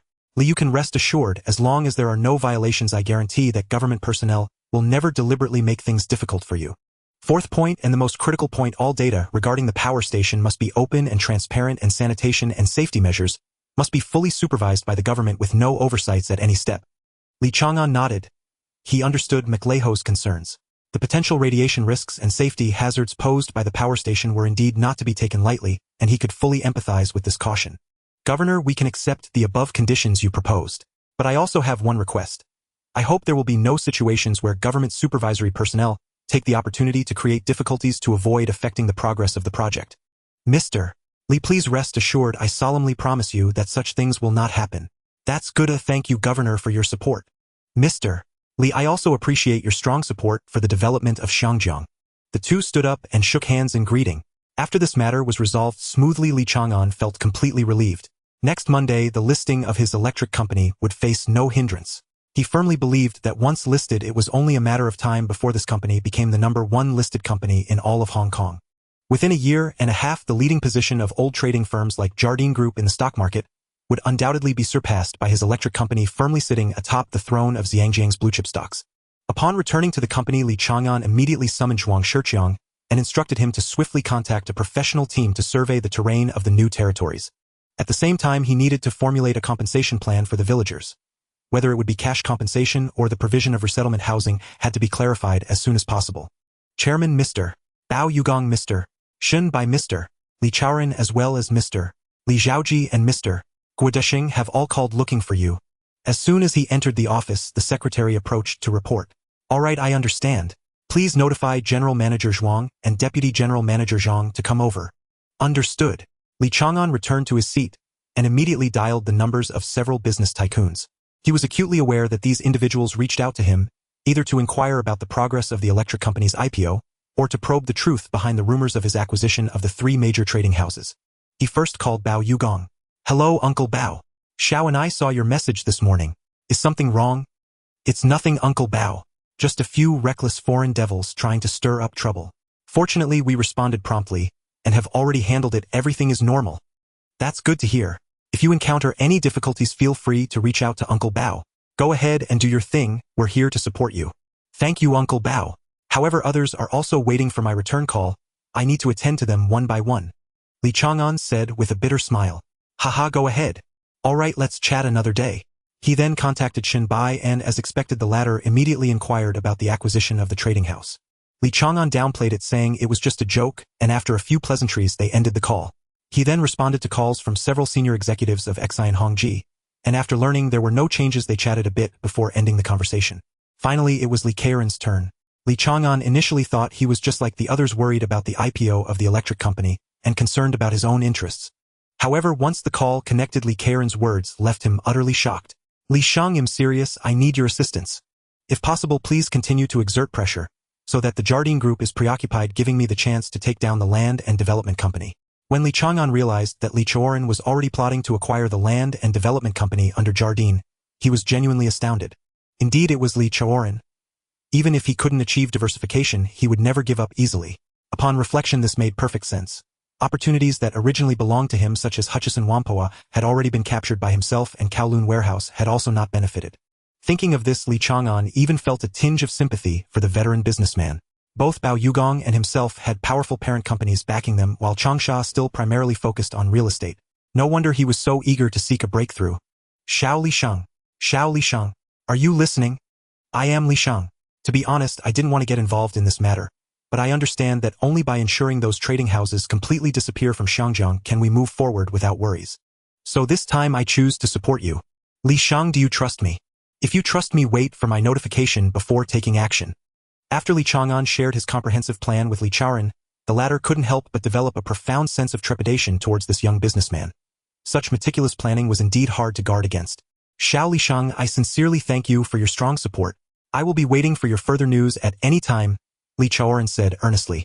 All right, Li Shang, goodbye. After hanging up the phone, Li Chang'an sat quietly for a long time until Zhuang Shiqiang and others arrived before he regained his composure. Let's go, we will set off to the new territories immediately. 1 hour later, in the new territories North District at the junction of Sha Tao Kok and the Deep Sea. This was precisely the ideal location Li Chang'an had chosen to build the super-electric plant. Even if they needed to transmit electricity inland in the future, it could be easily accomplished. To him, this was a strategic location that offered multiple benefits. Let's first find the local community leader to handle this matter quickly. I can feel at ease sooner. Director Gao, you should already be aware of the government's approval. Our Chang'an Group has always adhered to the principle of honest business operations. We will certainly do our utmost to meet the reasonable and lawful demands of the villagers. Please notify the villagers related to this land to come for a meeting. Our chairman is here in person, hoping to resolve all issues at once. All right, please wait a moment. With the community staff's summons, a total of 103 households from Sha Kok village were present. Although this area is under the jurisdiction of Shangjiang, it has long been marginalized and any development opportunities have never benefited this place. Now hearing that a large company intends to build a power station along the coast here, and is willing to purchase their abandoned land that has been useless for many years, everyone was filled with joy and anticipation. The elders and those who had never ventured out were naturally full of expectation. However, every village also had individuals who had drifted outside for years, thinking themselves worldly wise, thus harboring a sense of superiority. Dear fellow villagers, this is Mr. Li, the renowned chairman of the Chang'an Group in Shangjiang. The government plans to construct power facilities in the Kowloon area, and it will not impact your daily lives. However, the land ultimately belongs to you, and Chairman Li's presence today is precisely to discuss compensation matters. Everyone, the land in Kowloon is very old and its ownership has long been unclear. I have consulted several elders on this occasion, and everyone unanimously believes that regardless of how many male members are in a household, distributing it equally among households is the fairest. What do you all think? All right, no problem. That works. This is the most just approach. Most villagers also understood that the boundary of that land was vague and difficult to clarify ownership, thus distributing it evenly by household was indeed the best solution. That's what we say, village head. I want to ask, how much can this big company from Shangjiang actually offer? If it's too little, it's better to leave it abandoned. As soon as this person finished speaking, the surrounding villagers shot him angry glares, revealing that this group of young people had a very poor reputation in the village. Hearing this, Li Chang'an smiled slightly. Everyone, please rest assured, as I mentioned earlier, we are a conscientious enterprise and will never shortchange our fellow villagers. I will offer two options for you to choose from. First, cash compensation with a one-time payment of 100,000 Hong Kong dollars per household. Second, we can build new houses for the entire village, allowing everyone to move into new homes. The land for construction will be provided by each household. Once completed, the market value of the houses will definitely exceed 100,000. In addition, each household will receive a subsidy of 10,000 Hong Kong dollars. As soon as Li Chang'an's words fell, the scene erupted in exclamations of astonishment. Whichever option, it was extremely attractive to the villagers. And for Li Chang'an, it was advantageous not to go through the land acquisition procedures with the Hong Kong government and to directly compensate the villagers. Even at 100,000 per household, the total for 103 households would only amount to 1,030,000 Hong Kong dollars. Moreover, the available land in the Kowloon area reached as high as 500 acres, making this transaction evidently highly profitable. Although the current land price in this area is low, the potential for the future is considerable, especially since it has secured an excellent location for his power generation project. Are we beggars? We will not agree unless it's 1 million per household. Li Chang'an heard the commotion from several young people causing trouble, and he turned to look at the village chief, community representatives, and the surrounding villagers, asking, "Do you really insist on 1 million Hong Kong dollars per household?" "No, he cannot represent all of us, Chairman Li. We accept the first two proposals put forth by your side, but which one we choose still needs to be discussed among everyone." "All right, no problem. We will fully cooperate. Without my approval, I wonder who dares to sign." Zhao Feng kicked them all out. When dealing with such thugs, Li Chang'an never showed any mercy. In the end, over 80% of the villagers chose to rebuild the village houses and accepted the compensation plan of 10,000 Hong Kong dollars per household. Soon after, Li Chang'an arranged for personnel from the real estate company to enter the village and fully implement the villagers' various demands, rebuilding residences and resolving the issues with the power station. Time flew by, and it was soon Monday, March 13th. The day before, on Sunday, Li Chang'an officially announced to the public that he had acquired over 15 of the shares from 3 foreign firms from individual shareholders, and stated that he would continue to increase his stake.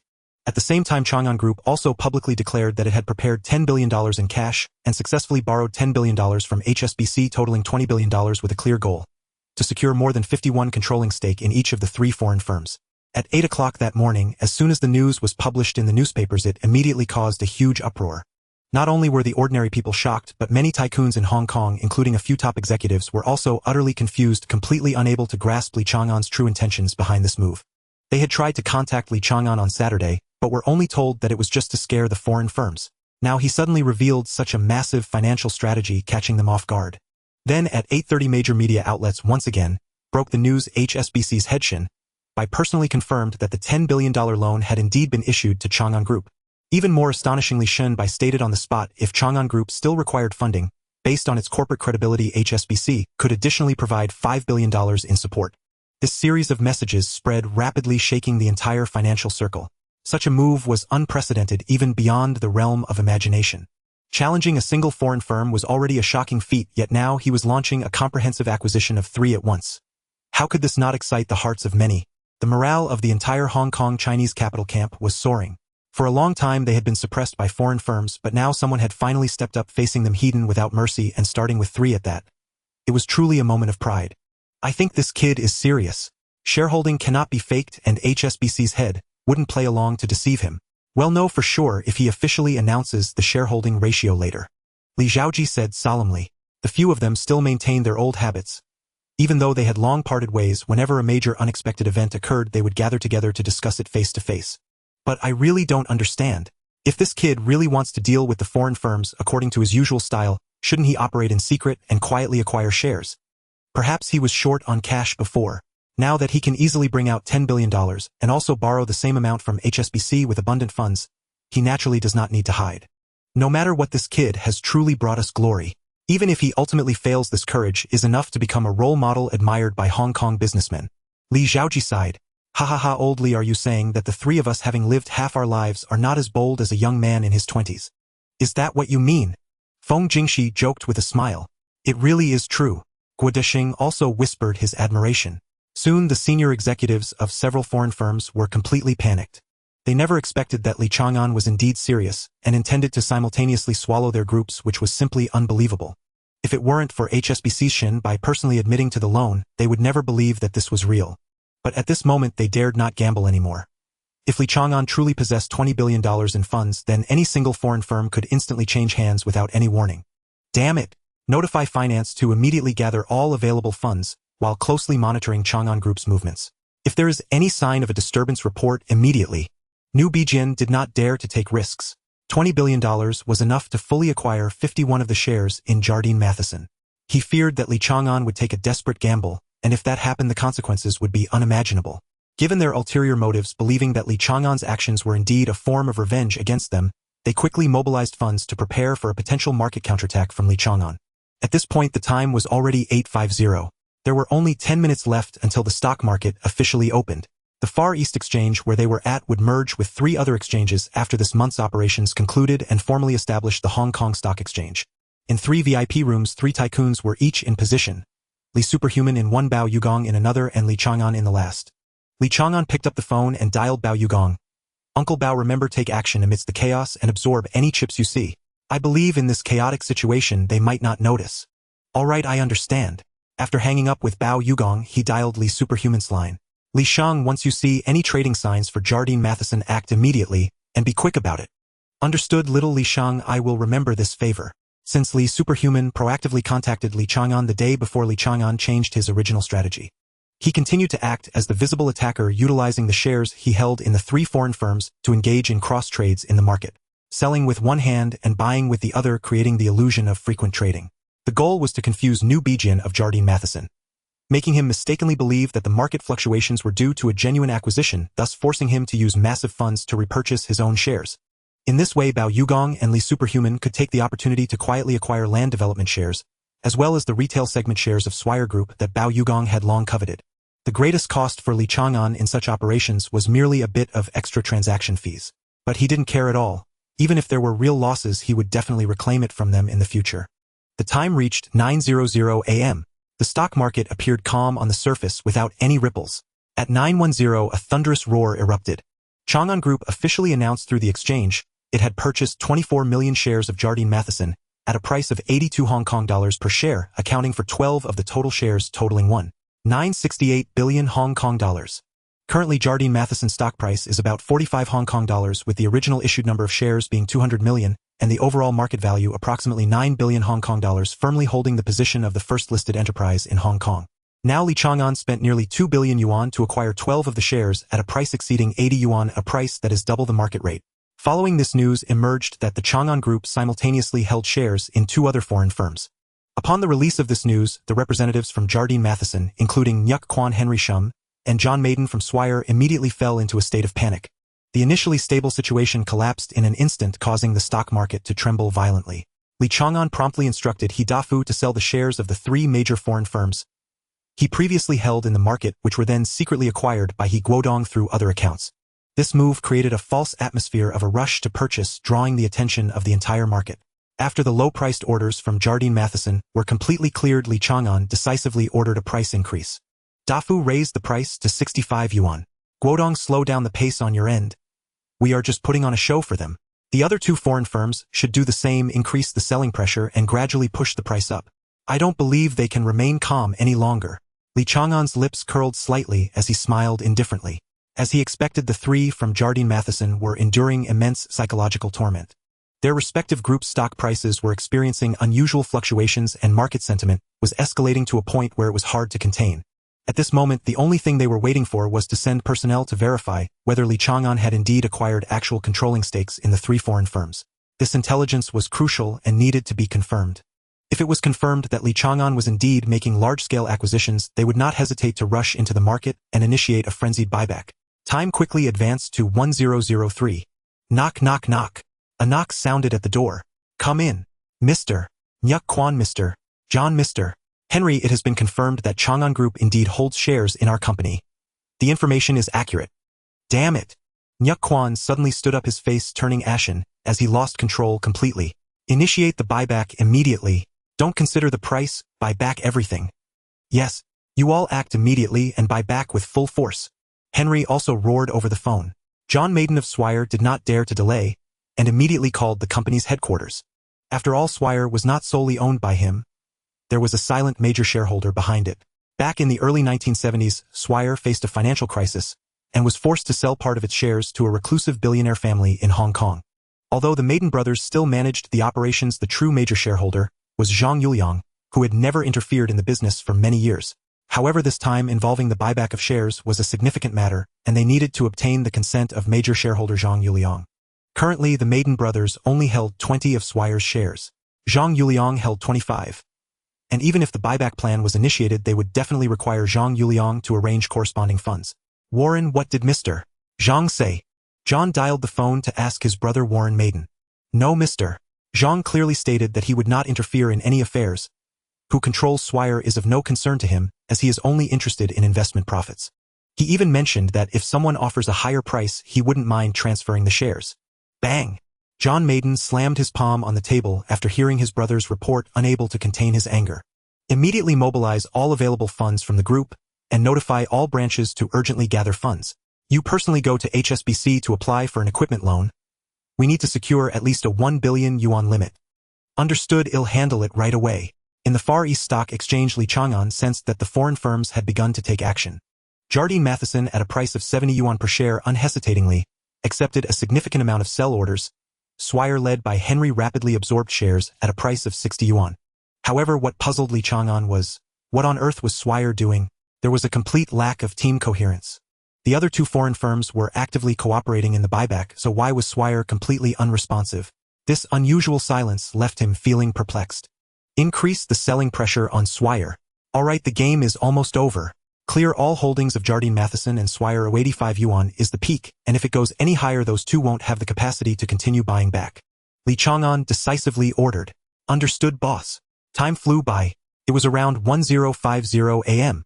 Li Chang'an had successfully sold a total of 4 of his shares in the 4 major foreign firms with transaction prices all above 85 yuan. Around 1020, Swire finally entered the market to buy. Li Chang'an would not be polite, and knowing that the 3 foreign firms were now desperate, he crazily listed large sell orders, continuing to apply pressure. By 1130 a.m., the stock market entered the midday break. At this time, Li Chang'an held only 6 of the stocks, having cleared more than half.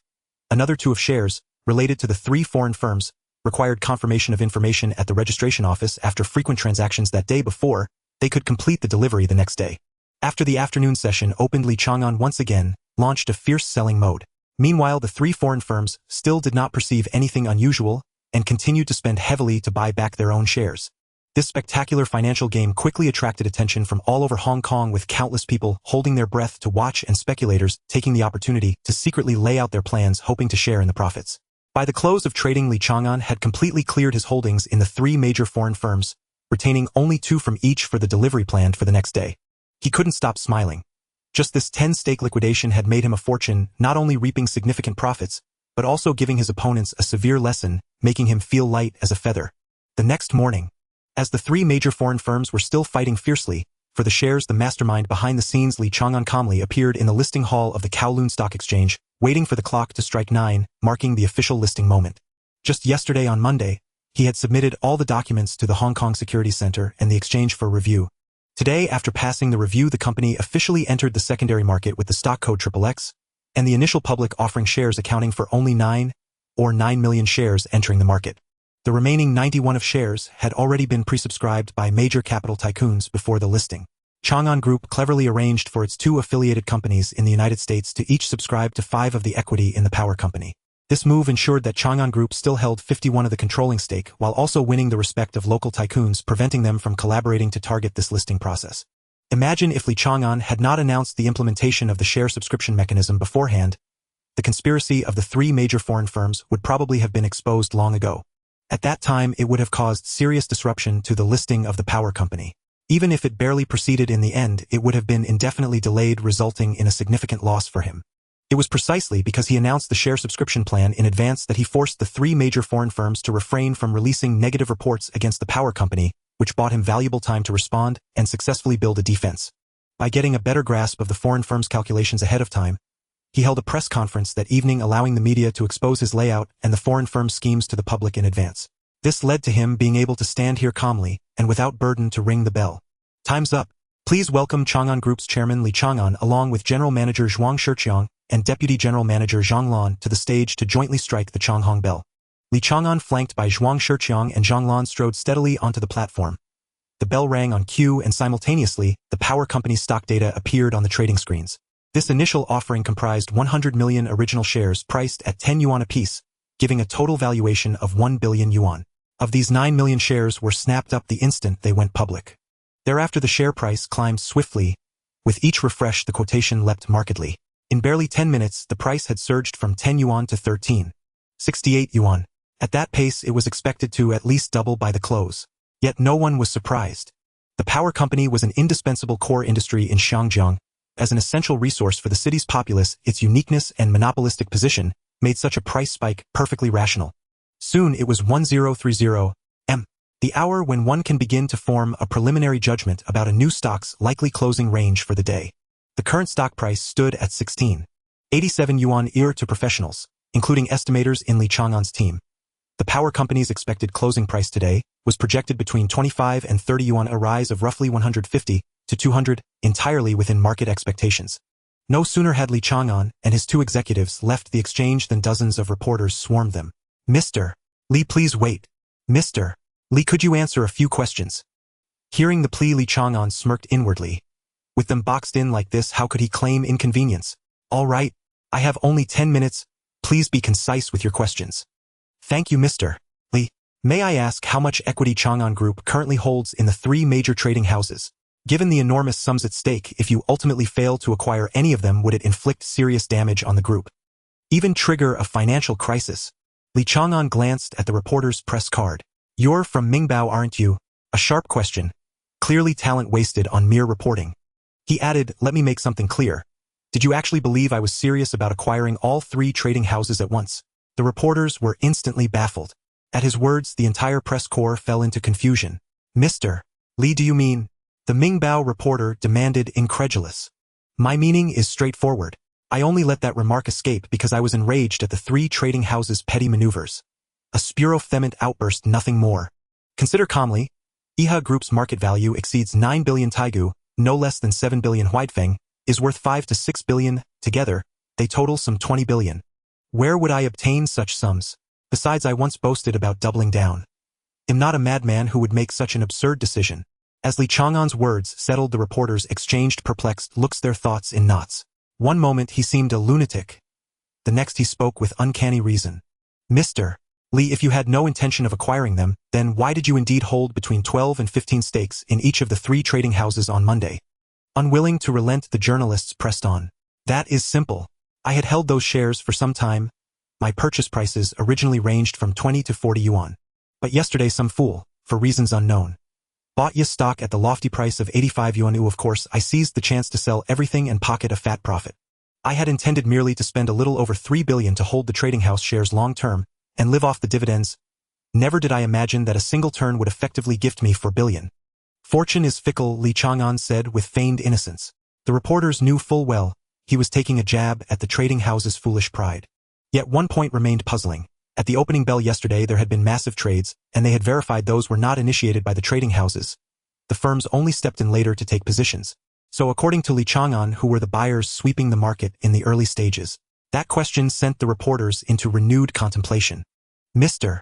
Li, between the market open on Monday morning and roughly 1020 m. were the buy and sell transactions in the 3 firm stocks executed by you personally. Another journalist, convinced Li was toying with them, pursued the point. Indeed, I was the one trading then. But I was selling with my left hand and buying with my right. Such maneuvers by all accounts are not illegal, are they? It was then the assembled reporters suddenly realized that if they had missed, that their years in journalism had been in vain. It turned out the whole scheme had been an artfully laid trap by Li Chang'an for the 3 trading houses. The discovery instantly amplified the story's sensational impact. Li Chang'an's step-by-step stratagems and calculations alone were enough to ignite public curiosity. More than one reporter had already sketched a headline. Li Chang'an digs a giant pit. The 3 trading houses all fall in. Such a headline would surely boost newspaper sales. Time's up, thank you all. Having spoken, Li Chang'an and his 2 managers departed with composed strides. The reporters made no further attempt to detain them. They had gathered ample material to file before deadline. This storm was bound to sweep the city. By 1130, the market had entered its midday recess.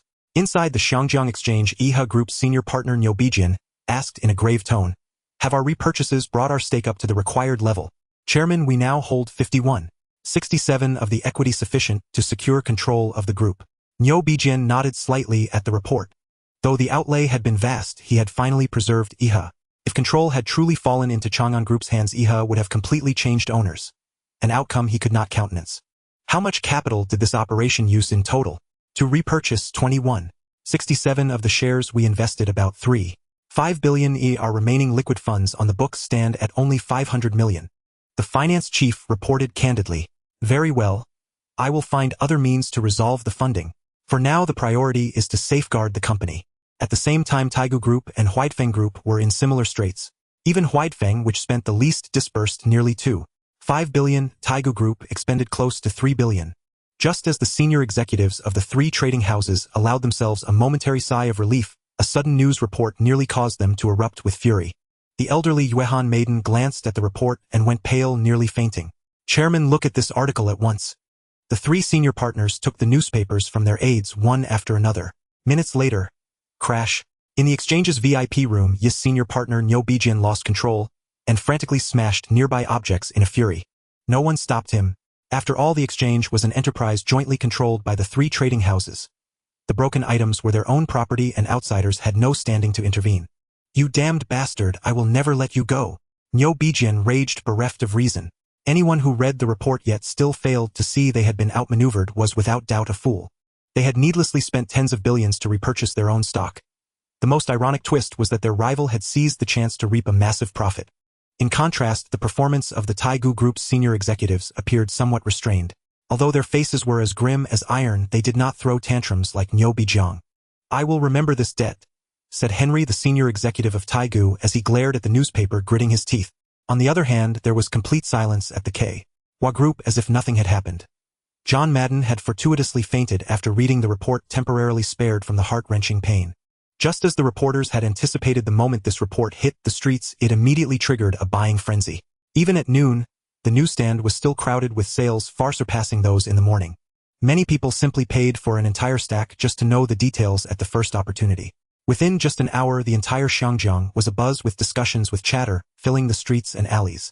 In the office of Sun Hung Kai Group, the 3 men gathered once more. "Ha ha ha, this kid really has some tricks. I knew something was off. It turns out it was a setup to trap people." Li Zhaoji laughed heartily. "All right, old Li, stop pretending to be a prophet now. I told you this kid was not simple. You all didn't believe me. Now look, I was right." Li Zhaoji retorted stubbornly. Fine, you're the best, is that all right? But don't just praise that kid," Guo Desheng suddenly said seriously. "Did you not notice anything particularly unusual about this matter? Did you notice something?" Feng Jingxi asked curiously, looking at him. "I always feel that this kid is merely a spark, like a fuse. There might be something much bigger behind it." Before Guo Desheng could finish speaking, Li Zhaoji immediately understood the implication. "Let's go, hurry to the stock exchange. I agree with old Guo's view. There must be a big fish hiding behind the scenes." Who is Li Zhaoji? He has always been insightful and prescient in the stock market. Previously, he had focused his attention on Li Chang'an, momentarily overlooking the bigger picture. Now, with Guo Desheng's slight prompting, he instantly grasped the crux of the matter. Meanwhile, after seeing this report, none of Xiangjiang's tycoons mocked Li Chang'an for his contradictory words and actions. Instead, a sense of awe arose within them. Heavens! Who would dare not to show respect? This person effortlessly caused several foreign firms to lose billions, with the actual combined losses of the three firms far exceeding this amount. At this moment, in the circle of Xiangjiang's wealthy elite, Li Chang'an had already become one of the most untouchable figures. At 1:30 p.m., the stock market opened as usual. In a VIP room, the three elders of Sun Hongkai, Fengguo and Li, were closely monitoring the market trends. Meanwhile, the senior executives of the three major foreign firms, after confirming that they had been duped by Li Chang'an, returned to headquarters in a furious state.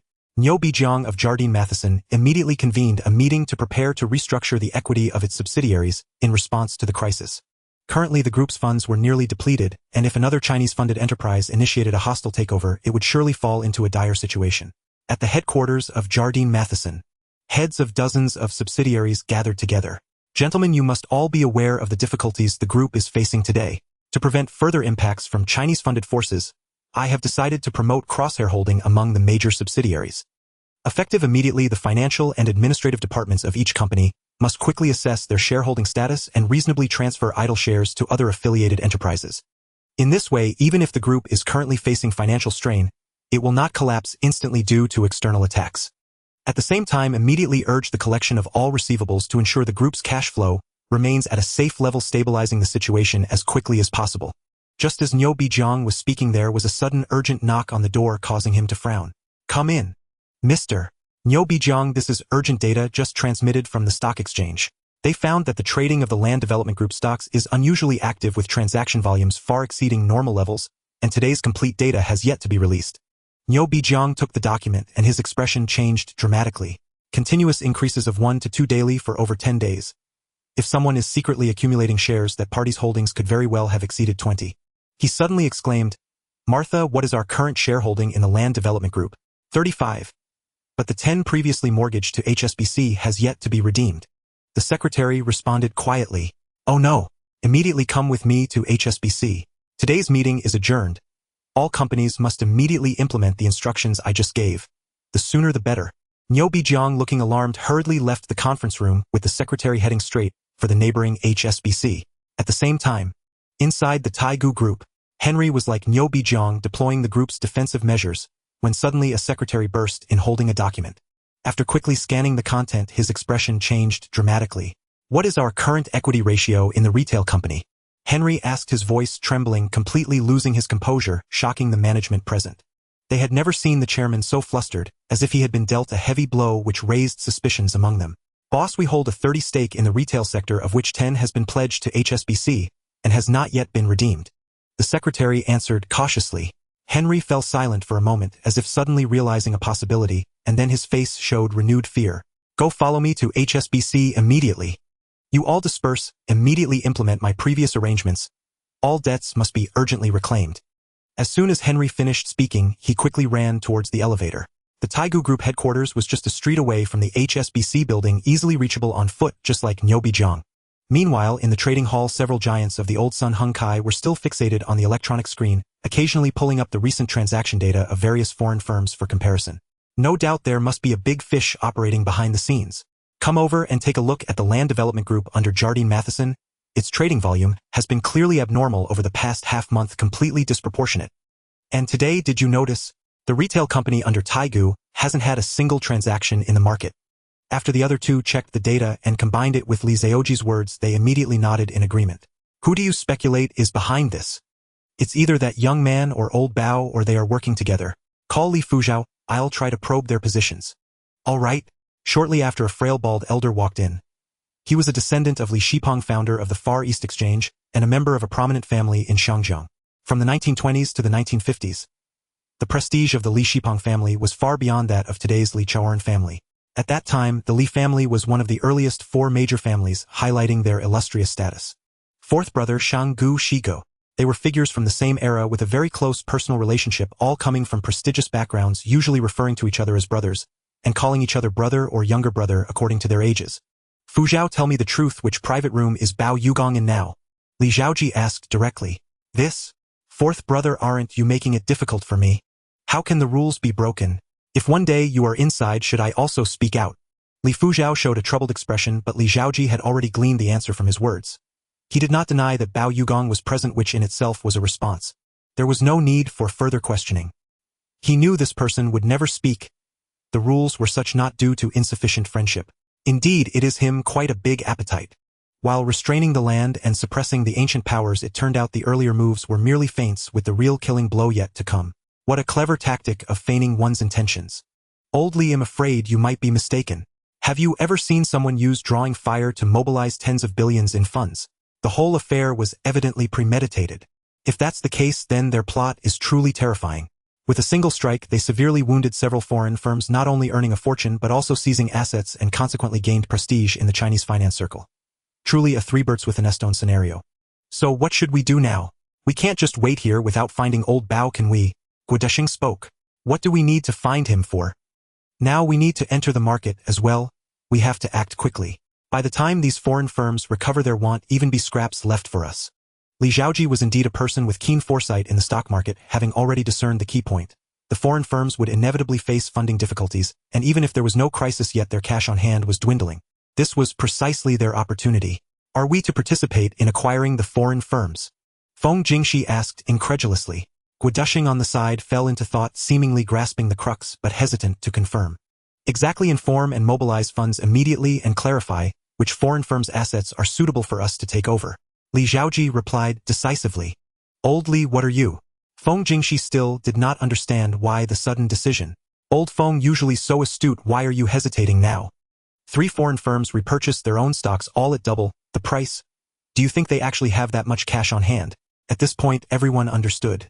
Guodesheng turned and walked to the phone, mobilize all available funds of the group, quickly transfer to the securities account, and arrange for someone to follow up. He acted without delay. Not long after Li Xiaoji and Guodesheng had completed their arrangements. Due to cash flow difficulties, Feng Jingxi could not participate in the offensive against the foreign firms this time. Old Li, which part are you planning to target? I intend to deal with the real estate sector of Henderson Land. They have expanded quite rapidly in recent years. Just in 1977, they made a fortune from projects in North Point and Suan, one not to mention they still hold a large amount of land reserves. Then what about you? Since you are focusing on real estate, I will handle the financial part. I will acquire his trust company and 2 other financial institutions, keeping it under 5 billion. Li Xiaoji nodded slightly upon hearing this.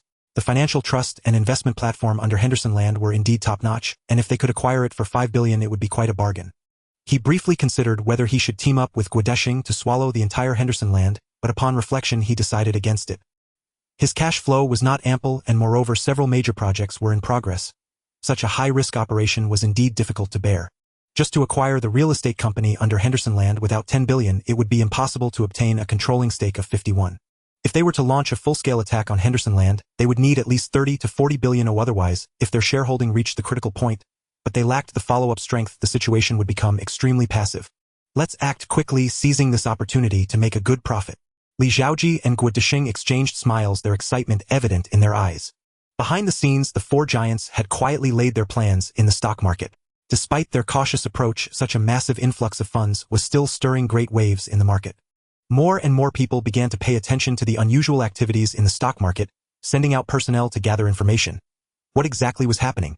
Was it that Li Chang'an was once again making moves behind the scenes? The sudden turbulence in the stock market also alerted Li Chang'an and Bao Yugong to the anomaly. Initially, the two thought the other had increased their investment, but they realized otherwise upon meeting. Eventually, Bao Yugong learned from Li Fuzhao that Li Xiaoji and others had sought him out.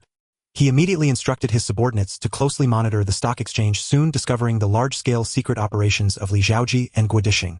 At this point, the source of the suddenly influxed funds into the stock market became clear, and the two felt relieved. These 2 guys really have a keen eye, even 5. 9 of the positions couldn't escape their notice. Let's go greet them, Bao Yugong said with a wry smile. Li Chang'an nodded slightly beside him. Their plan was nearing completion, ready to hold a press conference at any time. Once the news was announced, it would undoubtedly bring glory to the Chinese business community once again.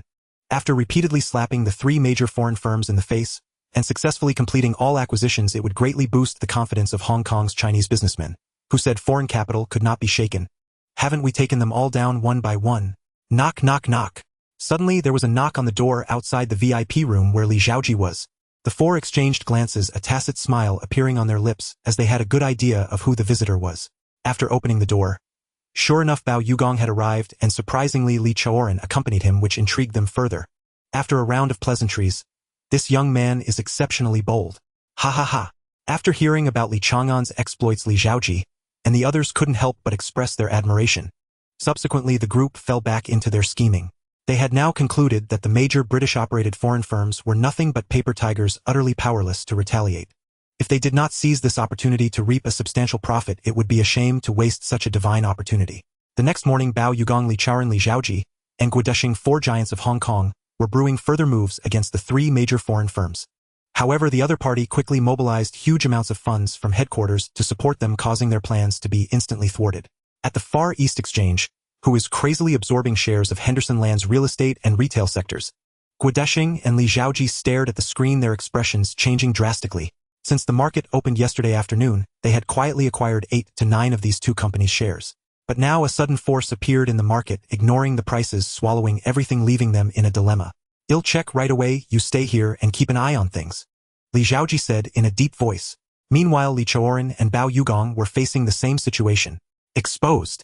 Li Chang'an looked at the wildly fluctuating trading data, his brow furrowed.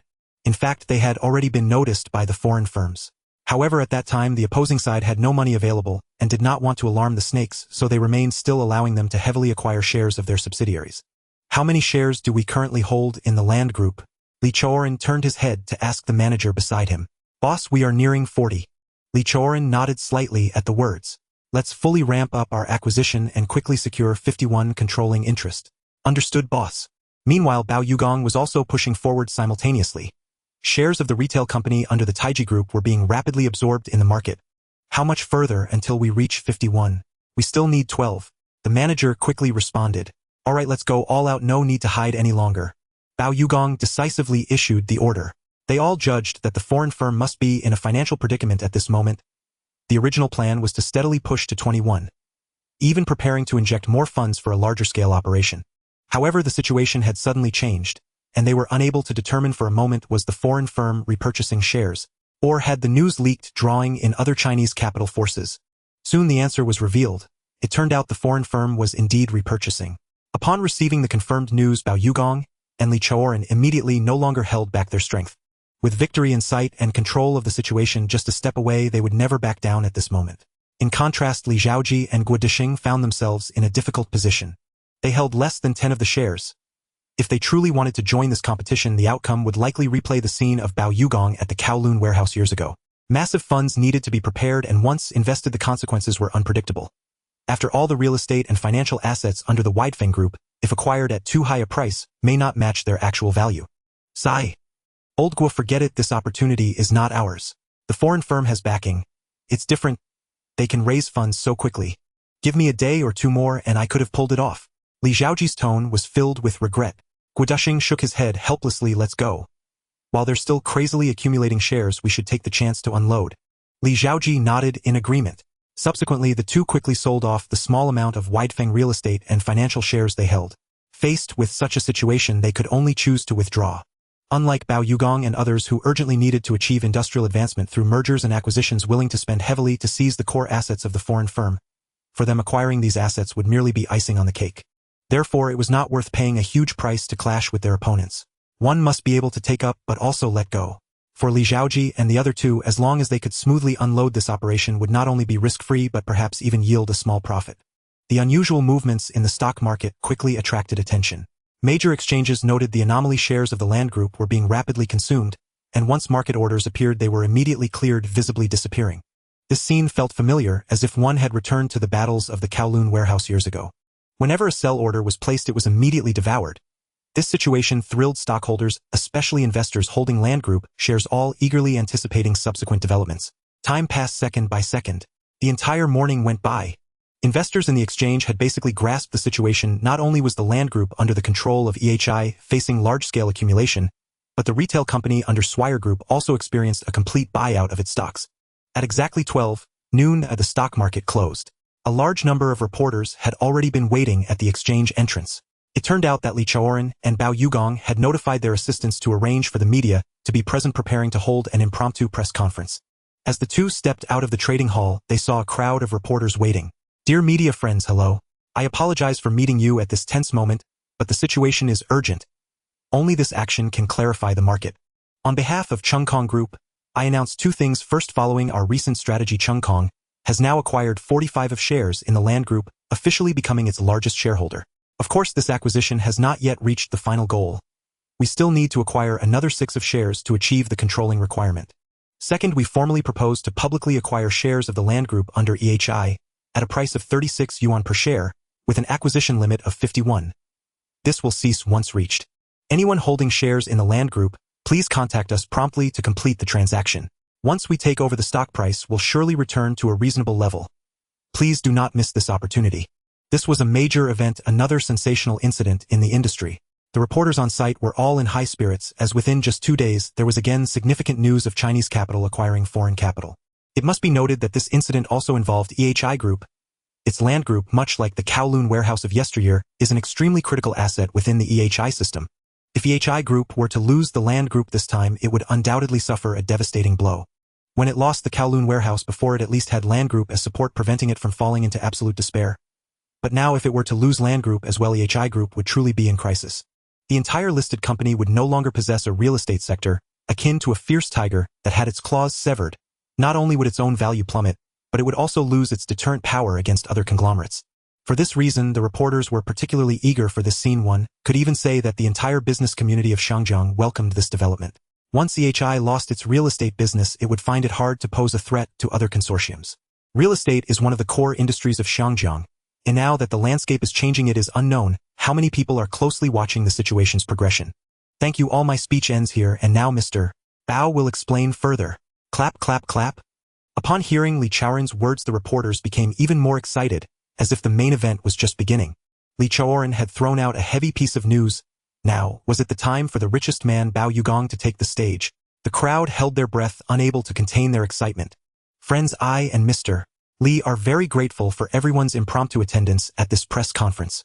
Today, I have 2 announcements. First, my global group has successfully acquired 41 of shares in Swire Properties, officially becoming a major shareholder in the company. But this is not the end. Our goal is to hold at least 51 of the shares.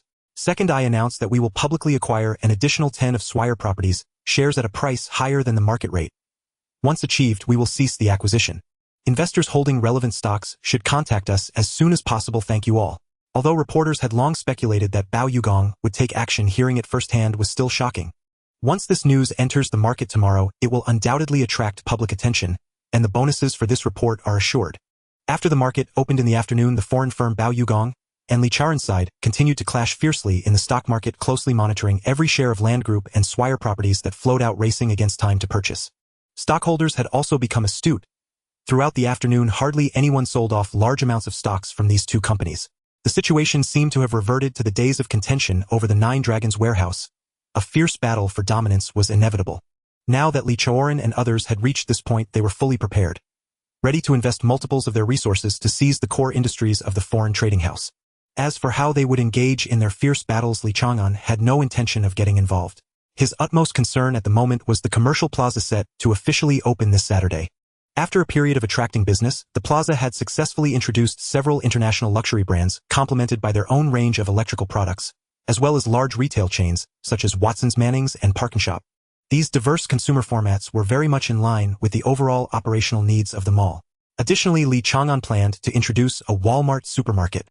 Currently among the first batch of shops preparing to open, over 70% had completed renovations and were ready for use, while the remaining stores were also hastening construction, expected to be fully completed in a few days. This comprehensive shopping mall was entirely modeled after future concepts. The first floor housed luxury goods and a large supermarket, while the second to third floors gathered various brand specialty stores. The fourth to fifth floors were planned as light dining areas, entertainment spaces, and high-end restaurant hubs, truly achieving a fully functional experience that integrated dining, shopping, leisure, and entertainment. Young Master Li, the preparations for the opening are basically ready. May I ask which guests need to be invited? I can start making arrangements, asked Zhuang Shiqiang. He understood the chairman's usual style, never low-key during significant events, hence his inquiry. Manager Zhuang, this time, I do not intend to send invitations.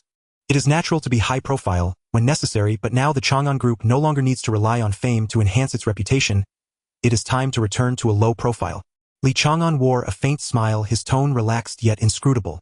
Zhuang Shiqiang could only speculate in silence, but he knew in his heart that there was no need to go through the trouble of inviting those business moguls this time.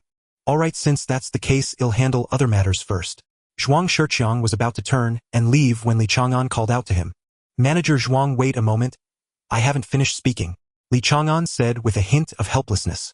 Although we want to invite those tycoons, we still need to arrange for some celebrities to liven up the atmosphere and attract a crowd. After all, with a new store opening, the more lively it is, the better. Additionally, the entertainers from the TV station should be encouraged to interact more with the audience on site. By the way, we should plan some activities to engage the citizens, such as giving away souvenirs, allowing participation in a lottery with a certain spending amount, or organizing some fun minigames. In short, there is only one goal: to boost the popularity and make the opening day a spectacular event. Li Chang'an stated regarding these tactics as commonplace marketing methods in his past life. Zhuang Shiqiang nodded repeatedly, feeling that it made sense. Young Master Li, I understand now. He then quickly left to start preparing for the simultaneous opening of various malls in a few days. In the blink of an eye, 2 days had passed. Saturday morning at 8:30, the new Chang'an Group Mall, located on Kowloon Jordan Road, was situated at the core intersection of Yao Ma Ti Tsim Sha Sui and Mong Kok. At the same time, the 3 malls at Wanchai Center and Central also officially opened today at the same moment. Outside the 3 malls, crowds had already gathered as citizens either eagerly anticipated shopping as the mall opened, purely came to witness the spectacle, or were drawn in by the gifts, with many onlookers lingering. At this moment, the 3 malls under the Chang'an Group were packed to the brim, perhaps due to the effective prior promotion that successfully piqued the curiosity of countless Hong Kong residents. Large promotional banners hung around the mall, 8% discount throughout the store for the first 3 days of opening. Spend XX amount to participate in the lucky draw, with a grand prize of a Mercedes-Benz car. A saying was circulating in the Hong Kong news circle. Any report involving the Chang'an Group would undoubtedly garner the most attention from the citizens. Therefore, whenever news related to the Chang'an Group emerged, reporters rushed to cover it. At this moment, the opening event of the 3 malls attracted numerous media outlets, with flashes of cameras going off incessantly. Each mall had a popular star as a highlight, such as Fa Go Zhao Yaji and Mi Shui, who, as major figures of Jiayi television, naturally needed to head to different locations to support the event. Ji, you go ahead and get busy. After the event, I'll come to pick you up for dinner. Okay.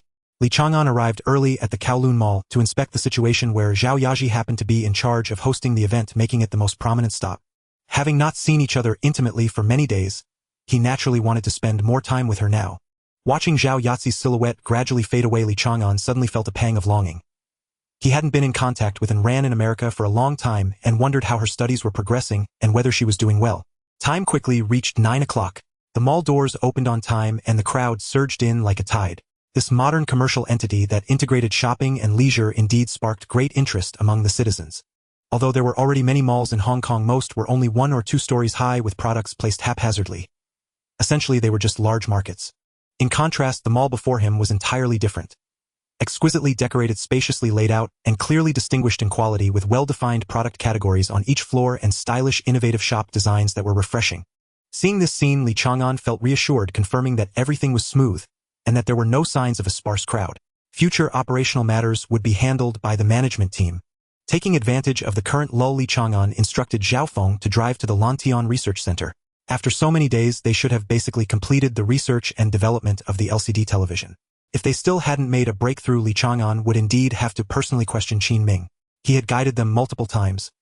If there were still no results, it could only mean that the team's attitude was lax. At that time, he would hold them accountable without leniency.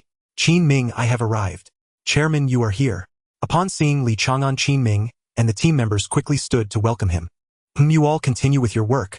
Qin Ming, why is there still no news on the LCD TV and the recorder? Those 2 products can't still not be debugged, can they? Li Chang'an inquired, but as he surveyed the research table, he did not see any samples or relevant experimental data, which raised his suspicion. We have completed it. The factory personnel just came to take it away, so large-scale production should start today, right? Qin Ming replied. Hearing this, Li Chang'an's brows furrowed tightly, feeling something was amiss. Why had Zhuang Shiqiang not mentioned this matter to him at all? According to procedure, if the factory needed to extract new products from the research institute, it had to be communicated with Zhuang Shiqiang first, who would certainly consult him to confirm whether to initiate mass production. What exactly is happening right now? Li Chang'an hurriedly walked towards the telephone. Hello, General Manager Zhuang, have you arranged for factory personnel to pick up the liquid crystal television products at the research institute, preparing to send them for mass production at the factory? No such thing. I am busy with matters at the commercial plaza. The response from Zhuang Shiqiang came, causing Li Chang'an's expression to change suddenly. This is bad, something has happened. You immediately call Xiangchong and Hu Shuyong and have them block all traffic routes and airports leaving Xiangjiang.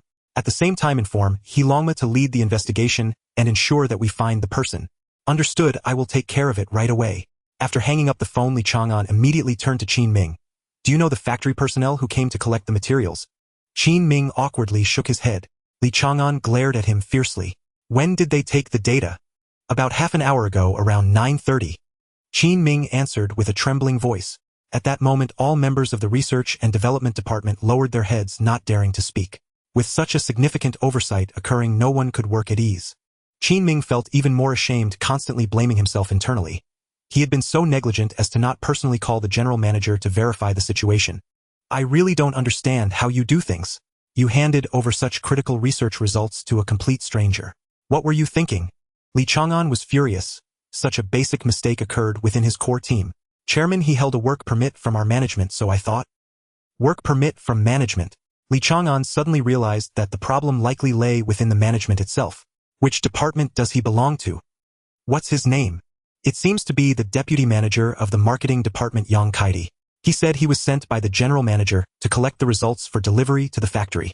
At that moment, I had just finished a call with the general manager and didn't suspect anything. Li Chang'an understood that the other party was likely an enemy force that had infiltrated, who just happened to overhear the conversation between Zhuang Shiqiang and Qin Ming. All right, I understand now. Zhao Feng, let's go. We have only half an hour. I believe that person is still in Xiangjiang. Even if we have to dig 3 feet into the ground, we must find him. This incident served as a wake-up call for Li Chang'an. Recently, the group's development had been too smooth, leading him to relax his vigilance regarding safety management and docking mechanisms. What was the original intention of establishing the security company? Was it not to ensure the safe operation of the group and protect high-tech research outcomes? Yet he himself had overlooked this point.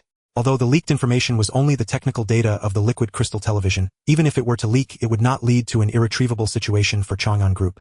At most, it would result in the loss of core technical data for this product, allowing other electrical manufacturers to quickly replicate similar products. However, every time Li Chang'an launched a new product, he would register the patents immediately. Be it for exterior design, liquid crystal technology, or screen structure, all were applied for protection. Yet such patents have vague boundaries. Competitors only need to make slight modifications to claim independent research and development, leading to significant difficulties in defending rights. However, the situation is now different. If he is the only one in the world who holds a certain patent while others can manufacture the same product, the likelihood of winning in legal disputes will greatly increase. This applies to all types of appliances on the market. Every device produced by Chang'an Group is protected by patents, yet many areas have begun to produce counterfeits. Li Chang'an would not tolerate this. He had already allocated $5 million to Charlie San, instructing him to assemble a professional legal team to pursue accountability for infringement globally. Regardless of the outcome, Li Chang'an had Charlie San handle it, filing lawsuits against those companies worldwide that counterfeited his electrical products, which would solve the group's predicament and help Charlie San achieve his goals. Li Chang'an surveyed the area and found nothing unusual before returning to the company. He needed to quickly close this loophole in the group and establish a complete management system. Thinking of the management system, he recalled the working Emperor Hua Jianing under Li Chang'an. This person is not only a genius in business but also outstanding in management. The entire set of systems of Changsha Group was almost crafted by him, running smoothly for decades without any major errors. It seems I need to hurry up and find Hua Jianing, Li Chang'an thought to himself. Chairman, everyone is here. We can start the meeting now. His secretary came to report. Okay, it'll be right over. This meeting was not a routine work report. Frankly, Li Chang'an was there to hold people accountable. A thorough criticism meeting. He walked into the conference room with a solemn expression. Everyone, I believe you are all aware of what happened in the group today. There is a problem within the management which is such an ironic matter for our entire group. As he spoke, he scanned the room. Everyone lowered their heads, not daring to meet his gaze, fearing being named and bringing upon themselves unwarranted disaster. Therefore, no one is allowed to leave today. All must stay in the group to cooperate with the internal investigation. If anyone refuses to cooperate or cannot accept the investigation, please submit your resignation letter directly to me after the investigation ends. Additionally, if anyone is confident in designing a complete management system for the group, you can raise your hand to volunteer now.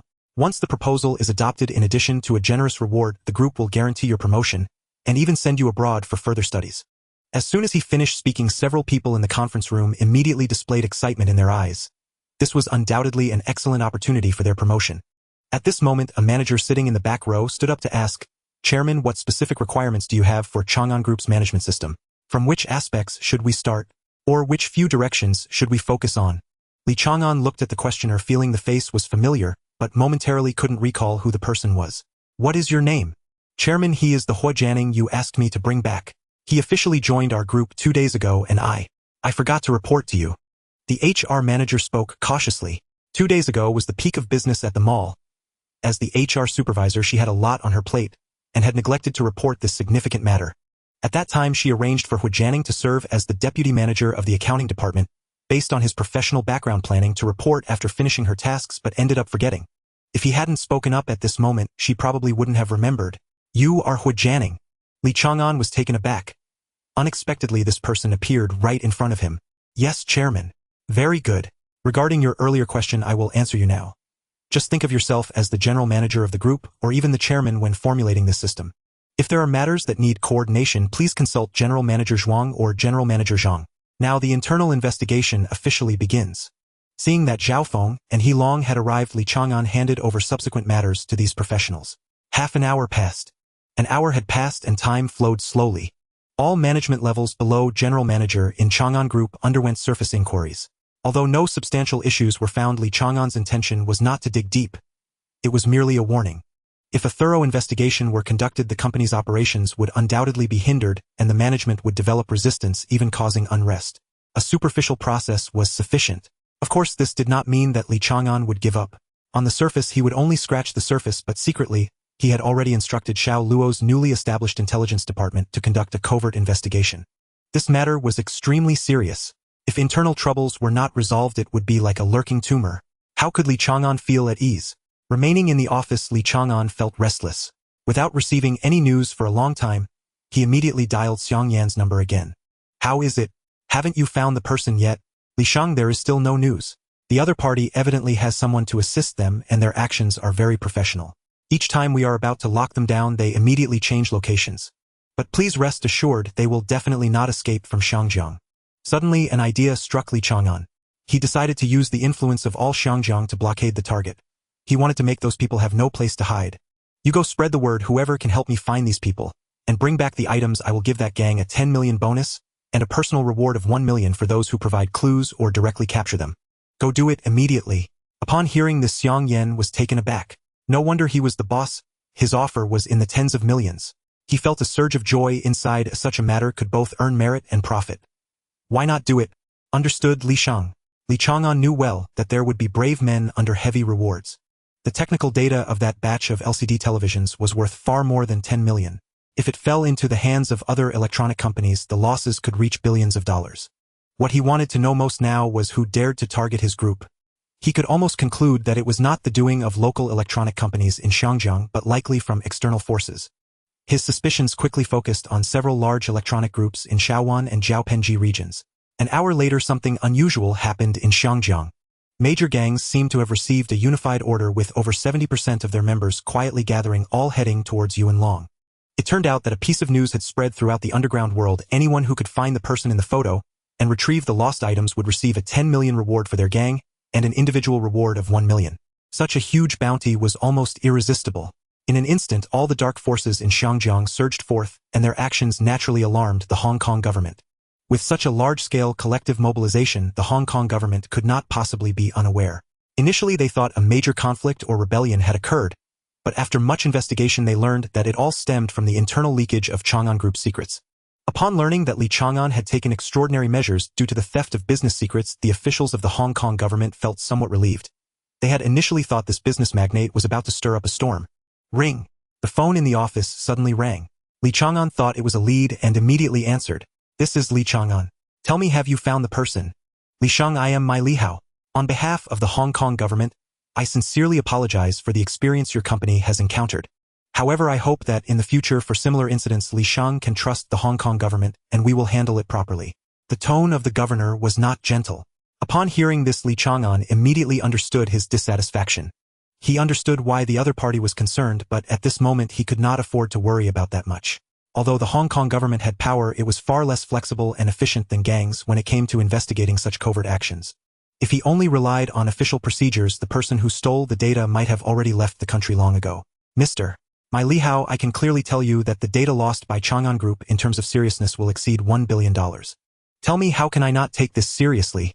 Of course, I am also aware that this action may cause you trouble, but I ask for your understanding of my situation. You also know that in certain special circumstances the response speed and means of gangs are indeed more effective than government institutions. This is not a question of the Hong Kong government's capabilities, but just stating the facts. Governor, this matter is crucial to my group.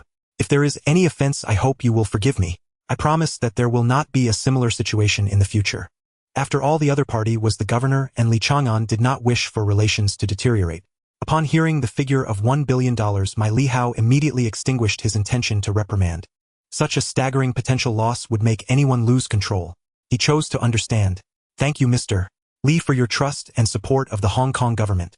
I have already ordered to lock down the airport, and the Hong Kong government will fully assist Li Chang'an in recovering the losses. Thank you, Governor, for your strong support. After hanging up the phone, Li Chang'an continued to focus on checking the progress of the internal investigation of the group. The entire morning quickly passed. All management personnel had undergone a surface check, and no obvious flaws were found. Li Chang'an no longer delved deeper, signaling everyone to return to their posts and resume normal operations. The group was large, and it was currently a critical period for several malls to open. At the same time, they also needed to prepare for the various affairs before the launch of the LCD televisions and VCRs. Even a half-day delay would result in huge losses. Li Chang'an believed that it was sufficient to leave such matters to Xiao Luo's department to investigate secretly. He had complete confidence in Xiao Luo's abilities, knowing he would definitely handle things well.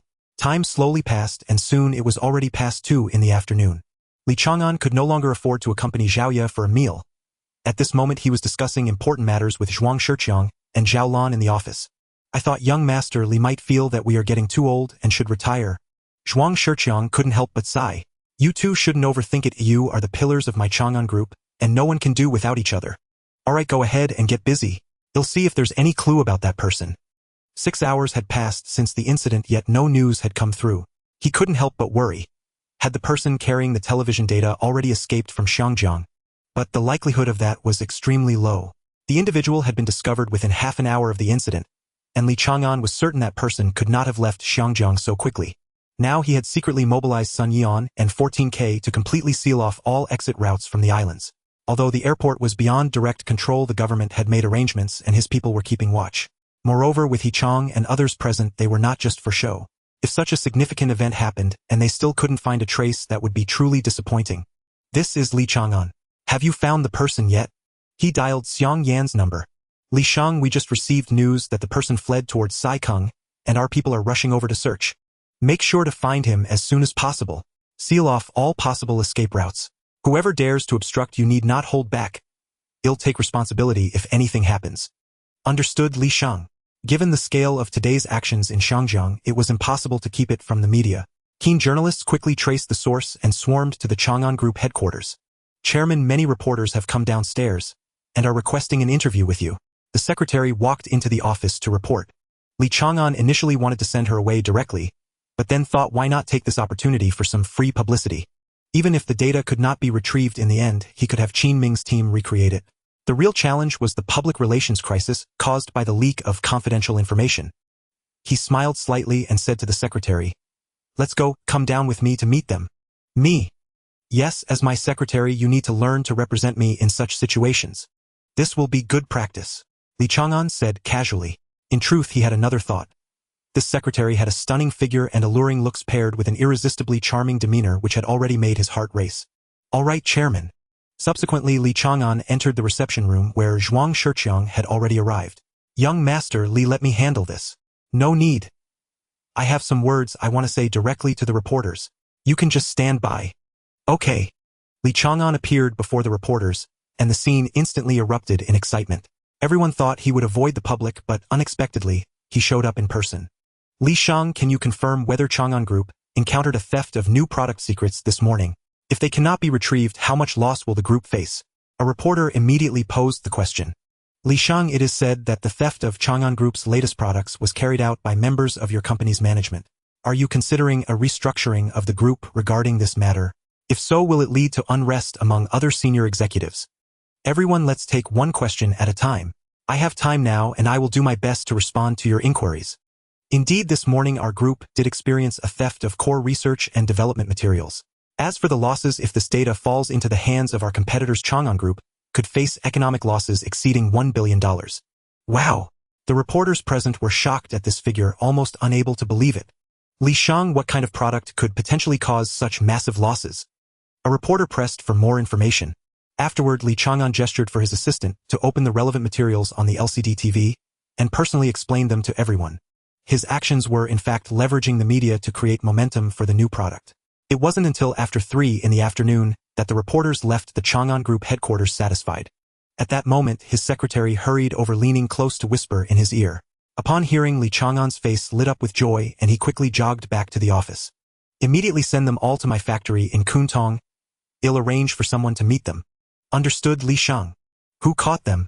You should distribute the rewards on my behalf, not a penny less. Especially the 1 million personal bonus. I must hand it over personally to the individual, and afterward I'll transfer the amount to you. Li Chang'an instructed solemnly. He understood the ways of these gangs, as they often cut their subordinates' rewards. He was unwilling to act that way, otherwise who would still be willing to work for him in the future? Rest assured, Li Chang'an, I will handle it properly. Good, let's proceed as planned. After hanging up the phone, Li Chang'an immediately set out.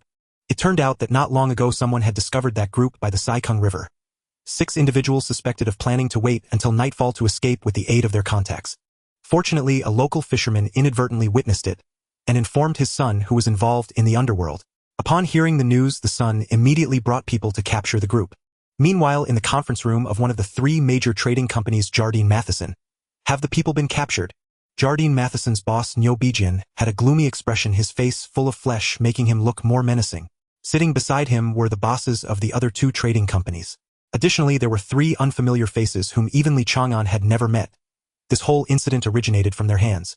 Li Chang'an initially suspected it was the work of competitors, but he never anticipated that the masterminds behind it were these long-established trading powers whose enmities had long since become irreconcilable.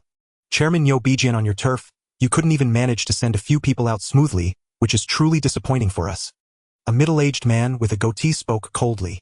Nyo Bijian did not get angry at the questioning, but instead appeared embarrassed, clearly indicating that this person's status was not ordinary.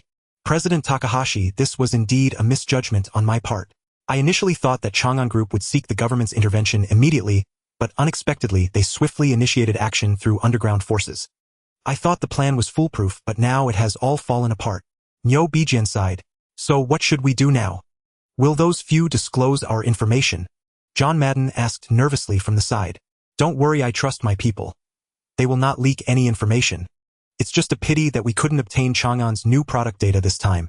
If we want to replicate such an operation next time, it will surely be much more difficult. Nyo Bijian shook his head, repeatedly filled with regret. Mr. Nguyen, what should we do now? Our electrical goods have all set sail and will arrive in Hong Kong in 2 days. This time our 3 groups are launching 6 new products, each with a production volume exceeding 100,000 units, totaling over 7 million pieces, along with several 100,000 game consoles.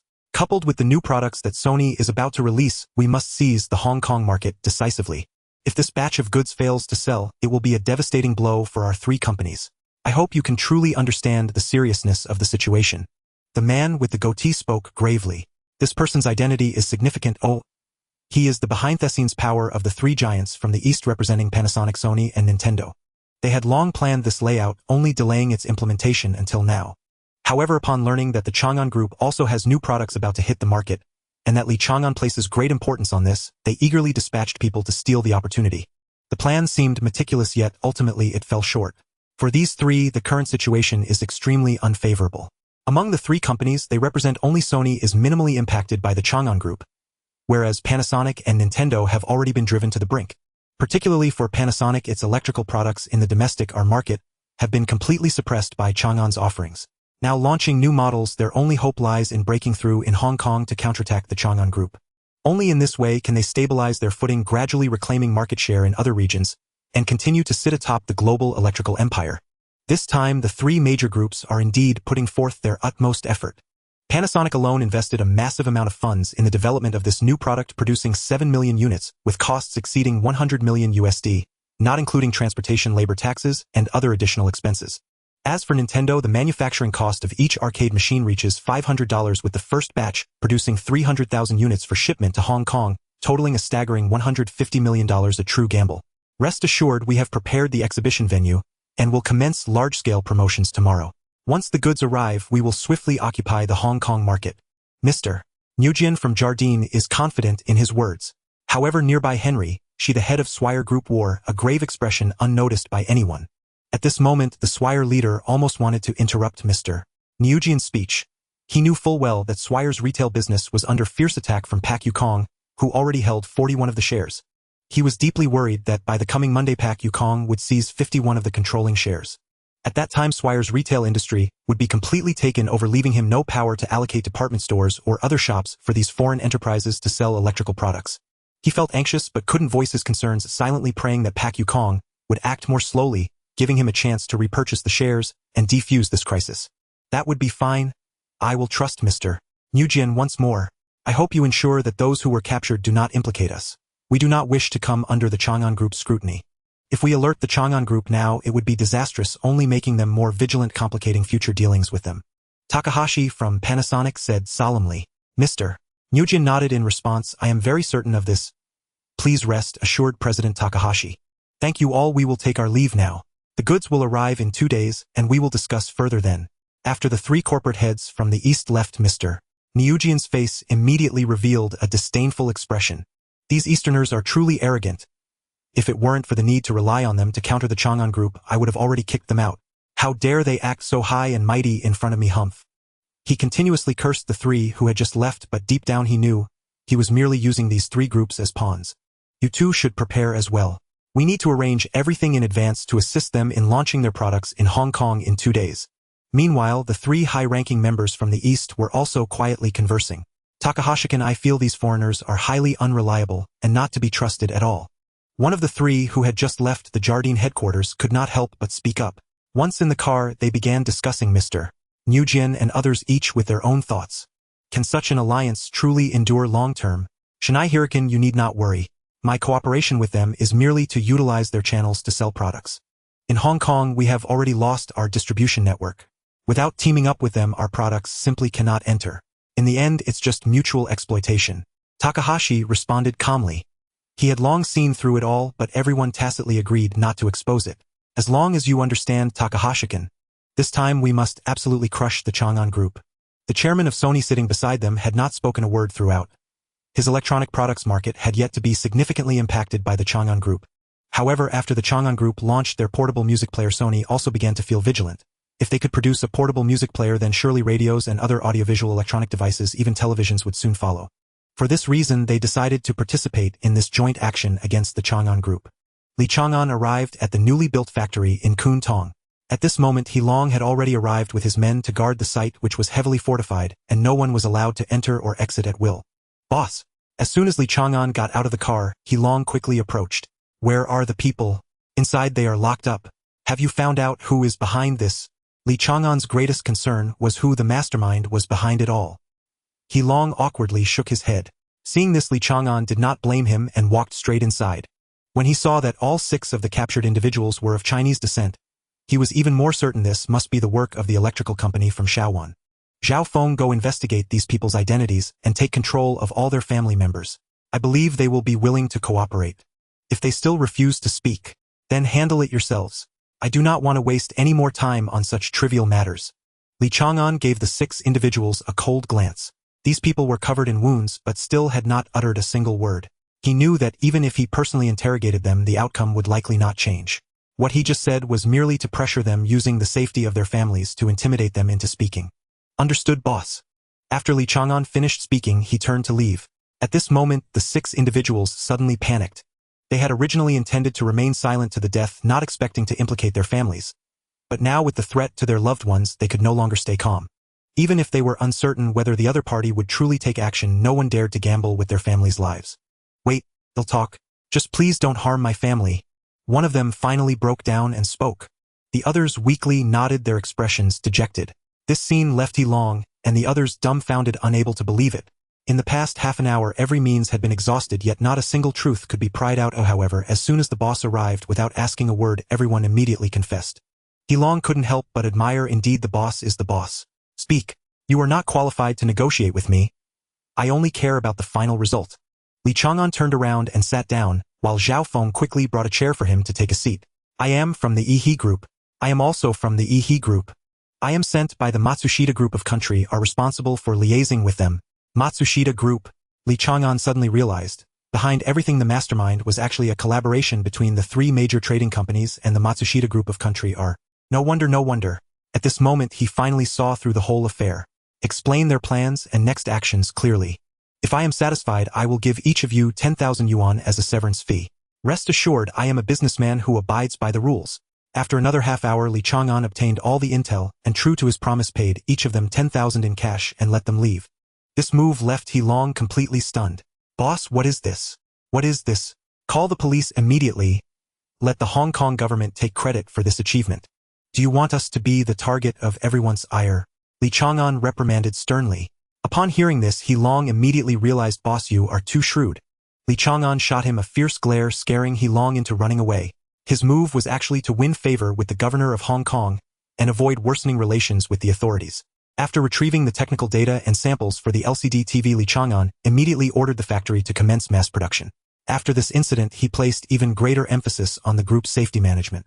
When he first entered this world, he was still cautious in every aspect. However, as his business flourished and everything went smoothly, he gradually became more relaxed.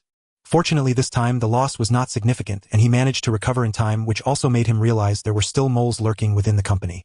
Preventing thieves and burglars is easy, but preventing internal betrayals is truly difficult. At this moment in the conference room of the Chang'an Group, Zhuang Shiqiang Zhaolon, He Long Zhaofeng Xiao Luo, and a member nicknamed Water Buffalo had all taken their seats. He Long Zhaofeng, after this incident you should understand now. When I brought you into my group, I anticipated that such a day would eventually come. I just didn't expect it to come so soon. Therefore, I now need each of you to take on new tasks. Zhaofeng, you no longer need to guard me personally. From now on, Water Buffalo will be fully responsible for my personal safety. You take a portion of the brothers to H. Long's place to train a team that is truly loyal to the Chang'an Group. This team must be carefully selected, meeting all quality standards, and as for how to filter them, I trust you will have your methods. I will establish a separate structure for this group specifically responsible for the overall security of the group. All their expenses will be fully covered by the group with generous treatment and salaries far exceeding ordinary positions. In the future, I might even consider granting them fixed profit shares. But one thing must be made clear: they must be absolutely loyal to the group without any wavering. At the same time, their identities will still belong to the security company, and I want them to hold legal gun permits. Zhaofeng and He Long exchanged glances, and then nodded in unison. At this moment, Zhaofeng spoke up, Boss, I only need to take 2 people. The others can stay with Water Buffalo to protect you. Your safety is the top priority. As for the group under He Long, I hope you can let them temporarily report to me for a while, and after the training is completed they can return to their original posts. Brother Zhaofeng, no problem. He Long immediately patted his chest in response. If anyone dares to disobey, I will deal with him myself. Alright, it's settled then. Li Chang'an decisively made the decision. He then turned to Zhuang Shiqiang. What did the Hong Kong government say just now? The secretary of the governor of Hong Kong informed us that tomorrow they will send a representative to attend their official press conference to explain today's situation to the citizens of Shangjiang. Li Chang'an pondered for a moment. Then you go. Take this opportunity to hold our group's own press conference immediately after the Hong Kong government's press conference. There are shadows of the little devils behind today's incident, indicating that their cooperation with the trading companies is nearing completion, and they will soon penetrate the Shangjiang market. You need to publicly emphasize the characteristics of our Chang'an Group's products at the press conference, reminding citizens to discern and not be deceived by inferior appliances that mimic the appearance of our products. Particularly, you must repeatedly mention the results of the last test and clarify the serious consequences that substandard products may bring. Li Chang'an instructed solemnly. He had already judged that the trading companies and the Japanese side had almost reached cooperation and their products were likely to hit the market soon. He had to lay the groundwork in advance. Even if he couldn't stop them from entering the market, he had to create as much resistance as possible. However, he would never resort to price cutting for dumping as a response. Doing so would only harm the reputation of his own brand. Even if there were short-term gains, it would be a self-destructive act, pointless. Understood, I will make proper arrangements. Oh right, I almost forgot. I'll handle this matter personally. Li Chang'an's lips curled into a sly smile. He suddenly remembered the weapon of patents. Once the Japanese products hit the market, if they were highly similar to his own designs, he would definitely have Charles take action and sue them into bankruptcy. He wanted the other party to experience the power of intellectual property. Currently, there were few similar products on the market, making it easy to gather evidence for plagiarism with a very high chance of winning the lawsuit. Of course, if the Japanese come knocking in the future requesting technology authorization, he would not completely refuse. Moderate authorization is necessary, otherwise, he could be countersued for monopoly. Once convicted of monopoly, the consequences would be extremely severe enough to bankrupt him instantly. Li Chang'an was well aware of this. Alright, that's roughly how it is. Xiao Luo, you continue to discreetly investigate the group's management. If the others have nothing else to do, they can go about their business. After the meeting, Li Chang'an arranged for Zhao Feng to prepare for the new task, while Water Buffalo officially took over his personal bodyguard responsibilities. Around 6:30 p.m. Li Chang'an arrived at the television station. As he walked into the building, he found it brightly lit with everyone still busy. Not a single person had left work. This surprised Li Chang'an. What could they possibly be working on at this hour? He walked in with curiosity. Chairman, why are you here? Everyone quickly stood up. Chairman, I happened to pass by. What are you all busy with? Is there a meeting tonight? Why is everyone here? Li Chang'an asked curiously. Liang Shui appeared helpless. It seems the chairman really doesn't care much about our television station's daily operations. The film company's second production will officially premiere tomorrow, and tonight, we will finalize the shooting plan for the fourth television series. Can we not be anxious? Oh, I see now. Li Chang'an revealed a look of sudden realization. Recently, he had indeed been neglectful in following the updates from the television station and the film company, which made him feel somewhat embarrassed. Well, since we're here, let's talk about the recent data from the television station so I can feel a little better, Li Chang'an said as he took a seat. Liang Shui immediately took out the documents. Chairman, the first movie has been in theaters for just over a month, and the total box office has reached 9.1 million with an expected total box office of around 9.3 million after another week before it goes offline. This film is the box office champion of this year and has also become one of the highest grossing films in recent years. It has surpassed the 8.53 million box office record set by the 1976 film Half a Gene and 8 Liang, directed by the Su brothers and distributed by Golden Harvest, as well as the 7.82 million record of the 1978 film, Selling the Body, claiming the top spot in Hong Kong's film history. As for the second film, it will have its premiere at midnight tonight, and we are very confident. It is expected to exceed 10 million in box office sales, becoming the first film in Hong Kong's history to break the 10 million mark.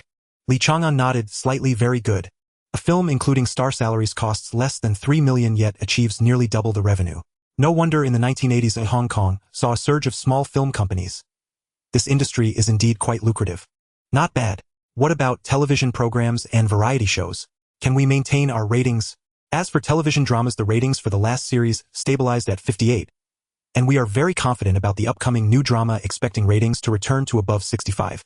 As for variety shows, Chairman, haven't you seen them yet? Liang Shui asked curiously. Li Chang'an shook his head. I don't have time to watch television. Let me tell you, Super Invincible Master currently airs without anyone daring to compete with it, reaching a peak rating of 91, maintaining an average of 85, and has become a recognized classic program. Li Chang'an couldn't help but applaud. Very good. With you managing the television station, I feel at ease. Give me a few movie tickets. I will go to the cinema tonight as well. Li Chang'an turned to Liang Shui and said, You want to go watch a movie? Tianci, just have the film company send a few tickets over. No need, just reserve me some seats. I will go myself later. All right, you all carry on. I will take my leave now. Li Chang'an's sudden departure left Liang Shui and the others exchanging glances. What is the chairman doing? Is he really here to understand the situation? Liang Shui couldn't help but wonder. Haha, Director Liang, you are overthinking it. I believe the chairman is actually here to find. Suku chuckled as he pointed to the poster of Zhao Yaji on the wall. Everyone was instantly taken aback. Su, are you saying? Liang Shui looked at him in shock. Exactly, I happened to see her get into the chairman's car last time. Suku responded softly. Liang Shui pondered for a moment, then looked around at everyone seriously. All right, let's start the meeting. What was just said, no one has heard it. Keep your mouth shut. Tianci, tonight, I need you to arrange for personnel to monitor the screening situation at each cinema closely. Su Kuzhang Xiong, hurry up and shoot the next film. Speed is essential, but quality must also be stable. Script team, do you have any good scripts on hand? If not, go back and think hard about it. Even if you have to raise your pillow higher, you must come up with something. If that doesn't work, I will go out personally to acquire. Liang Shui continued to give several directives. Meanwhile, Li Chang'an originally planned to head directly to the artist's lounge to find Zhao Yaji. He was unconcerned about whether their relationship was exposed. After all, they were both single. Why should they avoid it? As he passed the wardrobe and props room, he suddenly heard a conversation inside. Aji, I really like you sincerely. Would you rather choose someone who is already married than accept my feelings for you? Yuan Shun, I'm sorry, but it's impossible for us. Being friends is the best way to relate. Besides, I've never dated anyone who is married. Please do not make wild guesses. Moreover, you are also a married person, aren't you? Li Chang'an recognized Zhao Yazi's voice and his expression darkened. Shui Niu sensed his mood was off, and was about to step forward, but Li Chang'an raised a hand to stop him, subtly shaking his head to signal that it was unnecessary. Aji, I clearly saw you get into a luxury car that day on set. Do you still want to deny it? If you don't agree to me, I really can't help but hand the photos over to the media. Huang Yuanshan held an old camera in his hand, his tone filled with threat. You didn't expect you to be this kind of person. Our friendship ends here. From now on, please do not contact me again. Zhao Yaji trembled with anger, turning to leave. Huang Yuanshan hurriedly blocked her path. No, Aji, that's not what I meant. I just care too much about you. As long as you are willing, I will immediately go back and file for divorce. Believe me, I am sincere towards you. I will work hard to earn money for you, and you will definitely have a better life than following a married man, okay? He continued to plead softly, his voice tinged with desperation. Let me say it again. I have not been involved with any married man, and we are absolutely impossible together. Please let me go. Zhao Yaji pushed him away forcefully. You can't leave. Bang. With a loud noise, Li Chang'an kicked open the wardrobe room door, and Shui Niu rushed in, pinning Huang Yuanshan to the ground. Call Liang Shui to handle this. Anyone who dares to plead for him can get lost. Everyone listen. Zhao Yaji is my woman, Li Chang'an. Before his words had even settled, he had already taken Zhao Yazi's hand and strode out of the room unreservedly and composed. Zhao Yaji was stunned by this sudden turn of events, her mind blank, and she could only allow him to pull her along, as if she had lost the ability to think. The loud noise from the door that Li Chang'an kicked open had already attracted many staff members from the television station to watch. Everyone was astonished to hear the chairman's domineering declaration, and saw him leaving with Zhao Yaji, especially those female stars who were suddenly filled with intense envy and jealousy. Especially for Zhang Mali, a Miss Hong Kong who had previously had an affair with Li Chang'an. Her heart felt like it was being cut. She had once spent a wonderful night with him, yet now she found herself inferior to a woman with children. How could she not feel hate and jealousy? However, Li Chang'an was completely indifferent to the gazes of others, leading Zhao Yaji straight out of the television station. Huang Yuanshan was already frightened to the point of losing his wits. Zhao Yaji is the chairman's woman? This thought kept swirling in Huang Yuanshan's mind, unable to dissipate for a long time. Once in the car, Zhao Yaji gradually regained her senses, feeling both sweet and anxious. It's not good for your reputation. So many people saw just now. She lowered her gaze and spoke softly, her expression shy and gentle like that of a girl next door. Utterly unrecognizable as a mother. This moment utterly captivated Li Chang'an. Gently, he drew her into his arms. We're both single. What's wrong with being together openly and honestly? Even if gossip spreads, do you truly think I'd care? Don't overthink it. Once I've chosen you, not even the heavens collapsing could tear you from my side. His voice was resolute, almost imperious.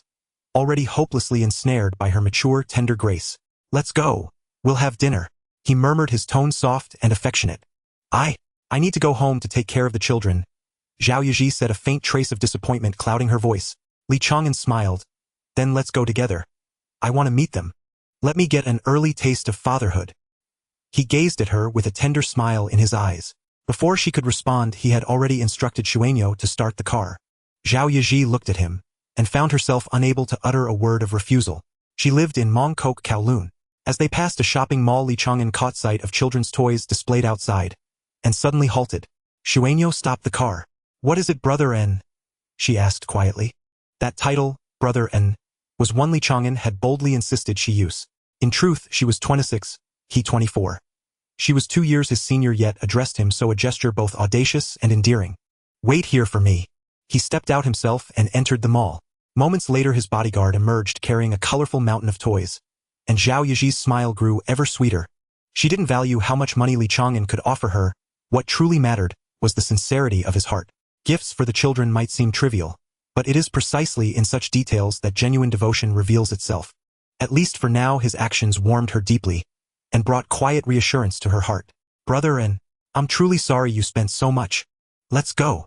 Li Chang'an smiled, offering no reply, only taking the toys from the bodyguard's hands and fixing his gaze upon her face, eyes brimming with tenderness.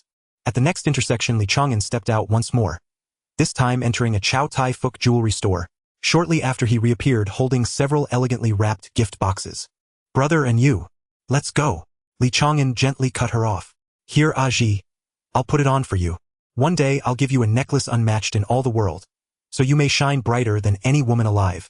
With meticulous care, he fastened it around her neck. His words were so tender her eyes welled with tears. She leaned gently against his shoulder, her heart swelling with warmth. Soon the car arrived at its destination. Zhao Yaji's residence was a modest aging apartment building. No elevator, only stairs to climb. Though her fame now blazed across the land, artists of her generation earned far from lavish incomes. Moreover, during her divorce from her former husband, she had surrendered all assets, keeping only custody of her 2 children. This apartment had been purchased with support from her maternal family. "You live here?" Li Chang'an asked, eyebrows faintly furrowed as he crossed her threshold. To him, Zhao Yaji was a top-tier star. How could she dwell in such humble quarters? "Yes," she replied, nodding with slight embarrassment. "Let's go." Li Chang'an said no more. Simply took the parcels from his bodyguard and carried them up the stairs himself. "You may wait outside. 3rd floor. It's fortunate she lives only this high." The building's facade was weathered and worn, yet inside everything gleamed with quiet order. Clean, bright, and warmly inviting. "Mummy! Mummy!" 2 children came racing out, followed closely by an elderly woman. Li Chang'an instantly understood this must be Zhao Yaji's mother. "Aji, who is this young man?" "Mum, he's..." Zhao Yaji faltered, cheeks flushed, heart pounding, unable to find the right words to introduce him. "Auntie, hello. I'm Li Chang'an, Aji's boyfriend. It's my first visit. I hope I haven't disturbed you." In an instant, Li Chang'an transformed, adopting the demeanor of a respectful, dutiful junior, completely shedding the commanding aura of a corporate chairman. His performance was flawless, natural, seamless. "Oh dear, come in please. Come right in. Honestly, child, you should have told me you'd bring your boyfriend. I haven't prepared anything proper for dinner." Zhao Yaji's mother was both startled and delighted, chiding gently, yet her eyes sparkled with unmistakable joy. Her gaze lingered on Li Chang'an, scrutinizing him with the unmistakable intensity of a mother appraising her daughter's suitor. Unwavering, unblinking. Li Chang'an felt slightly flustered under her steady gaze. "Auntie, there's no need to trouble yourself. We've come simply to invite you and the children out for dinner. I only learned just today that you were here, so I asked Aji to bring me along for my first formal visit. And as a token of respect, please accept this small gift. Wishing you robust health and enduring longevity." He presented the gift with deep reverence and humility. Every gesture polished, every word considerate, the very portrait of a thoughtful, well-bred young man. "Xiao, and you're far too polite. Just coming is enough, no need for gifts. How courteous you are." Her words were modest, but she accepted the gift with evident pleasure, her radiant smile speaking volumes. "Mummy, I want the toys." The elder child stared fixedly at the boxes in Li Chang'an's hands, unable to look away. The older was about 2.5. Li Chang'an knew his name was Zhao Guanghong. The younger, barely a year old, was Zhao Guangyi. Only then did Li Chang'an remember the toys still clutched in his other hand, and broke into a quiet laugh. "Little one, come here. Tell uncle your name and this toy is yours." He crouched down, voice warm and playful as he coaxed the child. "My name is Zhao Guanghong." The boy piped up brightly. "Very good. Here's your reward." Li Chang'an handed over the toy, watching the boy leap and dance with unrestrained joy. Then he turned to the younger one cradled in Zhao Yaji's arms. "And what about you, little brother? Can you tell uncle your name yet?" He wasn't sure whether the infant could speak, but the toddler ignored him entirely, turning instead to bury his face in Zhao Yaji's legs, clinging tightly, silent and timid. An awkward hush fell over the scene. "It's all right. Come over here. Uncle has toys for you too, okay?" The child stole a glance at his mother, and only after receiving her silent permission did he inch slowly forward. Li Chang'an smiled. Indeed, the magic of toys knew no age, no resistance. To win over children, nothing worked better. Within minutes he was laughing and playing with both boys, their shared joy echoing through the room. Meanwhile, Zhao Yaji and her mother had gone to change clothes. "Aji. Just who is this young man? He seems familiar. I feel I've seen him before, but I can't quite place him. He carries himself with such poise, exudes such distinction. He's clearly no ordinary background. By the way, how old is he? You're already a mother of 2. Will his family accept you?" Her mother spoke softly, a subtle note of concern threading through her voice. Hong Kong society at that time remained conservative. Elders especially valued lineage and social standing, which was precisely why so many aristocratic families stood unshaken at the apex of society. Mommy and guest family. Zhao Yaji was well aware of the situation at Li Chang'an's home, as that incident had caused quite a stir, with news reports airing daily, making it hard to remain oblivious. "What happened to his family?" her mother asked anxiously, her face filled with concern. "His family is a bit complicated, and now he is the only one left, as his parents recently faced an accident." Zhao Yaji was unwilling to elaborate further. "Sigh, that child is truly unfortunate. However, sometimes not having parents can be less burdensome, at least." "Mommy, how can you say that?" Zhao Yaji immediately interrupted, and her mother realized she had misspoken, quickly closing her mouth. "All right, no need to inquire further about this. As for background or qualifications, your daughter combined doesn't measure up to him, Zhao Yaji said softly. This statement left her mother momentarily stunned. Mommy, don't ask anymore, just get ready. Oh. A few minutes later. Alright, and go, let's go. Zhao Yaji came out after changing her clothes just as she was about to head out. Ding ding ding. Who is calling at this time? Hello. Wife, has a Ji come home? She hasn't eaten yet, has she? I just returned to Shangjiang with a gang. Let's have a meal together. Zhao Yazi's father's voice came from the other end of the line. You guys are back. That's great. A Ji just happened to bring her boyfriend home and was about to eat. Mommy, who is it? Zhao Yaji asked nervously, her heart racing, fearing her mother might speak carelessly. A Ji's boyfriend. Wait for us, we will be there soon. Okay, hurry over. It's your father and brother who just returned from a business deal in Shaowan. This time his project was completely overshadowed by the Chang'an group, leaving him with no opportunities. It's truly frustrating. Upon hearing this, Li Chang'an was taken aback, feeling inexplicably implicated. He glanced at Zhao Yaji and forced a bitter smile. Half an hour later. Knock, knock, knock. Your father has arrived, go open the door. Oh. Li Chang'an also stood up unexpectedly, finding the entire family gathered, creating a rather awkward atmosphere. Downstairs, who knows what big shot has arrived with several luxury cars blocking the road and surrounded by a bunch of bodyguards. If it were me when I was younger, I would have found someone to take care of them, putting on airs for what? Zhao Yazi's father complained as soon as he entered, and Li Chang'an felt even more embarrassed, helplessly shaking his head. Dad, please stop talking. Zhao Yaji also felt speechless. Her mother had just spoken ill of Li Chang'an, and now her father was doing the same, leaving her in a difficult position. All right, no more talking. Dad, he. Zhao Yazi's brother stared at Li Chang'an in shock, as if he had seen a ghost. What about him? Her father followed his son's pointing direction, and upon seeing Li Chang'an widened his eyes in surprise, quickly rubbing them. Li Shang? He then hurriedly stepped forward. It's really you. I can't believe I would meet you here.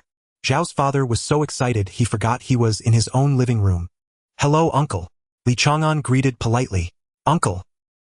Hearing this term of address, Zhao's father suddenly realized he was at his daughter's house, looking around and recalling his wife's words about their daughter bringing her boyfriend home, leaving his mind blank. You are a Ji's boyfriend? He was utterly shocked, almost unable to believe it. This person who was now making waves in Shangjiang, hailed as the youngest legendary tycoon, and even the actual richest person, turned out to be his daughter's boyfriend. What a joke. This felt even more absurd than if someone had told him he had won 50 million. Uncle, I am a Ji's boyfriend. Li Chang'an's expression was calm. Even though he knew he had cut off the other party's financial path, he could only face it honestly at that moment. As soon as he admitted it, Zhao's father became completely dazed, followed by a surge of joy. Guoxiong, have you seen clearly? Ai Ping, don't you recognize him? Zhao's father turned to his wife. Zhao's mother looked at Li Chang'an, shaking her head in confusion. Ha ha ha. Zhao's father suddenly burst into laughter. A gang, you tell him? He excitedly looked at his son, who pulled out a newspaper from the table and handed it over. Mommy, there's news about him in our home. How could you still not know who he is? When Zhao's mother looked over Chang'an Group, the richest young person in all of Shangjiang, the youngest on the wealth list, she was immediately stunned. You? All right, uncle and aunt, I am just your junior, nothing more. Let's go have dinner first. Li Chang'an said helplessly. All right, let's go eat, it's getting late, everyone is hungry, let's go. After going downstairs, Zhao's father felt awkward again upon seeing those luxury cars before him. He recalled what he had said upon entering, and his face instantly flushed. Uncle and aunt, please get in the car. All right. Although Zhao Yazi's father was also in business, he was merely running a small electrical appliance business, lacking both the financial means and qualifications to encounter such high-end vehicles. However, the moment he truly sat inside, he felt invigorated. Gang, how does this car feel? Is it comfortable? Zhao's father asked his son in the front seat. It's amazing. I absolutely love it. Young Master Zhao, if you like it, you can take one whenever you want, the boss has plenty at home. The driver was Zhang Dongli, also from Zhao Feng's circle. Really? Of course it's true.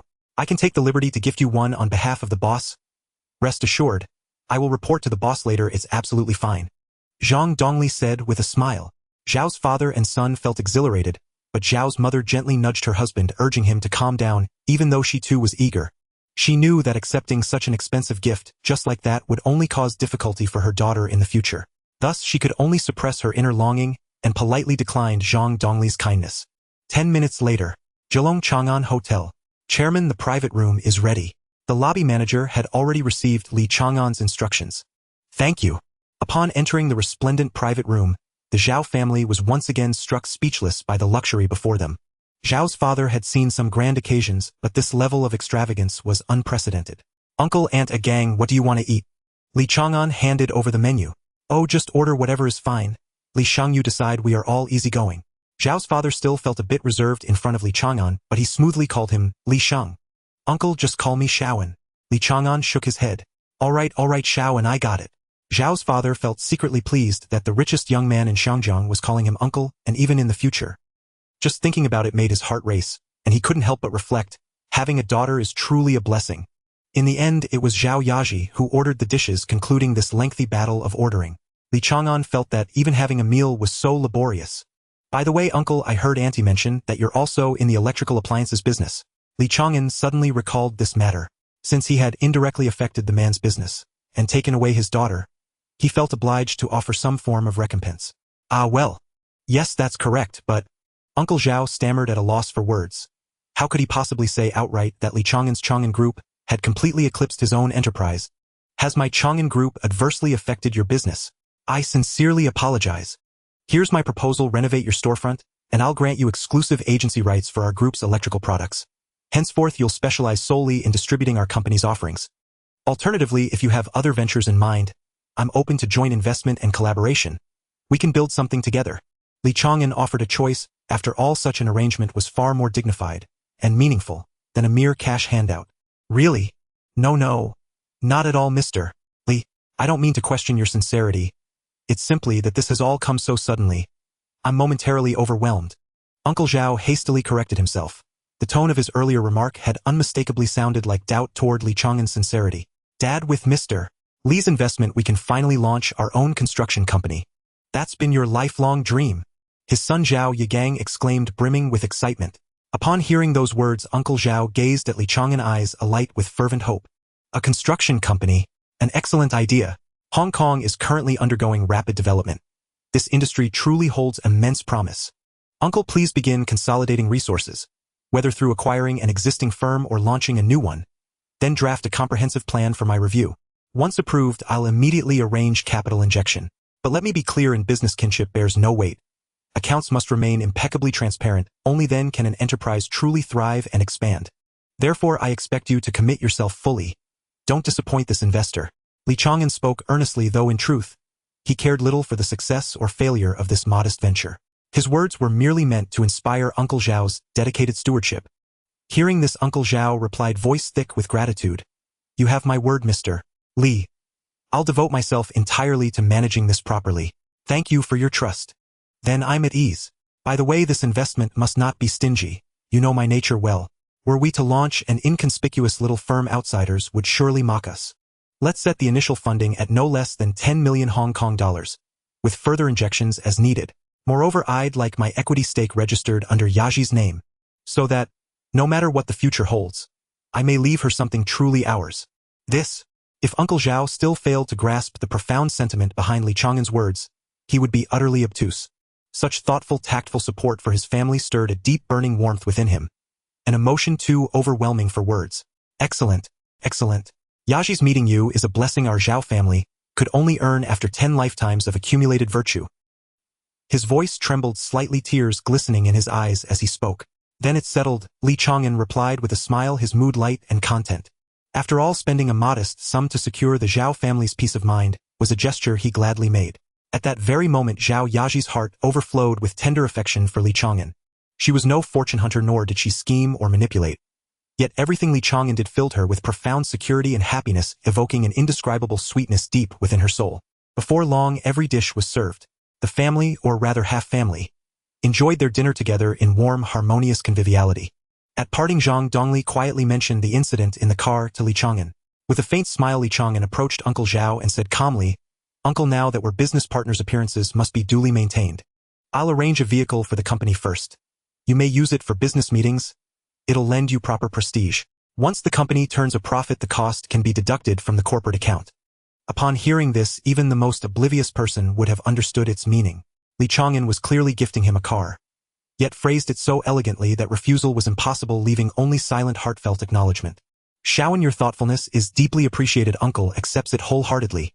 I only ask that you treat Yaji with sincerity always, and honor the depth of her devotion. Li Chang'an nodded solemnly. He did not personally see Uncle Zhao off, instead letting them drive the car home themselves. As for himself, he gently took Zhao Yaji's hand, ushering in their private, intimate time together. It was already nearing 10 o'clock. With the movie still some time away, Li Chang'an strolled with Zhao Yaji through the city streets, savoring Hong Kong's nocturnal charm. He had lived in this world for quite some time. But truth be told, he had never truly relaxed. To him, indulgence was not excess. It was simply embracing life with full presence and appreciation. Like this moment holding his lover's hand, walking openly through the city, dating without pretense. Of course, his time in America didn't count. That had been foreign soil, lacking the native resonance and warmth he felt here. Hong Kong's night markets are legendary. Those who understand know it as a city that never sleeps. Its nighttime splendor far surpasses its daytime bustle. And truly, Hong Kong streets at night belong to men. Isn't there a playful saying? By day the city belongs to the government, by night it belongs to them. The two arrived at Pottinger Street. In this era, Pottinger Street rivaled its later reputation. Teeming with entertainment venues, its alleys and thoroughfares alive with strikingly handsome young men and beautiful women. Shall we go in for some roller skating? Li Chang'an resolved to unwind completely tonight, setting aside for once his identity as billionaire and tycoon. The joy of living comes first, and besides, no one will recognize me tonight. Yes, I've never tried it before. Zhao Yaji agreed eagerly. One was a top-tier A-list star, the other a preeminent magnate. Neither had ever had occasion to visit such places. Tonight, however, offered a rare chance to briefly break free from constraint and revel in fleeting liberty. After purchasing tickets and entering, they found the rink filled with youths sporting hair dyed crimson, emerald, azure, violet, and gold.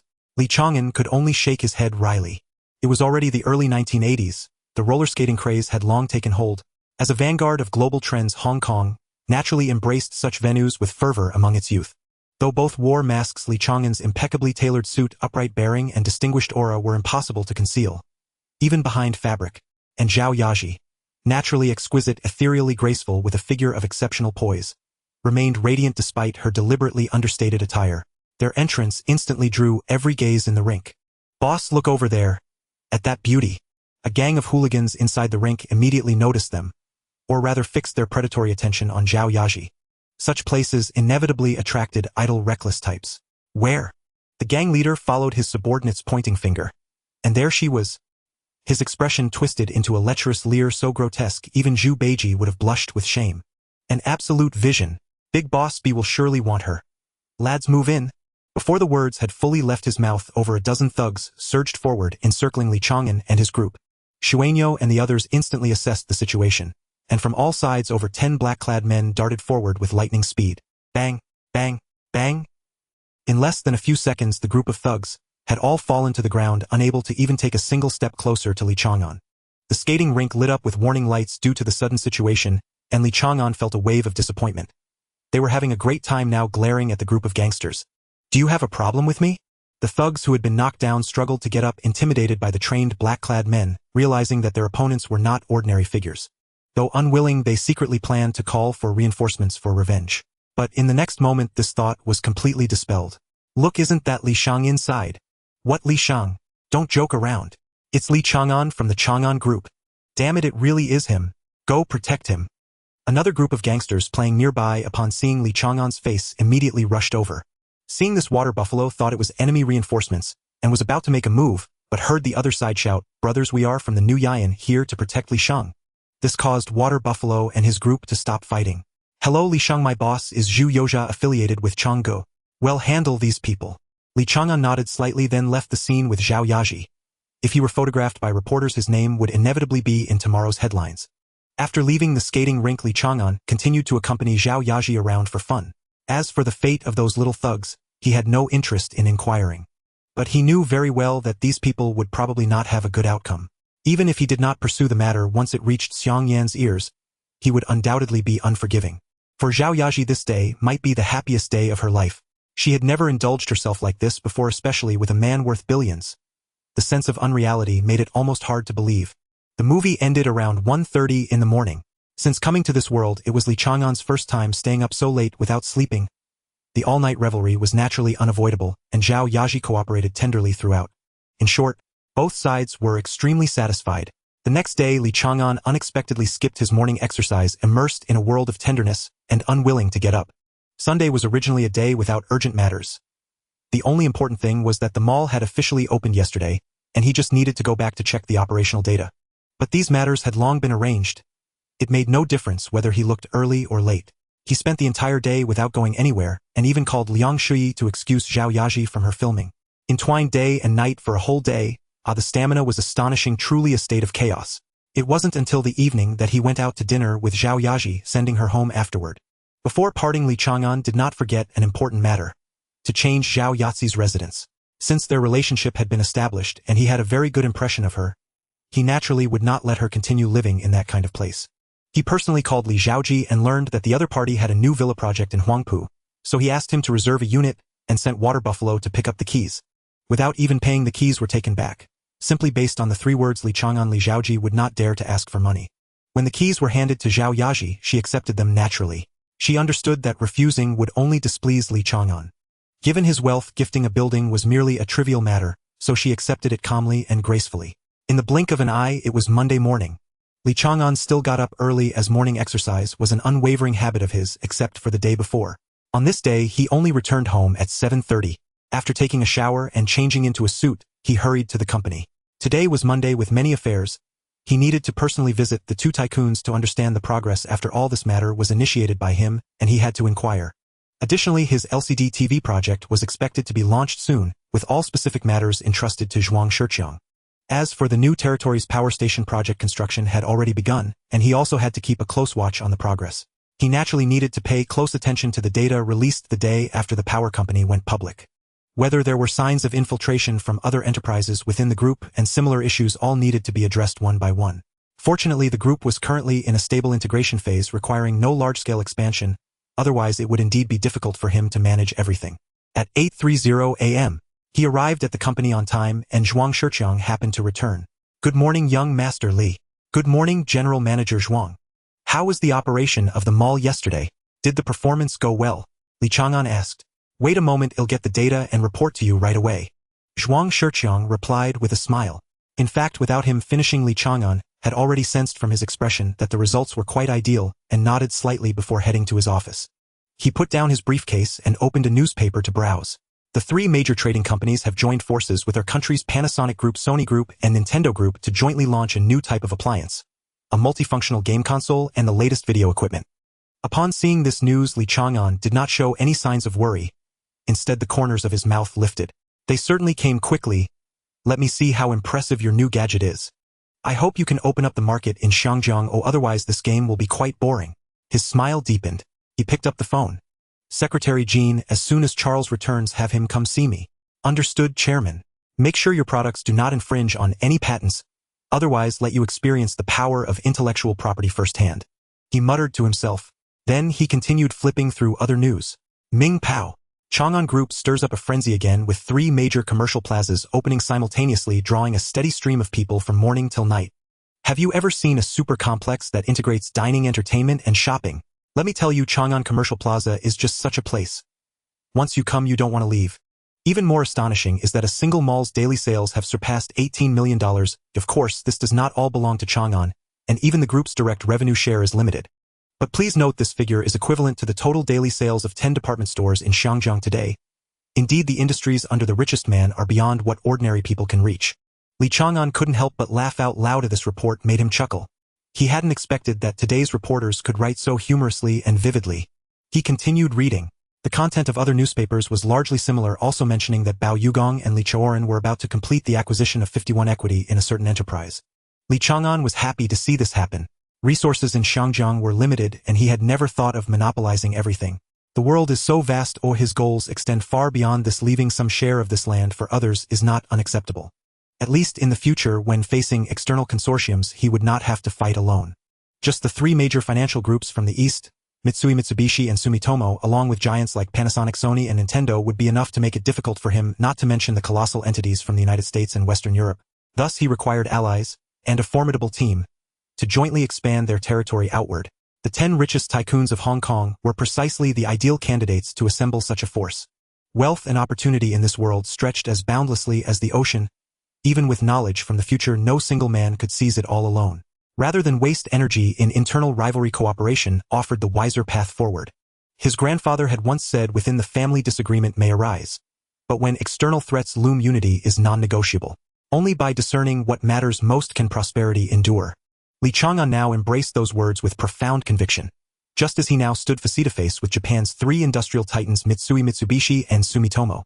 Yet how could one man stand against them? Not yet. Not at this stage. Without support his path would remain steep and treacherous. Even confronting corporations like Panasonic, Nintendo, and Sony alone strained his capacity.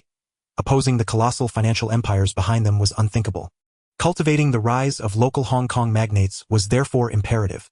Knock, knock, knock. Come in. Hey, old friend. Long time no see. Alan, didn't you take charge of mall operations? What brings you back so suddenly? My boss, I'm here to report on my work. Alan replied with a grin. Lately he'd been riding high, now overseeing Chang'an Group's retail division, commercial plazas, and Watson's among others. Finally savoring the prestige of a true CEO. Judging by your swagger, you've been living quite comfortably. When will you return home to inherit the family business? Li Chang'an teased, smiling. No. I absolutely refuse. I'm perfectly happy here. You couldn't drag me away if you tried. At those words, Alan tensed instantly. Inherit the family business. He'd sooner die. Such folly was unthinkable. Though a fortune worth hundreds of billions of dollars beckoned, accepting it meant surrendering his freedom, becoming permanently shackled to duty. What he truly craved was a life unbound, yet adorned with the authority, influence, and grandeur of a domineering CEO. That for him was the pinnacle of existence. Fine then, whatever makes you happy. Now report. Understood, sir. Yesterday, Kowloon Commercial Plaza achieved a turnover of 20 Hong Kong dollars. 9 million apparel accounted for 35, food and beverage 20 or general retail 15, electronics and appliances 10, and the remainder comprised miscellaneous categories.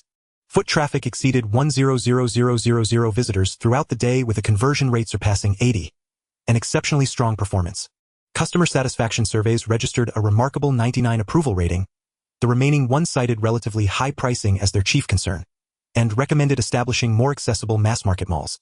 Wan Chai's revenue yesterday totaled 21 Hong Kong dollars. 3 million.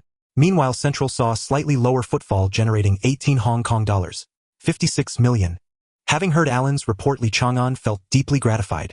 With three plazas collectively nearing 70 million Hong Kong dollars in daily sales, the results were dazzling. He knew well, however, that these figures reflected the initial honeymoon phase of a new operational model. High enthusiasm upon launch was expected. Should such performance prove sustainable, why bother diversifying into other industries at all? He might simply franchise commercial plazas across the globe. Launching over 1,000 within a year or two would secure his place atop the world's wealthiest. Even after novelty faded, daily revenues would still number in the millions, enough to make him beam with delight. Monthly income would effortlessly exceed 100 million Hong Kong dollars. Conservatively estimated merchant profits would more than double. Monthly net profit would hover near 50 million Hong Kong dollars. Distributed across 86 outlets, each yielding nearly HK 600,000 in pure profit. Where else in today's world could such staggering returns be found? Well done. Keep up the excellent work, son. Pfft. Alan rolled his eyes dismissively, only to provoke a chuckle from Li Chang'an. These people truly were incorrigible. Born into illustrious lineages, yet flocking here to assert their presence. It was baffling. By the way, General Manager Zhuang, when does our new product launch? Li Chang'an turned toward Zhuang Shiqiang. Tomorrow. All stores will complete restocking by tomorrow morning, or advertising has been running continuously, and we anticipate a purchasing frenzy across every location. Excellent. Liquid crystal televisions hold tremendous market potential. You must seize this opportunity decisively. After all, no enterprise worldwide has yet produced a television matching ours in caliber. Its aesthetics are exquisitely refined, its performance transcends conventional televisions by an entire order of magnitude. Therefore, we must rapidly saturate the Hong Kong market and extend swiftly into overseas territories. We shall taste this first broth ourselves. Also arrange a shipment of televisions to the United States for my father. General Manager Zhuang, please notify all distributors and inquire whether they wish to represent our liquid crystal televisions and camcorders. Urgently finalize allocation plans to ensure fair and rational distribution to each partner. At this stage, no distributor may receive preferential stock. Equitable allocation is mandatory. Handle these matters internally. Also review this newspaper first. General Manager Zhuang, highlight this matter during the upcoming meeting, but under no circumstances engage in price wars. Instead, intensify promotional efforts to instill in consumers a singular truth: only Chang'an Group appliances embody absolute excellence. As Li Chang'an issued instructions, Zhuang Shiqiang took meticulous notes. Once all directives were conveyed, Li Chang'an departed the office for the stock exchange to monitor developments. Around 9:30 am, Li Chang'an arrived at the Far East Exchange. Their Y.K. Pao and Li Ka-shing were immersed in frenetic activity. Elated. Over the weekend, they had successfully contacted numerous small shareholders, holding target stocks, persuading them to transfer their shares. The moment the exchange opened, they immediately executed trades, swiftly absorbing all available shares. Upon completion, their stake would reach 51, granting them authority to proceed directly to the Hong Kong Land Company and Swire Group for formal handover procedures. Meanwhile, senior executives of Jardine Matheson and Swire Group scrambled urgently to respond to this seismic shift. Even though they were scheduled that day to launch Japanese electronics into the Hong Kong market with several major country enterprises, neither attended the event in person. How many shares have we repurchased so far? How far short of the 51 threshold are we? Sir, our current stake stands at 43. We require just 8 more to achieve control. The broker responded promptly. Excellent. Immediately leak word that we're raising our offer, and move faster than the opposition. Newbold remained stationed on the trading floor, eyes locked on real-time data, determined to retain control of the Hong Kong Land Company. Unaware, he failed to realize Li Ka-shing had already closed his positions. The deal was final. His mission accomplished, the Hong Kong Land Company now resided firmly within Li Ka-shing's grasp. At that very moment, Li Ka-shing wore a serene smile as he directed his brokers to organize equity documentation, soon to be submitted for official stamping, enabling him to formally assume leadership of the Hong Kong Land Company with signed contracts in hand. Knock, knock, knock. Please come in. Li Chang'an glanced toward the door with mild curiosity. Who could be visiting at this hour? Few knew he was here. Pak Yucking, meanwhile, should have been immersed in managing Swire Group's affairs, and unlikely to spare time for a visit. As the door swung open and Li Chang'an stepped calmly into the VIP lounge, Li Chang'an's affable smile deepened noticeably. Mr. Li, it is an honor to welcome you in person. Li Chang'an observed his radiant vitality and instantly understood, smiling as he asked, You seem extraordinarily refreshed, Mr. Li. I presume your great endeavor has borne fruit. Haha, entirely thanks to your invaluable assistance, Mr. Li. Then Li Chang'an did something utterly astonishing. Something that left Li Chang'an momentarily speechless. He took 2 deliberate steps forward, halted before Li Chang'an, and bowed deeply. What on earth does this mean, Mr. Li? Li Chang'an rushed forward to support him. Mr. Li, had you not intervened, depleting their capital and buying me that critical day, I would never have secured Hong Kong land. This bow is wholly deserved. His voice rang with sincerity, resonating from the depths of his heart. Yet inwardly, Li Chang'an reflected, though rumors once painted him unscrupulous in the press, from a merchant's perspective, he had always pursued maximum strategic advantage. His conduct beyond reproach. Truly a masterful operator of commerce. You flatter me, Mr. Li. I merely followed the current, hardly worthy of such reverence. Li Chang'an insisted on lifting him up. He simply could not accept such formal homage. Hong Kong was, after all, a society steeped in hierarchy and decorum. Were word to spread that Li Chang'an had accepted a bow from Li Chang'an, whispers would surely follow. Accusations of ignorance of protocol, of disrespect toward elders. And once reputation suffered, navigating Hong Kong's social terrain in this era would indeed become arduous, if not impossible. No further words of gratitude are needed, Mr. Li. Once this matter is settled, I shall personally call upon you to express my thanks. Ignoring Li Chang'an's protests, Li Chang'an completed the bow with unwavering resolve. With no choice, Li Chang'an silently acquiesced. Very well. I await your good news, Mr. Li. Please attend to your matters. I'll now go visit Mr. Pak. Li Chang'an said. Do take care, Mr. Li. Safe travels. Li Chang'an offered a gentle smile as he left the lounge, then made his way to where Pak Yucking waited. Still wearing that warm, approachable expression, Wu Guangjing stood there too, already awaiting him. Uncle Pak, brother Guangjing. Shaoan, you're here. Come in and sit down. Given their closeness, formalities between Pak Yucking and Li Chang'an were long obsolete. Indeed, ever since Pak Yucking first mentored and nurtured him, he had regarded Li Chang'an as family. Never one to perform grand gestures of gratitude, unlike Li Chang'an. Uncle Pak's face beams with joy. Surely success has arrived. Li Chang'an teased lightly. Ha ha ha. Thanks to you. It went perfectly. Let me make one thing clear, Shaoan. I will replicate your commercial plaza model. I must say, you truly are a prodigy in business.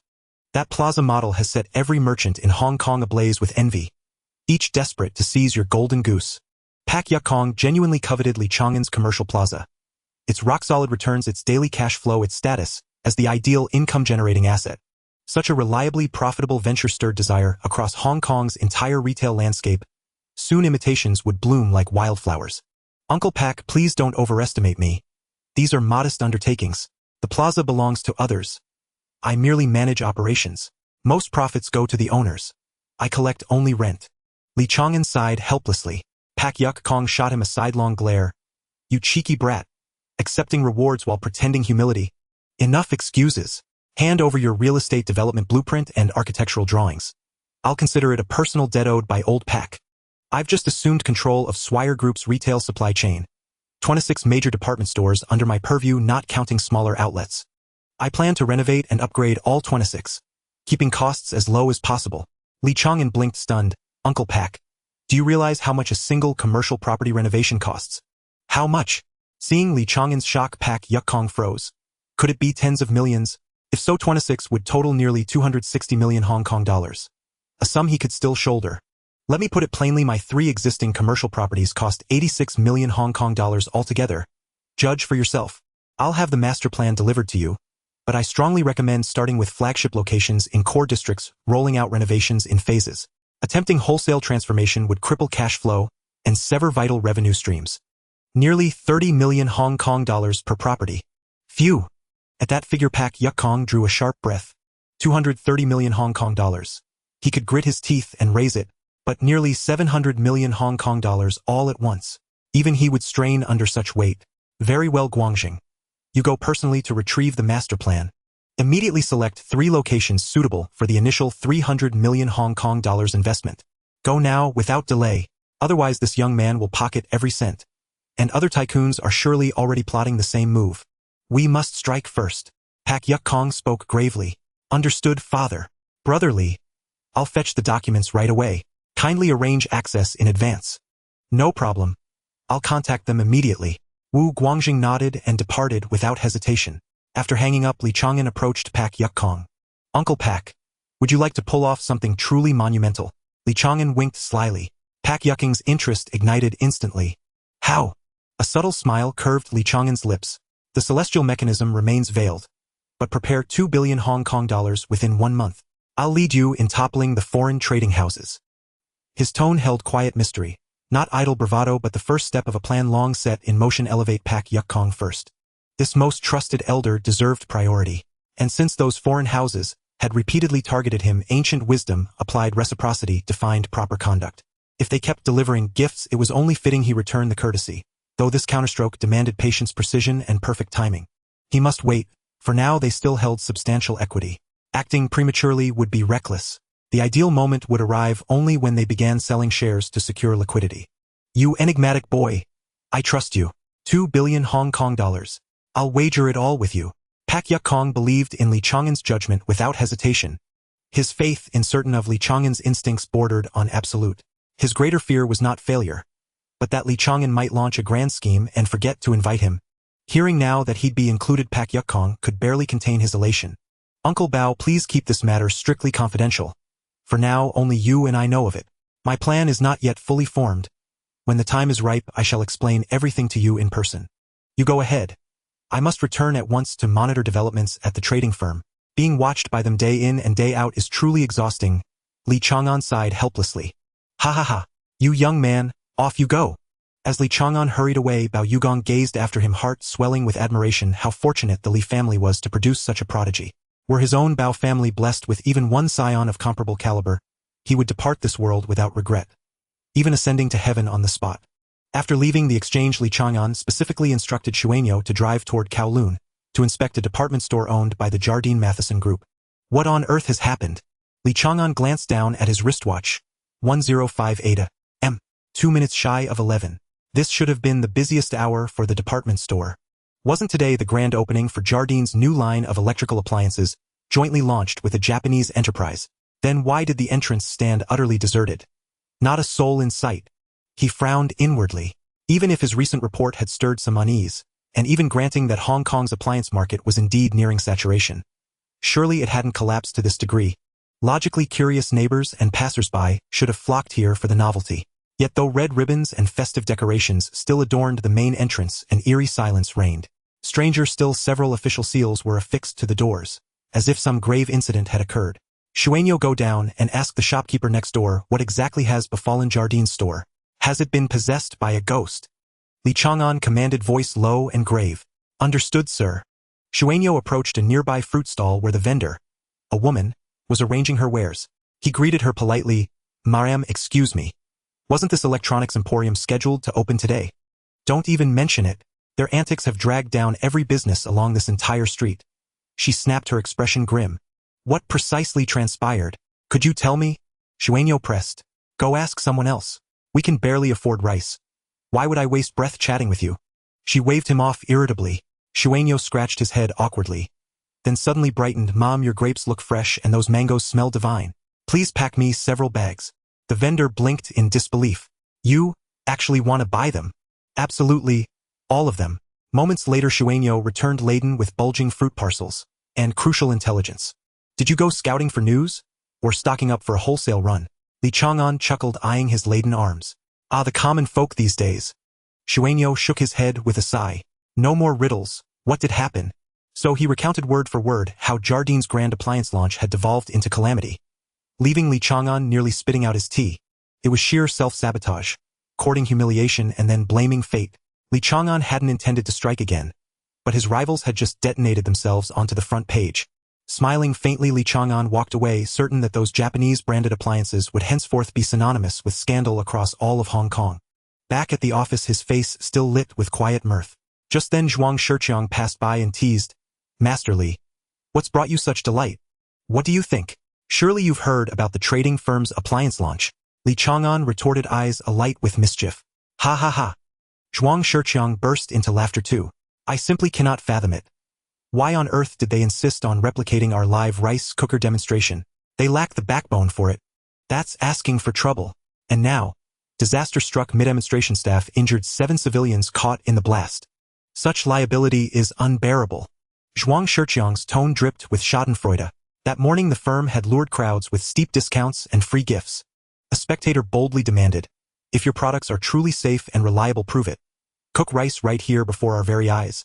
Trapped by public pressure, the staff had no choice but to begin the demonstration under the watchful lenses of dozens of journalists.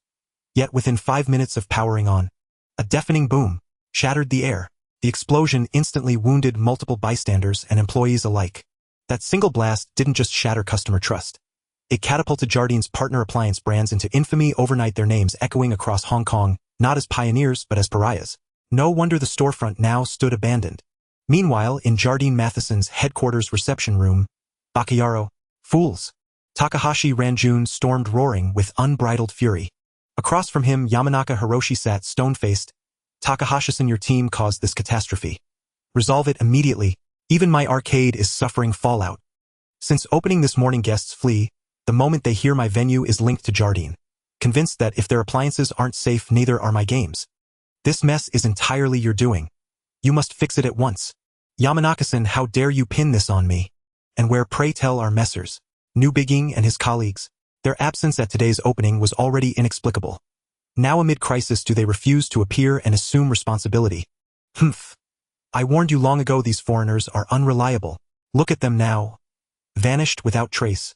Fetch them immediately or I walk out. No further patience. Yamanaka Hiroshi seethed with resentment toward everyone present. Humph. Takahashi Ranjun snorted, coldly strode to the door and barked at New Bigging's secretary outside. Where precisely is Mr. New Bigging? Please summon him at once to address this emergency. Mr. Takahashi, my sincerest apologies. The chairman is unavoidably detained today, handling an urgent and critical matter. Kindly bear with us. The secretary replied, trembling slightly. Bakayaro. Hearing such hollow excuses, Takahashi Ranjun erupted anew. Indeed, Sir Paul Newbigging was embroiled in a sudden severe crisis of his own.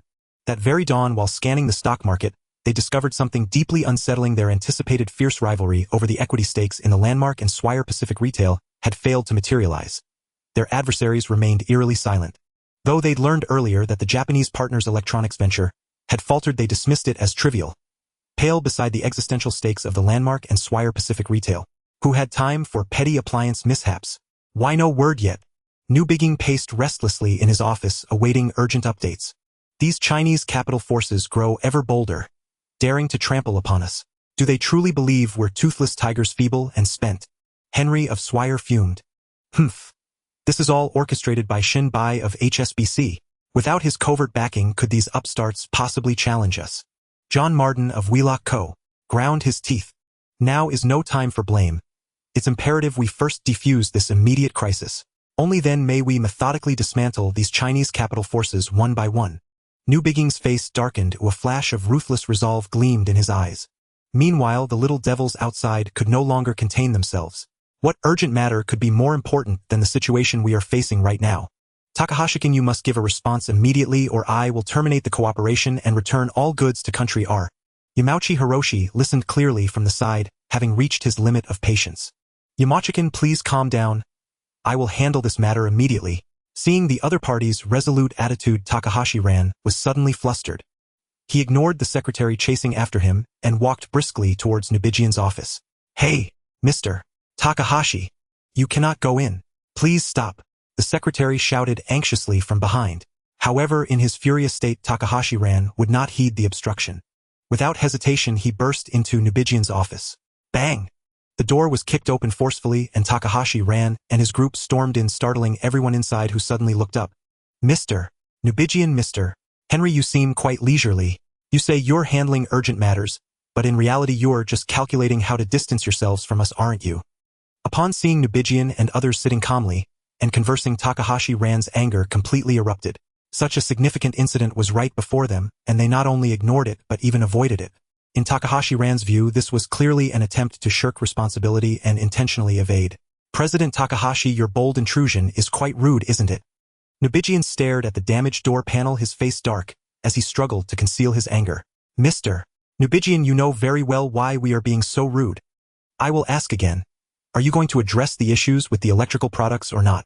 Takahashi-ran now showed no disguise of hostility, his tone extremely firm, clearly stating that if he did not receive a satisfactory answer they would part ways immediately.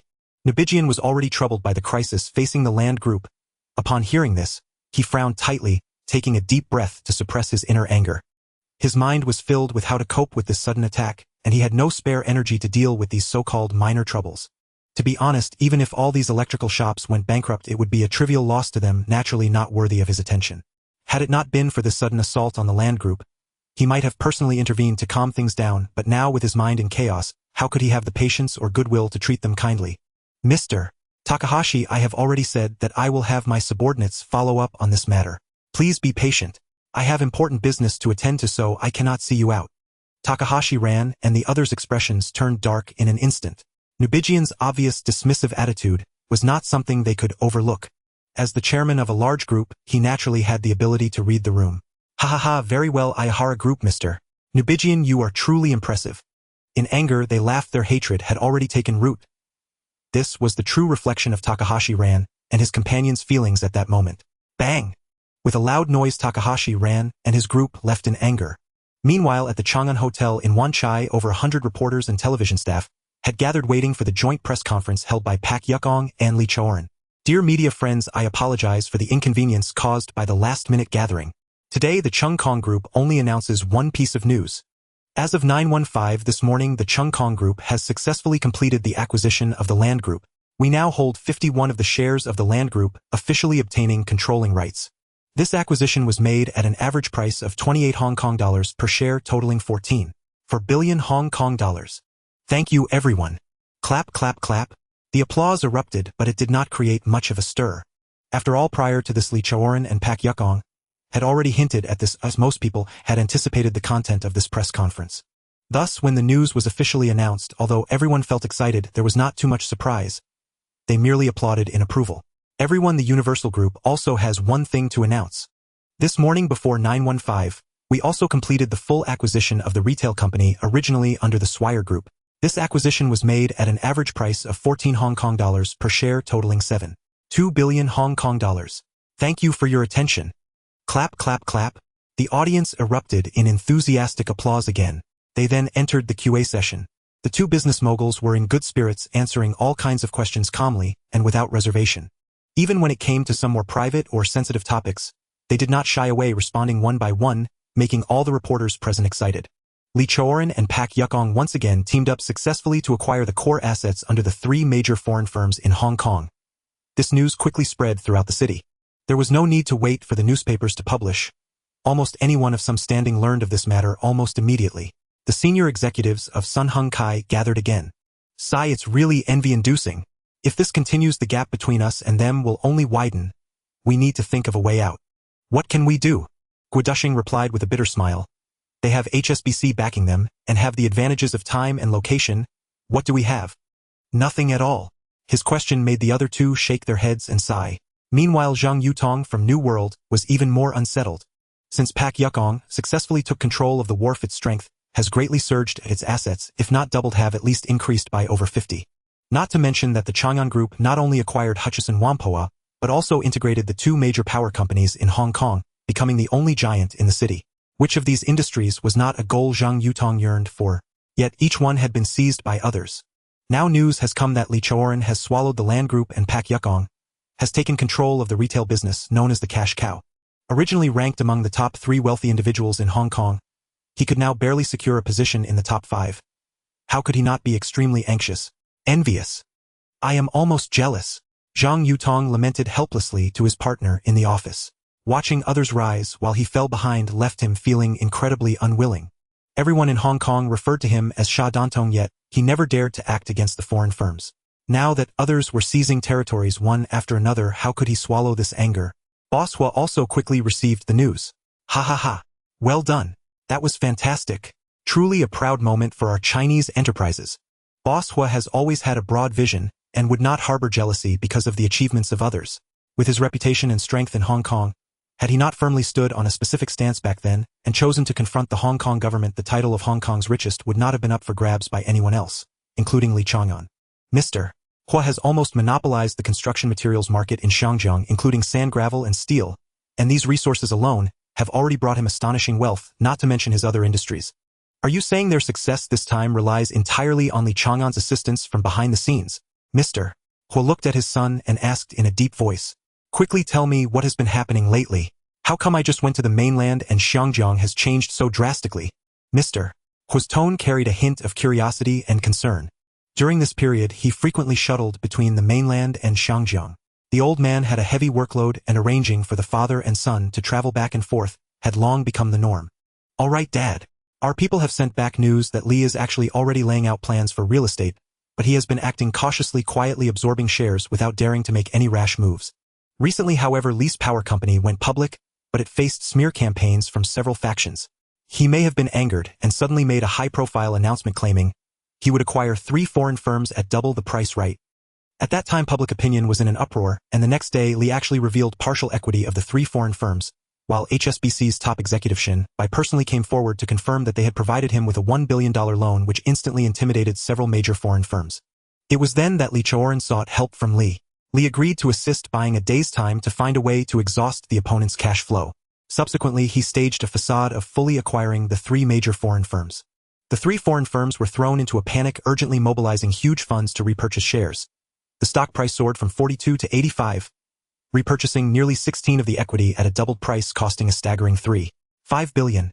CK Hutchison Holdings also spent $2.5 billion to repurchase, and Wharf Holdings was forced to scrape together $1.5 billion, which allowed Li and Bao to seize the opportunity and successfully achieve a controlling acquisition of the foreign firms. Ha ha ha. Wonderful. Truly impressive. Such young talents are worth your efforts to befriend. I told you to interact more with young people who could benefit you, but instead you formed a gathering alliance of drinking buddies. Do you think I don't know? You must think carefully. The path of the Hua family is different from that of other wealthy individuals in Xinjiang. Our descendants must balance business and politics, so you must maintain your integrity, and your reputation cannot have blemishes. Mr. Hua earnestly admonished. Understood, Dad. Go on. My birthday is tomorrow night. Help me send out the invitations. The person chosen to personally deliver the invitation along with Li had to be him. Since old Zhao was unwilling to stay long, it was his turn to step in. Upon hearing his father's words, Hua Jinting was instantly shocked, unable to believe it. Hua Yingdong noticed his son's gaze and casually glanced over. What? Is it surprising? Father, his age. What's wrong with his age? Just because he is young doesn't mean he can't enter my circle.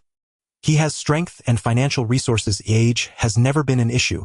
Jinting, you must remember one thing: do not underestimate a young man in poverty. All right, go prepare. Hua Yingdong waved his hand, and Hua Jinting respectfully withdrew. After his son left, Hua Yingdong gently sighed.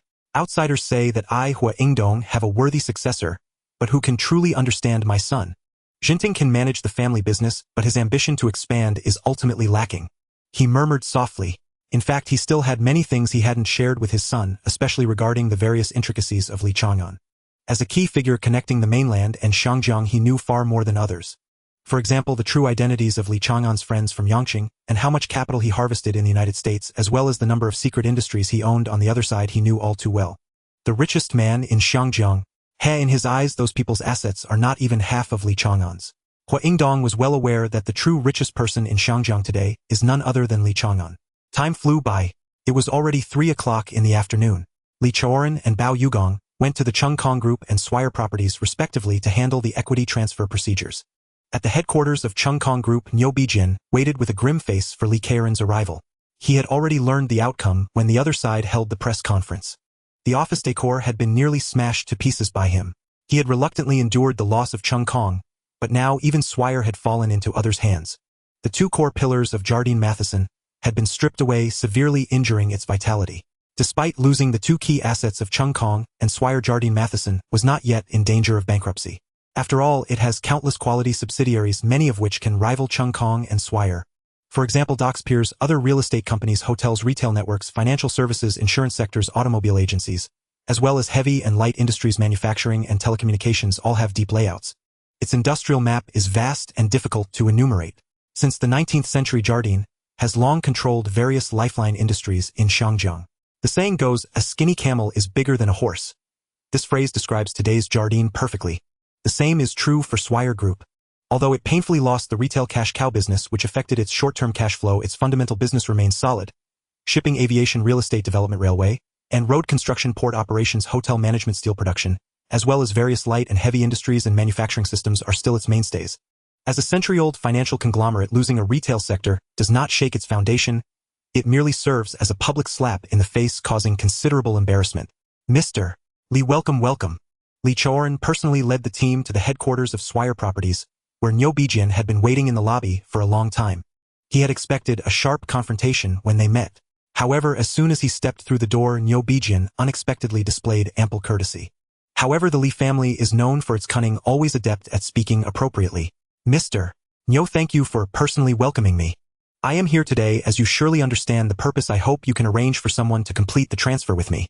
Li Chang'an said in a calm tone. Li, do not be anxious. Since I have lost, I will naturally cooperate. But have you considered completely eliminating future troubles? I still hold 42 of the shares in Swire. Would you be willing to take over these shares to make it 100, thereby restructuring the entire group? Upon hearing this, even though the Li family is usually composed, their expressions changed several times. Mr. Niu, are you serious? Absolutely. Good. It wasn't until 6 in the evening that Li Jiaqing left Swire Properties filled with excitement. He once again spent 2 billion to purchase that 42 stake from Niu Bijin. Of course, this huge sum was not entirely paid from his own funds, but he borrowed another 2.5 billion from HSBC, of which 2 billion was used for the transaction and another 500 million was reserved for subsequent needs. Now he needed only to release an official announcement to swiftly initiate a full buyback program driving the privatization and delisting of Chungkong land, and its subsequent restructuring. Upon completion, the company would become the core asset of its parent group, with its share price poised to double, or even surge beyond. Such prospects stirred Li Jiaqing's heart with exhilaration. Meanwhile, Sir Y.K. Pao reaped substantial gains. Henry Swire of Swire Group replicated the maneuver, transferring his 43 stake to Pao for 700 million Hong Kong dollars. That evening, both parties jointly held a press conference to formally announce the deal, sparking envy among Hong Kong's elite. With that, the matter was settled. Yet the issue involving the Japanese side remained unresolved. The Hong Kong government had already imposed a ban on the sale of their goods. Li Chang'an had quietly engineered this outcome, bribing news agencies, manipulating television coverage, and amplifying public outrage until widespread condemnation forced the government's hand. Highbridge Lanjun and the 2 others turned ashen with fury, and remained so. Naturally, both Highbridge Lanjun and Yamanoi Hiroshi had each invested over $100 million in this consignment. Until resolution, neither could rest easy. Should this shipment remain unsold, losses would be catastrophic. Highbridge Lanjun faced a 700 million Hong Kong dollars deficit. Yamanoi Hiroshi's exceeded 1 billion Hong Kong dollars. Yet at 8 o'clock that evening, Li Chang'an, deep in quiet contemplation at home, received an urgent call from a confidential source within the Hong Kong government. Mr. Li Sir John Cowperthwaite and 2 other senior taipans have jointly petitioned the governor. This matter can no longer be suppressed. I sincerely apologize. The caller was indeed one of Li Chang'an's deep covert assets. Without trusted allies among Hong Kong's highest echelons, conducting business here would be impossible. Upon hearing this, Li Chang'an felt a surge of resentment, yet could do nothing. Governor MacLehose had long aligned with the foreign trading houses, and this time all 3 major British firms had united in appeal. Understood. Thank you for your efforts. It is our honor, Mr. Li. After hanging up, Li Chang'an sat alone beneath the lamplight, pondering how to navigate this impasse. In the electronics sector, he felt no anxiety.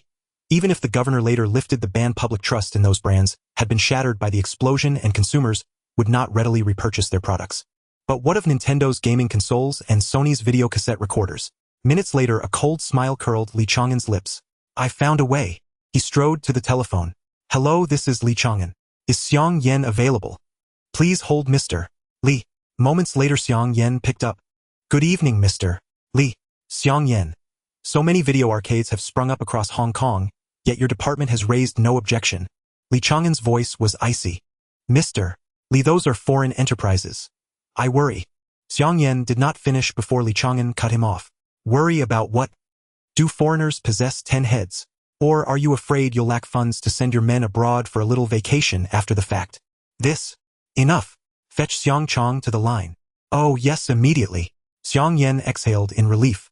Utterly at a loss before Li Chang'an, he gratefully passed the burden to his younger brother. Let he bear the headache. Had such timidity existed in ancient times, his territory would long since have changed hands. Hello, Mr. Li. This is Xiang Chong. Xiang Chong, allocate some funds. Let your brothers take a trip. Travel, relax. There are too many arcades in Hong Kong. Too chaotic. Li Chang'an's tone was calm, but heavy with implication. Xiang Chong, ever perceptive, instantly grasped his meaning. Rest assured, Mr. Li. I'd already planned to organize a group outing for my men. I'll contact Hu Shuyong as well. We'll all change scenery together. You'll see it in tomorrow's papers. The story will be extraordinary. Between astute minds, no further words were needed. Li Chang'an and Xiang Chong understood each other perfectly. After hanging up, Xiang Chong turned to his elder brother Xiang Yan. Brother, assemble every man. Only our people may control Hong Kong's arcades. Xiang Chong spoke with quiet authority. Are we truly acting? Those belong to Jardine Matheson. Brother, if you wish to retain Mr. Li's favor, ask no more. What is Jardine Matheson? Hasn't Mr. Li already outmaneuvered them completely? Very well. Recalling recent headlines, Xiang Yan fell silent, speechless. Xiang Chong immediately contacted Hu Shuyong. Past midnight, an old adage proved true once more. After 12, Hong Kong belonged to the Triads. The streets of Hong Kong at dawn. That night, every major gang enforced strict curfews, ordering members indoors, forbidding any presence on the streets. Shortly after midnight, dozens of men suddenly appeared across districts, armed, purposeful. Passers-by scattered at the sight. They advanced unmasked upon newly opened arcades, the joint ventures of Nintendo and Jardine Matheson. Jardine Matheson, confident in its entrenched position, had never sought local Triad protection, stoking long-simmering resentment. Now, rather than intervene, they watched in secret satisfaction. Half an hour earlier, within the Wishing Wa headquarters, elder brother, why not seize this chance to curry favor with the foreign firms? We might even enter the arcade business ourselves. A branch leader proposed. Wishing Wa commanded over a dozen branches. Its power rivaled that of Sun Yi-on or 14K. Yet in recent months, having missed the arcade boom, it had fallen increasingly behind both rivals. Exactly, elder uncle. This is our golden opportunity. We must act. Otherwise Wishing Wa will only fall further behind. Yes, elder brother. Let's move. Agreed. I support it wholeheartedly. Bang! The elder at the head of the table slammed his fist down, glaring at the dozen branch leaders, all unanimous in their endorsement. His fury burned white-hot. Conduct demands principle. Though we are Triads, we uphold righteousness and honor. To exploit another's crisis solely to grovel before foreigners and profit ourselves, to violate industry codes, that is not Wishing Wa's way. Even if we seized the arcades thereby, what then? We would become the laughingstock of every other gang. I refuse to disgrace our name. His voice rang with unshakable conviction. No empty rhetoric. Elder uncle, if we continue like this, Wishing Wa will dissolve. Without money, without brothers, without territory. Where is our dignity? How shall you stand in the underworld? An elder branch patriarch spoke gravely. What nonsense! Who gave you license to speak thus? Enraged by such open defiance, the elder exploded. Humph. Ninth brother holds the highest seniority, you decide. But elder uncle has grown senile. His spirit faded. If we follow this path, we are all doomed. The branch leader stared boldly at the elder seated at the head, then shifted his gaze toward the middle-aged man seated second. How dare you disobey? Silence. All of you. Cease this quarrel. Ninth brother's voice cracked like thunder, cutting off the elder's rebuke. The patriarch's eyes widened in shock. He stared dumbstruck at ninth brother. Uncle, you are aged. It is time to step aside. Elder uncle. You must retire and live out your years in peace. I endorse ninth brother's ascension. Yes, ninth brother shall lead. I now Kung stand with you. You would betray your master and rebel against your elders. Elder uncle, we harbor no such intent. Precisely because we seek to preserve Wuxing, will we have no choice but to act thus. Escort elder uncle away. From today onward, I am in command. The elder in the main seat suddenly burst into wild laughter, his eyes burning with intensity as he fixed his gaze on a Joe. Good. Very good. I raised you this white-eyed wolf for 20 years and truly I was blind. With a loud crash, an ashtray was hurled, causing the elder to fall to the ground silent. 20 years. It's been on my lips every day for 20 years. You've troubled me for 20 years. I offered you a comfortable life, yet you chose to die here. Everyone, my apologies for the interruption. Now that it's quiet, let's get back to business. Sha Biao, you immediately select a few capable people to go to the trading company and discuss cooperation with their boss. If feasible, we'll take action right away. The rest of you return to your respective halls and gather your people ready to act at any moment. The crowd responded in unison. Understood, Brother Joe. Meanwhile, many other gangs were secretly plotting similar schemes, but unfortunately their strength was lacking, and they did not dare to openly challenge Xin, En, and 14K. Despite this, they were extremely concerned about the situation and sent out spies to gather intelligence. Just as Xin, En, and 14K were about to act, the trading company had already reached an agreement with He. Inside the He mansion, the leaders of Japan's 3 major financial groups were also present, participating in the negotiations with Sha Biao. All right, I agree to a 50-50 split. Mr. Nubidian. Upon hearing this, Yamauchi hero immediately expressed his dissatisfaction. Giving them 50%, the remainder to be split between 2 parties, meant that their actual share would be less than that of a single gang. As the boss, how could he feel content with an income less than that of a gang? However, Nubidian raised his hand to stop Yamauchi hero's protests and continued addressing Sha Biao. I'm giving you an opportunity. If you can eliminate those 2 gangs or even completely eradicate them, then the territory of the entire Xiangjiang will belong to you. I suggest you unite with other forces to deal with them. As long as their arcade cannot operate, the entire gaming industry of Xiangjiang will be yours. Nubidian's lips curled into a sinister smile. Only he understood his true intentions, while Sha Biao, true to his name, was indeed foolish.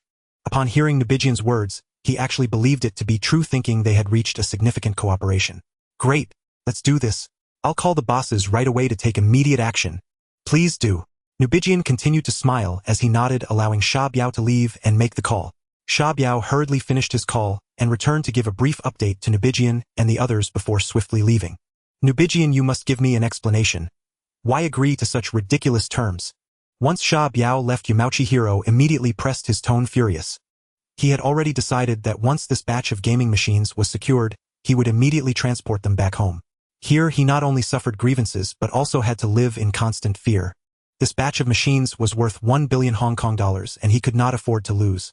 President Yamauchi, don't be anxious, just hear me out.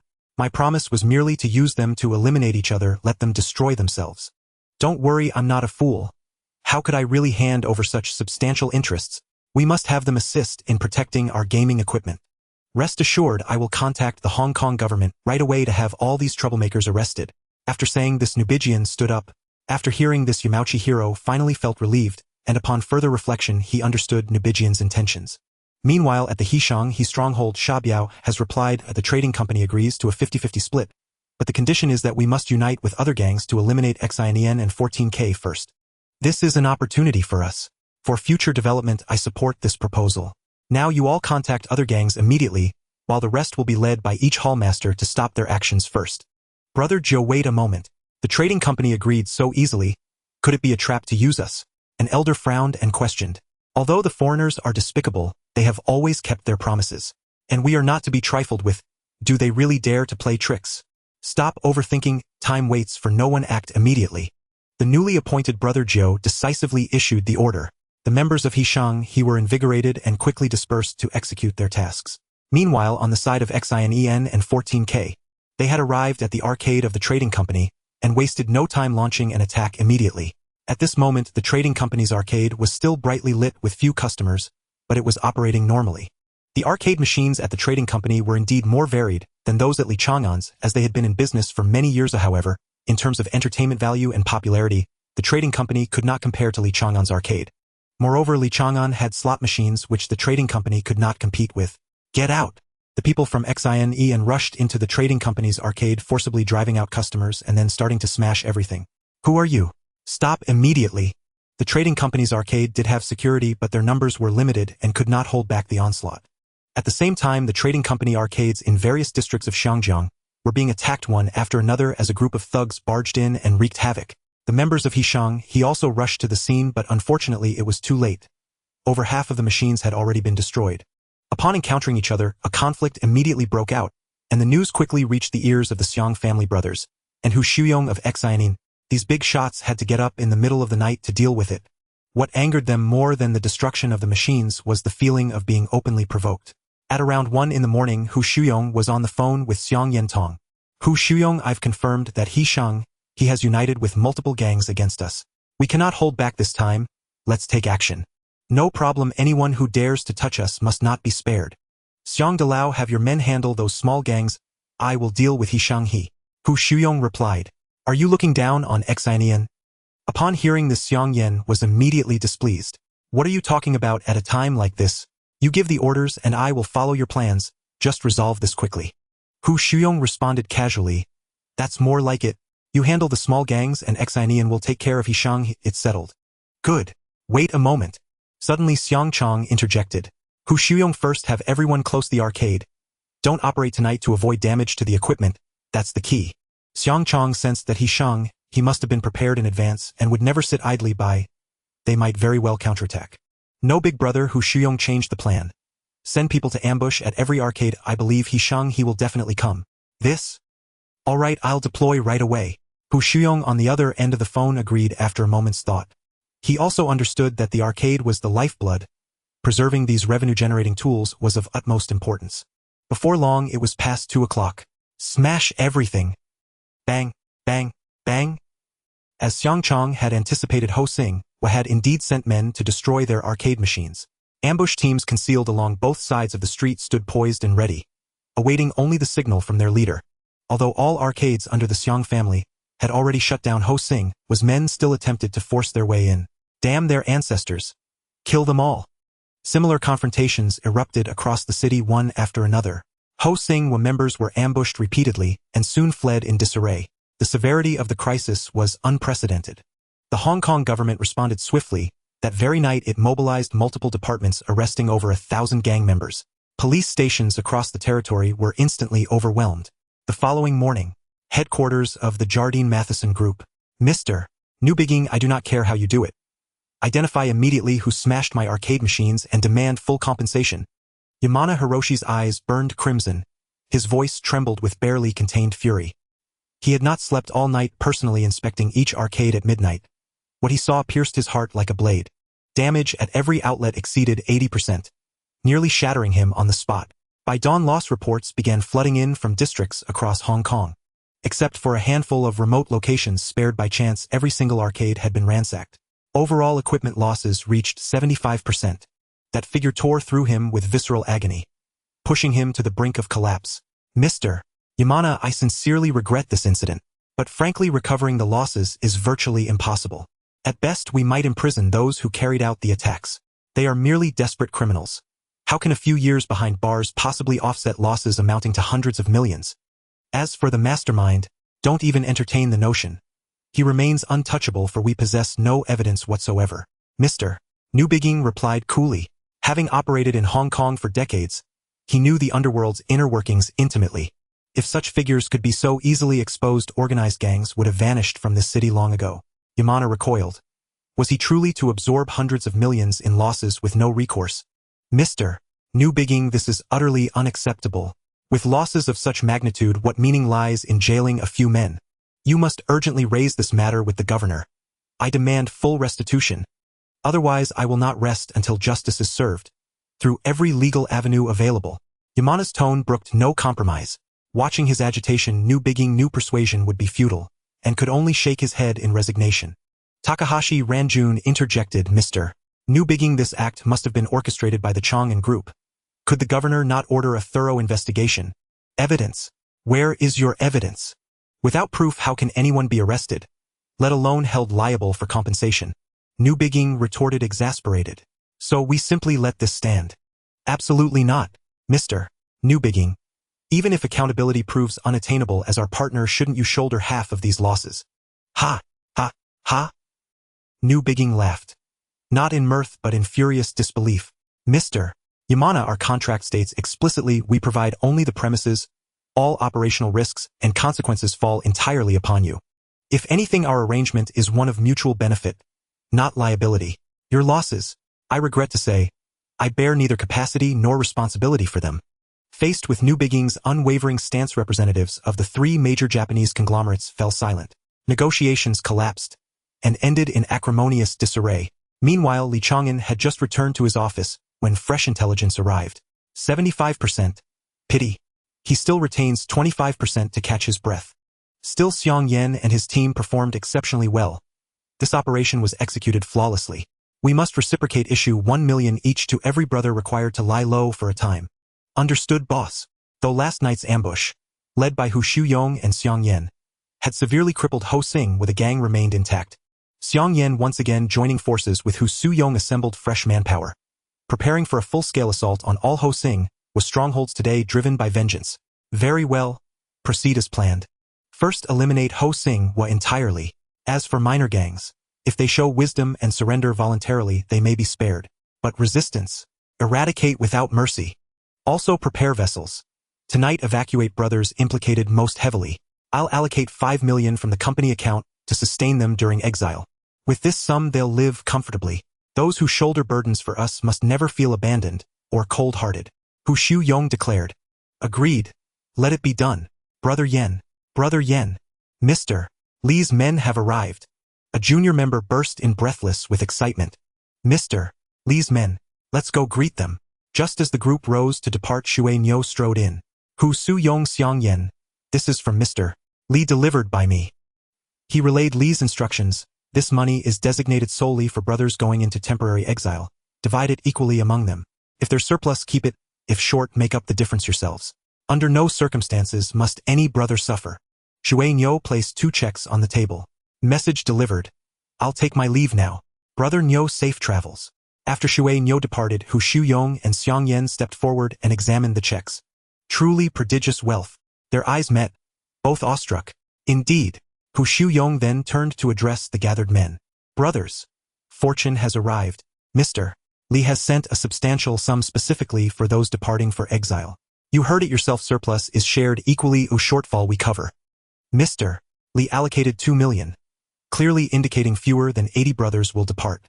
Each shall receive no less than 250,000. When had these men ever witnessed such generosity? Rewards were traditionally reserved for valor, but here mere temporary withdrawal yielded such bounty. 250,000, enough to live lavishly abroad. This wasn't exile, it was indulgence. Euphoria flushed their faces. Many yearned desperately to be named among the chosen. Enough excitement. Back to your duties. Hu Shuyong waved dismissively. Understood. Shortly thereafter, violent clashes erupted anew across Hong Kong, intensifying from dawn until deep into the night. Police intervention triggered instant dispersal. Yet emergency calls multiplied, relentlessly overwhelming available manpower. Governor MacLehose seethed with fury at Government House. Such chaos unfolding under his administration enraged him profoundly, yet left him powerless to quell it. He ordered the immediate detention of top leaders from major triads, including the Sun Yi on 14K and Ho Sing Wa, for mandatory interrogation. A full 24-hour hold before release.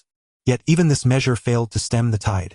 Not until 300 M did unrest finally subside, because Ho Sing Wa had vanished entirely from the streets, and the newly ascended boss, released precisely after his 24-hour detention, was struck dead on the sidewalk by a van moments after stepping outside the station, ascending directly to the most wanted list. Simultaneously, the 3 major Japanese conglomerates and their British trading partners severed all ties. Takahashi Ranjun withdrew every product in outrage. Yamana hurriedly packed remaining arcade machines for repatriation to Japan. They originally arrived in Shangjiang full of confidence, but after just a few days they suffered heavy losses and could only return home in disgrace. This news soon reached Li Chang'an. He stood by the window, a glint of malice flashing in his eyes, a wicked smile curling at the corners of his mouth, before turning to the phone to dial Hu Shuyong and Xiang Yan's numbers. The next evening Li Chang'an dressed meticulously. As he had no formal girlfriend, he brought Zhuang Shiqiang along to visit the home of boss, while allowing him to witness the lavish banquet of high society. At 6:30 Li Chang'an arrived on time. The location was Shaxian Road in Shangjiang. This was the residence of Hua Yingdong, a mansion known as the Stone Manor resembling a European castle renowned across both Asia and Europe. This mansion was originally built by Lu Yuntao, a giant in the Shangjiang film industry, and has a history of over 100 years. Lu Yuntao passed away in a plane crash in 1966, and in 1973 Hua Yingdong purchased this mansion for 1,300,000. Since then, the Hua family has resided here for generations. Today this mansion is valued at over 500 million, a significant asset. As soon as Li Chang'an got out of the car, he was met with exceptional hospitality. Hua Yingdong personally came out to greet him. Such treatment is only afforded to a handful of top tycoons in the entire Shangjiang. Logically, although Li Chang'an is now wealthy and rumors abound that he has become the richest, he is still a junior. In the Shangjiang society that values seniority and hierarchy, such a display of respect is rare. Yet Hua Yingdong made an exception and came out to welcome him. Heavens, it's rare for Mr. Hua to personally come out to greet Li Chang'an. The guests in the hall were astonished at this scene. Many old celebrities couldn't help but reassess Li Chang'an. Has old Hua lowered his status? Is a young junior worthy of his personal greeting? Even if he is now wealthy, it doesn't warrant such elevation, spoke the person who had once been schemed against by Li Chang'an Yideli. At this moment he was sitting beside Luo Yingshi, gazing at Li Chang'an with a dark expression. Dad, I will definitely settle this score. Shut up. Luo Yingshi immediately scolded his son for whispering. With his age and experience, his thoughts far surpassed those of ordinary people. No matter how deep the enmity, it would never be spoken aloud. They understood the principle that too much talk leads to mistakes. True hatred often lies deep within the heart, while on the surface smiles abound, even going so far as to flatter their opponents. It is not that they forget their hatred, but rather that they are aware of their current lack of strength to retaliate. They wait for the moment their opponent shows weakness to strike, pouring salt into the wounds until they are completely defeated. Third, remember that disaster comes from the mouth. Li Chang'an has no grievances with us. All of this trouble stems from your sixth brother. From now on I do not want to hear you mention this matter again. Luo Yingshi sternly admonished his third son Luo Jerue. This person was originally a doctor, but had a sharp business mind, particularly skilled in finance, which earned him Luo Yingshi's favor. Since the Luo family was acquired due to offending Li Chang'an, they were fortunate that Hua Yingdong and others intervened to help them out of trouble, prompting Luo Yingshi to urgently call his son back to Hong Kong. Brother Luo, your son's words are not inappropriate. Why must you be so harsh? There are no outsiders here. Nephew need not mind. If there's ever a place where you need your Uncle Yes assistance, just speak up and I shall fully support you. You are also a rare young talent, not inferior to others. Seeing Luo Yingshi reprimand his son Yi Deli felt dissatisfied and immediately spoke up in defense. Brother Yi Yu. Alas! Luo Yingshi was momentarily speechless, unable to refute due to feelings of politeness, and could only remain silent. Thank you for your concern, Uncle Yi. Luo Jerue responded with feigned excitement. Though Luo Yingshi showed no signs of delight, he was quite satisfied with his son's performance internally. Young Li, please come in and take a seat. Once a few elders arrive, we will discuss matters in detail. Hua Yingdong spoke. Thank you, Mr. Hua, for your kindness. Just let Jinting lead me in. You may continue with your work. Li Chang'an naturally understood that it was not appropriate to be overly ostentatious under so many eyes, lest he become the target of everyone. Haha, all right. Jinting, take young Li inside. Hua Yingdong saw through his intentions and readily agreed. All right, please follow me, Brother Li. Thank you. Soon after, various magnates arrived, one after another, the Hor residence filled with guests nearly encompassing all the top tycoons of Shangjiang. The scale of this gathering was hardly inferior to an official banquet hosted by the Hong Kong government. This demonstrates the extensive connections and high prestige of Boss Hua. Li Chang'an thought to himself that if he were to hold a birthday banquet and post about it, probably half of these old seniors would not attend, at most sending a child or grandchild to represent. This was partly due to his relatively low status and partly because he did not yet possess the weight to command such respect, unless one day he could decide the fate of a consortium in Shangjiang with a mere word. At that time these old seniors would surely treat him differently. But when that day truly arrives, would Li Chang'an still care about their attitudes? Young Li. Just as Li Chang'an settled down in contemplation, he heard a call. He looked up. Hello, Mr. Wang. The newcomer was Wang Dehui from Huamao Group. Since the incident with Luo Yingshi, the two had been in closer contact. Li Chang'an knew well that this person was grounded, and not as profit-driven as rumors suggested. He even hesitated to hire bodyguards. He would not believe this claim at all now. If Wang Dehui were truly that greedy when Li Chang'an sought to acquire shares of Yingjun Group, he could have easily squeezed a hefty sum, but he did not. This alone is enough to conclude Wang Dehui is certainly not a person who forgets loyalty for wealth. It can only be said that everyone chooses a different way of life. Young Li arrived quite early today. It's been exactly a month since we last met. I genuinely admire you as you've greatly injured the vitality of the three major foreign firms. Wang Dehui said with a smile, his expression sincere, clearly in a very good mood. Li Chang'an immediately understood why he was so happy. As early as the beginning of 73, Wang Dehui was the first to dare to confront the foreign firm's heathen. Back then, Zhou Xinyan of the milk ice factory, an old friend of his, was suppressed and forcibly acquired by Yi and sought his help. Wang Dehui felt it was his duty to assist, immediately negotiating with the foreign firms for a full month, ultimately pushing the price up to 4 times the original before backing down. Unfortunately, his financial resources were ultimately no match for Yi Group, and the milk company still fell into their hands. Mr. Wang, you flatter me. As for courage and determination, I admit I am far from your level. After all, you were the first in Xiangjiang to dare to confront the foreign firms directly. Li Chang'an's words were heartfelt. Ha ha ha. Let's not speak of the past anymore, especially since it ultimately ended in failure. There's nothing to brag about. Wang Dehui responded slightly awkwardly. But the situation is still. Li Chang'an was about to continue when Bao Yugong approached. Shao and come here for a moment. Li Chang'an cast an apologetic glance at Wang Dehui, and then followed Bao Yugong into the inner room. Upon entering a room resembling a conference hall, Li Chang'an immediately understood that the individuals gathered before him were all the top figures of Xiangjiang: Hua Yingdong, Bao Yugong, Li Charanjiang, Yutong, Gua Deshing, Li Zhaojifeng, Jingxi Zhao, Tsongyan, Dong Yunhao, and Su Shixuan. Li Chang'an silently counted in his heart. 1, 2, 3, 10. Exactly 10 people, neither more nor less. He suddenly recalled the widely circulated legend from his past life. The tale of the 10 richest individuals in Xiangjiang now assembled here. Could it be that the rich club truly exists? Li Chang'an pondered inwardly. Li Shang has arrived. Everyone please take a seat. Li Shang, we hastily invited you here because we have just made a decision, and are now formally extending an invitation to you. Our group is called the Rich Club, consisting of exactly 10 members, not one more, not one less. Once you join, you must. Hua Dalao slowly explained, speaking for nearly 10 minutes, and Li Chang'an finally confirmed that this mysterious organization indeed existed. Li Shang, consider whether you wish to join. If you decide to join, you must abide by the club's rules, work together, and maintain stability in Xiangjiang. Hua Yingdong's steady gaze was fixed on Li Chang'an. Li Chang'an surveyed the people present. Hua Shang, counting me, there are already 11 of us, so. Haha, precisely because old Zhao's health is poor, and he intends to retire and enjoy a peaceful life, he has left a vacancy. Li Chang'an nodded upon hearing this. All right, I am willing to join. The philosophy of this organization resonated with his own thoughts. In the future, he would undoubtedly venture abroad to expand his business, and having reliable allies was crucial at this moment. With this platform now in place, it was the perfect opportunity, and he would no longer have to fight alone. Great! Welcome Li Shang to the club. In this way, the stability of Xiangjiang would be further solidified, and in the future, if he were to invest abroad, there would be like-minded individuals to guide him. Moreover, among those present, if one were to discuss liquid cash on hand, it would be hard to match Li Shang's wealth. Hua Yingdong spoke with a smile. Old Hua, your words seem to carry deeper meaning. Is there something we are unaware of? Bao Yugong inquired curiously. Ha. You should ask Li Shang himself. I dare not speak out of turn. Hua Yingdong's expression was meaningful, and anyone with insight could see there was hidden information. Everyone's gaze turned in unison towards Li Chang'an. Old Bao, you are half a senior to Li Shang. Haven't you heard anything? Hua Yingdong asked again. Bao Yugong gently shook his head. At this moment, Li Chang'an couldn't help but feel a mix of amusement and helplessness. He had already understood Hua Yingdong's intentions and was even more shocked by the accuracy of his intelligence. He probably already knew about his investments in the United States.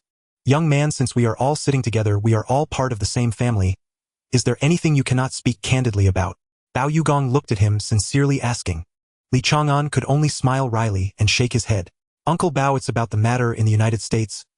I invested all my funds there. Only then did Bao Yugong realize, had he not brought it up, he would have almost forgotten about it. Li Shang, stop keeping us in suspense. You have piqued our curiosity. Li Chaoran was the most impatient, unable to resist asking. Is it anything serious? It's nothing major. I just set up some businesses in the United States, and I didn't expect Hua Shang to notice. Truly impressive. Li Chang'an's tone carried a hint of emotion. Young man, how much do you mean by some? Since Hua Yingdong specifically mentioned it, they certainly didn't believe it was just a small investment, or otherwise why would it be emphasized so deliberately? About $1 billion, I suppose. Incredible young man. To have such a scale of investment in the United States is truly admirable. Li Chang'an praised sincerely. The one most shocked was Zhang Yutong. He originally thought Li Chang'an was already outstanding, only to realize he had underestimated him, feeling a mix of emotions. Haha, you all have it wrong. What Li Chang is talking about is in US dollars. Hua Yingdong laughed as he unveiled the mystery. With this statement, the entire room fell silent, all eyes turning to Li Chang'an, and not a single person spoke. It was rare for this group of influential figures to be left speechless collectively. At this moment they were indeed struck dumb. Li Chang'an's words directly unsettled the 10 giants. When the meeting concluded and they exited the room, everyone's expressions were grave, and their mood was low. His assets in Hong Kong had long surpassed those of others. Now, with the revelation of his investments exceeding $1 billion in the United States, how could it not shock and frighten them? What was even harder for them to accept was that they were all too familiar with Li Chang'an's rise. When did he take over the family business? Just last October. It was now March, and in less than half a year, he had expanded a small company on the brink of bankruptcy into a multinational corporation with assets reaching hundreds of billions of Hong Kong dollars. The blow was simply too great. Had it not been for the fact that they were currently at Hua Yingdong's birthday banquet, these individuals would have likely left their seats, unwilling to face Li Chang'an any longer. This was sheer domination. At 7:30 p.m., the banquet officially began. After a brief opening speech by Hua Yingdong's son, Hua Yingdong himself took to the stage to speak, and the banquet commenced. In such occasions no one would be tacky enough to bring gifts. This is an unwritten rule in the circle applicable to any wealthy individual. Unless it was a child's birthday, that would be a different matter. Young people value the sense of ceremony, but the older generation never accepts gifts. These top tycoons lack nothing. Receiving gifts instead feels awkward, and may even lead to discussions, hence they only accept gifts from close relatives. Giving gifts impulsively could be seen as an offense. Li Chang'an had never really adapted to these types of social gatherings. It was merely small talk comparisons or using the opportunity to build connections and discuss cooperation. Apart from being dull, it was still dull. Li Shang, it's great to see you again. Li Chang'an had just stepped outside to get some fresh air when someone approached him, and he turned back with slight displeasure. Miss He, it's you. The newcomer was He Zhaoqiong, whom he had met previously at the Lisboa in Macau. Yes, Li Shang, why are you alone here? Aren't you going in to mingle with everyone? I don't want to chat. Talking with the elders is always indirect, and it's hard to listen to. As for the younger generation, they're either busy dating or having fun. Don't you think I'm out of place here? Li Chang'an surprisingly opened up to her. Oh, so Li Shang also has such worries. I thought that someone like you, a young talent, would have a splendid life. I didn't expect you to be just like ordinary people. Li Chang'an chuckled foolishly upon hearing this. Am I not an ordinary person? What do you think, I am a deity? How could I possibly not have worries? By the way, why are you out here as well? You're not following me, are you? He jokingly asked. Exactly, I have been watching you. But the seniors surrounding you didn't give me a chance to say hello. He Zhaoqiong candidly admitted. Alright, thank you for your attention, but I have no interest in young girls. Li Chang'an understood that she had a lively and clever personality. This light-hearted banter was harmless and wouldn't embarrass her, which is why he dared to speak so casually. You're the one who's still small. I'll turn 18 in just 1 month. Humph. I never expected you to like me anyway, you scoundrel. Do you think I don't know how entangled you are with countless women? Shall I list them all for you? Li Chang'an's words struck a raw nerve. He Zhaoqiong instantly bristled. So even that you went digging into? Li Chang'an let out a wry chuckle, yet inwardly mused. Could it be? This girl actually harbors feelings for me. He narrowed his eyes, gazing at her with playful teasing. So intently that He Zhaoqiong, the usually audacious and unruly little demoness, blushed uncharacteristically. Humph, you philanderer. My father asked me what I thought of you. Whom else was I supposed to investigate? Who knew you'd turn out so utterly unreliable? Li Chang'an froze upon hearing this. He Hongxin had asked his daughter such a question. Could there truly be talk of an arranged marriage? What baffled him further was whether He Zhaoqiong was simply oblivious, or astonishingly candid, to utter something so delicate so casually. Why are you still staring at me? Seeing Li Chang'an gaze blankly at her, He Zhaoqiong flushed with mortified indignation. What does my father really mean? Are you planning to marry me off to you? How old are you anyway? To rush into marriage so hastily? Li Chang'an cut straight to the point. He knew He Zhaoqiong cared little for decorum, so he saw no need for pretense. How should I know what he's thinking? I told you. I turn 18 next month. That's adulthood. She fixated fiercely on her age, puffing up her cheeks as she glared at him like an indignant kitten. 18 indeed, you've certainly grown. Yet in my eyes you remain a mere child. Wait until you're 20. I might graciously consider admitting you into my harem. Li Chang'an teased deliberately. Pa! Harem! Do you take yourself for an emperor? Even if I did marry you, dare you bring those reckless women home without my consent? I'd sweep them all out the door before you could blink. An odd charged silence settled between them. Li Chang'an could only shake his head in bemused exasperation. How had their banter veered so seamlessly into the realm of betrothal? He would never agree. Not unless his heart truly stirred. No matter who proposed, he would refuse outright. Enough. We haven't even drawn the first stroke of the character marriage yet. Let's go. I'll give you the chance to get me thoroughly drunk, so you can play queen for a night. Li Chang'an abandoned further debate and reached out, grasping her hand with effortless decisiveness. He Chao was caught completely off guard. Her hand seized, she stood frozen, forgetting even to protest. Old he. Look over there. Well now. Young man, you've got style. Why couldn't I have raised such a stunning daughter? Their entrance hand in hand drew immediate attention from the elders. As a defining figure among Xiangang's new generation, and respected even among the older establishment, Li Chang'an's every gesture commanded notice. That single casual touch shattered more than a few daydreams. Several elders who'd previously considered introducing their daughters to him now exchanged uneasy frowns. Ha ha ha, Mr. E, congratulations. With such a son-in-law, what more could one possibly desire? Even Ho Ingdong offered his warmest felicitations to He Hongxin. He Hongxin's heart swelled with a turbulent mix of elation and disbelief. If his daughter truly wed Li Chang'an, the personal advantages would be incalculable. But more crucially, his He family might finally overturn its tarnished reputation in the eyes of high society. He knew full well that though these elders smiled and chatted warmly, at least 80% secretly looked down on him. It stemmed from his origins, building his fortune through entertainment complexes which in their eyes meant wealth tainted by unclean means. Though He Hongxin never voiced resentment, deep within he yearned desperately for true acceptance. He still recalled vividly the early 1970s, arriving in Xianggang for the first time.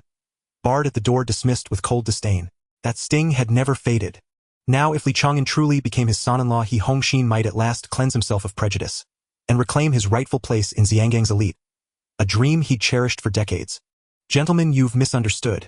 My daughter and Mr. Li are merely childhood friends. Please let no rumors spread. Mr. Li's reputation must be safeguarded. Though He Hongxin spoke in polite refusal, the unmistakable pride gleaming across his face betrayed him. Old he, this match seems most fitting. Xiaoan is no longer young, and the Li family has but this one heir. He ought to seriously contemplate his lifelong commitment. I Lao Bao happened to have guided Xiaoan's path. This matter bears some connection to me too. Bao Yugong spoke sincerely. He already regarded Li Chang'an as family, a cherished junior kinsman in all but blood. He Hongxin's smile widened. Mr. Bao, your kindness humbles me. But matters of youth should rest in their own hands. Ha ha ha. Quite right. Still, old he, you must prepare your daughter's heart. The Li family now rests solely upon him. You understand, of course. If he cannot accommodate multiple wives, I fear this arrangement may falter.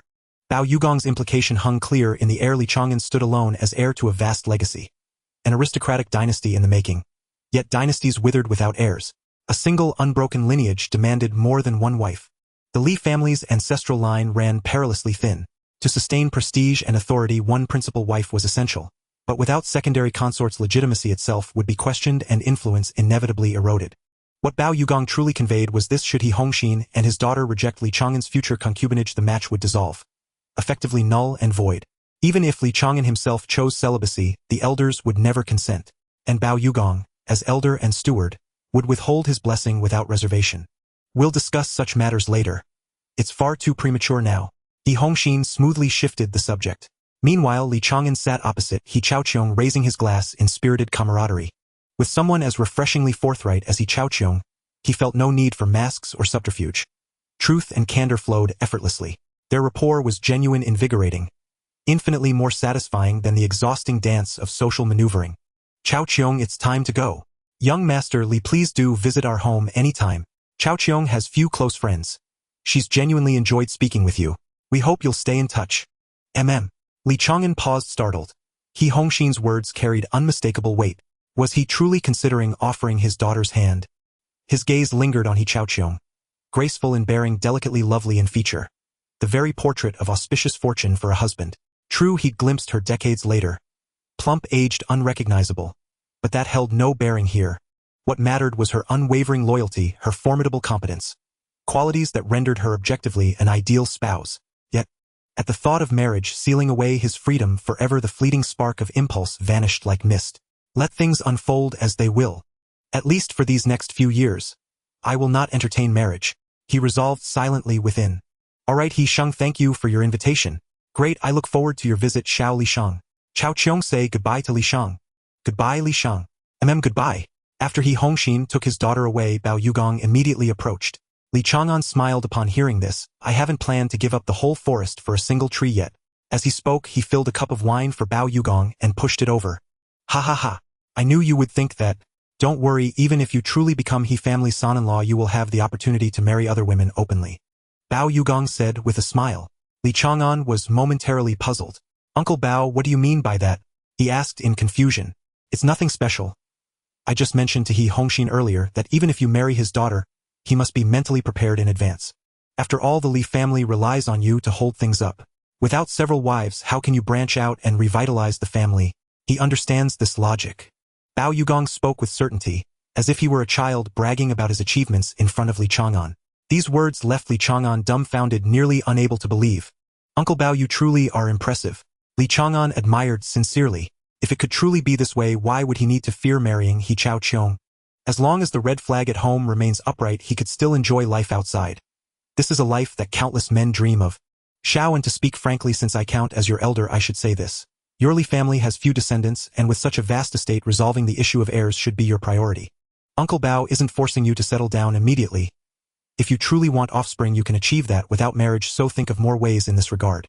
And one more thing you must remember, any woman who can step through the Li family's door, her appearance is secondary. What's crucial is that she understands propriety and has a sense of the bigger picture to help stabilize the household and avoid many troubles. Do you understand my meaning? Li Chang'an gave a wry smile. Uncle Bao, let's not discuss this for now. Let's talk about it later.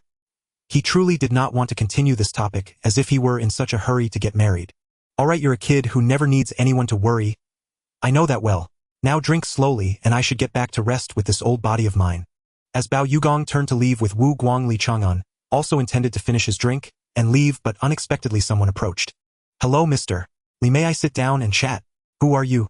Sorry, I forgot to introduce myself. My name is Tong Lin. Here's my business card. Li Chang'an reached out to take it and looked down. President of the Xiangjiang Electrical Merchants Association. He instantly understood. Just here to recruit members. What other purpose could there be? With his current achievements in electrical sales, he found such associations no longer piqued his interest. However, since the other party had personally come, he had to maintain courtesy and could not refuse on the spot. President Tong, what do you mean? Mr. Li, we sincerely invite you to join the association to promote industry development together, explore the direction of electrical research, and we hope you can help maintain stability in the Xiangjiang electrical market. Li Chang'an nodded slightly, but he only wanted to extricate himself quickly and did not respond immediately. President Tong, I will give you a response later. It's getting late. I'll take my leave now. Mr. Li, please stay. I hope you will seriously consider joining us. I believe you don't want to be opposed to us, right? After all, the association has gathered over 70% of the electrical merchants in Xiangjiang. Li Chang'an halted and turned back to look. Tong Lin still wore a smile, but from that smile he read an unmistakable threat. He sighed inwardly. He had hesitated for a moment about whether to join, but after hearing this his thoughts were completely dispelled. Such an organization he would never associate with. Thank you for the reminder, President Tong. Indeed, there is strength in numbers, but to me more ants are just that, ants.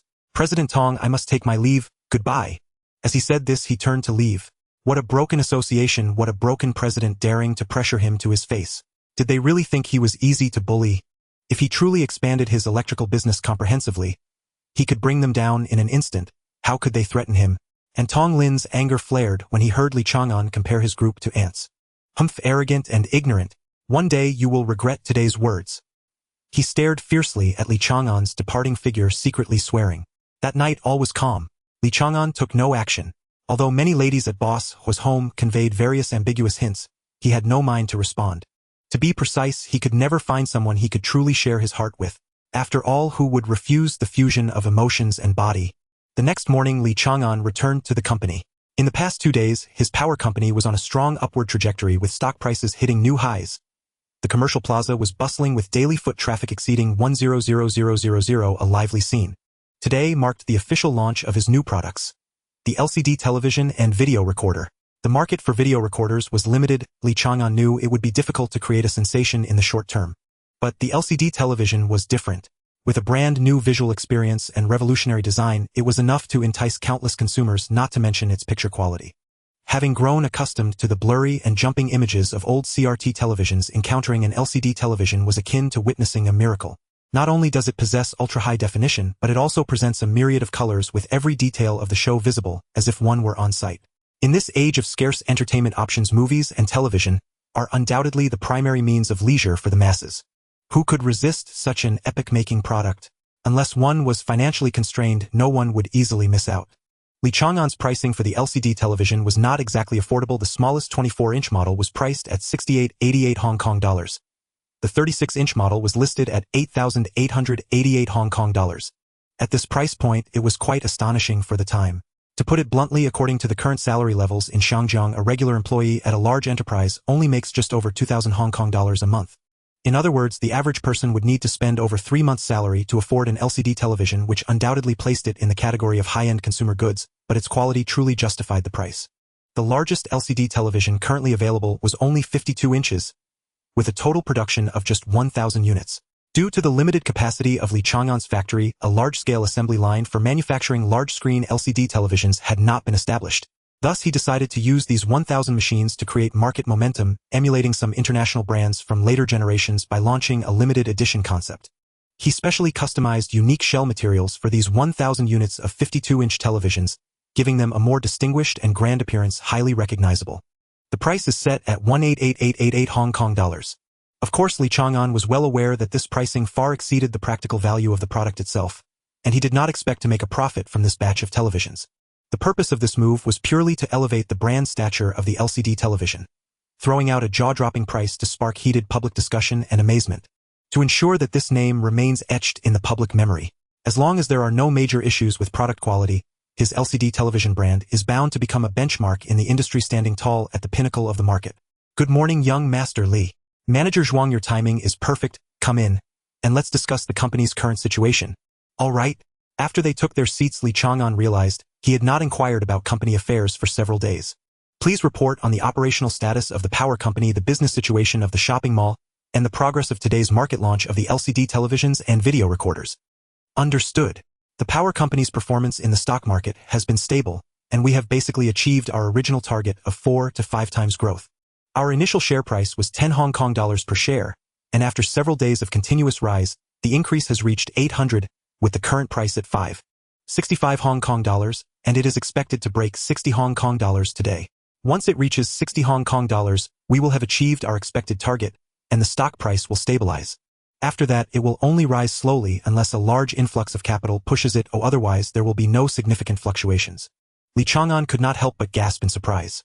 Having increased nearly 5-fold in just a few days meant that with this power company alone, he had firmly secured a place among the top 10 enterprises in Shanghai, let alone his other industries. Just relying on the power company, he was already qualified to be among the top wealthy individuals in Shanghai. No wonder the major financial groups had fought fiercely for equity. Zhuang Shiqiang continued reporting, the commercial plaza has fully entered the right track, achieving our initial strategic intent, and has now become a major leisure destination for the citizens of Shanghai. According to internal surveys, as of now all merchants that have settled in have turned a profit with no losses. Therefore, our shop resources have become extremely sought after, leading to a difficult to find a shop situation. The ongoing renovations at the commercial plaza have also commenced. We will complete the renovation projects in key areas of each district all at once, totaling 32 stores. The overall budget is controlled between 800 million to 1 billion Hong Kong dollars. In addition to Mr. Bao's projects, our research team has also discovered that many department stores are quietly undergoing renovations and upgrades. It is estimated that in a few months Shanghai will see a wave of shopping mall construction. As for the LCD televisions and video recorders, all preliminary preparations are complete. According to the market research report, as much as 90 of citizens expressed their liking for the televisions we are launching, the remaining 10 either did not pay attention to the promotion or could not afford such consumption. With the technological advantages of LCD televisions, I firmly believe they will once again lead the home appliance trend in Shanghai and even globally. I suggest we initiate the auction for agency distribution rights immediately. Li Chang'an nodded slightly, feeling very satisfied with the current development trends of the group's various sectors. All right, you can handle all these matters at your discretion.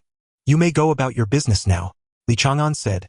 Zhuang Shiqiang responded and left the office. Li Chang'an sat in his chair pondering the time is ripe to start addressing those foreign firms. It is time to return the favor. Time flies and half a month has passed in the blink of an eye. It is now mid-April 1979.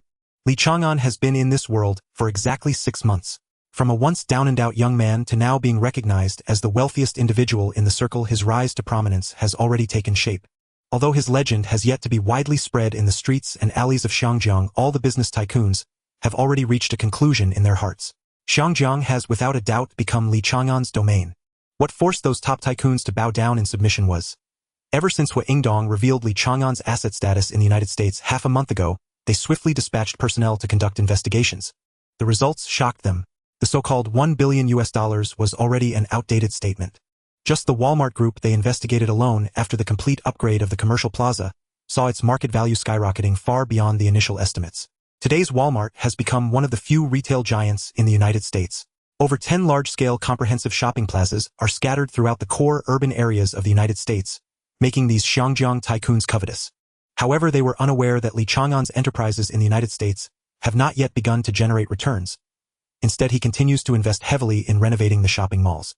He originally owned over 100 Walmart stores and has recently built supermalls in prime locations with investments that can only be described as astonishing. As the outside world sees, even without discussing future valuations based solely on current investments and existing assets, the value of Walmart has long surpassed the threshold of $1 billion. As for other projects, Pingwa Company chip enterprises and the energy sector, they are still in the initial stage and have yet to yield actual profits. In contrast, the manufacturing side remains as steady as a rock. The electrical products produced by Li Chang'an's group, promoted through Alan's father's channels, have become one of the most popular items in the market. And today marks the day the LCD television officially enters the US market. In just half a month, Chang'an Group has again brought in over $1 billion through the distribution agency rights of LCD televisions and video recorders. The sales prospects for video recorders in the United States and Western Europe are promising, so Li Chang'an is also focusing his layout here. After all, only high-consumption areas can afford such high-end equipment. Large video recorders sell for as much as several $100,000 Hong Kong dollars each, while entry-level models start at 120,000. Only a few major cities possess such purchasing power. In Xiangjiang, aside from a few enterprises purchasing due to business needs, Li Chang'an believes there are hardly any individual consumers. The same goes for LCD televisions. He is locked in the main battleground in the US and Western Europe, densely populated areas with strong purchasing power where local residents value trends and lifestyle enjoyment. As long as the product quality meets standards, they will not hesitate to spend money. In the US market, Laris has priced the 24-inch model at $999, approximately 7,000 Hong Kong dollars. The 36-inch model is priced at $1,199. As for the flagship 52-inch model, Li Chang'an only allocated Laris a quota of 30 units, yet this person was even bolder, directly pricing it at $2,999, surpassing the 2,000 Hong Kong dollar mark. Li Chang'an couldn't help but admire. This price was not meant for volume sales, but to elevate the brand's prestige, so he did not care about the sales volume. After witnessing the technology of Li Chang'an's LCD televisions firsthand, Laris immediately decided to order 2 million units, feeling very confident. He even thought that this quantity was too small. After all, the US population is close to 225 million, estimating 5 people per household. There are about 50 million families. Excluding 60 of rural and low-income groups, there are still at least 20 million households with purchasing power. After excluding various limiting factors, the real target customers are still around 8 million households. By such calculations, 2 million units is indeed just a conservative starting point. Li Chang'an supplies at factory prices 2,999 yuan for the 24-inch model, 4,999 yuan for the 36-inch model, and 9,999 yuan for the 52-inch model, uniformly supplying to agents and distributors everywhere. Despite the high costs, the profit for each LCD television is at least doubled. Such generous returns made him extremely satisfied. For example, if the order of 2 million units is calculated at an average selling price of 3,999 yuan, even if each unit only makes a profit of 2,000 yuan, the total revenue would reach 4 billion Hong Kong dollars. This means that just from the small-scale launch in the United States, an income of 4 billion Hong Kong dollars has been generated. If the entire American market subsequently explodes, it would not be surprising for sales to multiply several times. At that time, as the manufacturer, Li Chang'an would naturally reap a bountiful harvest. If he further expands into the Western European market, his profits would surely skyrocket at the time of official sales, far exceeding those of current game consoles and other home appliances. Since this LCD television is entirely different from other electrical products on the market, it is a monopoly with no competitors. From any perspective, the television devices currently available on the market cannot compare to Li Chang'an's LCD television. Not to mention performance specifications, even the design alone far surpasses similar products, easily crushing them. Even if other electrical manufacturers attempt to imitate and follow suit in the future, they would have to wait at least several months. They have no ready data to reference. Do they really think this technology can be easily replicated? Just the core technologies such as color performance resolution optimization and special lens craftsmanship would consume a significant amount of their time for research. By the time they truly achieve results, Li Chang'an would have already made a fortune. The situation in the stock market is equally encouraging. After a rapid rise over the past 2 weeks, the stock price of his power company has soared to $72 per share, with the momentum being astonishingly remarkable. Meanwhile, the superpower station located in the New Territories has officially broken ground. This project will consume a massive amount of Li Chang'an's funds, with an initial budget exceeding 1 billion Hong Kong dollars. As for other industries projects that still require significant capital input, include the telecommunications company. Chang'an Group must complete the communication network layout across Hong Kong, covering not only urban areas but also the New Territories Yuen Long Tuen Mun outlying islands and remote rural areas like Sai Kung. So far, his investment in telecommunications infrastructure has not been less than 1 billion Hong Kong dollars, but only partial coverage has been completed. Many signal transmission towers, equipment rooms, and branch lines in various areas are still not completed and will require substantial financial support in the future. It is evident that Chang'an Group has many projects in urgent need of funding. At the Far East Exchange, Li Chang'an has been stationed here for the past few days, planning the layout concerning several foreign firms. He intends to take them down one by one, striving to completely expel all the foreign firms from Hong Kong before the entry into the 1980s. Only then can he expand his business with peace of mind. Otherwise, leaving these foreign investment forces like ticking time bombs would inevitably lead to trouble.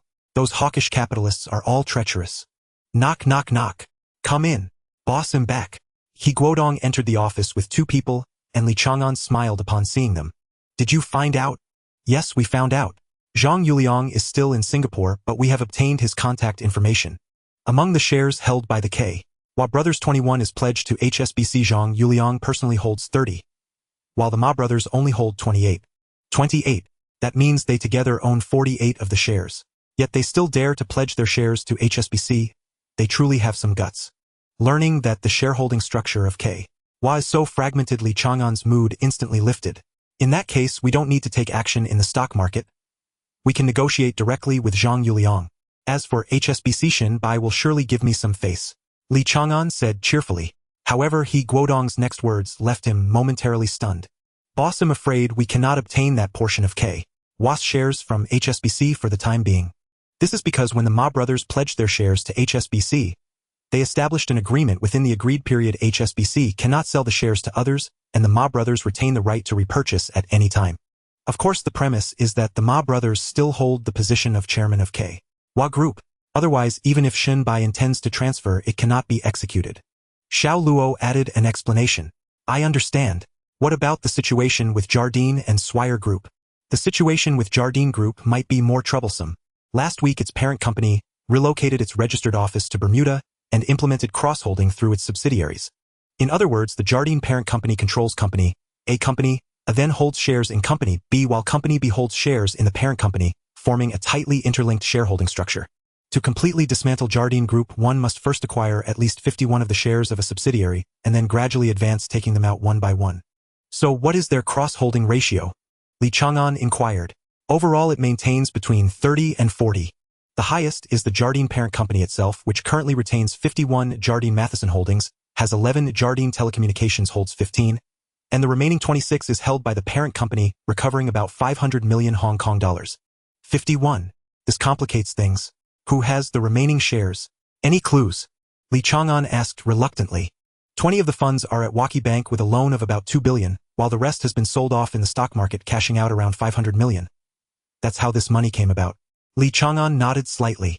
For the past half-month, he had been contemplating how to dismantle the influence of these foreign firms. He did not want to invest too much capital in bidding, as even if he obtained controlling rights, it would only lead to losses. Dafu He Guodong, where do you think we should start? Who should we act against first? Li Chang'an asked hesitantly. Boss, I suggest we deal with K. Wa first. The Ma brothers and Zhang Yuliang have already had multiple conflicts. This cooperative relationship is destined not to last. Moreover, although Zhang Yuliang has shares, he has no actual management rights. I suggest acquiring his shares first and then gradually increasing our stakes in the other shares. Listening to He Guodong's words, Li Chang'an fell into deep thought. Suddenly, he recalled something mentioned earlier. Jardine is relocating its registered office to Bermuda. Haha, I've got a plan. Dafu, I have a task for you. Leak the news about Jardine transferring its assets. The content can be exaggerated, and the more negative the better. Write it as harshly as possible. The headline can be something like the foreign firms are about to withdraw investment, and your wealth will be swept away, focusing on Hong Kong, and be sure to involve the other 2 foreign firms as well. Remember, don't go to the big newspapers. Just find a small tabloid to publish it. Let the news spread slowly so as not to alarm them. Guodong, you start the acquisition plan and take down Wah first. I will personally go find Zhang Yuliang to negotiate. The more Li Chang'an thought about it, the more feasible he felt this plan was. As long as he guides public opinion step by step, causing the public to lose trust in the foreign firms, once this matter ferments, it will inevitably create a huge uproar. Didn't Li Superman face fierce criticism this way in his past life? Now the opportunity is right in front of him. How could Li Chang'an let it slip away? Once the news spreads, the streets will be filled with the stocks of the 3 major foreign firms, and even if he cannot bring them to their knees this time, he must at least deal them a heavy blow. Thinking of this, a faint smile could not help but appear at the corner of his mouth. At 5 o'clock the next morning, a cool breeze quietly swept through the city streets. Inside a small newspaper office, the owner trembled with excitement. Someone had brought in a piece of sensational news that could propel the newspaper to new heights. Even more outrageous was that a title had already been crafted for him. How much will you lose if the foreign firm withdraws? After reading all the materials, he was almost at a loss for words. That same day, he immediately ordered everyone to work overtime regardless of who provided the materials or their motives. He knew this report would be the turning point for the newspaper. Even if they couldn't immediately rank among the mainstream newspapers, at least their reputation would be established. Hurry! Everyone move faster. Quickly deliver newspapers to every stand. If the vendors are reluctant to take more, make sure to shout loudly on site to let more people know about this news. If necessary, distribute some for free.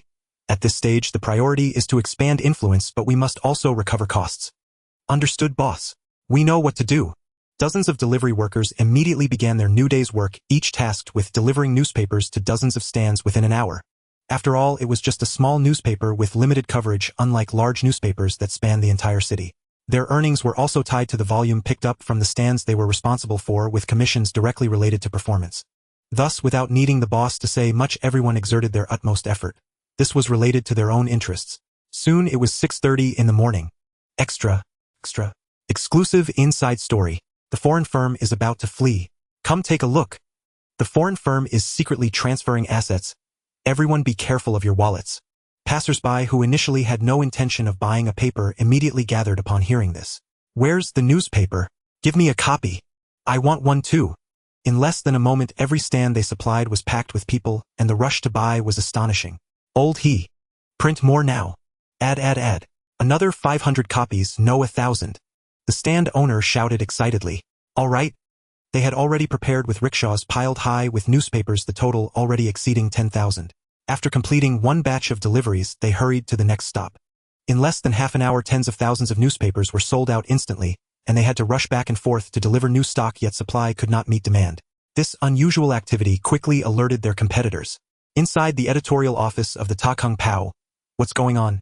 Such significant news, and a small newspaper has published it, yet we were completely unaware. The chief editor angrily questioned those around him. Oldly, this is not the time for blame. Hurry, and get the reprint authorization and publish it immediately. This news must be printed. The president Guoshang stared at the newspaper content. His brow furrowed, his expression grave. Guoshang, what's wrong? The chief editor noticed something was off and asked. Oldly, how credible do you think this news is? Can we trust it? Guoshang quietly countered. Oldly took the newspaper, carefully flipping through it for a long while before slowly putting it down. Having worked in journalism my whole life, reason tells me that all reports have some exaggeration. But this time, the timing, the data, the logic all align. I believe this is true. The chief editor spoke with a calm and firm tone. Sigh. Forget it, let's trust it this once. Before he finished speaking, he immediately dialed a number. Gao Jingji right now. Sell off all the stocks I hold in the foreign firm. Execute immediately. Account XXX, password XXX. Alright, thank you. Guoshang, are you still holding some shares in the foreign firm? The chief editor was astonished. Yes, I made some profit previously, so I kept adding to my position. The foreign firm has always been stable, so I invested quite a bit. What a pity. If I had known it would come to this, I shouldn't have bought their shares in the first place. Perhaps I could have freed up funds to acquire shares in the Chang'an Group's power company, which would have been much safer. Guoshang couldn't help but sigh. Guoshang, let me say one more thing. I think the foreign firm is about to face a major crisis. Hurry up and sell, the sooner the better. Guoshang silently nodded. At the same time, major newspapers across Hong Kong were mobilizing in response to this report. At the entrance of that obscure small newspaper, reporters from all sides flocked in with cash, vying for reprint rights, while the person in charge couldn't stop smiling. Time quickly reached 9:30. Bang! In the office of the headquarters of the Jardine Matheson Group, Dan Nabigian was furious, pounding the table. Damn it! Who leaked the news? Just a week prior, he had moved the company's registration to Bermuda, and now the scandal was exposed. How could he not be enraged? He knew that once the public became aware of this matter, the group would face disaster. In his anger, there was also a deep sense of fear. The heads of the other two foreign firms had also read the report and were immediately on edge. Damn it! That fool Nabigian has caused trouble for himself and dragged us down with him. Henry from the Swire Group was furious after reading the report. Although the article directly pointed at Jardine Matheson, it also implicated them. After all, these major British firms were bound by interests. If one prospered, all prospered, and if one suffered, all suffered. Soon Nabigian urgently contacted Henry and John, summoning the three for a secret meeting to discuss countermeasures. Meanwhile, Li Chang'an had not been idle. He suddenly thought of an even more rapid way to strike at the foreign firm's power and immediately set off for HSBC. Li Sheng, long time no see. I thought you had forgotten me, Shen Bai. Upon seeing Li Chang'an arrive, Shen Bai greeted him with a broad smile. Mr. Shen Bai is joking? Who would dare forget you, a financial giant in Hong Kong? However, I came today with important matters, so let's not beat around the bush. He straightened his expression and got straight to the point. Oh, please go ahead, Li Sheng. Shen Bai, seeing this, put away his joking demeanor and sat up straight. Mr. Shen Bai, may I ask if you hold shares in Jardine Matheson Swire or Wheelock? Li Chang'an asked directly. If this plan succeeded, he might even gain control of the parent company of the three major firms. Li Sheng, are you planning to undermine the foundation of these three firms? Shen Bai was shocked by the implication. Li Chang'an slightly nodded as a form of acknowledgement. Shen Bai was momentarily dumbfounded. Li, you truly are. For a moment he was left speechless. Li Sheng, at HSBC we indeed accepted shares from the three foreign firms as collateral in that last matter, but now I truly cannot provide those shares to you. Since the last time I transferred the shares to you, they have become shrewder, starting to manipulate the clauses. As long as they remain the group chairman within a year, I cannot transfer their shares to any individual or company, and they have the right to repurchase at any time. HSBC needs to be profitable, and these conditions were reached with our tacit approval, so we have no reason to reject such arrangements. Therefore this time we truly cannot be of help. Shen Bai candidly explained the situation to Li Chang'an, which mirrored what he, Guodong, had previously said. Mr. Shen, if feasible, would you be willing to transfer the equity stakes of these three foreign trading firms to me? Li Chang'an needed to confirm this point before proceeding to the next stage of his plan. Should Shen Bai refuse to yield, every subsequent step would amount to idle speculation. Shen Bai paused thoughtfully. Theoretically, it is viable. Upon hearing this, Li Chang'an's eyelids flickered upward in quiet exasperation. Mr. Shen, must we still speak in riddles with one another? I seek a definitive answer. Nothing more, nothing less. Li Chang'an pressed forward without hesitation. Very well, Mr. Li, if you truly possess the capability to acquire these three firms, HSBC cannot possibly cede full equity to you alone. That would violate our internal protocols. At minimum, the equity of these three foreign firms must be jointly acquired by three distinct conglomerates. Kindly understand my position. Shen Bai spoke with unwavering resolve.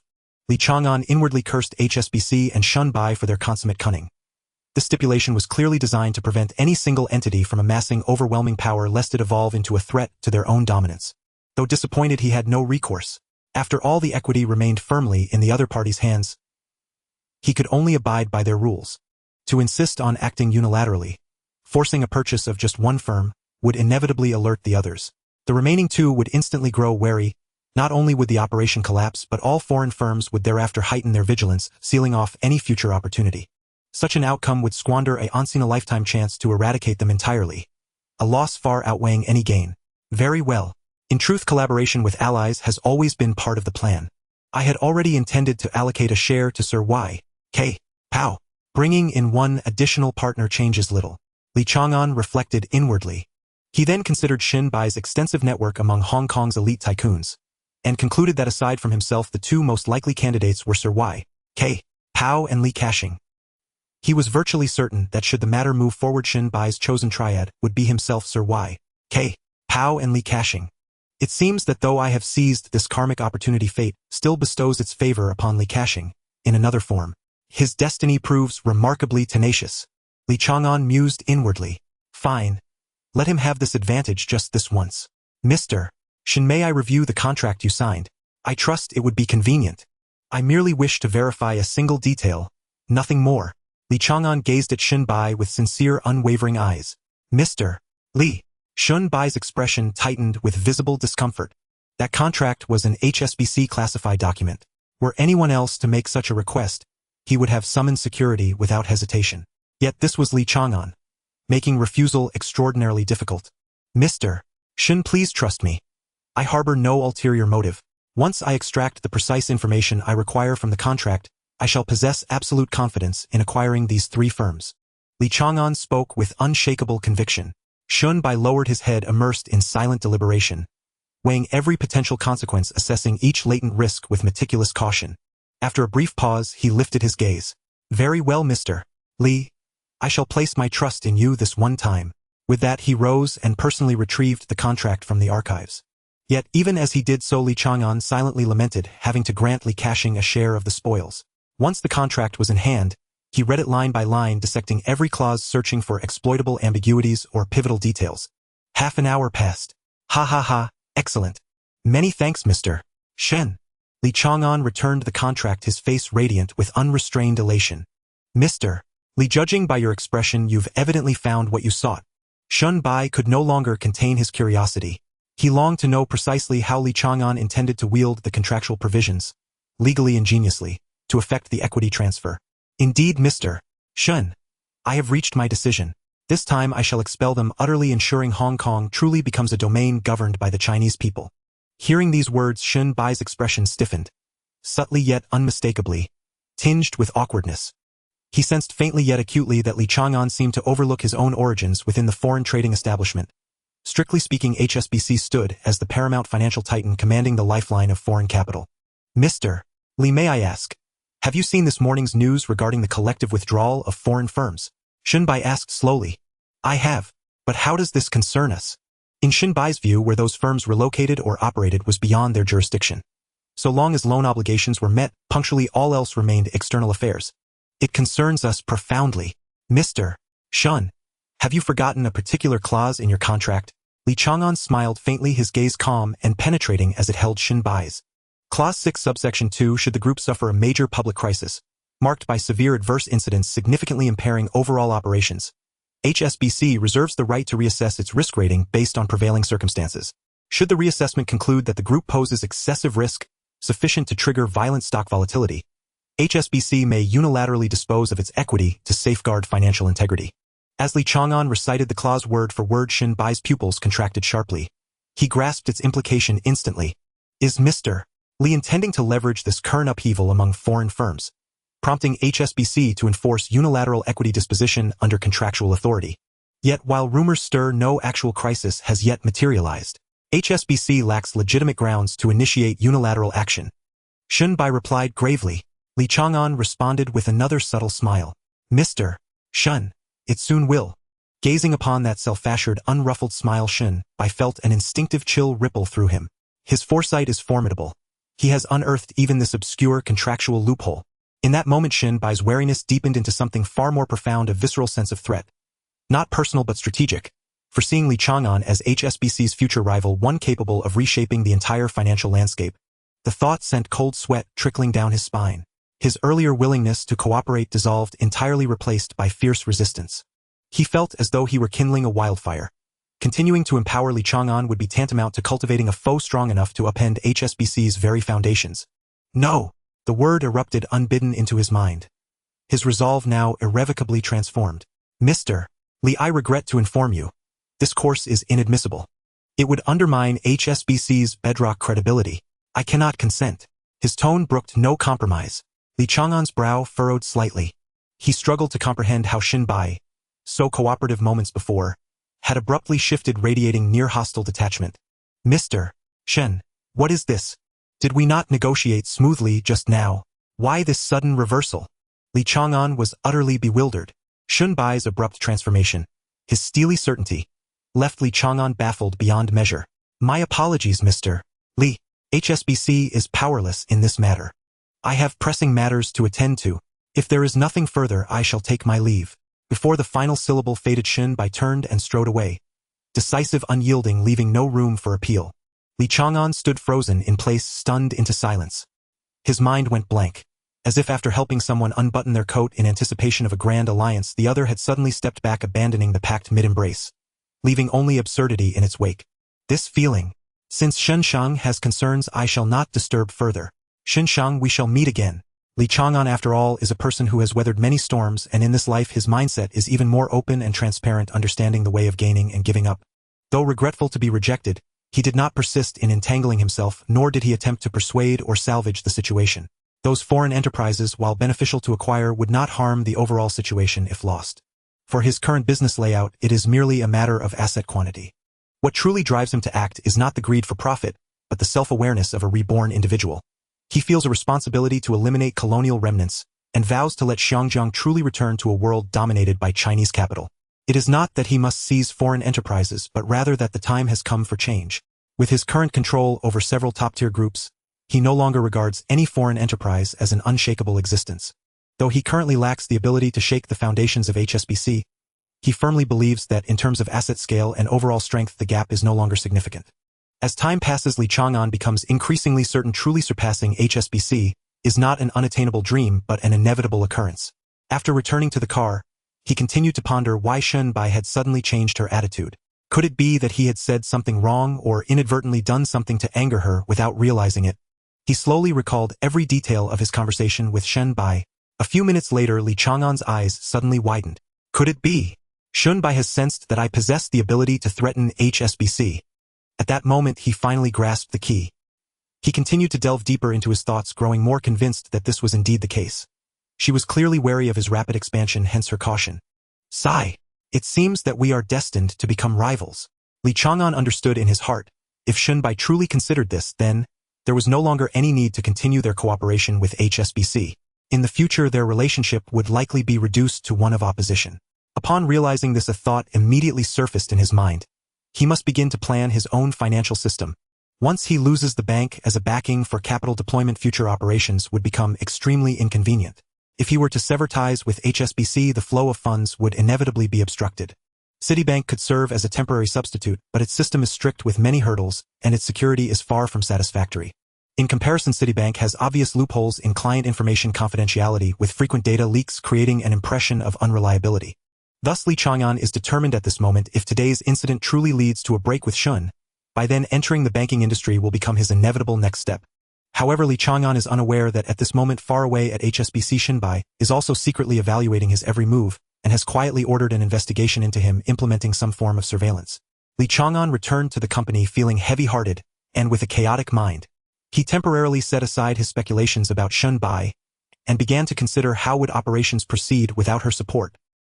Well, let's proceed according to the original plan. He walked to the phone. Just as he picked up the receiver, he glanced at the time. At this hour, Zhang Yuliang should not be busy, right? Never mind. Li Chang'an then dialed the number provided by He Guodong. The call was quickly connected. Hello, good day. Hello, may I ask if Mr. Zhang Yuliang is available? This is I. May I ask who you are? Oh, Mr. Zhang, this is Li Chang'an, a Shangjiang resident. I wonder if you have heard of me. Li Chang'an from Chang'an Group. It seems my reputation is not too shabby. Mr. Zhang, it is an honor to speak with you. Li Chang'an's tone was humble. There was silence on the other end of the phone, and Li Chang'an understood that the other party was weighing his options. He was not in a hurry, nor did he urge. After more than 10 minutes, he hung up the phone with a smile. At exactly 5 o'clock in the afternoon, he arrived at the Chang'an Hotel in Kowloon. Mr. Zhang, I apologize for having you rush back from Singapore. It turns out that after their morning conversation, Zhang Yuliang immediately set off to return to Hong Kong, and this sincerity made Li Chang'an feel greatly comforted. Li Shang, to be honest, this morning, I thought I was receiving a scam call. After all, we have never had any interactions and have not met before. Zhang Yuliang said with a smile. Ha ha ha, I completely understand Mr. Zhang's doubts. By the way, Li Shang, are you planning to acquire Hong Kong land? As far as I know, you already have Hutchison Whampoa. Why would you target Hong Kong land? Zhang Yuliang curiously inquired. Mr. Zhang, there is no need to laugh. To be honest, I am motivated by a desire for revenge. You must also be aware that not long ago those foreign enterprises continuously slandered my group and obstructed the listing of my electric company. As Chinese, we value reciprocity. To not reciprocate is impolite. Since they took the initiative, I should also give them a proper treat. This aligns with the demeanor we ought to maintain. Ha ha ha. Good. I appreciate Li Chang's temperament and am willing to befriend you. When two individuals resonate well, there is no need for many words.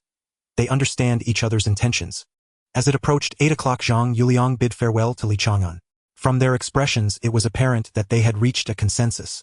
After leaving the hotel, Li Chang'an immediately returned to the company. Why return so late? Because at this moment, the Chang'an Group building was still brightly lit. Today marks the day the LCD TVs officially launch in the American market. Although it has been entrusted to local agents for operation if sales falter, as the manufacturer Chang'an Group would naturally be affected. There is a 12-hour time difference between the United States and Xinjiang. At this moment it is 8 in the morning in the United States, and the full launch has yet to occur. The group is awaiting preliminary feedback on first-day sales from various regions. They urgently need to confirm whether a buying frenzy has occurred to truly set their minds at ease. As for complete sales data, it will only be compiled by the evening. Time passed by second by second. Li Chang'an had also returned to the group headquarters. At 9 o'clock sharp, ding ding ding, Zhuang Shiqiang quickly picked up the phone. General Manager, this is Chen Hao. Hello Chen Hao, please go on. It exploded. General Manager, the situation here is completely out of control. All LCD TV sales points are surrounded by customers. It is even more frenzied than when the appliances were launched. Chen Hao on the other end of the line was extremely excited, while Zhuang Shiqiang and Li Chang'an exchanged smiles, feeling a weight lifted from their hearts, and they only awaited the accurate data to be released tonight. The next morning, the conference room of Chang'an Group was filled with management personnel. This morning is the critical moment for the return of sales data from the United States, and it is the most eagerly anticipated moment. The LCD TV project concerns every senior executive of the group, especially the American market, one of the largest consumer markets in the world whose sales performance is particularly noteworthy. 8:30 a.m. Li Chang'an walked into the conference room. Good morning, young Master Li. Good morning, Chairman. Good morning, everyone. Are you nervous? Li Chang'an entered the venue with a smile, yet his heart was calm. He knew that if this product couldn't become a hot seller, what else could succeed? Would high prices affect sales? Absolutely not. Although it was not yet the 1980s, in big cities spending 10,000 or even several tens of thousands was not considered a burden for many. One must not compare the consumption levels of inland areas at that time with those of the current metropolitan cities. It's incomparable. Back then, the average monthly salary in the mainland might not even reach 50 yuan. How could it be compared? Now the average monthly salary in Hong Kong has long surpassed 2,000, not to mention the American market. Even if purchasing a liquid crystal television required several months' income, he firmly believed that many consumers would still be willing to pay. After all, in this era, there were not many electronic leisure entertainment options besides watching television. Unlike in later generations where one could easily turn on a computer or pull out a phone to scroll through apps and waste a whole day. Of course we are nervous. Young Master Li, are you really not worried at all? Zhuang Shiqiang asked curiously. I'm not nervous, just a bit expectant. But I can assert that the results will not be poor, Li Chang'an replied firmly. Time passed slowly. Finally it reached 9 o'clock. Ding ding ding. The phone rang again, and the entire room erupted in excitement. I am Zhuang Shiqiang. Zhuang Shiqiang answered and activated the speaker function. Manager Zhuang, this is Chen Hao. I am now reporting the latest sales situation of liquid crystal televisions in the US market. Chen Hao on the phone couldn't hide his excitement. His voice trembled, slightly showing the lively atmosphere. Good. We are all waiting for good news, Manager Chen. Please go ahead. Sure. Yesterday's first-day sales of liquid crystal televisions, 169805 units sold. In Los Angeles, 172580 units sold in New York. Just hearing the numbers from these two major cities, everyone at the Hong Kong headquarters could no longer contain their excitement. Combined, the two cities had sold over 340,000 units, a stunning result. Chicago sales 12. Houston. Phoenix. The total first-day sales in the 7 major cities reached 96,000 units, and this is just the data from the day of launch. Currently, distributors have actively contacted us indicating that they will replenish supplies at any time and plan to place additional orders. As soon as Chen Hao finished speaking, clap, clap, clap. In the conference room, everyone applauded in unison, the sound thunderous. On that day alone, 96,000 units were sold in just 7 cities, while many regions in the US had not yet begun sales, leaving everyone utterly shocked by this result. Very well, at this momentum, I am confident that product sales in the entire US will exceed 10 million units. Excellent performance, Chen, how you have worked hard. It is already quite late over there, so go rest first. Okay, Manager Zhuang, I will hang up now. Alright, goodbye. Zhuang Shiqiang hung up the phone and turned to Li Chang'an, waiting for instructions. Li Chang'an leaned slightly forward, his expression calm. The situation is already quite clear, no need to say more. The factory must accelerate production. At the same time, prepare thoroughly for distributors in Western Europe and other regions. The sales of this liquid crystal television will bring a huge influx of funds to the group. I can clearly tell you that the group is about to expand into overseas markets, and it is not limited to a single region. Currently, the heads of these overseas areas have yet to be determined, and your performance will decide the outcome. Those whose names I mention can stay, the others can return to work. Alan Huijianing, Xiajing Kai, Wenjie, you four stay. I have tasks to assign. These few had been identified by Zhuang Shiqiang as the core members with the most potential after long-term observation and strict selection. Li Chang'an also realized that he must cultivate this group of talents in advance, otherwise if he appointed them at the last minute, it could easily lead to management disconnection or decision-making errors. Regarding Huijianing, Li Chang'an did not treat him differently just because he knew of his achievements in his past life. He similarly asked Zhuang Shiqiang to conduct a field assessment of his abilities. He recalled that Huijianing had entrepreneurial experience at a young age, and wondered if under his focused cultivation in this life, he would follow the same path, thus needing to understand his thoughts in depth. After everyone left, Li Chang'an's gaze swept over the four remaining individuals. They exchanged glances, with only Alan appearing calm, while the others looked perplexed. You might be wondering why I kept you here. There is no need to be nervous. This is an opportunity. I have a few questions I would like to hear your opinions on. First, what are the key relationships and interaction patterns between managers and subordinates? Second, if you were to serve in the regional management, what do you believe is the core responsibility and obligation? Third, as the head of an independent region, what strategies would you employ in response to sudden crises facing the group? Fourth. The 10th. Alright, that's all for the questions. I do not need you to answer immediately. I expect each of you to submit a detailed written report to me in 3 days. The content must be truthful and sincere, reflecting your genuine thoughts and being practically executable. What I want is grounded ideas, not empty theoretical discussions. Understood. That's it. Li Chang'an stood up and turned to leave. This guy is becoming increasingly authoritative, Alan murmured as he watched Li Chang'an's departing figure. Back in the office, Li Chang'an began to focus on how to respond to the issue of foreign firm layouts. Without the support of HSBC, it was challenging to acquire the equity they held, putting him in a very passive position. Wa was relatively easy to acquire, but Jardine Matheson and Swire Group were tough nuts to crack, especially Swire Group, which had a tightly knit structure with no flaws to be found. He pulled out a blank sheet of paper and began to organize his thoughts. Jardine Matheson held 26 equity, with Jardine Engineering holding 11, the telecommunications company occupying 15, and HSBC holding 20, totaling 72. Only 28 of shares were circulating in the market. This meant that without HSBC's assistance, he had to find a way to obtain controlling stakes in Jardine Engineering and the telecommunications company to potentially control the entire Jardine. However, the internal equity structure of Jardine was complex, with severe cross-holding. To take over these two companies, most of their shares were still tightly controlled by the parent company, making Li Chang'an feel quite stuck for a moment. He picked up the phone. He Guodong, you take your team to continue investigating the equity structure of all assets under Jardine Group. I want the most detailed intelligence. Once you find a breakthrough, contact me immediately. After hanging up the phone, Li Chang'an turned his attention to Wa.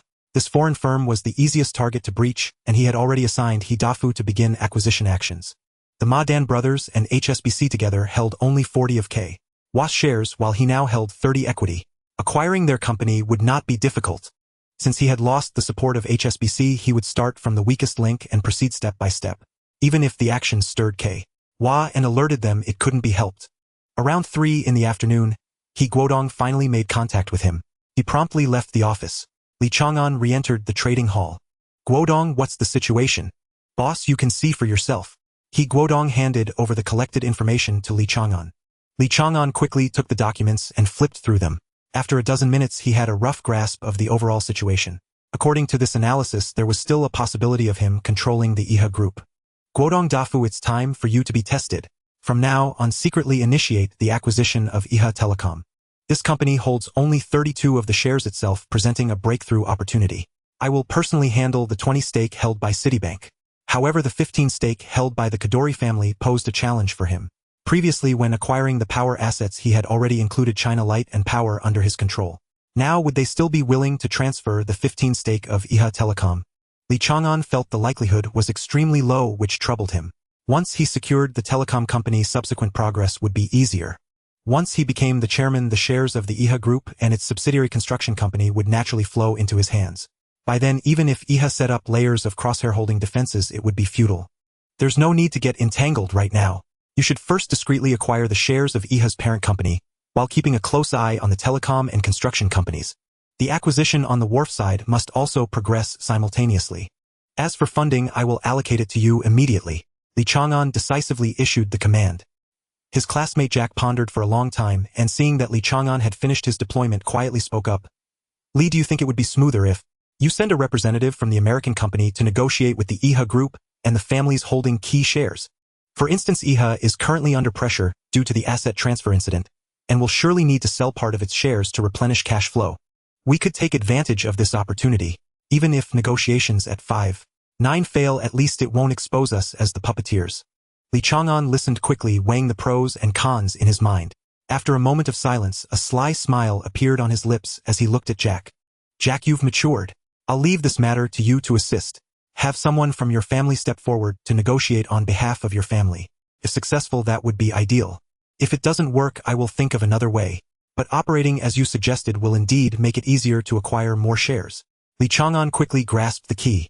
Even if it requires paying a higher price, as long as he could secure more shares, his odds of success would increase. Okay, I will arrange it immediately. Jack turned to make calls to mobilize personnel, while Li Chang'an did not pause, immediately contacting Zhang Lan to request the swift allocation of funds. To acquire 51 of the shares in Iha Group, Wharf, Iha Telecom, and Iha Construction, based on current market valuations, Li Chang'an would need to prepare at least 15 billion Hong Kong dollars. The Iha Group is valued at approximately 12 billion Hong Kong dollars, Wharf at about 8 billion, Iha Telecom at 2 billion, and the construction company also around 2 billion. The total of these few items amounts to as high as 24 billion. Therefore, this operation must be equipped with sufficient funds of 15 billion Hong Kong dollars to take the plunge. Fortunately, he currently had this available capital. 2 days later, last night, the personnel arranged by Jack had arrived in Hong Kong. Li Chang'an let them rest for a night before starting work after adjusting to the time difference.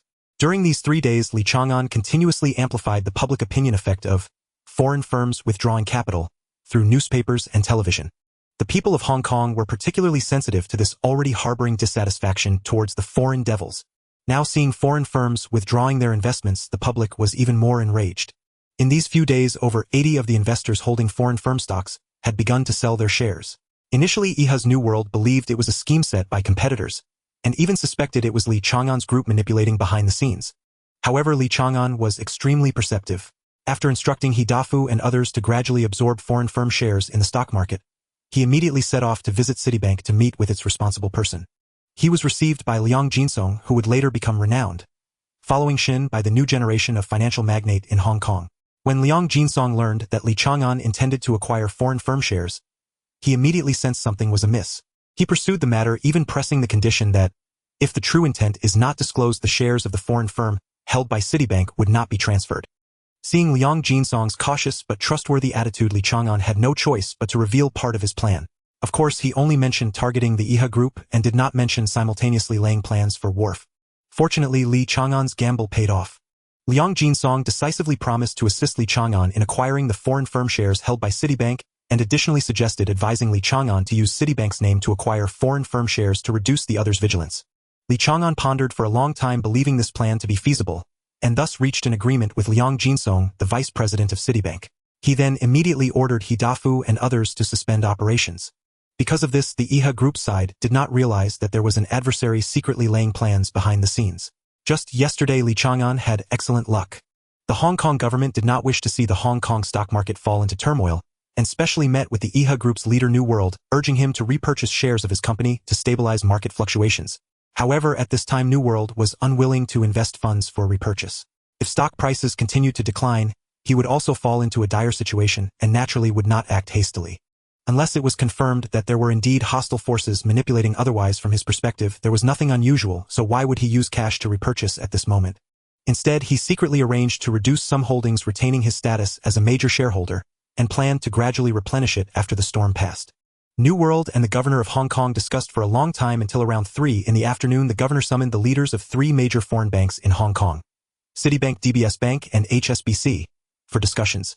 Unfortunately, the head of HSBC Shin Bai had already gone to the Eagle Country headquarters early in the morning to report on Li Chang'an's matter, and could not appear in Hong Kong. As for the head of DBS Bank, would he be willing to take on such a tricky job? In the end, only Liang Jinsong remained. To make it appear realistic, Liang Jinsong initially feigned reluctance and half-heartedly agreed. The aim was to lure the other party into a trap. Sure enough, this matter ultimately fell on Citibank.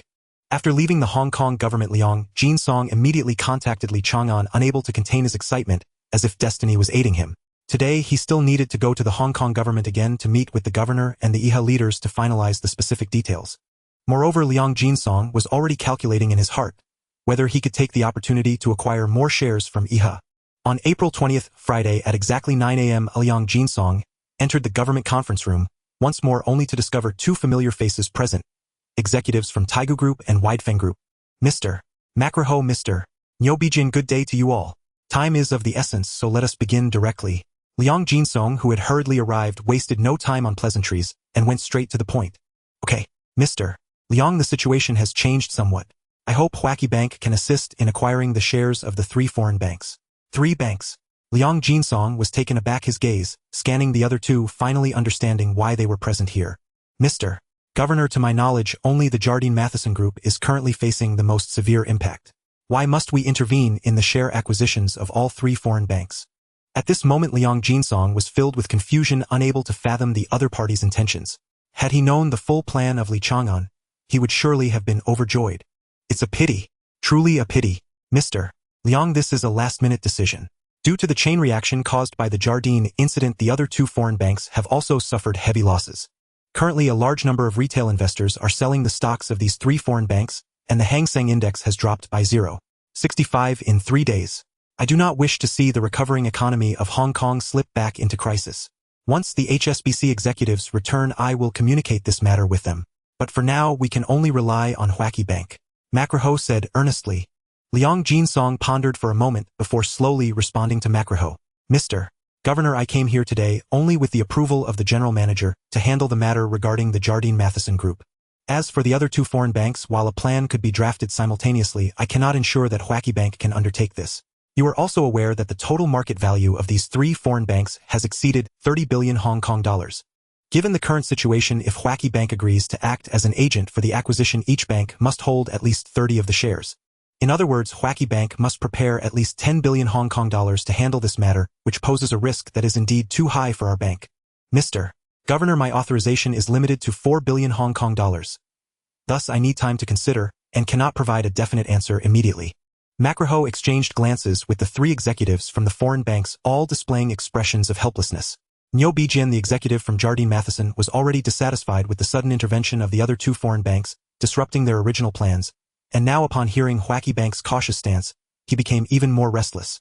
He feared that the involvement of the other 2 banks would impact Huaki's purchase of his own group stocks. Mr. Liang, why not focus on resolving the issues with Jardine first? The other matters can be discussed later. Our conditions are as follows. After Huaki Bank acquires our group's equity, it may not be transferred within 1 year. Jardine will retain the right to repurchase at any time. Furthermore, when our group exercises the repurchase, Huaki must return the equity at the original purchase price. Of course, all relevant handling fees and interest must be paid in full. In fact, we may also be inclined to establish a long-term cooperative relationship with Huaki to express our gratitude. Nyo Bijian spoke firmly, his demeanor calm, as if presenting a reasonable request, causing Macroho beside him to involuntarily show discomfort. Mr. Governor, is this also your stance? Liang Jinsong asked, turning to Macroho. Mr.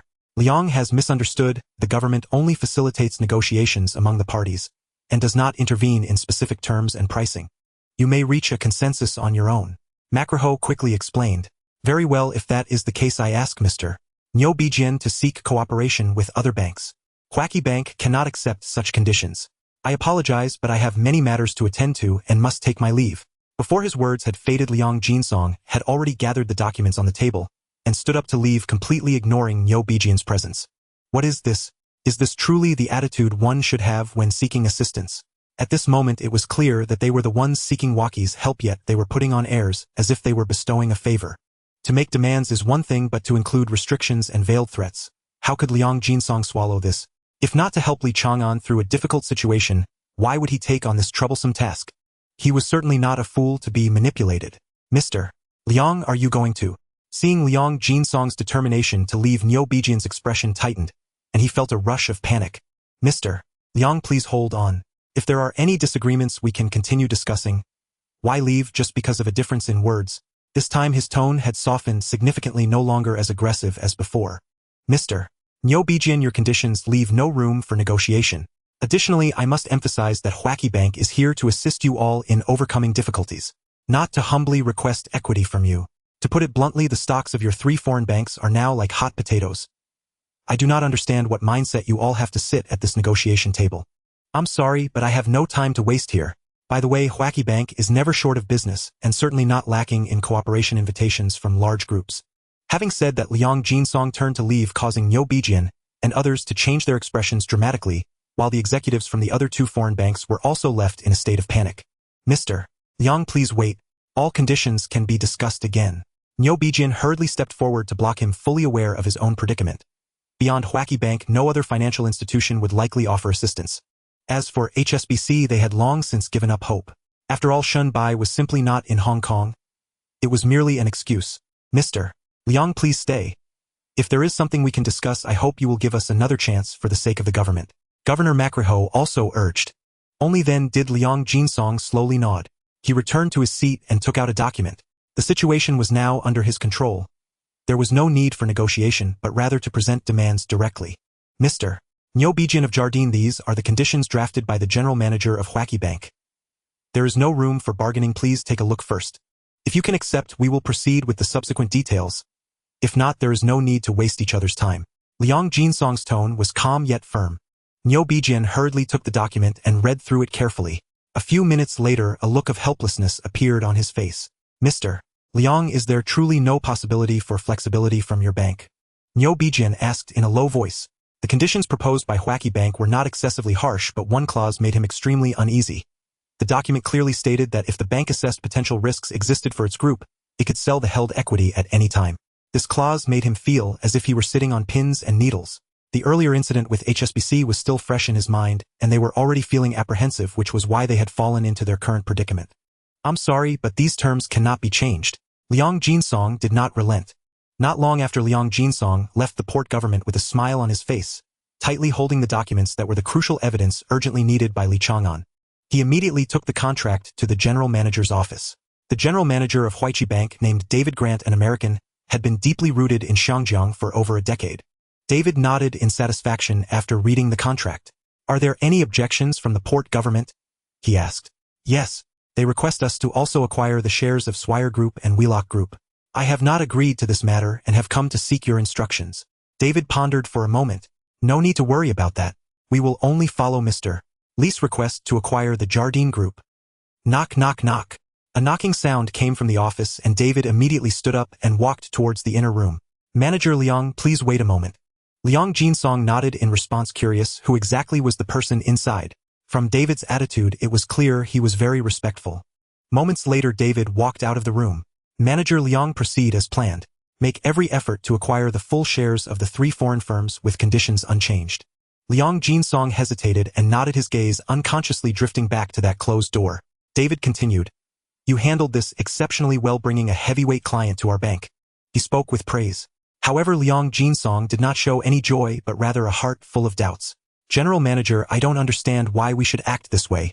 Although Li Chang'an's Chang'an Group has a certain strength in Shangjiang, is it worth the risk? Even offending the port government and angering Jardine.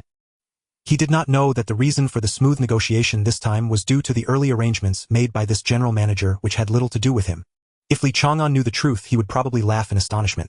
He thought it was Liang Jinsong who recognized his potential and intentionally drew him in, thus pushing for this matter. Ha ha ha. David laughed heartily. Manager Liang, you do not know you have underestimated the strength of the Chang'an Group. His total investment in the United States has exceeded $1 billion, and the recently launched electronic products are selling like hotcakes locally. Do you know about the LCD TVs that went public under his name? They launched 200,000 units in the U.S. market and sold out within 3 days. Do you still dare to underestimate him? David spoke with a smile, detailing the Chang'an Group's development in America, leaving Liang Jinsong shocked. So that's how it is. No wonder he could rise quietly. It seems the Chang'an Group has long been hiding its true capabilities, and it won't be long before he becomes the richest man in Shangjiang. Liang Jinsong sighed deeply. He had heard a bit about how Li Chang'an started his business. After all, Shangjiang is just a small place. Such major events are hard to conceal. Manager Liang, don't overthink it. From now on we must pay special attention to the Chang'an group, as this is a direct order from the head of headquarters. Do you understand what I mean? David threw another shocking piece of news at Liang Jinsong. This statement left him in shock again. Mr. David, are you saying that this matter is being personally overseen by the highest authority of our bank? Liang Jinsong could hardly believe his ears. He had already heard of the behind-the-scenes helm of Huichi Bank, a top global financial giant whose assets were unfathomable, and describing its wealth as rivaling nations would not suffice. That's right, it's settled. Go and get things done, and remember to do it diligently. Understood, Mr. David. After Liang Jinsong left, David turned and walked into the inner chamber of the office. Young Master Jack, the task has been completed. Very well, you may go back to your work now. Yes. If Li Chang'an were present at this moment, he would be dumbfounded. He never expected that the mastermind behind all this was Jack. Nor could he have imagined that Huichi Bank was actually part of the Jack family's enterprise. Such an astonishing truth far exceeded his imagination. Time quietly moved to the afternoon. At 1:30, the stock exchange officially opened. Under Liang Jinsong's orchestration, Huichi Bank began to gradually acquire shares of the 3 foreign firms in the market. Previously, he had obtained David's approval and signed contracts with the heads of the other 2 foreign firms. Therefore, now Liang Jinsong could focus on acquiring the shares of these 3 major foreign firms without any hindrance. The actual operators were still He Dafu, He Guodong, and Jack, who were the core team personally designated by David. Liang Jinsong was only responsible for overall management. Attention everyone, our goal is not to buy in quickly. We must avoid causing drastic fluctuations in stock prices. The pace needs to be steady and speed must be controlled. Liang Jinsong instructed. Meanwhile, Li Chang'an also stepped out of his office. Just now, Liang Jinsong had informed him of the latest developments, which made him feel joyous for a long time. He never expected that even after losing HSBC's support, he could find a new path and welcome a turning point. Life truly is unpredictable. If this matter progresses smoothly, Wheelock will definitely belong to him. And once he fully takes over the shares of Jardine Group and reorganizes the shares of the telecommunications and construction companies, Jardine would completely withdraw from the Shangjiang market. Without a parent company and stripped of its core subsidiaries, it would be like a scattered fleet without a mothership, difficult to form a climate. 10 minutes later. Manager Liang, thank you for your hard work. Li Chang'an walked into the trading hall, his face full of spring breeze. As long as this move succeeds, the entire Shangjiang will be within his grasp. However, this layout still requires time to wrap up, and the most difficult part to tackle is Swire Group.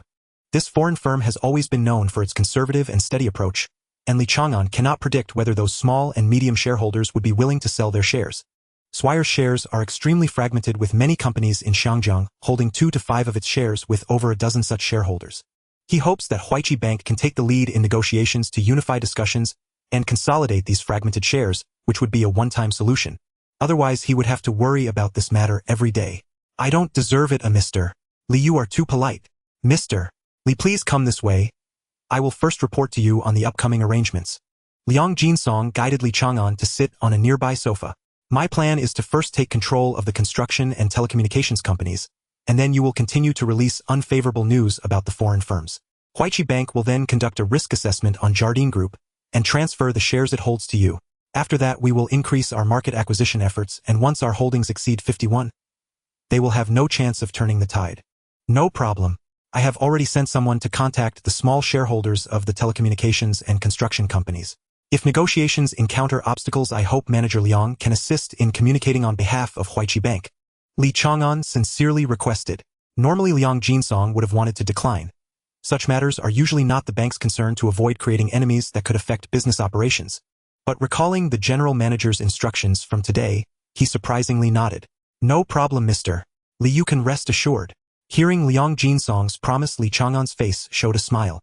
At this moment, He Guodong walked over quickly. Manager Liang, boss, the situation seems a bit unusual. The trading volume of the stocks of the 3 major foreign firms in the market far exceeds our previous estimates. I suspect these firms are secretly cashing out. He Guodong honestly expressed his concerns. Such a thing truly exists. Li Chang'an's expression suddenly brightened.